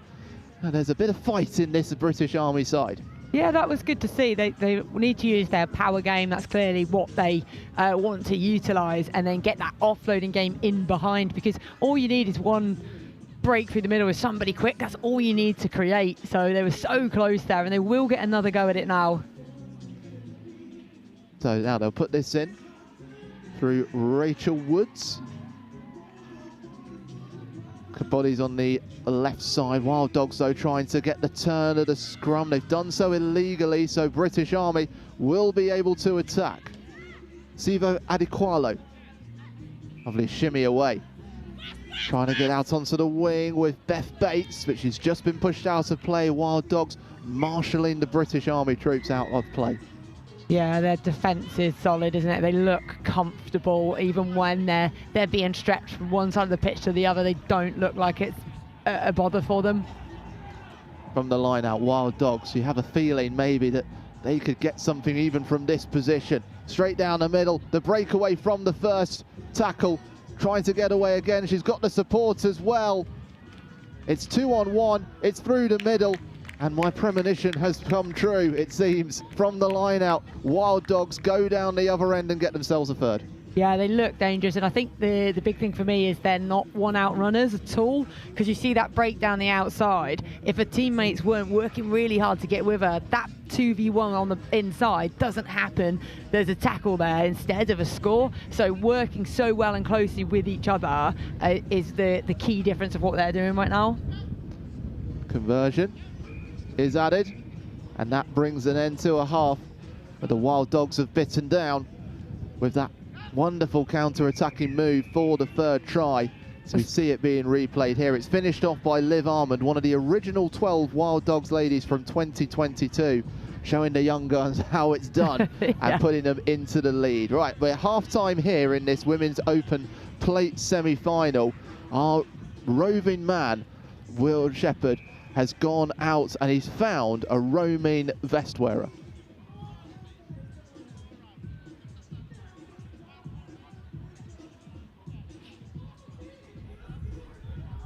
So just before the match we've got on now on pitch 1, we saw a Hong Kong China beat Akuma Savvy Panthers 29-0. I can tell you at the same time on pitch 2, Monaco and Musa triumphed 26-19 over Hammerheads, which means it's going to be a Hong Kong China Monaco final. We're in for a real thrill. Yeah, totally. Well, I mean, you know, Monaco, I was there at Melrose when they won that women's competition, beating the hosts in the final. That's a huge tournament to win. That was a really impressive victory. And beating Hammerheads as well, who are the series champions already, is a real show of strength. And Hong Kong are a great team as well. You know, we saw them on the series a little bit more regularly last year, and they were really sharp. The fact that they're quite a new side together will be a disadvantage, but then looking at the Monaco team, like, it's a changed side as well. You know, someone like Jazz Rampton, who's played like across the board, is also back with Monaco as well again, which is nice to see. So yeah, it'll be a really huge final. I think it's probably the two best teams here making it through. That Hammerheads Umasa game was the decider about, you know, certainly who should make it through to the last dance. So yeah, it's a deserved final, it's a quality final. Yeah, it certainly is, and two teams that are going strongly in the men's as well. Shortly we'll be getting underway in the second half here. Hong Kong, China, they're looking ahead to the Asian Games after this. How much would winning the London Sevens mean to them before they go into that part of their season? Yeah, you know, like I said, it's one of their first tournaments of the year, really, as a new group, and playing sides like Sri Lanka as well in the men's comp. The fact that they are definitely going to be together going in those Asian Games is massive, and it says a lot that this is the tournament that they decide to meet at. Second half is underway. Back to the action we go. Thank you, Will. Very sporting stuff indeed from Wilfred Kelsley there. So we get the second half underway. The Wild Dogs in the grey and white shirts, taking on British Army in the red in this Women's Open Plate semi-final. The Wild Dogs leading 21-0. Wild Dogs have been regulars in the plate in the elite competition, runners-up at Hertford Sevens, winners at Manor Sevens, semi-finalists at Oxford Sevens, semi-finalists overall in the elite at the National Pub Sevens. So they have kind of got better as the season's gone on, the Wild Dogs, and of course their women take part regularly in the open competitions and the social today. But they're looking to try and put themselves amongst a sort of double win for themselves, and bounding off the tackles, this is certainly the right way to go about that. Shania Herel of Old Albanian getting herself over the line superbly, Cat Merchant. Yeah, really nice. The footwork there, and again, it's that link play, that support, the offload. They're not even having to look at where the player is. They can sight her without sighting her. They're just lifting it up because they know the running line. They know that she's going to be on her shoulder. Great finish. Nice conversion for a substitute, Kirsty Exley of Sheffield Ladies. Take us up to 28-0. Again, we just have another look at this. Yeah, it's that's about awareness. Yeah, that twist out, because she's only just twisted out the contact, so she's immediately past it. So very aware of her own body, but also teammate and where she is and how to get the ball to her. I did promise to let you know who would win the other Women's Open semi-final. It was Monaco Umusa against Hammerheads. Monaco winning 26-19, so it will be an international affair in the Women's Open final between Hong Kong and Monaco Umusa. And that will be great to see. We'll bring that to you later on. 6:30, that final starts. So British Army now. Trenched in. And Wild Dogs able to steal the pill away. Lucy Baverstock keeps it moving, gets it back with a little exchange. Amy Williams keeps it moving. This is wonderful exchanges from the Wild Dogs. It's absolutely sumptuous in tight quarters, and it gets them a 5th try. Again, they've turned their defence into attack there. They get that turnover on that far side, and they're playing with real pace and tempo, but without the panic that's sometimes associated with that. So they're just really playing it in their own tempo completely. Well, let's have another look at it again. This is all about the hands. Watch closely what happens between these three players. Pop one, pop 2, little shimmy and nudge, pop 3, and it's lemonade. Yeah, there's no greedy players there, no one fighting for the white line for themselves. They're just linking, offloading. Oh, here they go again, the Wild Dogs might get pushed out of play. Ball released just in time by Shana Herel. Comes back to that word, faith in your teammates as well. Definitely. Little step inside. British Army getting sucked into the contact. Exley out to Baverstock. She's driving herself, and that's a scintillating sixth for the Wild Dogs, who are surging their way towards this Women's Plate Open final. Oh, they're really putting on a showcase, aren't they? Which Army won't want to do, because no one wants to be nilled in any game that you play in, so they'll want to try and get something from it. But at the minute, I just can't see it happening, because Wild Dogs just so good at what they're doing. That execution of being able to that stop and go and then still keep it alive. Something we've spoken about a lot in this game is that ability to, they're not just taking contact, they're offloading, and they've got multiple options as well of who to pass it to. Lucy Baverstock, the youngster from the University of Nottingham, finishing on that occasion. It's a sweet 6 for the Wild Dogs, leading 38-0. Kick down the middle into the wind, but not even the winds of the Canary Islands can stop these Wild Dogs from getting forward right now. Yeah, I had one in mind there, but it just whittled away somehow. That was the next one I could think of. Yeah. I hate when that happens on the mic. You can think of all these funny things when you're off it, and then when you're on air, you just say something random, and you're like, oh, where did that come from? I also make up words sometimes. If I was it's been a long day. I think there is a commentator's dictionary. Yeah, okay. Yeah. With husband, new words. Yeah, my husband was, when he's listening, he'll say, like, that transpond, I said once, and he was like, that's an interesting one. I meant transfer, but transferable skills, but there we go. Had you been watching Friends? yeah, that might have been, yeah. It's a transponster. Yeah. Also, I didn't make it up. Brilliant. Yeah, there we go. So Wild Dogs with the scrum. Just under 2 minutes to go, leading 38-0. Exley, who's been brilliant actually since she's come on in this second half. She's really been pulling the strings in the middle for the Wild Dogs. Alpha Pack, who've lived up to that name. Deep run from Lauren Manners, who's come into the game. Overlapping player on the wing, and Rebecca Ancia, she got the scoring started. Was looking on to get another score, but just not time. Yeah, it was just a little bit too far in front of her, wasn't it? She was just leaning, got fingertips to it, but just not quite coming away with it, because otherwise that's a walk-in, isn't it, of a try. So it will be a scrum for British Army, looking to get themselves a score in this game. As I say, only the one try scored today, but as you say, with a new group, they've done really well to be competing, especially against other teams at this level. Absolutely. And they get the penalty. A slight blemish on the record for the Wild Dogs with that penalty run.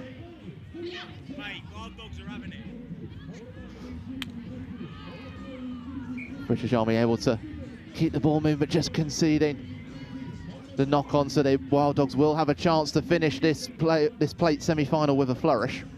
Yeah, and you imagine from this position here, they're going to come away with nothing short of a try, given their previous form in this game.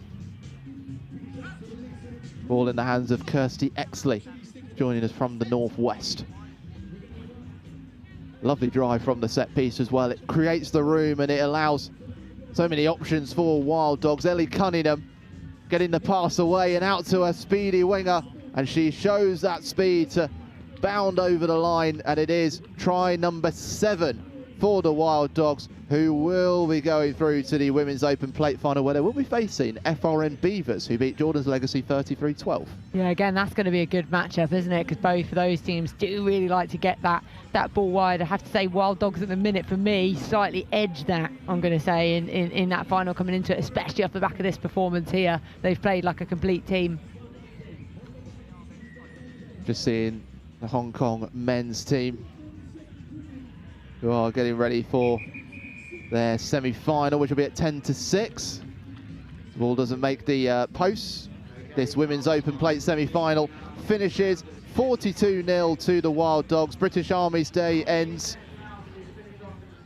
And it does mean that Wild Dogs will go through to that final against FRN Beavers. Coming up next, what a game we've got for you. We've got a men's open plate semi-final between the Wild Dogs Alpha Pack and Uber Boats Thunder. Will they deliver victory? That is the question. I had to get that in before I hand over the microphone to Wilfred Kelmsley, who's up next.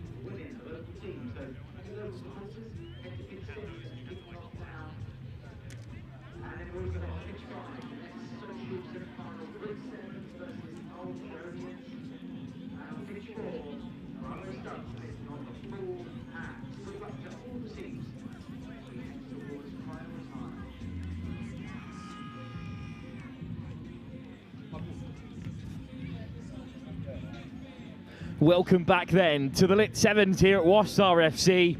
We are into the latter stages. We've got a plate semi-final for you. It's the Uber Boats Thunder, part of the Scimitar setup, and they're taking on the Wild Dogs, who we saw, of course, come through their quarter-final rather convincingly against the Royal Navy. Sam Bork alongside me. It's not their particular shade of pink that the Scimitar Storm are in. Instead, it's the Uber Boats Thunder in the pale blue, but they're just as exciting a side, Sam.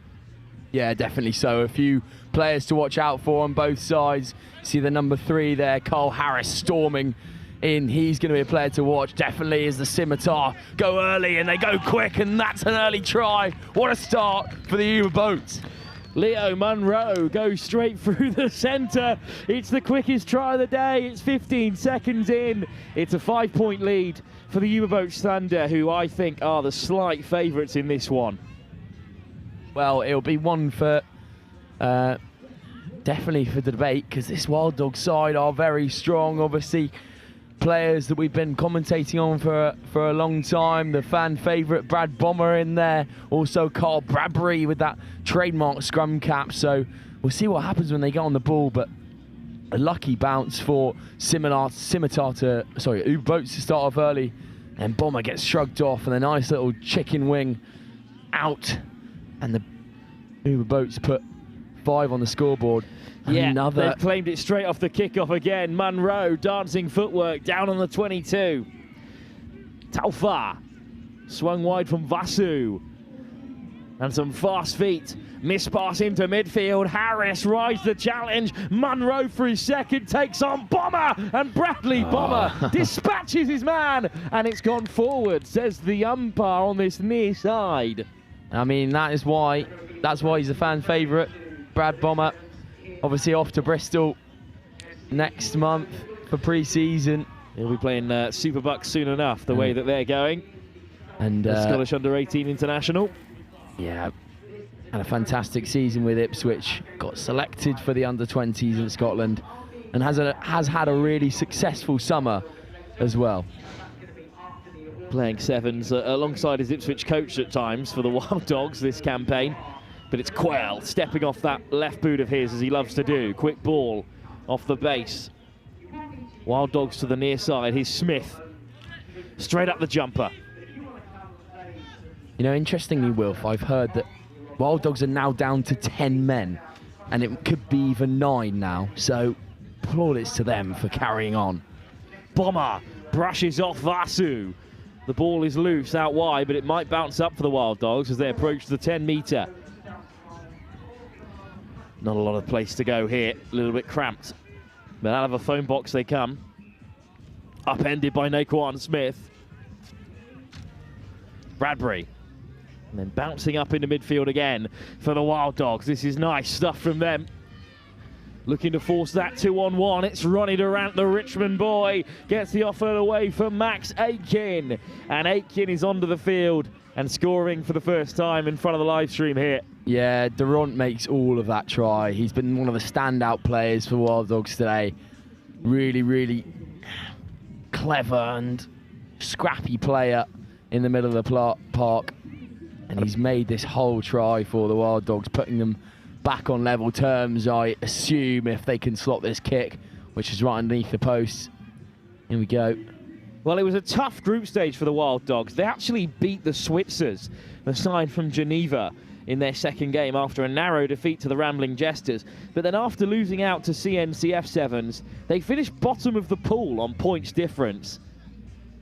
A tough one for them to take.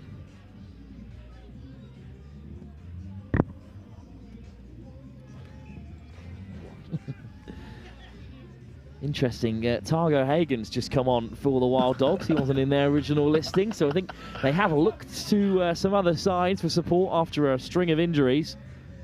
As we said earlier, they're down to 9 now, but this Uberboat side are extremely strong, and they will carry on with great prowess throughout this game. Level at 7 apiece, but it's loose in midfield. Here's Munro.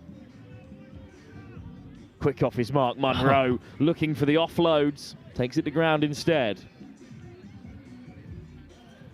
Now, Ronnie Durant, who was actually a winner in Geneva with the Scimitar Storm, but it's the Thunder on the rumble here, looking to break their way through. There's just one man back. Will they have the legs? The Uber boats will drift off into the sunset. It's a lovely finish from Naquan Smith, and they'll take the lead again. That's why they pay you the big bucks, Wilf, isn't it? Really good finish from Smith. He had a long, long way to go in the searing afternoon heat here at Wasps. Yeah, really good try from U-Boats once again.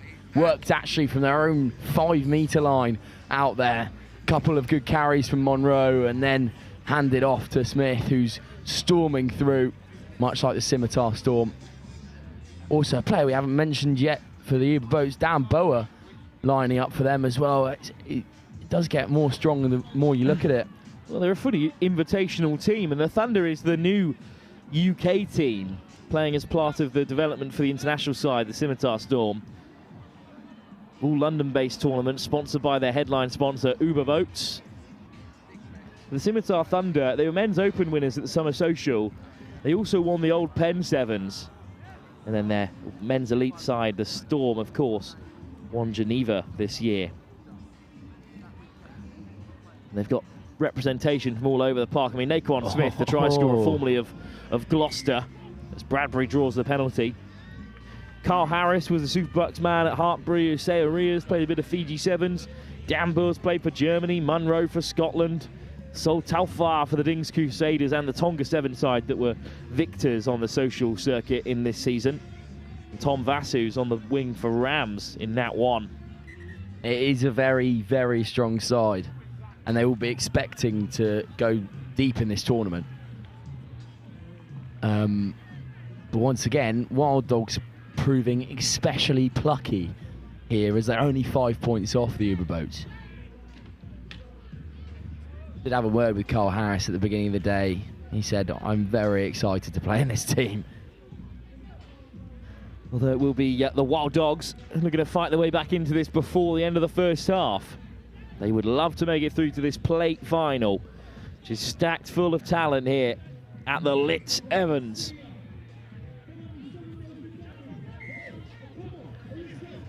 Deep for the Dogs to collect. Quick tap from the penalty. Wow, what a read! The shot comes flying in. It's another intervention from Munro. In fact, that time making the big shot was Finley Usher. Another shot comes in, a touch late this time, but we'll wave play on because the Wild Dogs still have it. Slow ball just outside the 22, and they swing it back into their own half. Cairo Richards awaits on the right-hand side. Here is Richards. Richards, great acceleration, great power from the former Oakland's ace winger. Bomber. Off he goes again here, Quinton Quill, who finds an offload for Ronnie Durant, who will score against the side in which he has been so successful with. Durant again making things very tricky out on the width. He just ends up in the right place at the right time most of it, and really staking his claim for.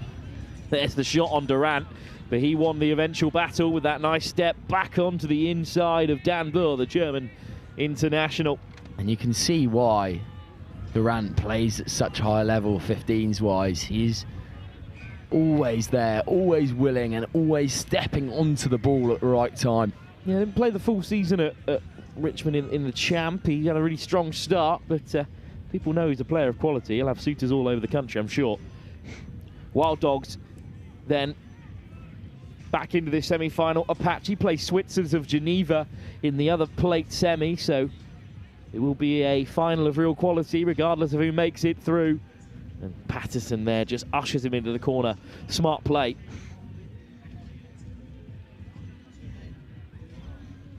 Half-time then.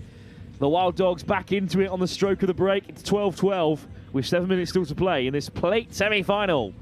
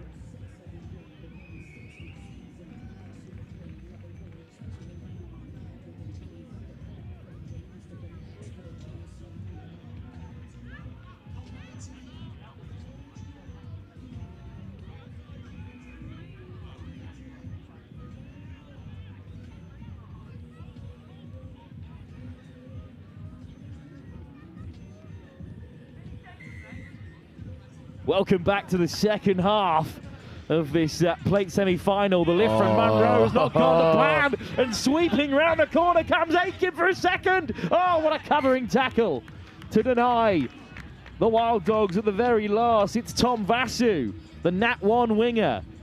He makes a crucial try-saving shot. Vasu has done excellently there, just covering his mate's blemishes and keeping the Uber boats in it. One last gasp. Again, we have to massively applaud this Wild Dog side. They've been down to 9 men for most of the day. In mind by they have a few ringers on the pitch right now, but no one will bat an eyelid at that. Liam Munro, Scottish Sevens international, will feed the scrum. Not a lot of rugby left to play today. We've got the Men's Open Cup semi-final, the British Isles against the Monaco MPs. Goodness me, what a game. And then the Surrey Exiles play Trinity in the men's social final, Sam. What a fixture that'll be. Yeah, Warren dubbed that as the Sam Bork Big Bash earlier, which I don't know about. I don't know if I want that game being named after me, but we'll go with it. Uber boat wrestling away with Richards down the left-hand side. Still it might come for the men in turquoise. They've got plenty of space on this near side for Vasu to break the line. Vasu pins back his ears. Aiken wraps him up. Good support from Sol Taufar. Smith has his pocket picked, but the penalty is given. Tag's a bit lucky there that he doesn't see yellow. Tiger Hagen penalised. Quick tap from Vasu. Vasu rolled around. Quick pick and go from Naquan Smith, and he's going to race away and score. Well, they've certainly gotten stuck in, the Monaco team, who were about on the 22 as Naquan Smith drifted through for his second try. It won't bother the Uber boats who dot down under the post. Yeah, another really nice bit of ingenuity from the Uber boats. And the Wild Dogs just got caught up in a bit of a scrap there, and maybe their minds went off into a different thing apart from rugby, but we'll see here once again This is not bad from the Wild Dogs in defence, but Smith, he's a big man to sneak up on you like that. Yeah, exactly. You wouldn't, kind of hard man to lose, but they've lost him down the blind side. And there's a sea of Monaco players in the way there, the Impies, who've made themselves scarpish. Harris collects, but the kick not 10, so chance for the Wild Dogs, who are only 7 points down with much time remaining. I have to say, however new this kit is, it's really nice, this Uberboat kit. I do like the turquoise. Marcus Hendry, first receiver. Love to see Quentin Queel get moving again. Look at him go. Hit upright by Hare. Round the corner come the Wild Dogs. Here's Struan White for the Wild Dogs. Is that Struan White? He's taking the place of Marcus Hendry. Taking off the scrum hat as well. Floated across. Here's the chance for the Wild Dogs. Lovely footwork. Still they go. Back to the short side with numbers. Switch on the inside from Law. Josh Law wants it on the return. Pops it over the top. Quentin Queel. Taken off the toes. Still they look wide. It's Brad Bomber. Great position over the ball. Penalty to the Uberboat Thunder. I mean, stalwart defending from the Uberboats. They looked like they were in down this left-hand side, Wilf, but just to no avail. Strong defending. And this is a lot of really hard work. And the kick is long, and the kick is chased, and will it pop up for the Uberboats? Oh, what a moment! It's Usher underneath it, and he gets the offload away, and it's a stunning score.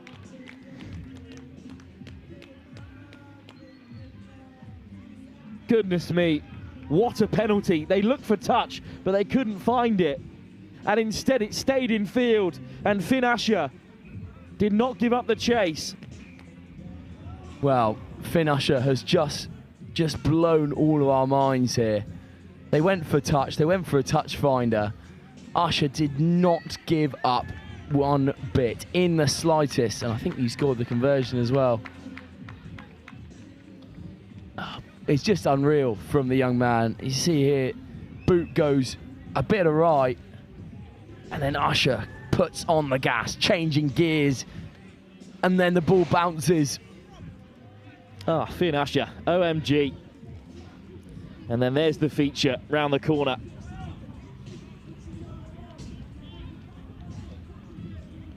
That puts the Uberboats in mighty good stead here. Hung up by Vasu. Dawson Smith lets it run. That could be it. Oh, Mr. Smith, that was not the time to do that. But the Uberboats have another great platform to play off here.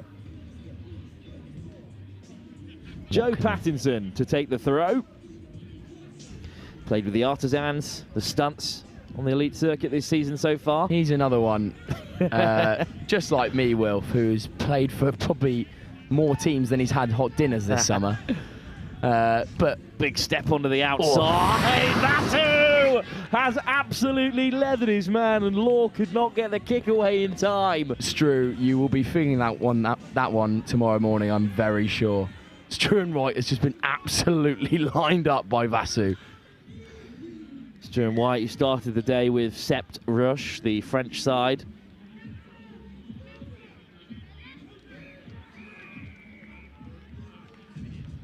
Line out inbound, Pattinson again to take it. Plate final will be live on pitch 2. No commentary, but still available to be streamed. JP's one of those blokes who is truly salt of the earth, actually, and deserves everything good that comes to him. And really fantastic rugby player as well. Although he did post an Instagram highlight last week of him stepping me at Bournemouth Sevens. So actually I probably shouldn't be saying nice words about him. Quentin Queel takes it to the line. Off the deck for Ronnie Durant again. What a semi-final he's had. And Ronnie Durant will finish his day at the LIT7s with aplomb. Is that a hatful, Wilf? I think it's his second with an assist in the book as well. But Ronnie Durant has been Wild Dogs through and through throughout this season.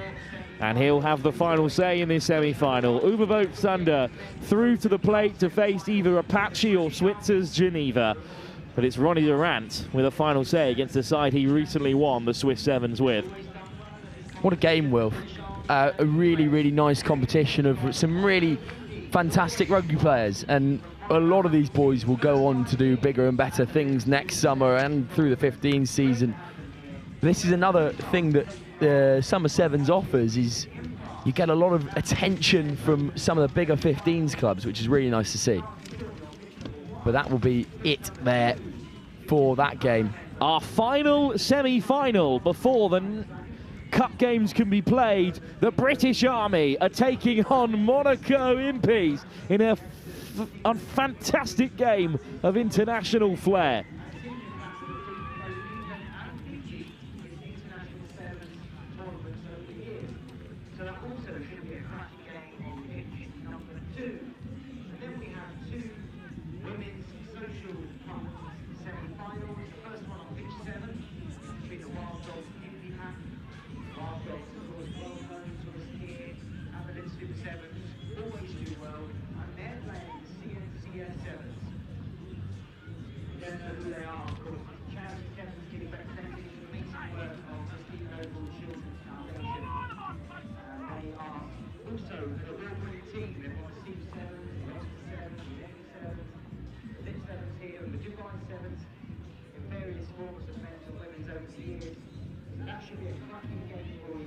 Bit of rock, paper, scissors between Tulele and Dohi Amprial of AS Monaco.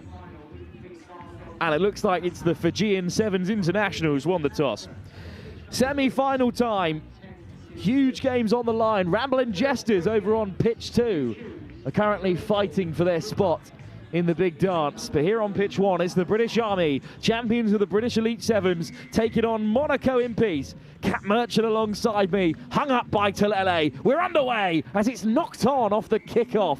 Great chase, but unfortunately just couldn't be grappled by Kitty Hrtova. Yeah, really good kickoff.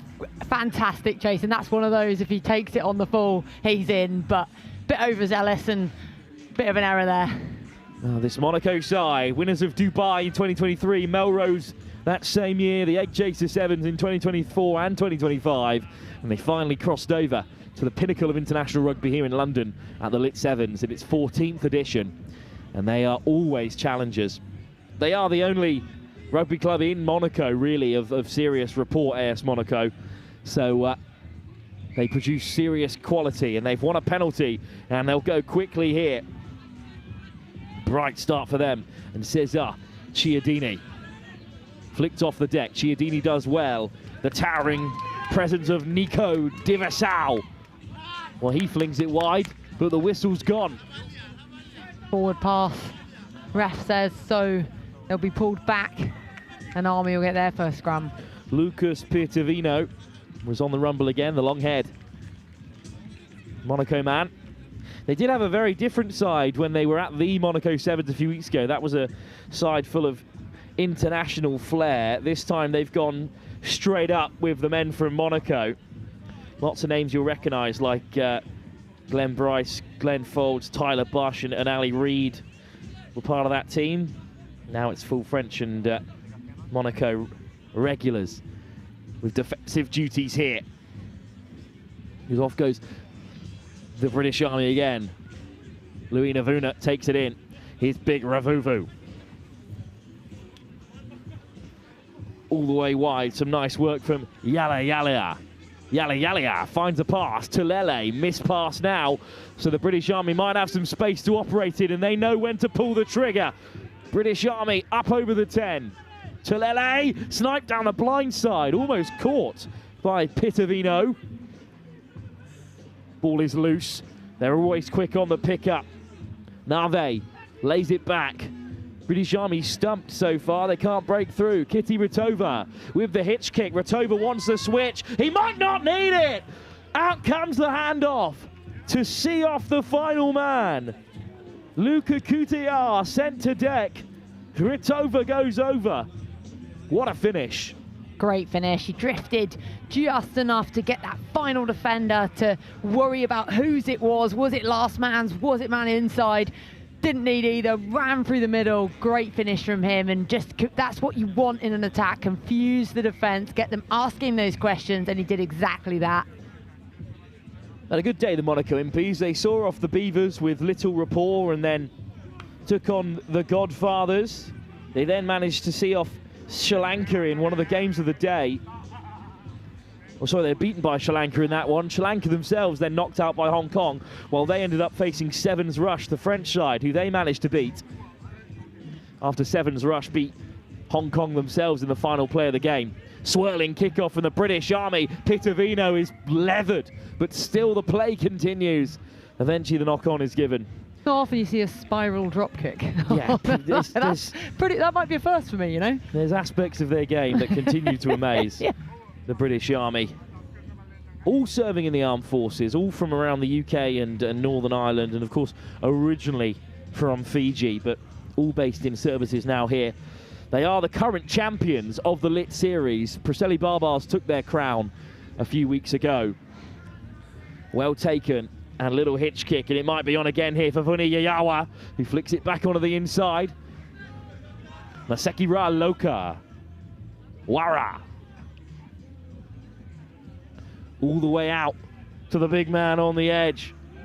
And he's looking to bust through again. Sevilla Bully, and then a little snipe will do it.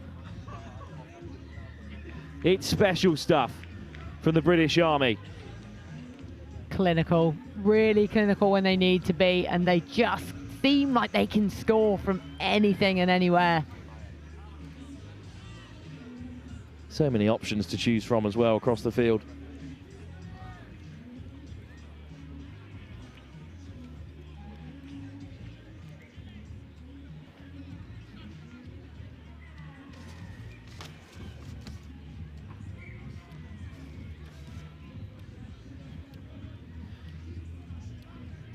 Well, let's take another look at this one then. They float it right to left so quickly as they always do.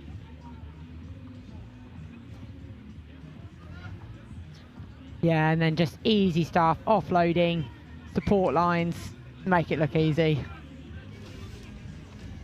Apologies, some unwanted visitors in the commentary box. I wondered what you were doing at first, and then I spotted the Wasp, and I was like, oh, okay. Thought you were just having a moment to yourself. Nope, let's keep ourselves safe in the comms box. I'm not a fan. As Dorian Prial takes it into contact. Dylan Uisili at first receiver. Now through the midfield. What can Monaco create, as they really haven't threatened so far today in this semi-final? Uisili looks really bright since coming on. Efri almost stuck out his arm. Here's Prial. No look pass to send through Tanguy Savoie. Savoie gets the release in, but Vivardi swings him round. Oh, here we go. It might be coming back for the... It looked like a high shot there from the Army. Maseki Ra Loka could be in trouble. Yellow card it is, just as the British Army saw in their quarterfinal. Yeah, clumsy at best. I would say from that, like, shoulder, got to get below head. Can't be doing those at all. Well worn by the skipper, Dorian Brielle. Scrum called as well, so the mature option when you're up by a player. Yes, definitely. So often in sevens, people just think tempo, tempo, and quick tap, and they don't actually think about the advantage of the extra man or woman that they would then have. So smart option. Scrum one, round the corner comes Chiodini, looking for the switch inside. Miscommunication, the ball falls flat. And a slight knock-on as Monaco look to turn it over. Will bring us back for a scrum. Not actually a bad effort from Nico Davissau. Half-time. British Army managed to survive the one-man advantage that Monaco Impies endured in those final few moments to hold their two-try advantage at the break. They're not used to being behind, Monaco, not at all. They've only been beaten once today, and that was by the Sri Lankan side of such quality. And in that game, it was pretty narrow. Can they come back from 14-0 down this time and make their way through to the final? Or will the British Army, who love the LIT7 series, be back amongst the finalists? We'll find out in 7 minutes' time.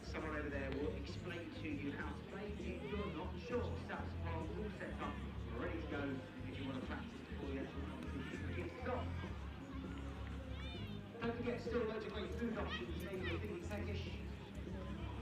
Free-range Jane, Neil kicking out some amazing free-range chicken burgers, the early bird burger and chicken noodle one. And you've got the boxes of chicken, chips as well. If you would, you may well be able to get some of the last cookies or brownies or jam. It's bakery there, as Bruce said, he's just serving a couple of people. He's not got a lot left. But Jack's bakery, all homemade goods. You've got a sweet tooth, a little bit of a sugar rush, over there. And if you're looking for a chance to get some electrolytes or vitamins back into your body, don't forget 4 or 5. One of our official partners here, they're giving away 3 vitamins and electrolytes. Pop up and see them, they'll be happy to sort you out. Second half soon to get underway. Monaco Impies then in the blue and white now, left to right in the second half. British Army in the famous red. But I think you were with us on that in the first half as Tanguy Savoie hangs it up. Looked to maybe be knocked on into the path of a British Army player, but Kat, they have just about got the ball back. Penalty off the mark, but a bit of an easy let out for the Army, still down to 6. Yeah, exactly. They really need to, for them, if they just keep the ball now and just bide their time until the player comes back on, that'll be a successful run for them. Tulele in control, floats it wide. That looked high. And the referee's going to let it play on, though. Maybe Monaco got away with one this time. Dranivesi to the short side, somehow gets the ball away. Dranivesi on the inside, it's wonderful support. Another offload should do it. Is it going to be a second score in the semi-final for Kitty Hrtova? Try given. Stunning stuff from the British Army again. Well, we said it would be a success if they could survive not having been scored against with a player down, and they've gone one better, and they've managed to score with just 6 players on the pitch. They might have lost Diri Yalayalia in the process. Well, that's the shot that got put on him, wasn't it? That we felt at the time might have looked high, but obviously you haven't got TMO telling them and feeding into them, so referees can only go by what they see. But from here, certainly it looked like a bit of a high shot. It's okay, it's only the 6'5", 100-kilo, 10-second 100-meter Lakima Ravuvu coming on. It's not like there's anyone else to deal with. Yeah, that doesn't seem like a fair I'm swap, eyeballing those statistics, but I'm still pretty fair. They're accurate. Nice work from Cami Dranivesi on the inside there. And look at the face of Kitty Hrtova. You weren't stopping him. British Army up by 19. Ravuvu taps back the kickoff with ease. But it is Monaco quickest onto it. What a fantastic pickup. Off goes Brian Peace, and he will race away to score. Opportunistic stuff, but Monaco on the board. Just never want to let that ball bounce, especially not in 7s. It can be just so dangerous, but a great pickup from Morocco there, and lovely gas to finish it off. Brian Peace racing through. The kick is drifting wide. So it's a 14-point game, but welcome to the semi-final. So that kickoff looked like it was perfectly placed, really, but as you said, batted back instead of caught, and then the reaction to just burst through, and gas here, pure out and out gas to finish. Kick to come from Tom Michelucci. Decent nudge, interesting chase. I think that might be a pen and a yellow card. Yes. Got to look after the player in the air. Nico Davissau off for Monaco, and has that brought their comeback to an end? We'll have to wait and see as a scrum is called. Again, going for that smart play, grabbing players in, making sure they've got as much space as possible. Apologies if you can overhear the car alarm to our left-hand side. It's significantly more annoying in person, I promise you. I was going to say, I'm more annoyed by that than you were by the Wasp, I think. That is going right through me. Yeah. Inoke Vivardi with the feed. British Army could seal it here with another score. Vivardi, the door is closed, so he opens up the larger space and drifts through brilliantly. Floated past, it could be a 2-on-1. Early ball out wide. Back against the grain come the British Army. It just pops up in midfield, but they put such pace onto the ball. Benuve into contact. Vivari. Raloka. Dranevesi. Kamadranevesi. Or in fact, this time it was Vuni Yayawa. And now here's Vivari opening it up again. Is this the chance for Benuve? It's a Aparosi Wara with the footwork. Raloka in support. Monaco over the ball. Are they off their feet? Penalty.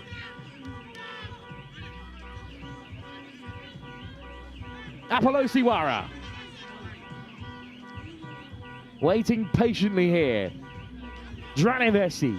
Oh, what a step. Dranevesi. Can he score? Reaches out like he's on string. Beautiful work. And Kama Dranevesi has a try and an assist in the semi-final. Go, Gadget Arms. That's the score out there, outreach, one hand as he's being tackled. So it's a really good skill set to have. A lot of players would have fumbled that, but he was in total control the whole time.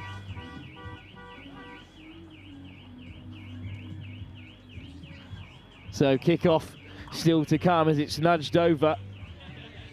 But this is a silly finish. Dranevesi. How has he stayed on his feet there? The balance he's got. He's got one leg being tipped in the air and then just that one hand comes out for the score. Andrzej Sashat with the carry. He couldn't wrap him up fully. And what a kickoff that is. Will it go 10? Slap back with a big meaty Fijian arm. But the British Army will have to settle for defensive duties on the 10-metre. Kitia bumps through. What a carry from Kitia. Back on the inside. Another upright carry from Dorian Prial. Prial through the cat flap.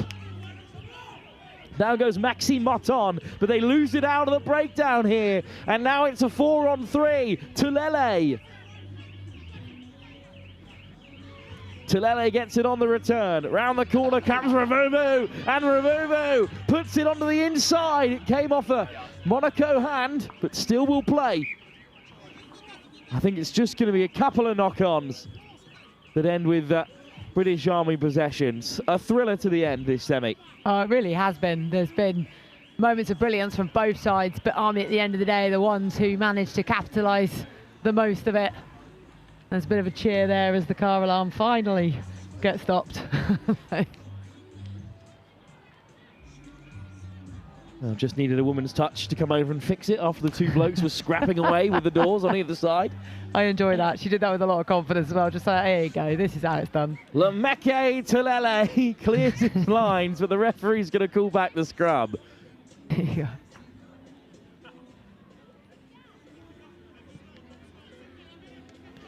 Gives me a better angle to rewrite my ending of this fixture, that's fine. With clearer minds now. A sarcastic round of applause from the bench. Yeah. Because what is the point of calling that one back? Integrity, that's what. Free kick, Monaco. Here we go. That's what it was recalled for. What can they create with a bit of overtime glory? Maxime Martin hit hard. Pitavino. Half a hole for him. Pitavino hit hard by Ritova. And they've stripped it back. Ravumu chips it through. The big man's going to win the race. And through the right-hand side come Monaco. Now, talk about that Monaco corner. They've just about managed to race around. The ball is loose. The ball is dead. The game is over.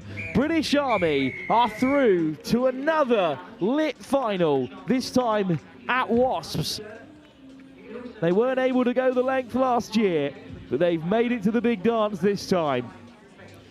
They have beaten Monaco Impys, one of the best 7 sides on the circuit. But who will they play? We are awaiting results elsewhere. In our final semi-final game between Hong Kong and the Rambling Jesters. Could we see a rematch of their British elite meeting, or will Hong Kong come for the party for the first time in a year? We'll wait and see. But the British Army certainly wants to watch as we head through to the evening. Absolutely, really good performance from them, and there's still more in the tank for sure. nothing but finals in our last 4 games of the day. Up first, it's a rematch between the Surrey Exiles and Trinity. The two sides who both escaped the group in the men's social will meet again here.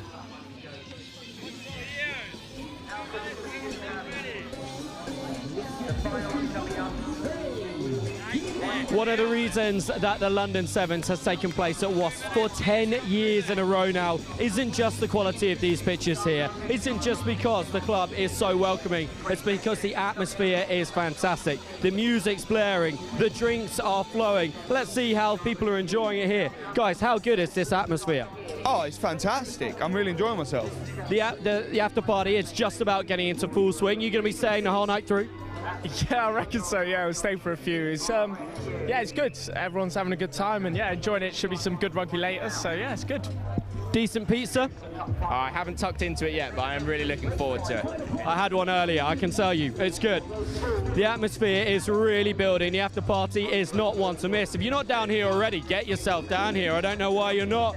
We're almost ready for the next game to get back underway. So it's back up to Cops. Perfect timing, Will. We're in position for this men's social final, and it's Big Balk Bash 2.0 between Surrey Exiles and Trinity. Underneath the excellent commentary from Wilfred Kelmsley and Cap Merchant, you may have heard a bit of a monotonous alarm going from a car that was nearby. Warren, Don't worry, there'll be none of the sort here on this commentary with me, Warren Muggleson and Sam Borg. That name of this game can't run because these teams have done so much without me. So it's completely I'm a down. devil for alliteration. But both of these sides, obviously having played each other in the group stage earlier on, I did call earlier on in the day this would probably be the final, and it is.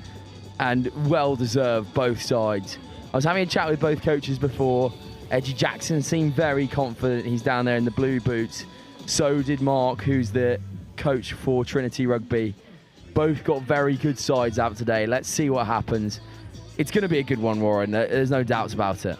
I'm very excited. Sam's excited. We hope you're excited on the live stream. This men's social cup final. Surrey Exiles kicking us off in the yellow, red and navy striped shirts against Trinity in the green. And I'll tell you what, even before we got to this final, it has been quite a story for both of these sides to get here. Both coming out of Group C, first and second. 26 teams competing in the men's socials, now down to 2. Trinity with 2 tries down against Maroon 7s, the Bristol University boys, in their quarter-final, winning 28-26 before beating UK Tuskers, the Sri Lankan team based in the Midlands, 31-7.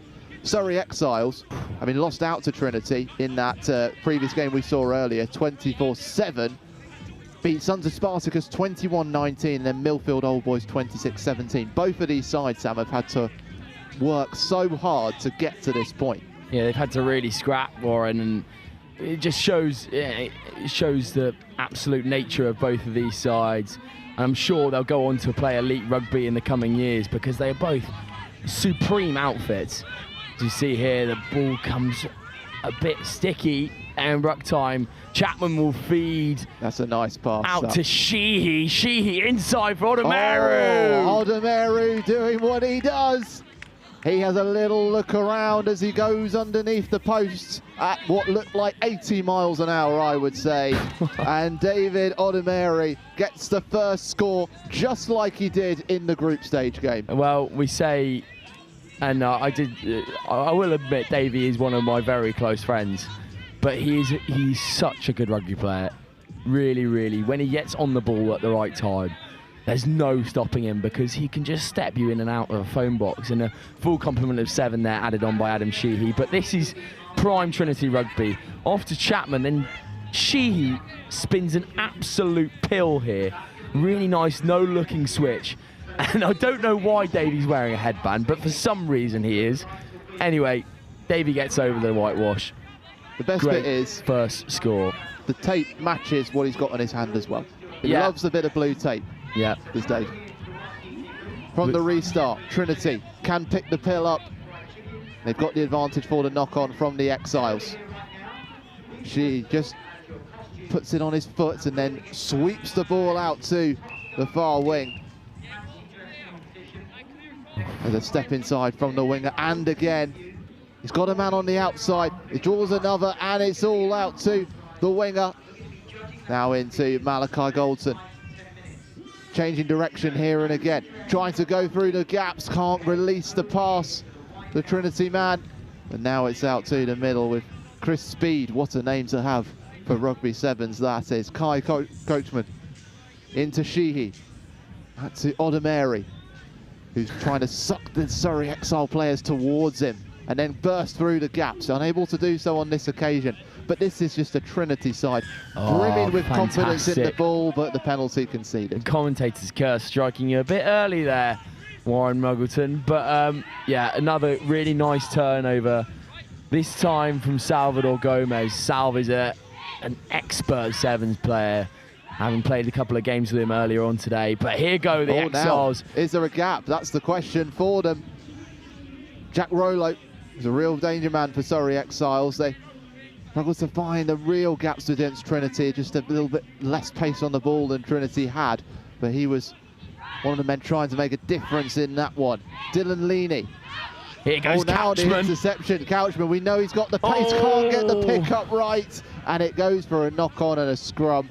Wolf wants to get moving, and there's a few little afters with him and the number 22 of Trinity as play continues, and there's a tackle off the ball as well.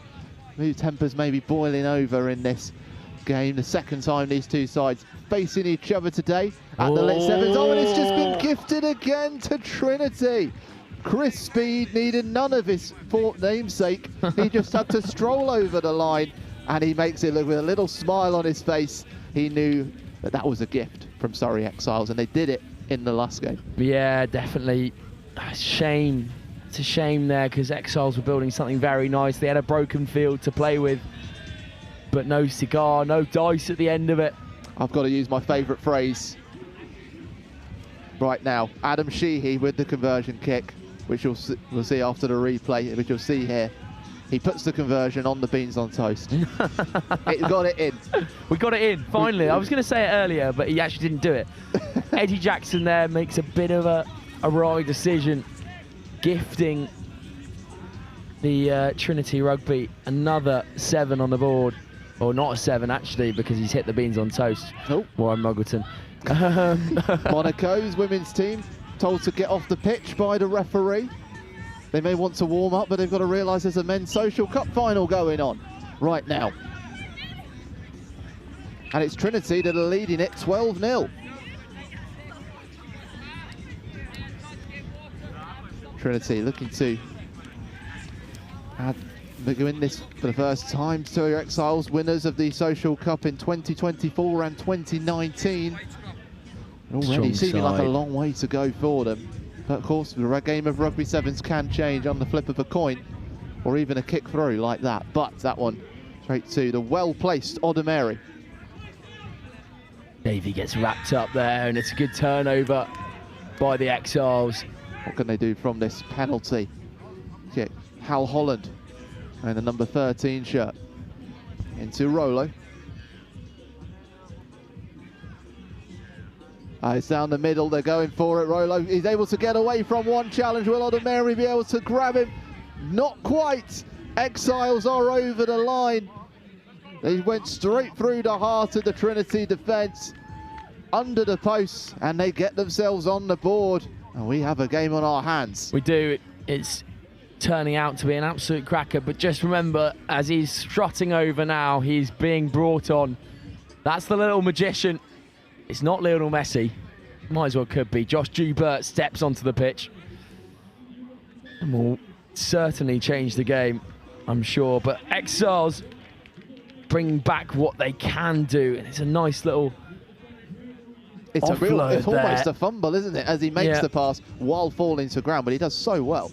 He does indeed, the number 11, Rollo. Davey tries, and no cigar for the young man, but a nice score for the Exiles, and we'll see what they can bring on here. Can they get this kick chase back? Interesting to see Chris Wolf isn't on the kick chase. Doesn't matter about his humongous stature, they'd rather have him out in the width. So Exiles looking to pounce again before the half-time whistle is blown. And they do that. Eji Erinyi. It's towards the 20. Furious calls for the ball to have gone out of play, but what's the referee said here? Oh, he's pulled out the cheese. And he's sent a Trinity player to the sin bin. What an end to this first half. And Exiles will strike! Will mount! Mounting a charge. And Trinity see the game spiral on the flip of a coin, you may say, the twist of a turn, the bounce of a ball, and Surrey Exiles with a chance to go ahead. Well, how the turntables, Warren, just on, as you say, on the flip of a coin, and suddenly Surrey find themselves in a bit of a scrap here. Well, they don't get the conversion, which means at the break, we are all square at 12 all. The first time we've seen that today at the LIT7s. Nothing to choose between the two teams after 7 minutes of play. Extraordinary stuff here in this men's social final. Do not go anywhere. Stay on the edge of your seats.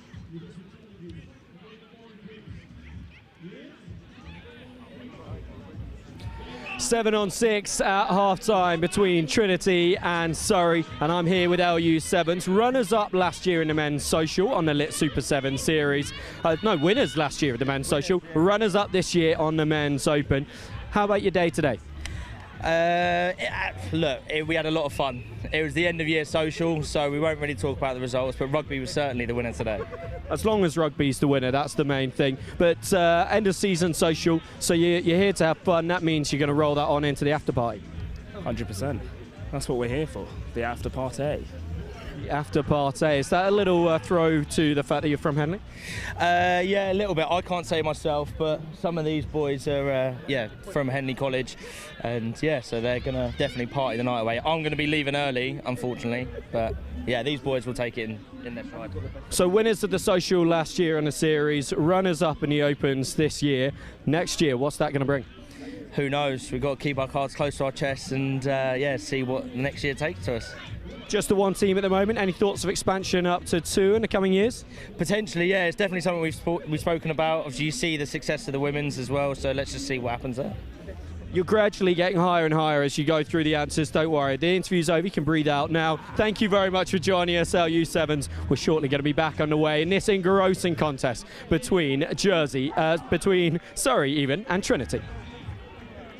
Well, we made a hop over to the Channel Islands then for a moment for the Siam Cup. Jersey v Guernsey, that is. Similar colours, with Trinity wearing green, but no reds of Jersey here. This is a true battle of Surrey versus London, with the Surrey Exiles against Trinity. Go on. Quiz question of the day, Warren Muggleton. What do the two Channel Islands play football for? What's the cup called? It's not a cup. It is a vase, and it's called the Mirati vase. There we go. That's a great. You pulled that extremely out of a hat. I did not think you'd know that, Warren. Well, having worked at BBC Channel Islands for a year and a bit. That's true. I did forget that slight part of your CV. Well, I'm glad you're keeping me on my toes, Sandborg. What will the two teams, teams that you know well, have been saying to each other at half-time? I'm sure with the introduction of the man on the ball right now, Luke Joubert, and his younger brother, or his older brother, sorry, Josh, they'll be looking for them two to control the game in the middle of the park and get them as much ball as possible. Here goes Josh Joubert! That is why Josh Joubert is brought on from the bench. Impact sub of the very highest order. Trinity, early doors in this second half, strike first in this men's social final against Surrey Exiles. Joubert showing his class, getting over the line, adding the extras, and making this a one-try game in favour of Trinity. It's so hard to defend against, Warren, especially when you have the hard running of one brother and then the silkiness of the other. Like you see here, it's two completely different styles. They must wake up on either side of the bed each morning. I mean, like, it's complete split between the both of them. And it's so hard to defend against, especially when Luke runs so hard at you. You look to back off. Then Josh gets on the ball, and it's a complete different type of defending that you've got to do, because you've got to be on your front feet the whole time. Extremely good stuff from Trinity Rugby once again. The Joubert complex confounding the Surrey Exiles, and the Trinity boys are in front. But Surrey Exiles now with possession, looking to go through the gaps, staying on their feet. What a drive that is from Jack Rollo. He's got support as well from Wolf. Is there a bit of bite now from the Exiles? Mount, the scorer of that second try. He's got the overlap. It's into Wolf, and Surrey Exiles will strike straight back. What a final this is. I mean, I did call it, Warren. It was going to be the final at the start of the day. I looked at both team sheets and I went, oh, okay. And yeah, it's paying up to the bill, isn't it? Wolf on the outside, there's no stopping him. The Premiership pedigree pays off once again. 2 points in it as the conversion goes wide, but just watch this try again. Drink it in. It is absolutely glorious stuff for a final. Yeah, just one more. Mount gets the ball on the outside, and there's only one thing in his mind. You've got to square up Ewan McDade, and you've got to put Wolf in the corner. McDade actually does a good job of keeping him out in that corner, because otherwise it would have been an easier conversion, leaving Trinity 2 points up. A bit of a gift from Surrey Exiles, though, that allow Trinity to restart here. Less than 4 minutes to go. Stay on the edge of your seats, everybody. This one could still go either way. But Trinity, Joubert will have something to say. He's kicked this through. Joubert chasing. Can he get there? He kicks it through. He's got support, though, has he? Penalty try, surely. Penalty try is given, and Surrey Exiles left confounded again. The wizardry feat of Luke Joubert cast a spell on Surrey Exiles, and they see yellow again in this day, and Trinity are in a familiar position again, ahead against the Exiles. What you see here is an absolute gift from Surrey Exiles, and you allow the Joubert brothers to link up in the middle of the park. First they slow the ball down, then it's a nice little measured kick from Luke Joubert, formerly of Stamford and Northampton Saints, and when you give him that much room, he's gonna punish you. Is that the moment that could win this men's social final at the LIT7s for Trinity? Maybe, but if they want to stay ahead, they'll need that man, Luke Joubert, back on his feet, and he's taken a tumble after that challenge, which saw the number 2 for Surrey Exiles head to the sin bin. Yeah, interesting call there, but one that was definitely deserved. Luke's put in a really well-measured kick and just been brought down way too early. Will come back, but as Luke hobbles off, I'll send a direct word to his father right now. Andrew, I hope he's okay, but he might not be. Well, I'm sure that filled him with confidence there, Sam. We certainly wish him all the best, and hopefully it's not too serious. He's still on his feet, which is good news. Maybe just a precautionary action.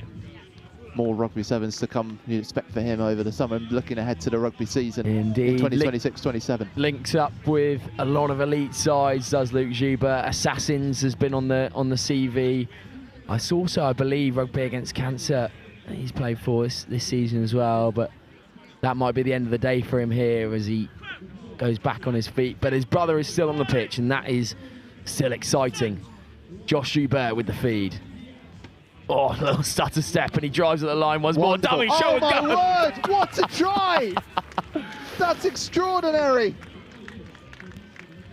It's jubilant for Josh Joubert and joyous for Trinity, because that should be the Men's Social Cup final secured and the title secured for Trinity.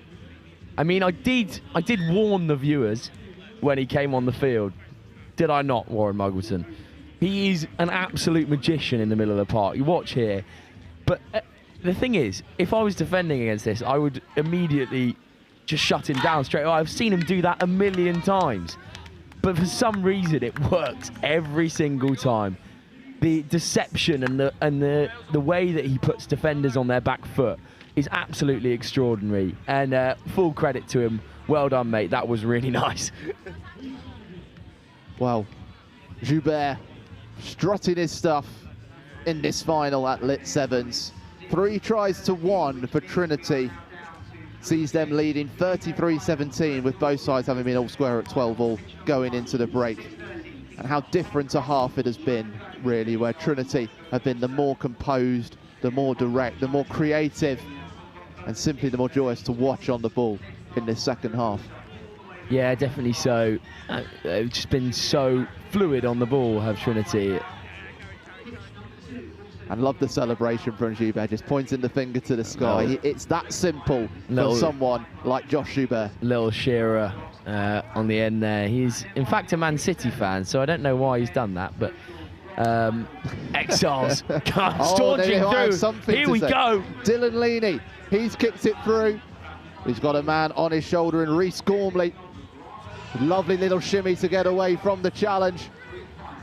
Just popped over the top. Has it gone forward? Referee says no, but Trinity's still on the ball. We're coming up towards 14 minutes, which would be the end, but there's a penalty for Surrey Exiles. Chris Wolfe wants to get on with it. Yellow card against Trinity's Moses Boatu for delaying the play. And maybe there's one final flourish for the Surrey Exiles, who have been well beaten in this second half. They had a 2-man overlap but decide not to go for it. Instead, well, made me look a fool there. Di Bevan decides to go through the middle, puts the pill on the ground. He'll kick it through. The referee will blow his whistle and hand a tremendous victory to Trinity in the Men's Social Cup final. They have taken it over Surrey Exiles by 33 points to 26. What a final. What a game. Very quickly, Sam. To be honest, Warren, I didn't know which way I wanted this game to go, but I was very happy if both sides were to win it. But at the end of the day, rugby's the winner. Trinity have played some absolute blinders over the past few weeks and have been unlucky not to come away with any silverware, and they get their just deserves today. Absolutely astonishing. Well done, and I'm sure that Josh Joubert will put his name forward for the player of the tournament in this competition. Well, joy for Joubert and co of Trinity. Sullen day for Surrey Exiles, having reached the final but missing out on a third title. We've got a bit of time. I need to catch my breath before we start this Women's Open final. Let's hand it over to Will Shepherd, who's in the bleachers. One of the best supporter teams at the Football World Cup this summer was Norway with their Viking row. We're here to prove that the supporters at the London Sevens are even better. Are you ready for your Viking row? Ready? Nearly. It's getting better.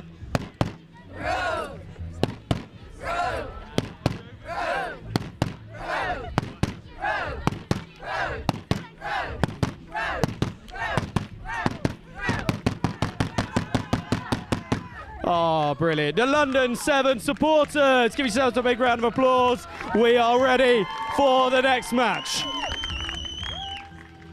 Well, there he is. Wilf, Erling, Martin Odegaard, Haaland, Shepherd, getting the crowd going with the Norwegian row. And what a game we've got to build up for. It's the Women's Open final between Hong Kong and Monaco Umusa, an international flavour here at the LIT7s. And joining me for this one, former international Sevens player, Kat Merchant as well. Kat, what a prospect we've got here, but Hong Kong have been so imperious today, haven't conceded a point. Can Monaco stop them in their tracks? Well, they can certainly ask some questions of them, but at the minute, Hong Kong looking so strong, disciplined, incredible in attack, and obviously faultless in their defence. So, yeah, there's going to be it's a big game now, obviously, but let's see what they can deliver on the final stage. So here we go. Final number 2 of 4 to bring you today. Hong Kong in the navy blue with the red stripes against Monaco, and there is the first statement of intent. Shanna Forrest breaking away from the challenge, but dragged down by the number 2 for Monaco, Manon Guichamer. Beautiful chasing back tackle, but still Hong Kong in possession. Gabby Rivers pushes it out to Julia Miboy Oyana. Oyana's away, and Oyana gets the first score. Hong Kong breaking the deadlock after just 38 seconds. Awesome start, wasn't it? Just so clinical from them, but the intensity that they play at is just incredible. the way that they just burst through right from the start. A fantastic cover tackle, has to be said. Really brave, because she's about a foot shorter than her, I reckon. But yeah, Hong Kong just delivering. Well, Monaco mauled early on. Conversion added in quite sumptuous style by Vivian Boone. And let's take another look at this one. All starting from the work at the breakdown. They knew they could change the direction. Gabby Rivers drawing in 2 defenders and trusting in the pace of Oyana. Yeah, exactly. And she doesn't even need to hand off. She's got the handoff ready just in case, but actually she's got enough gas just to beat defenders for dust. 7-0 early doors for Hong Kong. A reminder of their path to the final. 73-0 over British Army, 19-0 over FRN Beavers, 53-0 over Hammerheads, the Super 7 Series winners this year, 29-0 over Kumasavi Panthers, which we saw earlier. Here they are in the ball. Agnes Chan trying to carry. There is a knock-on, which was initially by Monaco Umusa, so it will be a scrum to Hong Kong. On Monaco's path, they beat a Kumasavi Panthers 29-0 in a act of mysterious coincidence. Wild Dogs Alpha Pack, they beat 40-10. Jordan's Legacy 34-7 and beat Hammerheads 26-19 in the semi-final. So they've been scoring some high numbers as well, haven't they? So they'll be expecting at least to get over the line once. And what a pass that is into Gabby Rivers. One coming from Vivian Poon. Change of direction, Kay and Chong just drawing the defenders in. They want to get the ball out to the wide positions again. Shannon Forrest trying to break away from the challenge, still pushing, still going. Hong Kong still in possession. Out to Chong, gets the pass, gets the direction, and will get the try for Hong Kong. It's a swift second for Hong Kong. They extend the lead to 12-0. Yeah, really lovely. And what they had there as well was lots of options. It was on wide on this right-hand side. They had numbers. They created that really great whip, which allows players in that middle, close to the ball, to be able to go through, just like she did there for her score. Extras looking to be added by Vivian Poon, which she will. 14-0. You wonder how teams at the Asian Games coming up in October are thinking, looking at these performances. This is part of their warm-up for the Continental Tournament. Yeah, definitely, because you could just see there, so they go right to the edge of the pitch, and then looks up, goes to give the pass, realises doesn't need to, but that comes from the setup, and you have to have the width in order for defence to be worried and to be stretched. So Monaco picking up the ball from the restart. Guichemer trying to shimmy her way through the Hong Kong lines midway through this first half of this Women's Open final. Chloe Pontus, number 8, kicked over the top but hasn't got anyone chasing. So Hong Kong's Julia Onaya will pick this up. Oh, it's intercepted from Monaco. A knock-on conceded, and it will be a scrum. Judged not to have been in an offside position, so no yellow card for Monaco. Yeah, I think it was a genuine attempt to catch it, because you know, when you go one hand to it, sometimes it's just given straight like yellow penalty, because it's you're stopping the attack. But I think that was a genuine attempt for her to go for it. So the scrum put in from Hong Kong. Chong is able to get the ball out. Oyana, she's having a go at the line again. Plenty of support. It's picked up, aimed for Rivers. That's Onaya. She slipped away from the tackle. Onaya is through again. And Hong Kong certainly not letting up the pace that they have set throughout the day. Second try of the game for Oyana, third of the game for Hong Kong. They lead by 19 points with the conversion to come. Yeah, in less than 5 minutes, they've just completely dominated the possession territory and obviously the scoreline as well. They're looking absolutely class. Even the kicks. Even straight down the middle, nice and easy. Some may say for Vivian Poon, but it takes composure to put those through. Again, this starts with a line break from Julia Meeboy Oyana. Monaco perhaps sitting too deep, some may say, and inviting that pressure on.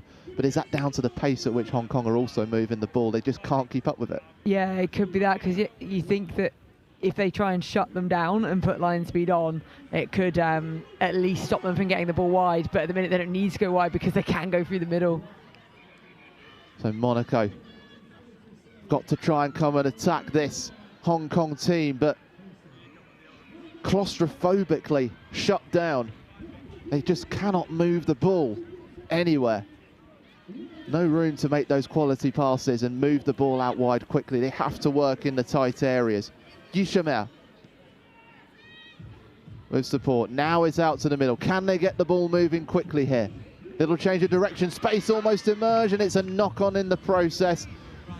Hong Kong allowed to play on because they picked it up, and they get the penalty. They want to get on with it. Gabby Rivers stepping past the challenge. Past one, past two, over the line. There's the fourth. And it's high fives all round for Hong Kong.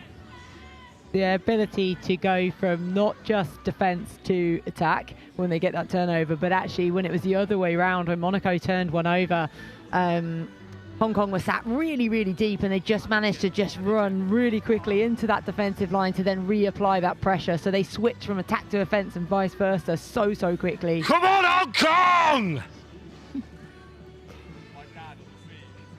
Well, you heard it there.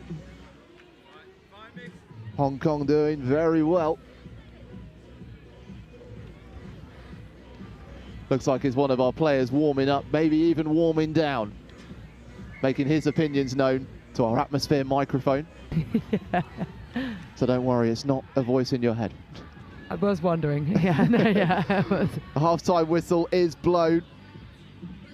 26-0. Hong Kong, imperious, dominant, exquisite to watch right now in this Women's Open final. And Monaco, who have been excellent in their own right, with no answer to the Southeast Asian side. And at half-time, it's Hong Kong with those 4 tries to the good. Only one conversion missed, a slight blemish on another masterpiece being created by them. We'll be back for the second half. Can Monaco find something?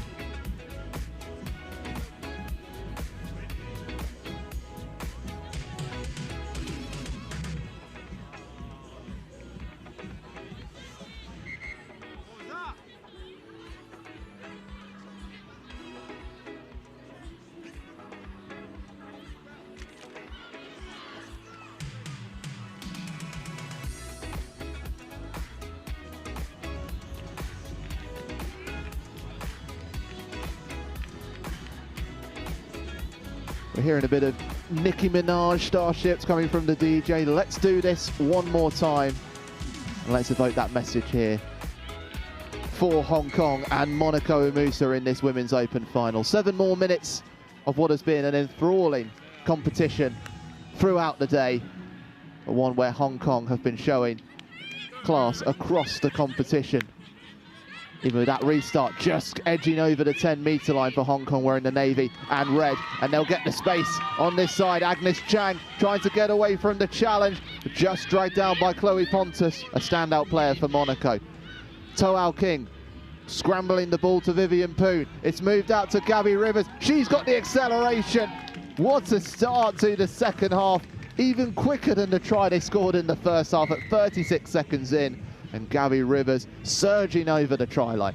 Yeah, she's quite an athlete, isn't she? Just really knows her angles, knows those gaps and how to hit them, and just unstoppable in full flight. Should have said it then. Gabby Rivers, quite simply, a force of nature on the rugby pitch. I'll leave that one to you. Yeah, you're coming out with the, what are they called again? I'd like to call them epithets, but maybe not get that. They probably won't get that far. Yeah, no, we can go with that. Oh, yeah. I like that. Well, here we go. We're watching the try again. Again, this is just about drawing the defenders in and angling the run to get away from the cover. Because as well, it's really clever because the last defender's turned in. So if she does somehow manage to make the tackle on her, she can then give the 2-on-1. So it's really smart getting in between 2 defenders because you're just asking questions. You're either going to go through yourself because of the confusion, or she can give it to teammates. Oh, bit of confusion caused there by Hong Kong deciding to nudge the ball. It's picked up by Hannah Pellard from Monaco. And it might create a bit of room for them down the middle, you know, if they can get the steps right. They're moving the ball nicely here, the Côte d'Azur side. It's been a very exciting year for Monaco, hosted their first ever Sevens tournament in May. A team created by Princess Charlene of Monaco. The final day attended by His Royal Highness Prince Albert. Exciting times on the south coast of France for Rugby Sevens. They're still in possession here. This is the most concerted spell that we've seen from Monaco, and they've got the penalty here as well, Kat. Yeah, 2 penalties in a row. They really want to capitalise on this. They're not trying to go too quickly because they want to get their setup right, because they can see Hong Kong have managed to get back and set their defence nicely. And Hong Kong just sneaking the ball away. After that slight blip, they would call it, outside of possession. But although Monaco managed to steal it back, oh, they're over the line here. Chloe Pontus with a tour de force to get over the line, and Monaco have themselves on the board.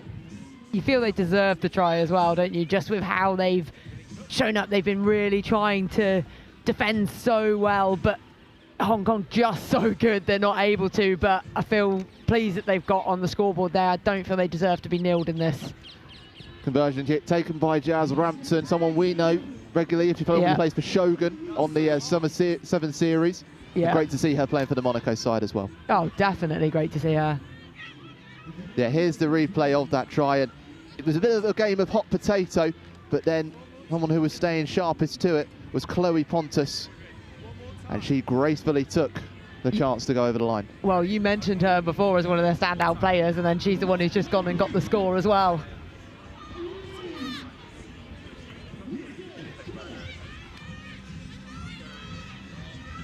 Well, Hong Kong have been, well, you'd argue they've been drawn level in this second half, although they did score their conversion. So in this second half, it's 7-5.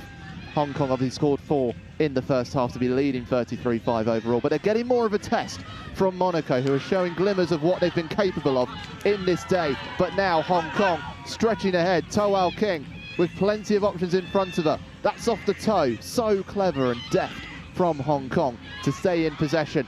Michaela Baltazar swizzling away from the challenge. Maggie Oh-Young gets the pass out to the far side. They've Chan in that number 11 shirt. Pass 1, pass 2. That's a simply sensational team move. Finished by Natasha Olsen-Thorne underneath the post. And the Hong Kong charge just keeps on rolling towards the try line. Yeah, a great reaction from being scored against. As you said, no one scored against them so fast. They'll have took that personally, I'm sure, to have their first try against them. Then they've responded brilliantly with a try straight away back. They take it to 40 points to 5 with 2 minutes to go. So many wonderful things about this team move. The brilliance of Baltazar on the turn, the vision of Oh-Young, and then the steps from Natasha Olsen-Thorne, almost dancing a salsa step on her way towards the try line. Well, no rights to score from where she is at all. Like, no rights whatsoever. Stepping in should be absolutely smashed, but she's working so well balanced, turning in and out of those contacts. Really great finish from her. Well, Hong Kong now on the search for a 7th try. Chloe Chan trying to get the ball moving, but the penalty called for the offside. Hong Kong can get on the attack again. We'll very much look forward to seeing them in action at the Asian Games. Hong Kong men's team right now making their way below our position because they will contest the men's open final against the British Army, and they've put in some strong performances themselves. It could be a Hong Kong double today. Absolutely could be. That's going to be some final for sure. It's going to be a physical you'll be covering final. It with Wilfred Kelsey, so do stay with us. 2 more games to come. We've got the women's social final after this, and then that men's open final to finish proceedings here at Wasps FC. Toal King, her reign is supreme on the pitch here at the LIT7s. She gets over the try line for a scintillating 7th, and Hong Kong have got that firm grip on the women's open trophy here at LIT7s. Yeah, they've just been outstanding, both in attack, in defence. Discipline generally. Okay, they gave away 2 quick penalties there just a few moments ago, but look at that for slotting it from the corner as well to add the extras.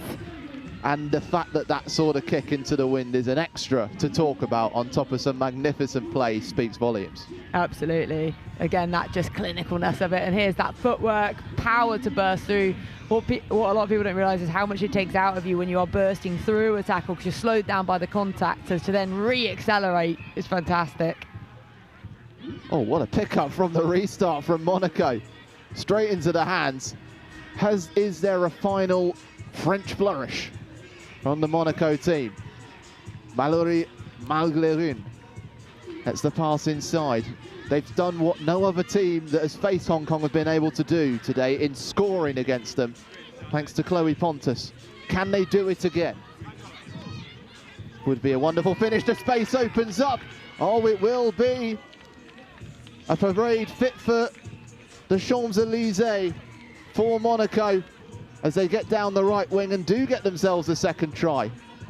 Well, they've shown why they're dangerous. When they get that ball in just a little bit of space, they can really cause issues, but Hong Kong have just dominated so much of the possession. We've not yet to see what Monaco can do, but fantastic for them to score 2 tries against a team such as Hong Kong, who have been absolutely fantastic this whole tournament.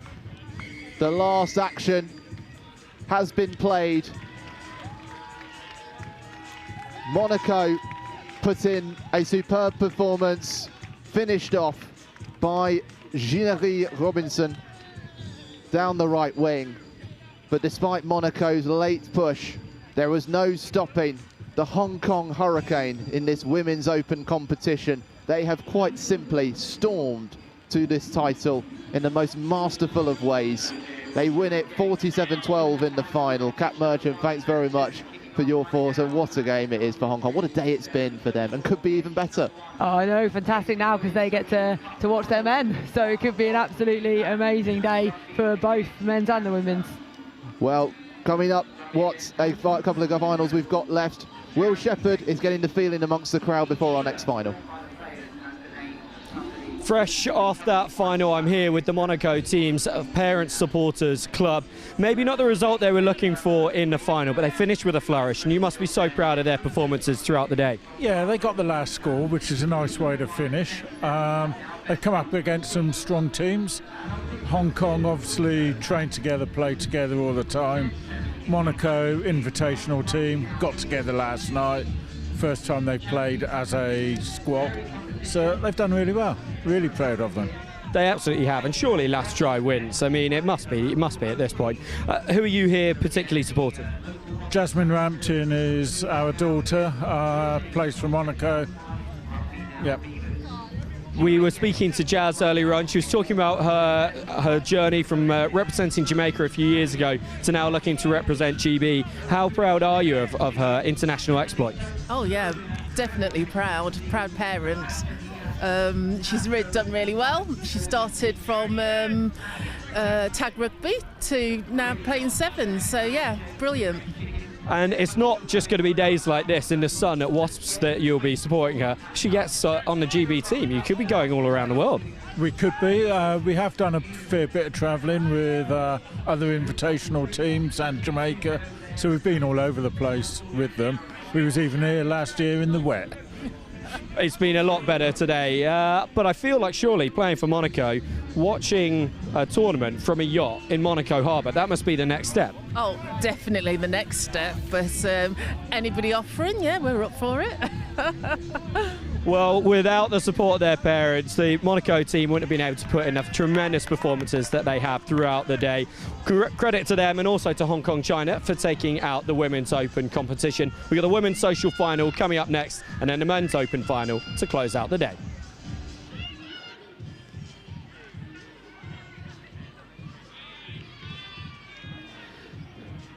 Cheers, yeah, back underway then in our first of our final 2 finals, of course. And it's the Wild Dogs Impy Pack, and they're taking on the CNCF7s.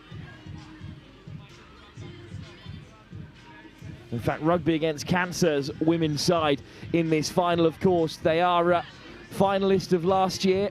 It is notably rather confusing because last season the 2 secondary women's sides wore different strips. This year it's Impy Pack who are in the purple. Last year it was Manor Pack who played in those colours and made it through to the final, of course, Alpha Pack in the women's. But it's Rugby Against Cancer that they face. Rugby Against Cancer, of course, have got a men's elite side. And their women's side have been really decent so far today. They've put in some top performances. But it's just a slight knock on there. And this will create some early pressure. Well, I had the pleasure of watching Rugby Against Cancer this morning. They just looked like a touch sharper than the opposition they played. They were the gear above. And Kat Mercer alongside me for both these finals. They are a strong team. They deserve to be in this final. Yeah, absolutely. And giving some really good possession and territory now to see what they can do.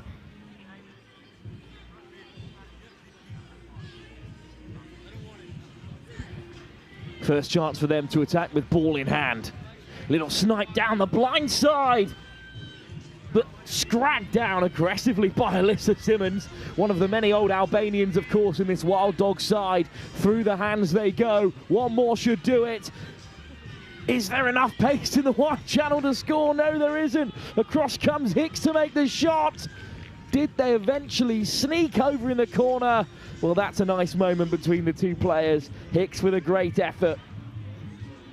The Cornwall County D2 champion, but couldn't keep out Rugby Against Cancer. And they've used that first opportunity very well. Yeah, used it well indeed. It was originally well defended. And I'm going to be picky here because I'm picky on the wingers. Ball in the other hand, get the ball in the outside hand so you can get the hand off, and she scores that first time. She's strong enough to go through it anyway and get the score, but yeah, it's a pet peeve of mine. Some constructive criticism in the women's social final won't go amiss at all. It's good handling all the way across. Yeah, no, it's amazing handling and it's awesome pace, but here, swap hands, hand her off, finish. But she's so strong, it didn't matter. But yeah, future ones, get in the other hand, go.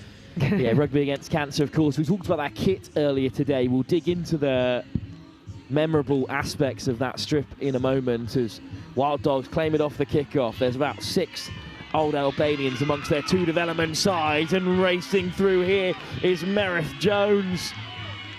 Another OA. This time a Saint in Champ 1 and 2.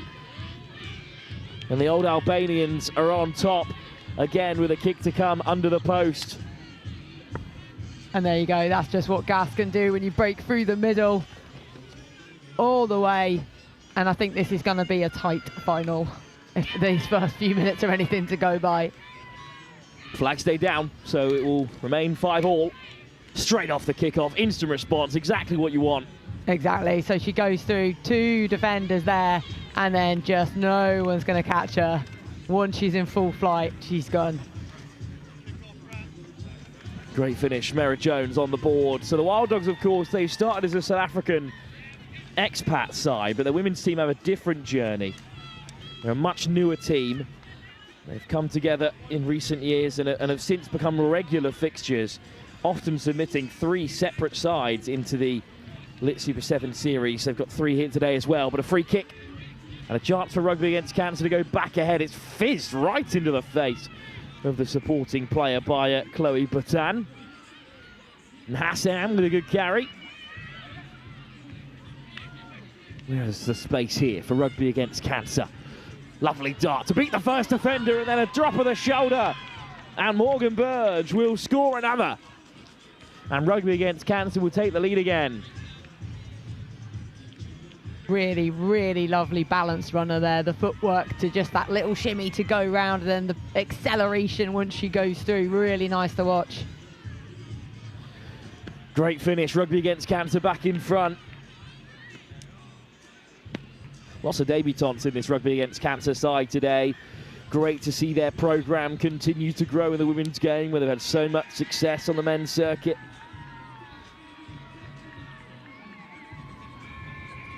There she goes, that just little shimmy from that right foot, cut in, and then just pace to burn. Morgan Burge on debut puts her side ahead in the final. James McAvoy in charge today. He'll be pleased with the first half, but what they do need is to lock it up after going ahead, which they failed to do at the first time of asking. Can they secure their lines here from kickoff? Chipped up by Theochanis. And into the path of the Wild Dogs, who are going to test them on the edge again. In comes the handoff. Stripped in the tackle. Theochanis, brilliant work. And now it could be on for RAC. Off the deck for the try scorer, Burge. Flicked off the toes, across from Hassan. Important intervention from Ella Broadfield to slow things down. Still they look to work it to the edge. Burge with the switch. Oh, what a hit. Upright from Chloe Langdale, and the penalty is given. Tough to drop your height when it's at such close quarters. Soft hands, but put down at the very last. Really clever hands. That big number 10 for Rugby Against Cancer. Such an imposing figure. Unfortunately unlisted today. Could be perhaps of the unlisted players. I'm just quickly going through their online team sheet. Could be Charlie Hopkins, but regardless, good bit of play, Kat. Yeah, I think she might have been the one we spoke to in the crowd earlier, I think, when she was sat on the bench, possibly. But possibly could have made that up. But yeah, making a really good impact for her side. Well, they just made a couple of late changes to the team sheet, as you can tell from their penmanship, and yeah, unfortunately not all of those changes were spot on. Regardless, though, it's a scrum for the Wild Dogs, and it's swung away by Pereira. Eventually offloaded into the hands, and look at the pace on the outside for the Wild Dogs. Lydia Edwards is away. Can she be caught? What a run this is! End to end in the final. That is a lung-busting finish, and the Wild Dogs could go level again. What a try. Oh, she's been impressive all day. She's just looks so comfortable in her running stride. She's shown in defence like amazing cover tackles, but also in attack as well. Just that raw pace, which just is so difficult to stop in sevens. If you just give a player like that a metre, she'll take it. Half time, and we're level again after it was chipped over the top. But this is a fantastic finish that has seen the Wild Dogs, who are defending their title, go level before the break. Another OA, this time in their Champ 2 side, so a testament to the strength and depth that they have.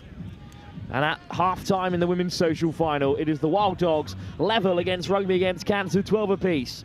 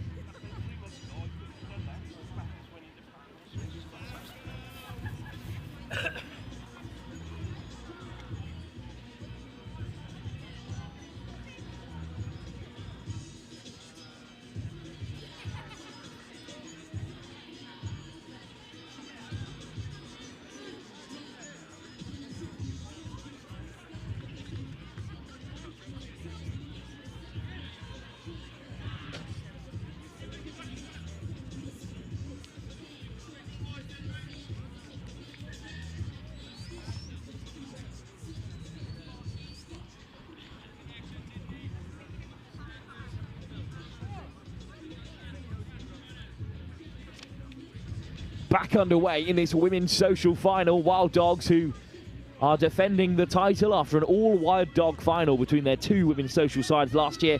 Well, they've just about managed to level things up at the break.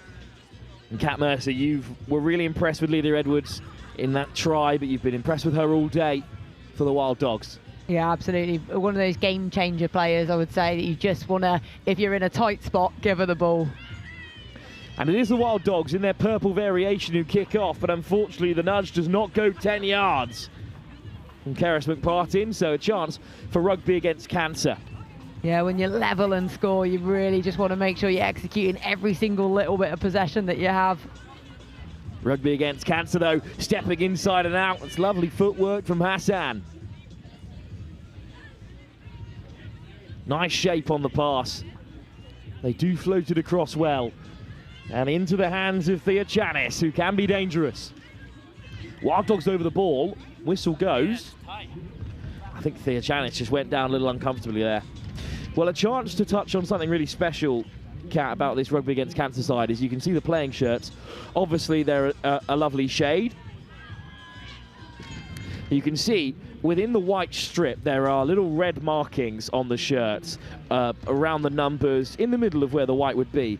Now on the shirt up close you can see the names of all of the people, the loved ones, those who we've lost, those who have survived, those who are cancer free, those who are fighting cancer right now, who are associated with the players themselves. And the ones in red are the players, are the names associated to the players who have purchased that shirt for the charity. So not only are you playing with the badge of Rugby Against Cancer on your front, you're also playing with the names of those who have struggled with cancer, those that the charity directly supports, lit up on your shirt at all times, which is a lovely little memento that was described to me, in fact, at the House of Hope Sevens, which the Rugby Against Cancer's men's side did win in the end.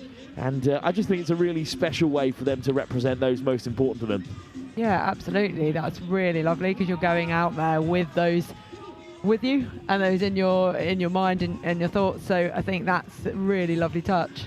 Of course, you know, everyone listening, everyone will be known to someone who has been affected by cancer in some way, and Rugby Against Cancer, who first appeared on the British Elite, but they have been around for a number of years now, at least on Next Gen Live, and have since become a bit of a staple on our series that we cover across the Lit legs. And this tournament as well, the LIT7s in its 14th edition here at Wasps FC. Down with what looks like an ankle injury at the moment, Meg Theocharis, who has been so important to Rugby Against Cancer today. As we begin to debate those player of the tournament nods, of course, we've had our men's social and our women's open ones already sent off on their way. But in this women's social category, there's been some real outstanding players, the likes of Lydia Edwards, the likes of Hafano was so strong for Rugby Against Cancer in an opening game.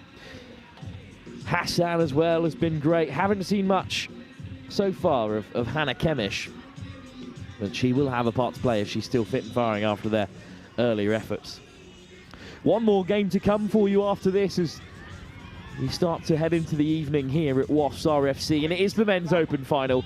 Can Hong Kong do the double, or will the British Army claim yet more silverware this season and beyond on the Lit Super 7 circuit? Hong Kong women so comfortable in the final against the Melrose champions, Monaco Umasa.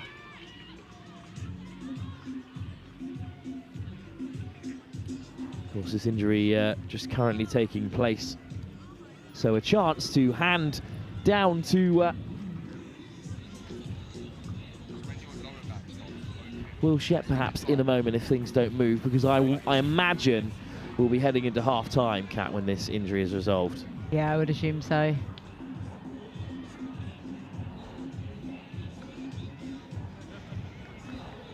And I think that is the conversation the referees are going to have with the ARs. I think we are heading into the break. That seems the sensible decision with the injury still to be dealt with.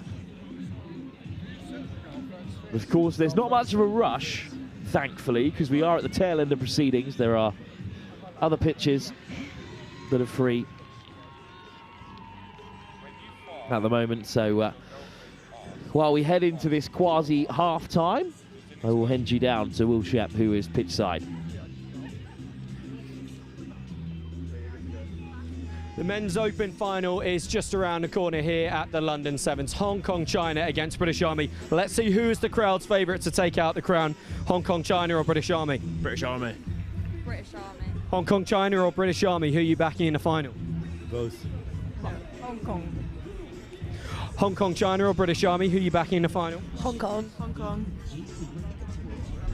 I don't know. Hong Kong. Hong Kong. It's swaying towards Hong Kong here, so let's see whether we can even up the results. Who's better on a sesh, the British Army or Hong Kong China? Hong Kong China. We're trying not to be too Hong Kong China here. We'll see later. Hong Kong, China. Okay, even Hong Kong, China, even being better on the sesh, Hong Kong, China are winning that one as well. Who would you trust to build a bridge when there's been a really bad storm and all the roads have been washed away? Between whom? Between the British Army and Hong Kong, China. I don't know. Who would you get to build a bridge when there's floods? The British Army or Hong Kong, China? The British Army? Yeah. Okay, we got some votes for the British Army. Who would you judge get to build a bridge? The British Army or Hong Kong, China? Hong Kong, China. Fair enough. Everyone's going for Hong Kong, China. It looks like we are just about ready to get back underway in the second half of the women's social finals. I'll throw you back up to Wilf and Kat on comms. Thanks, Will. We actually haven't gone to half-time just yet. We're going to restart with the scrum last play before the break.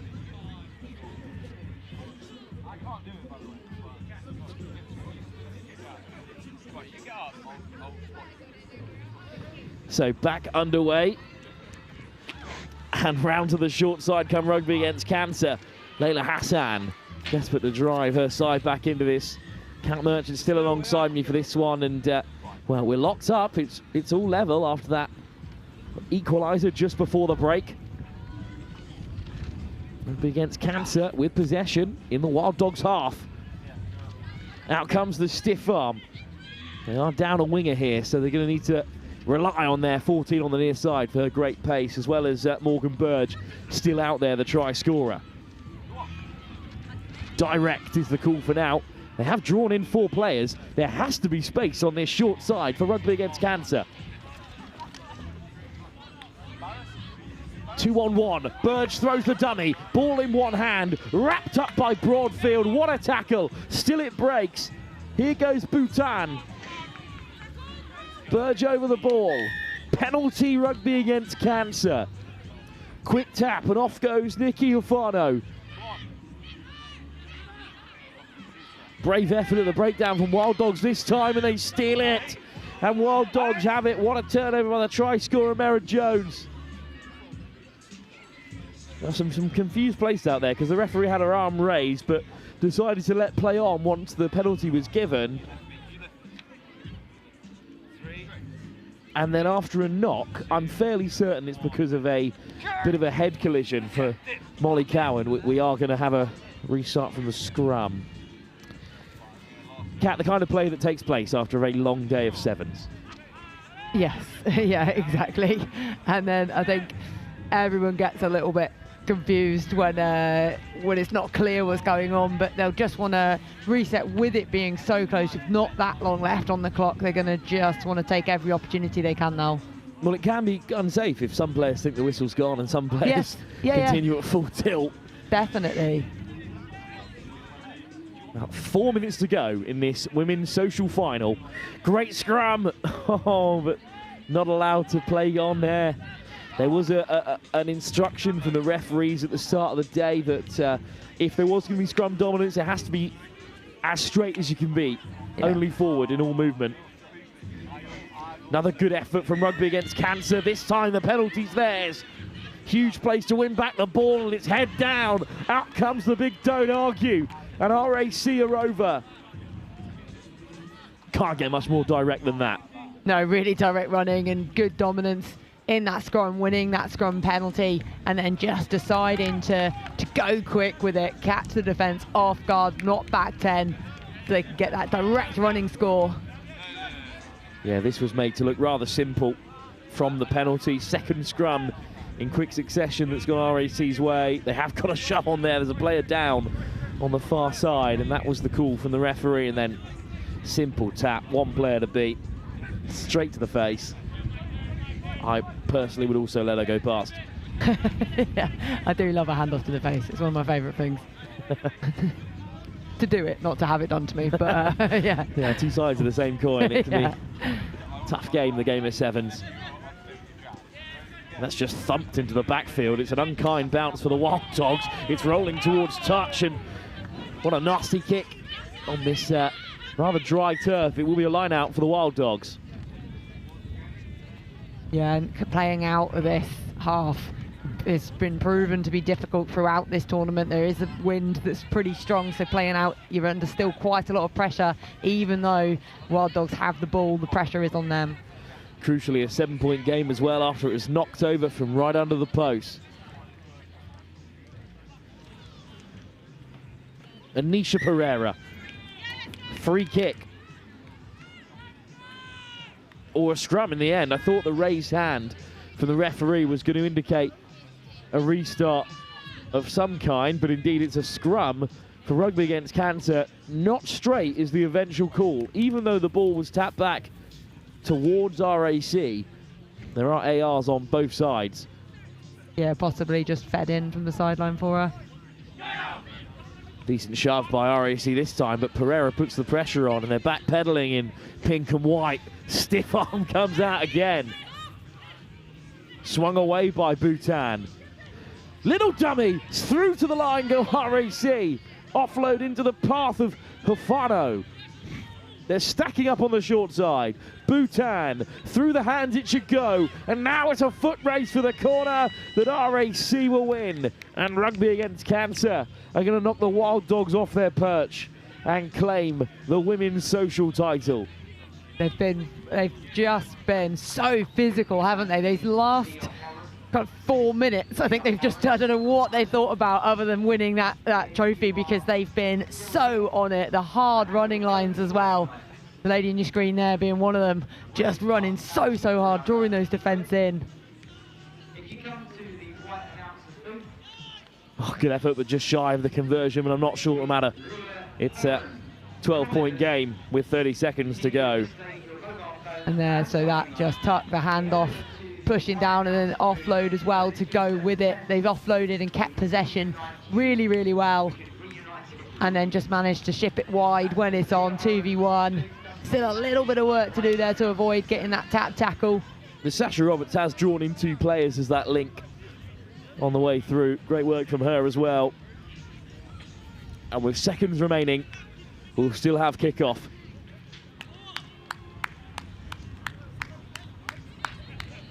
Into the swirling wind, it should come for Birch, who's hit hard.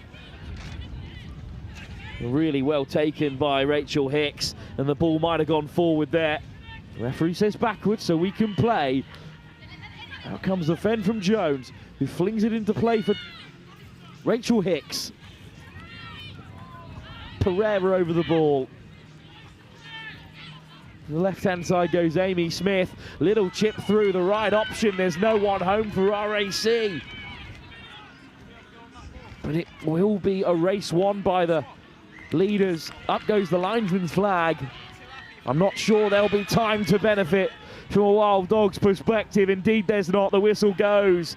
And Rugby against Cancer are your women's social champions, I should say, after the men's side pushed hard in the open category. It's their women that claim a title this time after a successful season for the charity. Wild Dogs in be back.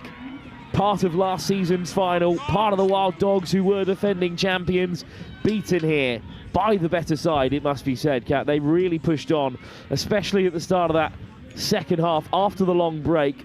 They responded swifter. Yeah, absolutely they did. They just seem to have those little unit chats where they're just focused and they know exactly what they needed to do, and they delivered absolutely in such a tight-fought game. So quickly before this men's final, when Hong Kong will play the British Army, I'll throw you down to Will Shep, who's pitch side. We started at the wrong end. There is plenty of support here for the British Army. How much are they going to win by? I think by 10. By 30 points, do you agree? Yeah. Yeah. Okay, 2 votes for the British Army winning by over 30. Who else is supporting the British Army? Give us a cheer. We've got a British Army end, we've got a Hong Kong end. We have the men's open final at the London Sevens just about ready to kick off. Hong Kong, China against British Army. And to guide you through it all, we have Wilf Kemsley and Kat Merchant.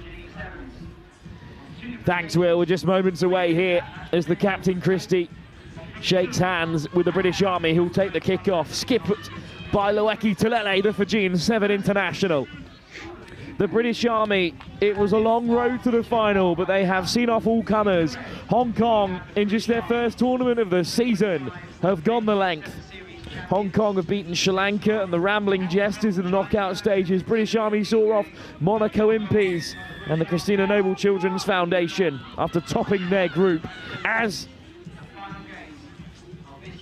kick-off is claimed by Monaco, by Hong Kong, sorry, looked to skip through. It is knocked on by Sono. So a chance for the Army. Ravuvu, Talele, brilliant start to the final for the British Army. Hard at the line by Tusivanayanave. Dancing footwork again over the 22. The British Army with this side that almost all of them compete at the British Elite and won that outstanding tournament. Dummy switch from Kamidresti Ravuvu. Kamdranavesi looking to get at the ball. Talele. Yala Yaya. Down he goes. Christie through the breakdown. Is he legal? Referee says yes, but it might not matter. Nave tries to sneak through. Hong Kong hold firm. I think there's a Hong Kong man down with a head injury. So finally a chance to introduce Kat Merchant, is alongside me for this one. Well, the British Army, fantastic side. Can they be stopped by this Hong Kong team? Well, both teams have certainly been intense throughout this tournament. This is going to be, we said it was going to be full of big collisions, physical play, as well as pace and power. So it's definitely, I think this is going to be really tight. Well, there's Max Denmark on your screen, the big number 2. It's been really impressive today. I don't think there was anything cynical about the injury. I think it was part of the tackle, maybe even part of the counter ruck. And fortunately, Kado Lee is able to walk off the field. Well, Hong Kong women's side, in all fairness, they walked the final. Very impressive in that game. They really did. They have been a class above everyone they've played today, and deserved winners. So they'll be cheering on their men's side now, I'm absolutely certain of it. British Army, all serving members of the armed forces, taking on Hong Kong, who had a real scrap of things against the Rambling Jesters. As Talele looks to break away, Christie, his opposite number, puts him to deck.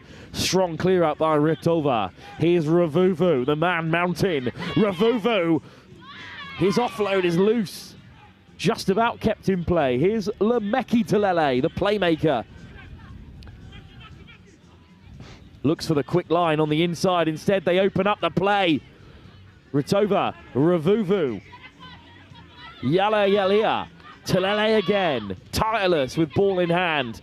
Lovely footwork. Dranivesi up the deck. Talele with a step. Asono holds on. Round the corner comes Kami Dranivesi. Dranivesi is through. British Army had to pull out all the tricks in their very deep bag of playthings here. But eventually, Kami Dranivesi made it through.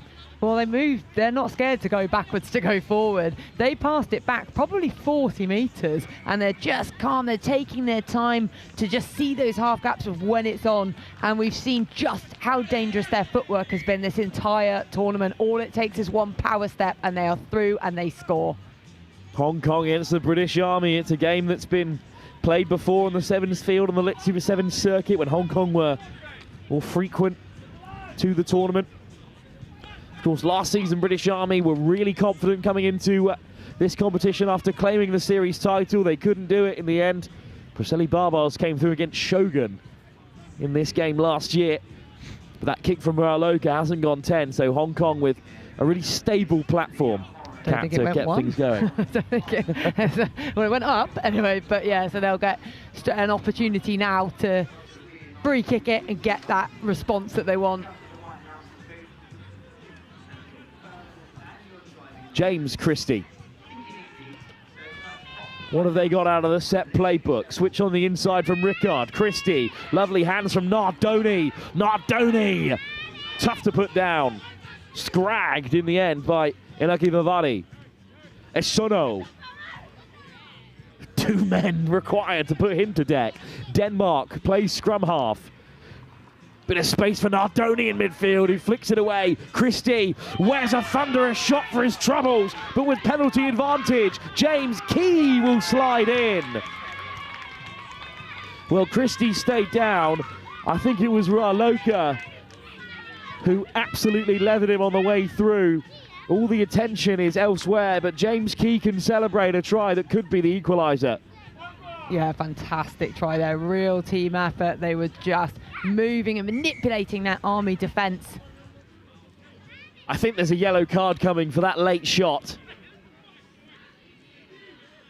And it is Miseki Raloka, who's been one of the British Army's best players across the series and elsewhere, as well as here at Wasps FC is going to leave. And this means that the British Army have had a yellow card in all of their knockout games. Oh, that's a big... And then they got a... But they scored with 6, didn't they, Absolutely, in the earlier round? Semi-final. So, what yeah. a nudge, by the way. Yeah. Before we miss that, beautiful kick to set things up 7-all. Here's the late shot. It's a lovely ball from Christie. I mean, Yeah. it's theatrical, Yeah. but it's a yellow card. Key just has enough to get on the outside of Sevier Bully, and enough just to stay inside the garden gate too. Well, a penalty off the kickoff, a bit of breathing space for the British Army. Denmark has to race back, and Denmark is flung to deck by Aparosiwara, but Hong Kong play wide. Big miss pass, lovely shape on it. Key with broken field. Oh, it's forward. Yeah. Oh no, it was a 2-on-1 with Asono running on the inside. Key, the try scorer, on the out. But we're going to have to come back, and it's a scrum in a perilous position for Hong Kong. Yeah, it's going to be... It's one of those, isn't it, that Army just know how to play with a player down. They just do it so well. Maybe they'd be better off with 6 through the whole tournament. I mean, they've certainly gone about caning that way. Inoki Vivali will feed the scrum. Just 2 men outside him. Wara. Sokovi Vuni Yayawa.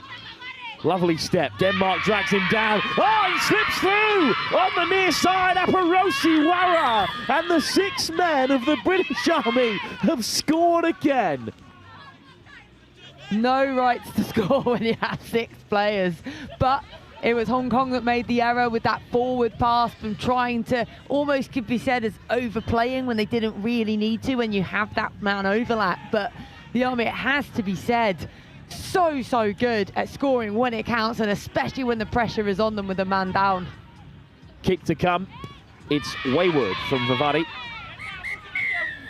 But on the stroke of half-time, the British Army have scored again. I thought this was problem dealt with. Sokovi Vuniyawa, not usually the widest man.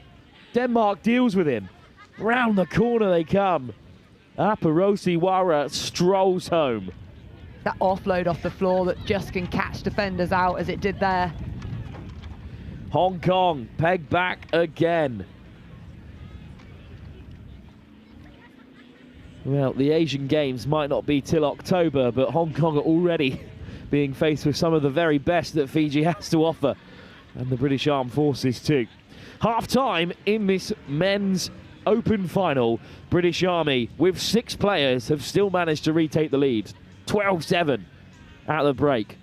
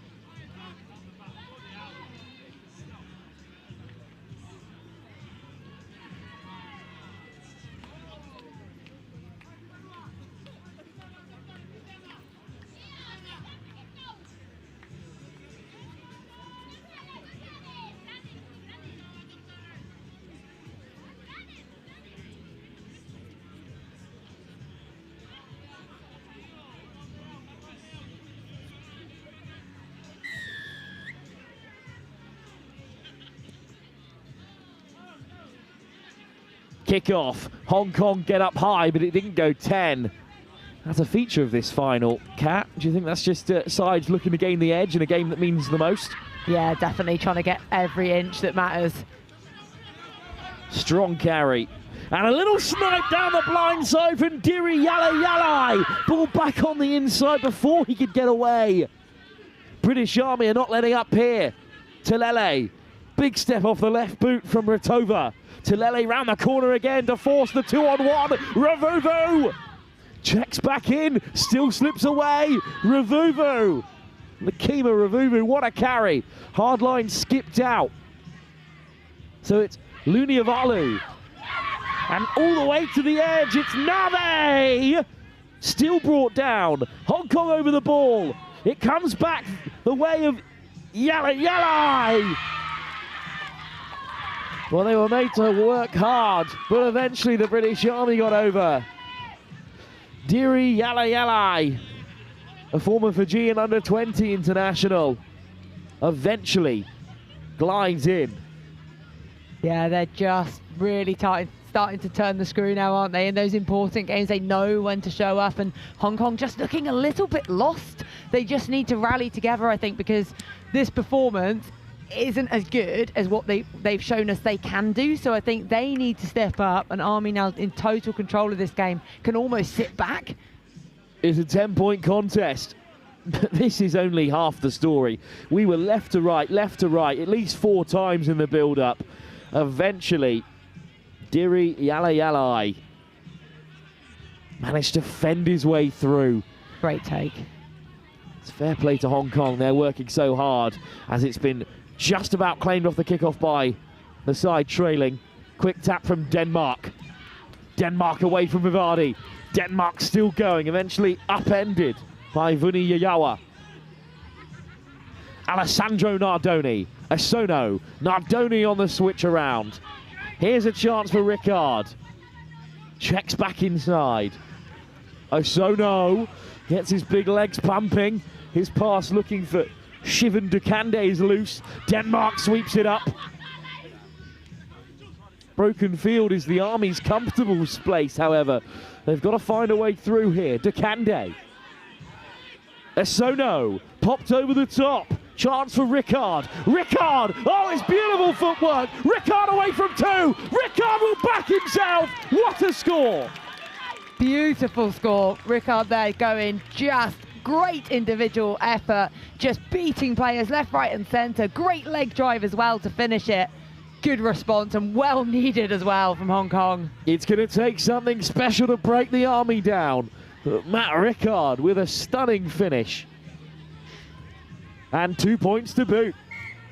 It's a 3-point game with 3.5 minutes remaining, and this is the furthest that this particular Army side has been tested, in my opinion, in the 2 or 3 tournaments in which they've shown up to full strength as they are today. Look at that step to beat 2 men. Fijians aren't used to being put on their backside in such a tremendous fashion. Great work from Rickard. Well, they're the ones normally doing the footwork, aren't they? But well, you can hear the Fijian fans on the near side. Yeah.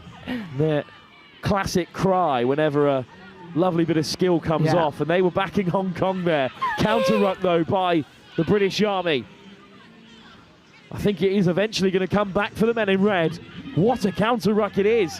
What a time to win it back.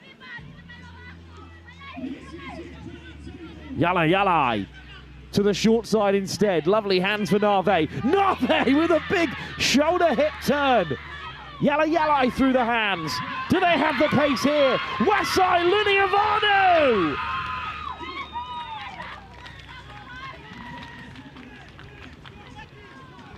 That is a game-breaking score, a tremendous time to score. If anything, the 10-point swing it could be is much more important than the fact that it's another 7 on the board, because that was Hong Kong's time to get back into the game. It really was, and I think you could sense that they'd got their confidence up from that score, but Army just squashing every part of it, and it does look like they have dominated a lot of this. And Talele makes it a 10-point game again, and it's almost as if the last 5 minutes were for naught. because it's been cancelled out straight away. This step from Nave is unbelievable. And then the pace to get on the end of this ball. He's at a standing start when he catches it. Alessandro Nardoni is a lot of things. He's not the quickest man on the field. And he's been undone there as it's taken straight off the kickoff. And Kitty Ritova puts the cherry on top. That's the moment, isn't it? The moment when Hong Kong really need to be able to do something to come back into it, and it's just been absolutely snatched away from them. And you have to say the Army have been just relentless with everything they've done today. Well, we know how good they've been in the air. They've had the wind at their backs in the second half, and they make kickoff count. We're terrified to show the replay just in case they go through and score again. Knocked over for a full set of 7. Here it is in full as the next kickoff is about to be taken, but we've got to drink in this nudge from Talele. It's beautiful. It's just misjudged in the evening sunlight. And then there he is racing through, Kitty Ritova to score. And thankfully the kickoff's been pulled back, so we don't have to worry about missing a score. 30 seconds ago, it was a 3-point game. Now it's 31-14 in the British Army's favour. Offside from the kickoff, so we'll come back for a free kick on halfway. Yeah, bit of over keenness there, wasn't it? Because it wasn't, yeah, that wasn't marginal. That was about 5 metres in front of the kicker. Hong Kong just heads down here. There's only 30 seconds to go. Another score would be great, but it's not going to turn the tide of this one. Christie with the tap. Rickard, the hot stepper. Great read by the Army. Over the ball they go. Penalty for Hong Kong though. They're still light in this just yet. Christie flicks it out the back door. Soft hands from Buron. And then flicked away brilliantly well. And look at the pace on the edge. It's Shivan Dekandi with a hot step, who gooses through. And it may not turn the tide, but it's a wonderful finish to this game for Hong Kong, whose season is only really just beginning. Oh, absolutely. And just building the confidence when pressure's on as well, as you said. So start of the season for them to keep building on those performances, but a lovely finish. Once again, the British Army make the absurd look very ordinary. They have played outstandingly well, and they have presented this Hong Kong team with a challenge. Your first tournament of the series, just how good will you be in the Asian Games this season? They've got some questions still to answer. After running amok across the tournament, Hong Kong's Men's Open is opened and closed with a defeat. After a last-minute defeat to Rush Sevens, they still managed to make it through. They still managed to beat the seeded team in the quarter-final and come through the semis against the Rambling Jesters. But the final hurdle, a side who are previous LIT Super 7 Series champions, was the British Army. And that is a hurdle that few can leap. This outstanding side who can now add the LIT7s to their ever-growing trophy cabinet after victories at the British LIT7s this season and on the LIT Super 7 Series in the earlier rounds. It is a wonderful day for the British Army, but what an advert for the game of sevens across the world. We've seen Sri Lanka, we've seen Monaco, we've seen the French in sevens rush, and now we've seen Hong Kong and the British Army who come from all corners. Kat, this was a final of such quality, and it was just that 30-second period, 2 tries back-to-back, that killed the Hong Kong resistance in the end. It really was. British Army just knew exactly what they were doing. They nailed it. They put the game to bed, and we did see some moments of brilliance from Hong Kong, some great individual tries, some great well-worked team tries as well, but at the end of the day, Army just so much dominance within that game and clinicalness at intensity. Hong Kong won't go home too disappointed, of course. They've played 2 finals, and their women's team were champions. Congratulations to them. Congratulations to our men's social champions, Trinity, of course. And congratulations to the women's social champions, Rugby Against Cancer. And to the British Army, who claimed the men's open. What a tournament it has been here at the LIT7s, its 14th edition and its 10th anniversary year at Wasps FC. The quality continues to rise every single year. The international flavour makes it oh so special. And in an internationally final, it is Hong Kong who were beaten by the British Army.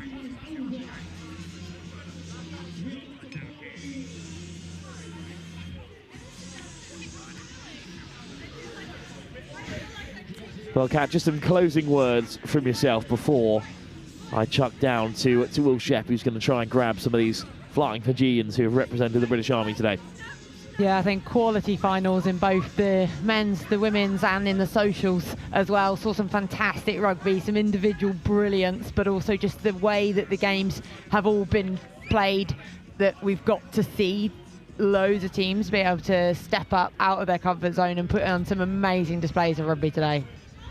We'll give them their moment, of course. This togetherness, his team spirit, crucial to the British Army in everything they do. You see it in their warm-ups, in their half-time rituals, in the way they play. They're so well connected against a very well-drilled Hong Kong side.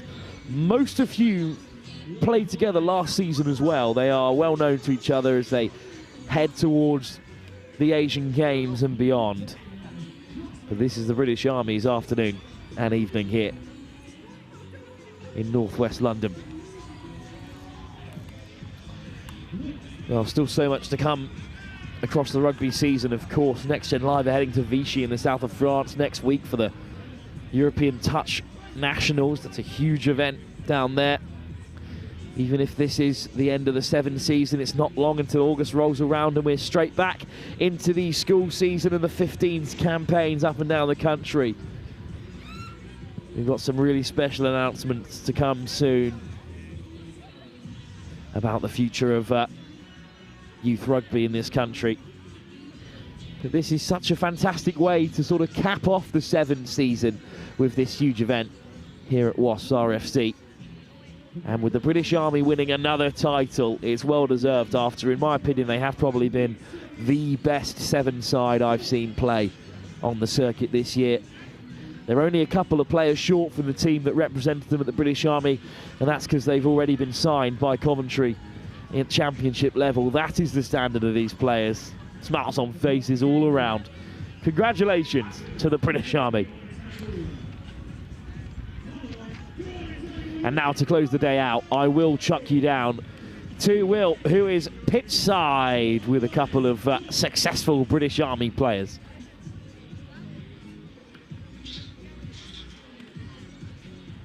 Okay, after a beautiful moment between the British Army players there at the end of their triumphant campaign here at the London Sevens, I'm joined by Lanka and our captain Lameki. Guys, take us through that performance. It's a really tough one against Hong Kong in the big dance. Yeah. First of all, I would like to thank the God Almighty for giving us the strength, for giving us the power, for winning the final today. And today is all about teamwork. We came in the tournament, we came in as an underdog, and then we talk about it, and then how to win the game today. It's all about teamwork, it's all about work effort, it's all about have faith in each other that today we're going to win the tournament. Mess, you had the Army-Navy game at 1 p.m. this afternoon. I mean, how much confidence did that win give you going into this final? Okay, it wasn't an easy game for us. As we know, the Army team are the best. So we were just speaking before we came in. We're just saying, let's just trust our system, trust the process, and the result will just come off. Yeah. And then Hong Kong, they're a class outfit. They pushed you really well in that final. How much credit goes to them for putting on a great show today? Hong Kong, they're really a good side. They're a national side. They're very fast, and their game plan is very good because they are on a better level than us. And we came in today, we want to stick on our defense. We work around defense, that's why we win against them, Naka. Now, Mess, a man doesn't get a nickname like that without being good at celebrations. What is in store for the team to make sure that this triumph gets the celebration it deserves? I just want to say I can't keep on saying. I don't know. I'm speechless. I think we just we prepared well, but we'll stay humble and we'll still continue our season. Just finish, and that's all. Humility, pride and togetherness. I think those are the characteristics that define this British Army team. A wonderful performance today throughout the day and then in the final itself. Congratulations both of you. Enjoy the celebrations. So that brings to an end the London Sevens 2026 here at Wasps. We are just about ready to wrap up. But before we do, let's get the closing thoughts of our commentary team. Warren, you've called a lot of the Women's Open through the day today. What have been some of your highlights? Oh, well, it's been a brilliant standard of tournament. I think we've seen the top level of international. I think, to be honest, Kat will probably agree with me on this, the standout team.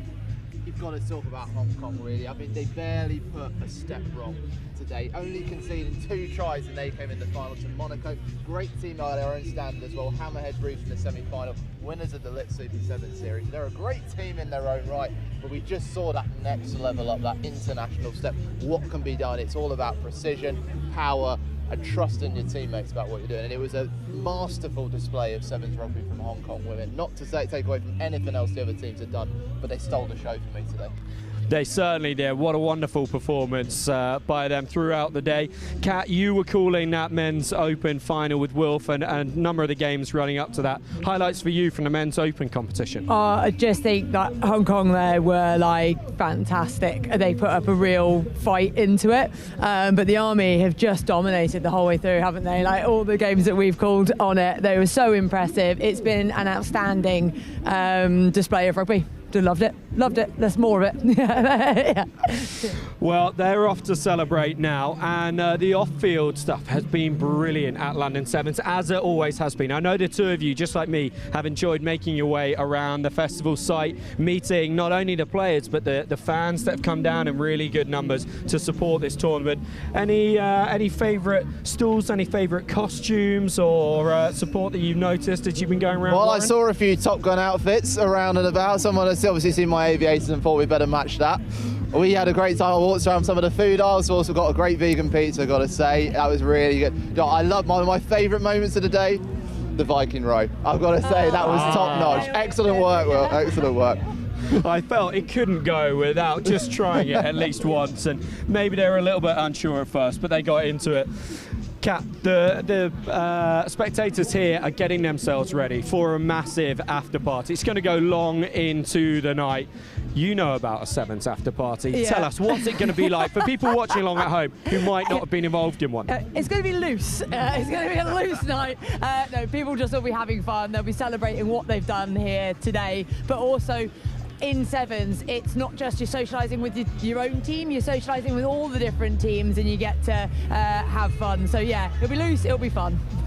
It certainly will be. I'm not really ready to say goodbye to the London Sevens just yet. So what have we got to fill our Sevens fix over the next few months before the 2027 season comes around? I think Kat might be better at Sevens. Oh, wow. Okay, well, I mean, like I say, I think, do you know what? I feel like I'm going to tune into the Asian Games coming up. I think Hong Kong have shown a great advert, and also Sri Lanka, I've got to say, because Sri Lanka put on a great display in the men's open competition, also the men's social competition as UK Tuskers as well. I think that's going to be a really good display. Unfortunately, Rugby 7 is not at the Commonwealth Games, which is starting next week, which is a shame.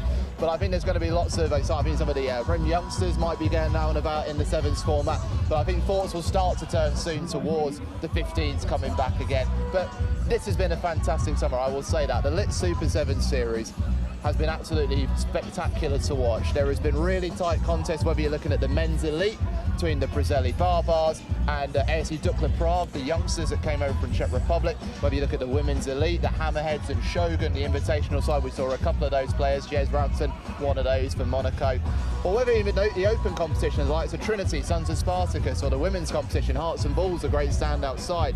They've also been able to show what they're capable of right here on this stage at the LIT7s alongside the international teams that we've been talking about. And it just so it says to me how alive the Rugby 7 scene is right now. The World Series is going from strength to strength, but on this European stage, it's thriving at the moment. I think the party shows you this. People can really enjoy themselves because they've put on one hell of a show this summer. Warren, what an incredible answer. You know ball, you know ball. Kat, one final one for you. What, if you could pick one thing that you're really excited to see in the 2027 season, what would it be? Oh God, that's put me right on the spot. I can't even call it. I'm sorry. I've got like, I don't know. No worries. Let's bring Wilf in for a final word from Wilf. Wilf, the voice of the UK 7 scene really these days. So we can't go without hearing a final few words from you. Can you sum up this season? Yeah, you know, I think the Sevens has had a bit of a battering over the last couple of years with Ireland dropping their funding, which is a programme that's seen some of their best internationals, like most recently Balakoon, come through. You've seen GB have had to scale things back, and that's seen a lot of players lose their livelihood. It's also seen a lot of youngsters being given opportunities, but we've also had a recent RFU proposal to ban the playing of sevens at schoolboy level on a Sunday in order to protect the club game, but that was quickly shut down by those by essentially a petition of school staff who wanted to keep the game of sevens alive. And I think it's important that we don't forget how important sevens is, how big a path sevens is, the amount of women's players that have come through the sevens circuit and gone on to represent the Red Roses and gone on to represent the other growing nations, you know, in the Six Nations category. And I mean, just look at South Africa women's, who their under-18s played their first ever fixture against one another a couple of weeks ago. Sevens has always been the biggest platform for women's rugby in South Africa. So, you know, I think sevens has a huge part to play in the future of the game, and it is tournaments like this. It's people like Elaine, the tournament organiser, it's teams like the British Army that keep that going, and I just think that it's really important that outside of what a fantastic and fun day these sevens tournaments can be for everyone involved, which is so important, it's also a pathway to the professional game that many people forget sometimes is there, or certainly those at the higher ends of rugby institutions sometimes don't recognise the importance of. So yeah, really glad that we've at Next Gen Live and with, you know, Lit Super Sevens had another season of supporting that and kicking on the sevens game, which is on its way back up again, I feel. A beautiful, motivating, inspiring answer from Wilf, and I expected nothing less. Well, we are now out of time. Another London Sevens, and indeed another Lit Super Sevens series is in the book. Let's take one final look at the after party getting started here at Wasps FC. It's going to be an incredible evening. Elaine and the Lit Super Sevens team getting ready for the trophy presentation. It's been an unforgettable day for everyone involved, and I can promise you more memories to be made this evening and next season. For now though, from Warren and Wilf, from Kat and myself, it is thank you for joining us and goodbye.